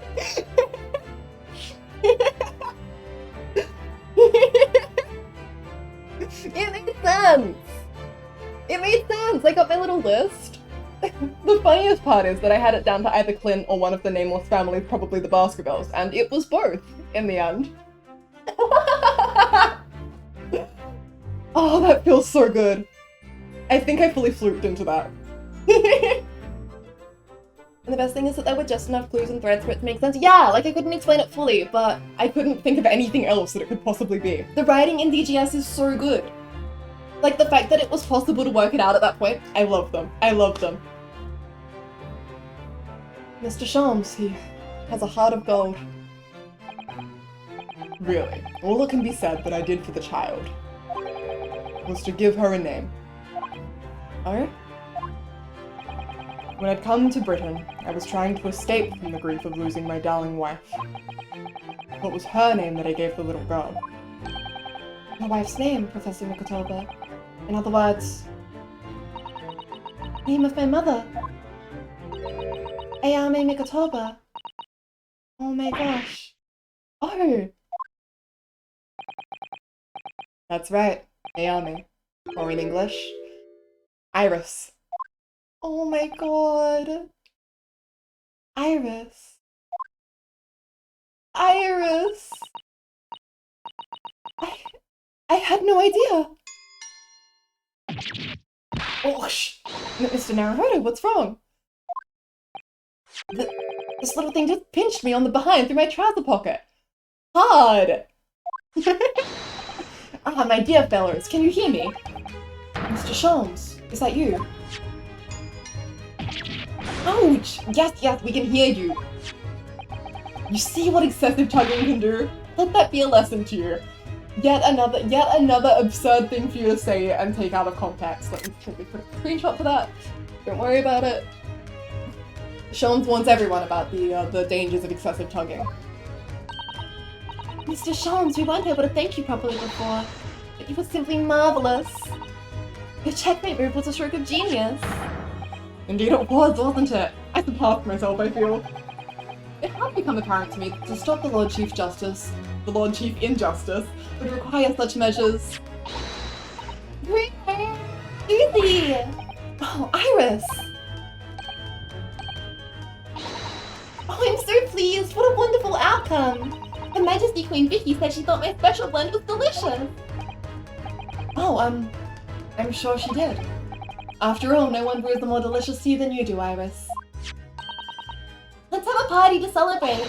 And Mr. Reaper, you simply must come too! I'm afraid I couldn't. Uncle Reaper! The Reaper of the Bailey, flustered by a 10-year-old girl. Again. No, really? Oh, poo. But I give you my word that I shall present myself at your residence in the near future to express my gratitude. Oh, how lovely. You've promised now. I won't let you forget. Bye for now, then. Alright, Iris. Thank you for all your help earlier. Nothing. Just come back home soon. Ouch! One final pinch goodbye, was it? Whoop whoop. He's smiling. He's smiling. He's smiling. Look, he's so pretty. I love you. He's smiling. Well, I think I ought to be leaving. Lord Van Zeeks, would you care to accompany me? Certainly. Mr. Naruhodo, allow me once again to express my deep gratitude to you. I believe you saved my life.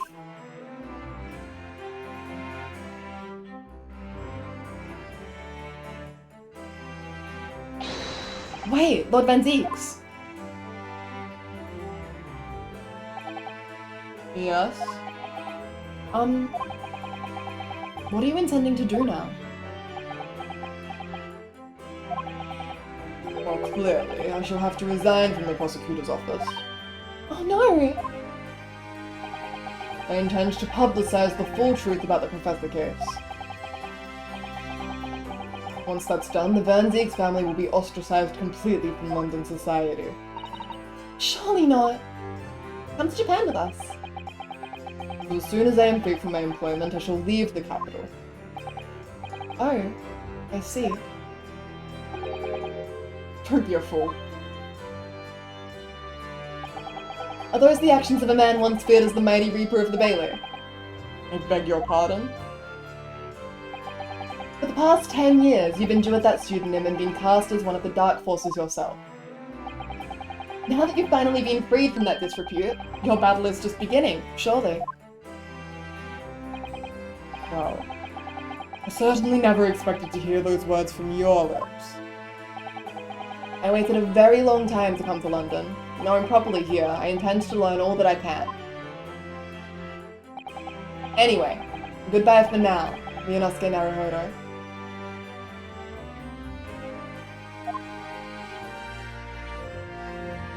Don't apologize to Automod. Automod should apologize to you. Kazuma Osoki.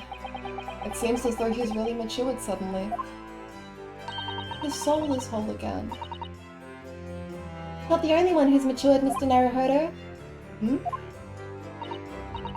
Well, I think we should make our way back to Baker Street. We must help Iris with tonight's dinner. We must.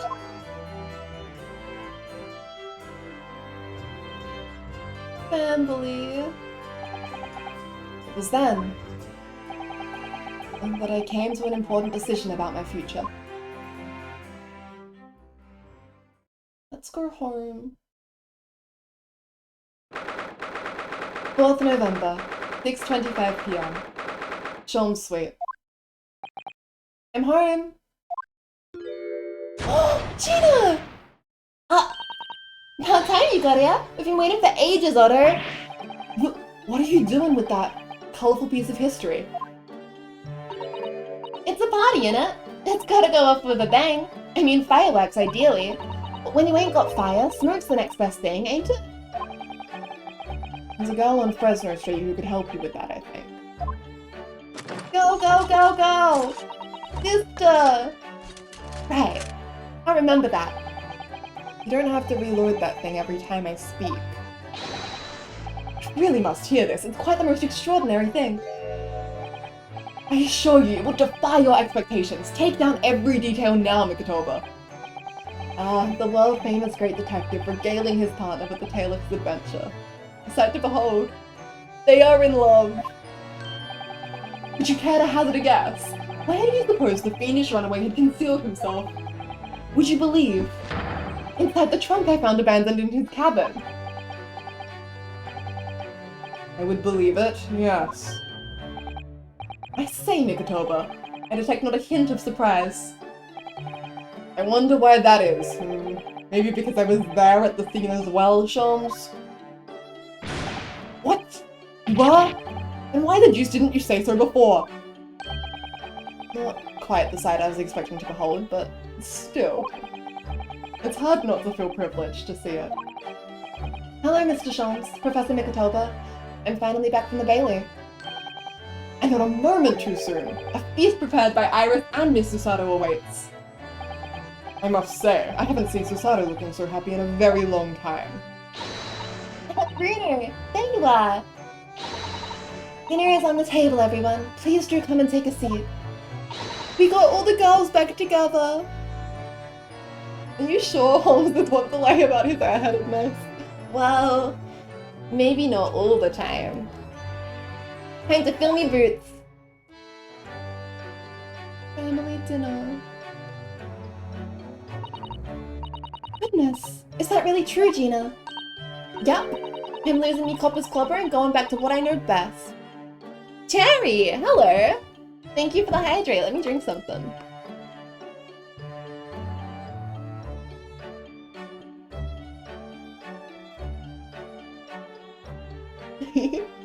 I'm losing me Copper's Clobber and going back to what I know best. It's a diver's life for me. You're really leaving the police force? But why, Ginny? Well, the boss ain't around no more, so... Oh...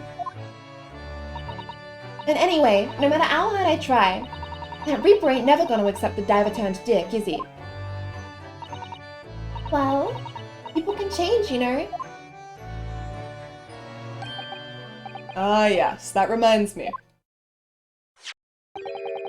I rather thoughtfully offered to relieve the bailiff of this now defunct piece of evidence. Eh? It's the inspector's pocket watch, and the crown has been reattached.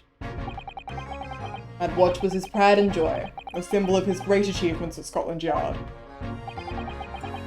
For 10 years without fail, it measured every second of the man's remarkable career. But now, it's stopped. Yeah, we've been going for 9 hours, nearly 9.5. We're finishing the whole case.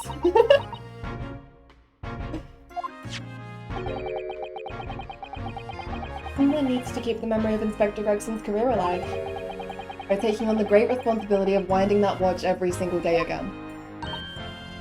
Yeah, someone with an equally fierce detective spirit.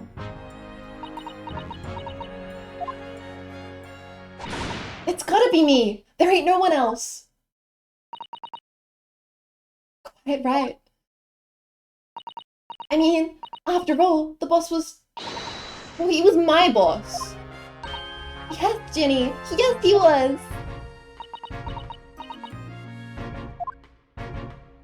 Father, daughter. Oh yeah, and I made you a promise and all, didn't I, Iris? That I'd become a proper detective one day and track down your old man. Oh. Alright then, it's decided. I'll do it. And I swear, I'll find your dad and bring him back kicking and bring him in kicking and screaming. Ooh. Oh. I'm not entirely sure that would be appropriate. Yes, I think, Gina, it might be best to not... I think I'd like you to forget that promise, Ginny. Eh? Iris? Well, obviously I've always wondered about who my real daddy is. Of course I have.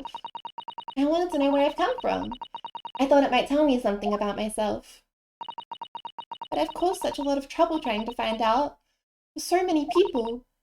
Harley, Bruno, Professor Mickey. Oh no, not at all, my dear. Really, you owe no apology to anyone. You are 10 years old. Well, anyway, I've decided to give up on it. Because I finally realized my daddy is the greatest in the world. I don't think it matters what his name is or where he's from. Don't you agree? Hallie? I'm gonna cry. With every word, Iris. Thank you, Hallie. Thank you, Daddy.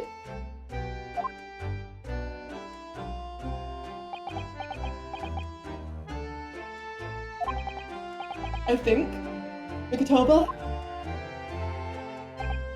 Yes, Charles? I think that I ought to express my gratitude to you. Oh? For 6 years, you and I solved many a mystery together. And during that time, I remember countless expressions of gratitude for our good services. But a moment ago, I heard the most pleasing expression of gratitude of them all. And I should never have experienced it, if it were not for you. You old softy, Sholmes. But I must confess, it's a weight off my mind to hear you say it. Well then, I think this calls for a lengthy violin recital, wouldn't you say? Oh, well, the food would go cold, that's the only problem. Maybe next week, Ellie? Literally the only Sherlock Holmes ever, and also I'm crying. I am absolutely crying. That was so much. I feel so... Thanks, Daddy. Acceptance. Are you sure a week is long enough, Iris? Stupid son of a bitch, I'm in love with you. Even amidst the most troubling of cases, even reeling from the most shocking of revelations. Returning in the evening to this suite of rooms, there's always warmth and happiness to be had. The home of the world's greatest detective, and my home too with my greatest family.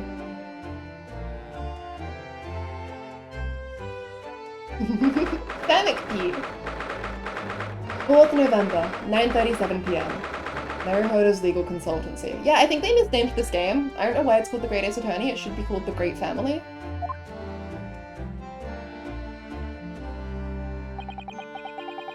This attic room has been my home and office for almost a year now.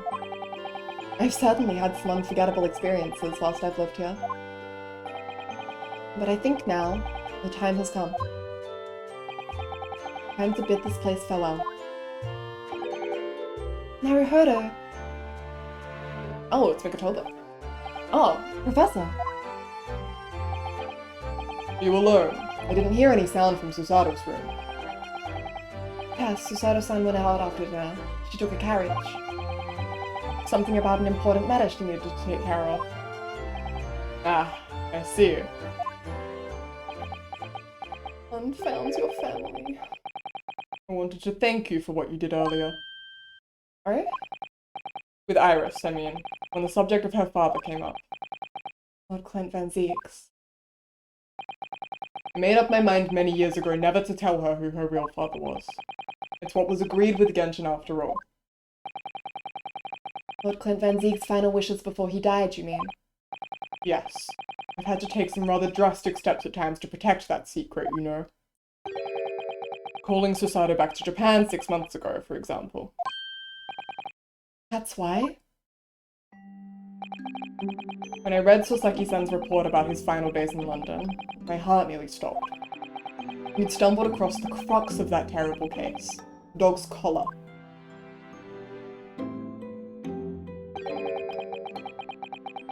The description of the Baskerville insignia left me in no doubt. Baskerville.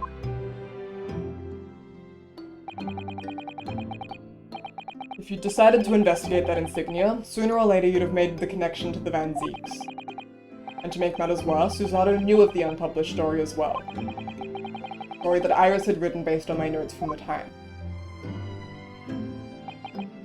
Ah yes, the Hound of the Baskervilles. Exactly. It was a work of fiction, but based on the grim reality of a huge beast of a dog being used as a murder weapon. A dog with the Baskerville family emblem around its neck. Armed with those two clues, I feared you and Susato might arrive at the truth. So I invented that story about having collapsed to justify her leaving London and returning to Japan at once. All in aid of halting any investigations you and she might have been contemplating. I see. Something I've never understood is why Susato-san came across that manuscript in Japan, though. You know, Iris's The Hound of the Baskerville story, I mean. Tom sent it to me. That was before Susato-san left Japan. He was very troubled about what should be done about it, you see. I'd read it and carelessly left it on my desk, which is why Susato came across it, of course. Yeah, that is interesting, Cheeky. I am thankful for it. I think it would have been a bit much if it was more graphic. It was the only case Sholmes and I had ever pursued that I didn't record in meticulous detail. I was stunned when I discovered that young Iris had pieced together so much of it from my poetry notes. Sholmes and I discussed the matter, and I decided that we couldn't allow the story's publication. At that point, I returned the manuscript by post to Sholmes for safekeeping. You did all that to stop Iris from finding out the truth about her father? Thank you for stretch, Cherry. Yeah, they mentioned mold and they mentioned that it was to do with the throats. But yeah, if they'd like depicted that one the way they do with some of the others, that would have been so much. Bye, Cherry. Have a nice day. That's right, because Sholmes had told me how astute she'd become.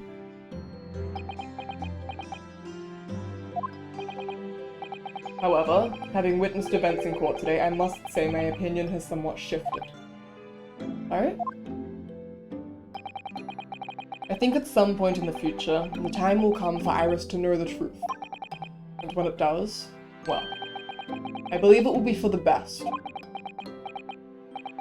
Thank you, Cherry. I think so too. Actually, Professor, I wanted to talk to you about something too. Judging from that expression, I'd say you've come to a decision, have you? Yes, I have. I will be returning with you to Japan. Are you quite sure?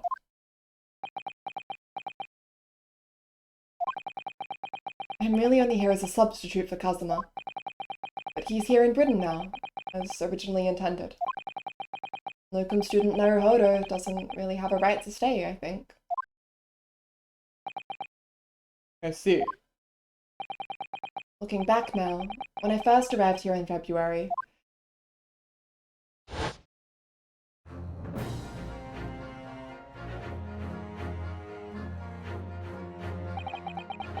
you're your own person now, you're not just a replacement. This is your family.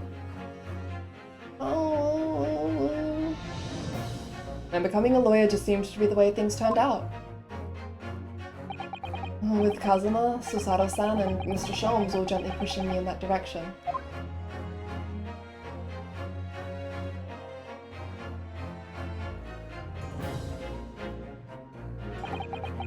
I spent the best part of a year immersed in this world, but always aware of a seed of doubt inside me.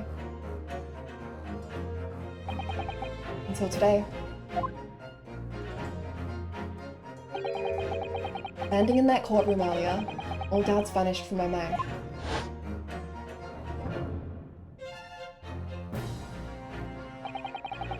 I was totally focused. I was sure of my belief in my client, and I was sure I could see the trial through. And at the end of it, I finally realized no one else chose this path for me. I chose it myself.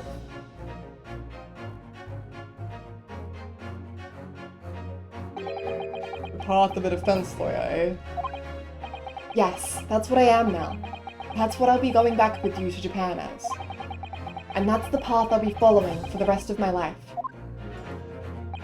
Well, sounds like you've made quite a resolution now. I have. Very well then. I must say, it's extremely welcome news. I shall make arrangements for your return first thing tomorrow. But I don't imagine we'll depart for a few days. Not with the symposium having been cancelled now. Such a shame. Never mind. I'm sure there'll be other opportunities in the future. Well then, I'll bid you good night. You can't leave. All of your friends are here.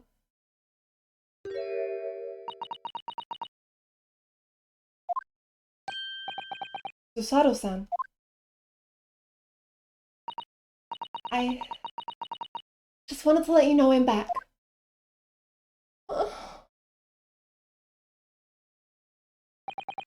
Did you, hear what your father and I were discussing? I'm sorry, I did, yes. I couldn't help, but... Oh. How much did you hear? Well... From the part about Iris's real father, I think. In other words, from the beginning.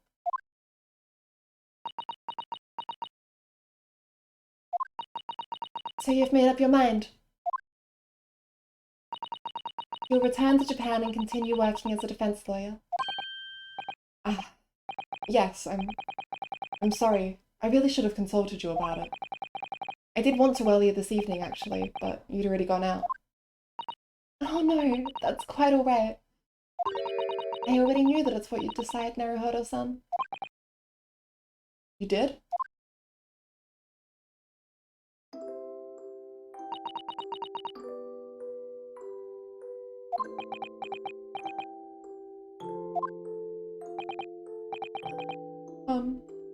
Susato-san. Yes? I suppose this means it has to be farewell soon. I suppose. You'll be a great help to Kazuma going forward. I mean, I know he's a brilliant lawyer, but he's new to the British courtroom. He'll certainly benefit greatly having a brilliant judicial assistant at his side. I'll do my very best. I wish I could say it, but I just can't. I can't ask her to come with me. After all, she was always supposed to be coming to Britain as Kazuma's assistant.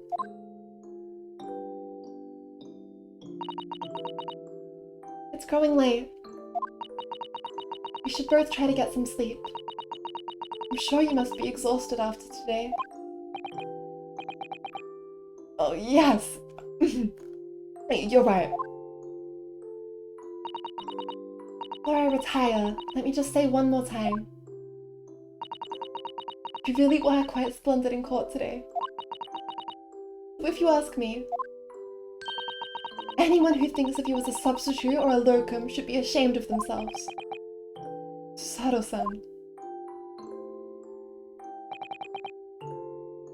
Thank you. Such a genuine smile.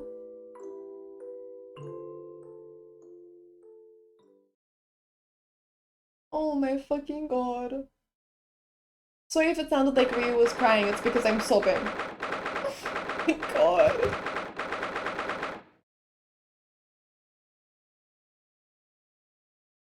Oh my god.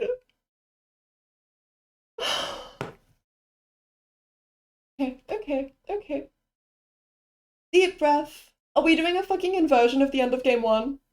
Are we flipping game 1 on its head and doing the opposite? I don't know if I... It's fine. I've got this. 7th November, 5:42 AM. Port of Dover, Quayside. Quayside, actually. I can't believe this day has finally come. We're really leaving then, Runo. I'm afraid so, Iris. Thank you so much for everything. I don't know what I'll do without you, your wonderful cooking and delicious tea.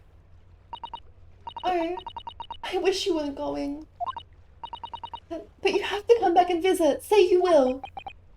Of course. I promise.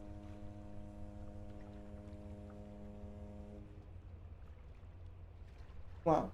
It was a very brief reunion. But it was a pleasure to pursue a case with you again after so long. For a while, at least, it felt like old times. Yes, I suppose on reflection, there's something to be said for it. Having a little fun once in a while. I'll just go and say goodbye to the professor as well, I think. Alright, Iris, you do that. I'm so normal right now. I'm so normal and fine right now. I'm joining you guys in the ocean, by the way. Maybe if we're all in the ocean, we'll become normal. Susato-san. Oh! I've just checked, Naruhodo-san. Your luggage is already on board. Such a beautiful morning. Perfect for embarking on a journey, isn't it? Before I set off, I'd just like to say how thankful I am for everything you've done for me. And give my warmest regards to Kazuma, please. He should be Actually, here. I think you ought to give him your regards in person, don't you? Never mind, Pog. Sorry? Ryunosuke, Kazuma! What are you doing here? do you really think I'd miss my best friend's departure? Thanks. Oh my god! To be honest, I'd been looking forward to our wild time tearing up the streets of Her Majesty's capital. But, Oh, your best friend. Well, we'll have to save that for another time. Personally, I'm looking forward to facing you in court again. Oh. me too. But, we're both defense lawyers, so, I'm going to become a prosecutor. I'll stay in Lord Van Zeek's tutelage for the time being, but before long, I intend to be just as formidable as the Reaper himself. Oh, I see. Actually, Ryunosuke, I have a favor to ask. Kazuma and his favors. Name it. The instant. Oh, I'd like you to take care of this for me for a while. we'll keep his. No! We'll keep his soul by our side? Oh my fucking god, is this a marriage proposal? Karuma? Why? Because I've seen it now. I've seen what's inside me. The demon that reared its ugly head that day. You can't fucking hit me with Nocturne right now. This is the war crime. It was only for the briefest of moments. The last time I came face to face with that inspector. But it was unmistakable. I wanted to kill him. I've always known there are demons that live inside people. And now I know there is one in me.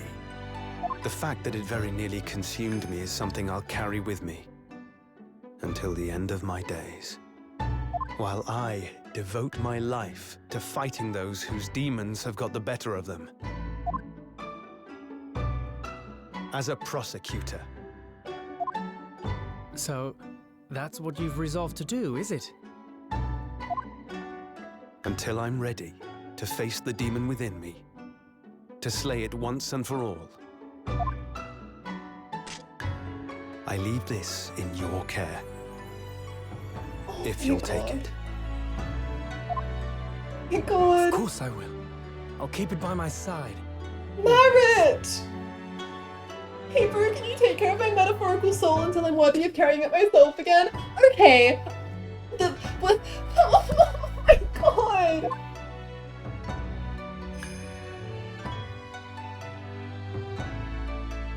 Until we meet again, then. You have your path to follow, and I have mine. It's like a promise. Naruhodo-san?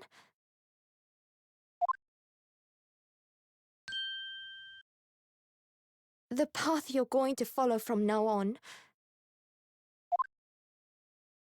I wonder if I might follow it at your side, and unless I'd be a burden. Sister! What?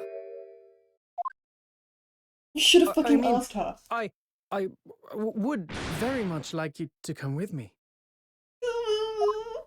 But aren't you... You're so predictable, Ryunosuke. I am?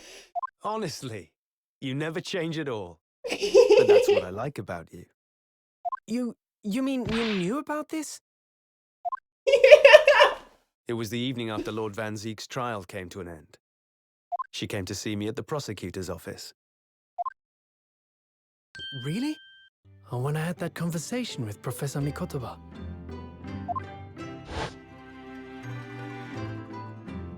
So, you'd go with Ryunosuke back to Japan? Yes. I know it's unfair of me to follow my own interests like this. coming here especially to tell me. You're a stickler for etiquette, aren't you? Well, what are his feelings? Is this literally the first time we've seen them interact? We've never discussed it, of course, and Naruhodo-san has made no such suggestion. They're so cute. Normally, Susato-san just goes, Kazuma-sama! They interacted in 1-1? Did they? Maybe I'm just misremembering. I feel like we, like, saw Susato briefly and we saw Kazuma briefly differently. But we didn't see him briefly. Yeah. It's really cute watching them. I worry that perhaps I'd be a burden to him. He would be dead without you. He's just as much of a stickler for etiquette as you are. He'd never say anything before he was asked. But I'd feel happy knowing you were with him. Look out for him on my behalf, will you? Of course.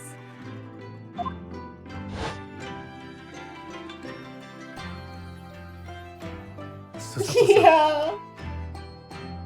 That's so cute. So, like, neither of you are going to make a move then, huh?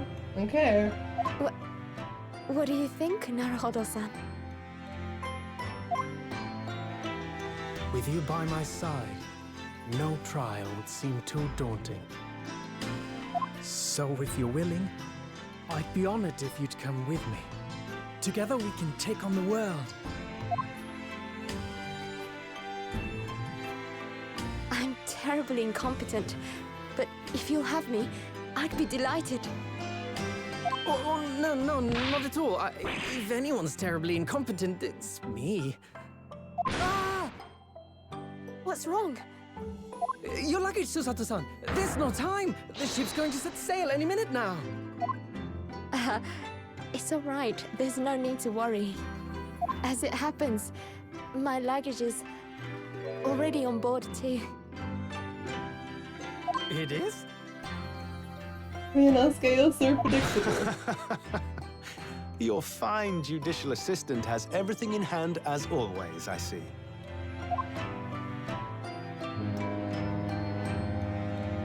Glad you were in the brains on most of the time, my darling. Your ship's about to leave!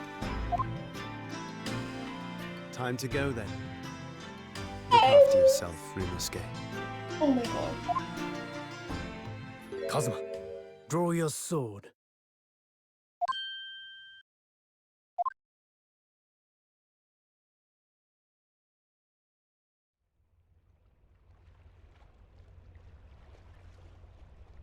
I feel like I'm about to be murdered.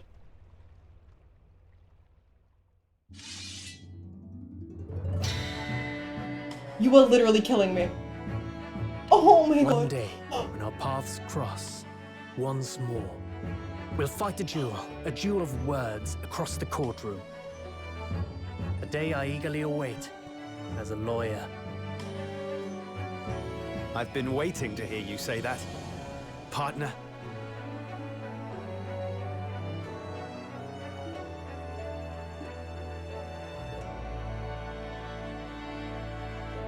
What the fuck? What the? Don't forget me then, Kazuma. As if I could, Ryunosuke. Oh my And god. Mr. Sholmes, thank you so much. I'm very much indebted to you. Indeed, Mr. Naruhodo. I believe you are. I'll never forget all you've done for me during my time in London. Quite. I should like to think you will remember your debt of gratitude. Especially when I visit you in your country. Yes. What? The truth is, although many are ignorant of the fact, the world is far smaller than most folk realize. Well, Films in Japan. I'd be delighted if you came to Japan one day. All of them. Oh yes! Would welcome you with open arms, Mr. Sholmes. Oh, that sounds wonderful! I can't wait! In that case, let us conclude that this is to be merely a brief parting, my dear fellows. I love him. The fondness in And his that voice. brings us to the end of my adventures in Great Britain. No, she's so cute. A peculiar twist of fate brought me halfway around the world those many months ago. But that was just the start of my journey. Who knows where fate will lead me next? Still, I'm confident this won't be my last meeting with the friends I've made in London. And when we're together again, no doubt the first words I'll hear will be, Come, the game is afoot. Stop! The ship, with our friends from the east, sailed steadily towards the distant horizon. Oh my But god. Sholmes' face was alight with joy. The times may change, but a steadfast friendship will remain true, Wilson. We have but to gently close our eyes, and we are with our companions once more.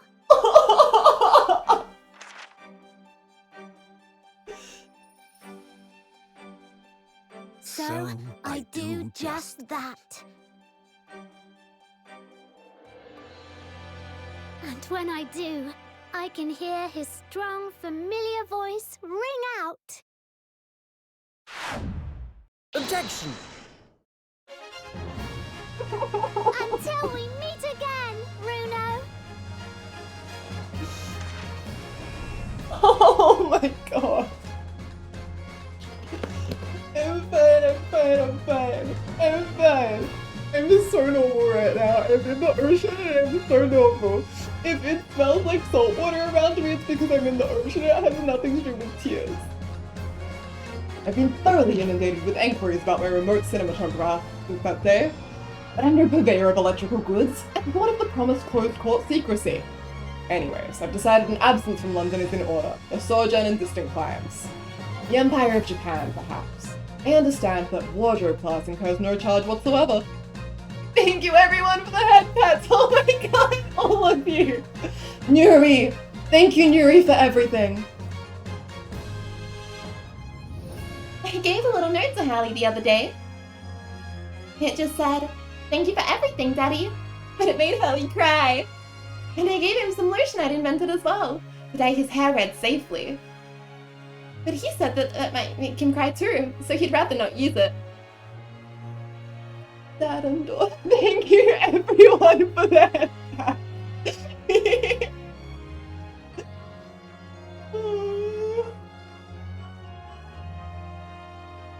In those days, when I was known as the Reaper, I felt your presence at my side.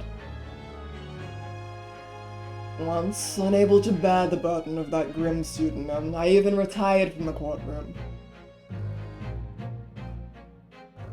Despite everything, I still wear your prosecutor's badge with pride. But the darkness that once beset me is no more, as you too are no more. In the words of a young foreign friend of mine, I must stride forward towards a bright future. Oh my god. The most characters ever. Oh, Gina! The boss left a note for me, you know. And I can read every letter now, A to Z, the old lot. It's cleared a load of stuff up. The boss was trying to protect me, see? And that's exactly what me and Chief Inspector Toby are gonna keep doing for Londoners.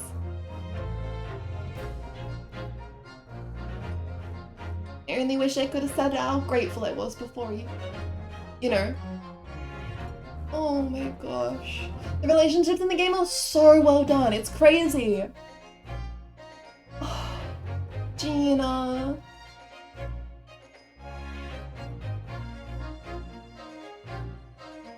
Gina, the truth is, I'm not the upstanding fellow you think I am. Might be a diver at art, but it's a good heart. It reminded me I need to be true to myself. I've got one more job to take care of before it's ta-ta to London town for the foreseeable. And then, I've got to complete your education in the art of detection a la Gregson, as they say. Smirk!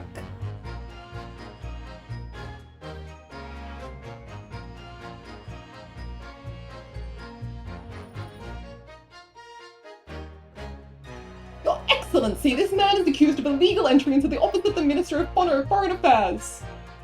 Objection! Oblique overstatement overruled. The minister has been detained in Britain anyway. This catchish counsel for the defense and women are forbidden to enter the courtroom. Oh, really? My friend Susato-san is in the British courtroom all the time and doing a wonderful job. Perhaps I should have engaged the services of a regular legal team. Defendant Hosonaga! Hari and Saseki legal tag team. Yes! Mama, is it true about Japanese people? Are they experts at filleting corpses? Yes, they are.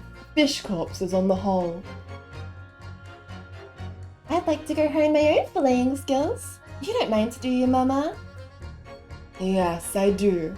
I'm not a corpse yet, am I?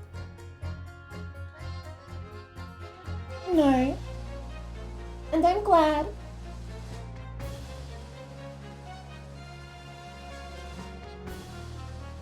Cute.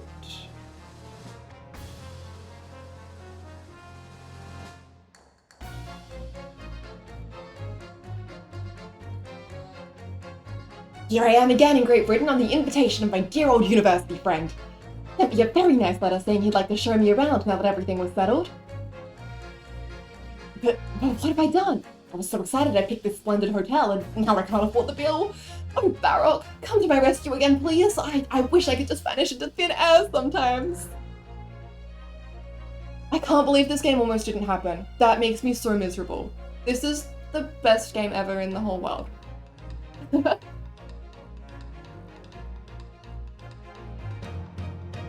When I went to make the waxwork impression of the killer in the cemetery, I realized what had happened. But even in the witness stand of the highest court in the land, I could never speak of it. The Lord Chief Justice and I had struck a bargain, see? For a faithful reproduction of the visage, there is nothing we two spells would not do. Shh. One of the women ever. I'm in love with her. You are so pretty. Ew, ew, ew.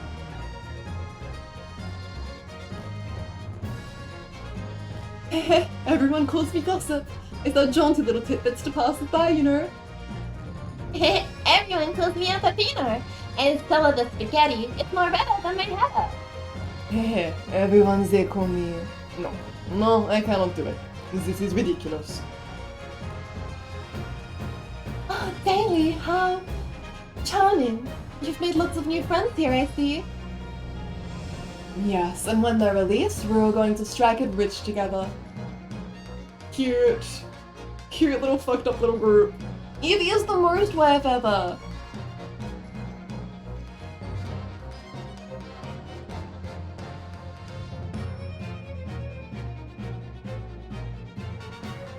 Thank you, Kazuya for my life. When I was accepted on the foreign study tour, I knew exactly what path I had to take, and however it might have ended, I knew that I wanted you there to see it. If I'd ended up in the dock, there's no one I would have rather have defending me. But now, thanks to you, there's a new path I want to take. I'm sure we'll meet again in the courtroom, my friend. Until then, I leave Karama in your care. What? Sob. Are we about to kiss right now? I can't believe DGS 2 has given me so many scenes I need to draw of Kazuma and Ryu. Deranged.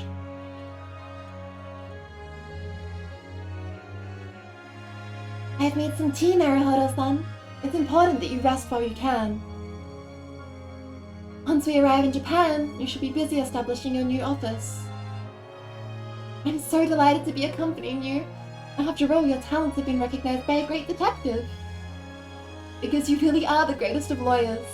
A great ace attorney, some might say. Cute! Oh. A great ace attorney. Oh, cute!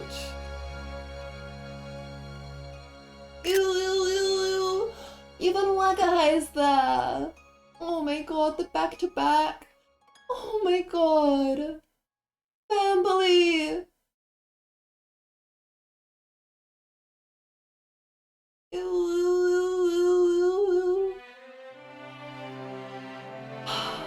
Okay. We did it. Grand finale epilogue.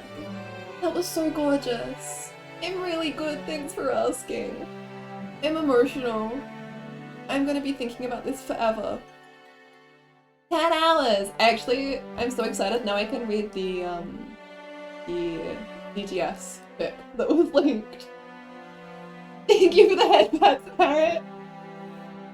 Let's go, lesbians, let's go! We never find out who Rathan's source was. Yeah, I would also like to join you guys in the ocean, please.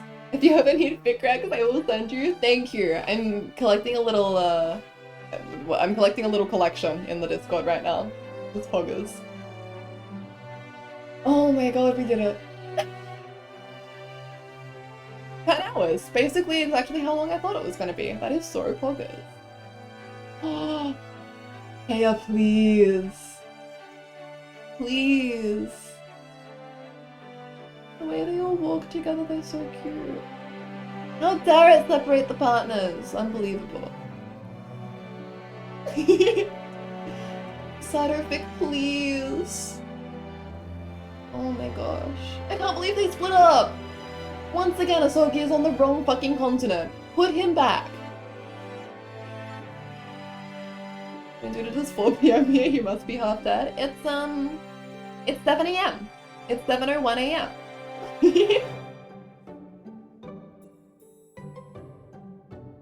The spells. With the Shawm's burst, beloved. Oh my god, and Scythe. When we just had 2 spells, Scythe and Drebber on the Alba and Zeeks. Oh my god. God, what those claws do? Destroy? That's so cool.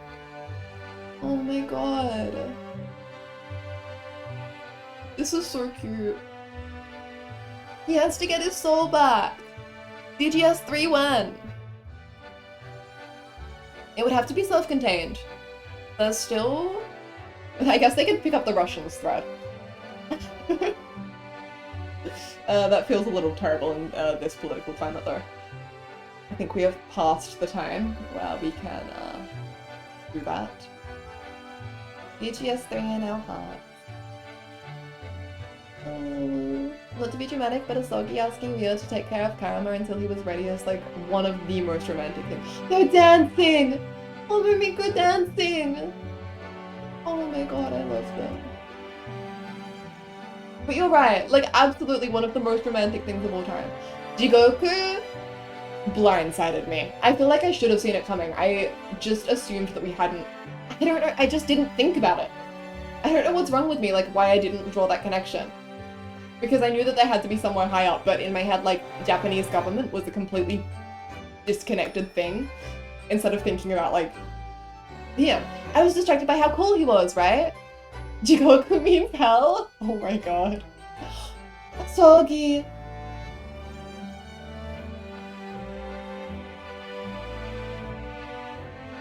They'll meet again to duel. That is also one of the most romantic things ever.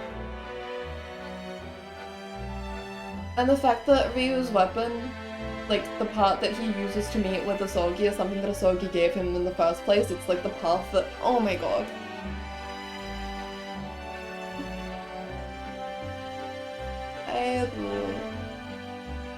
And they were partners.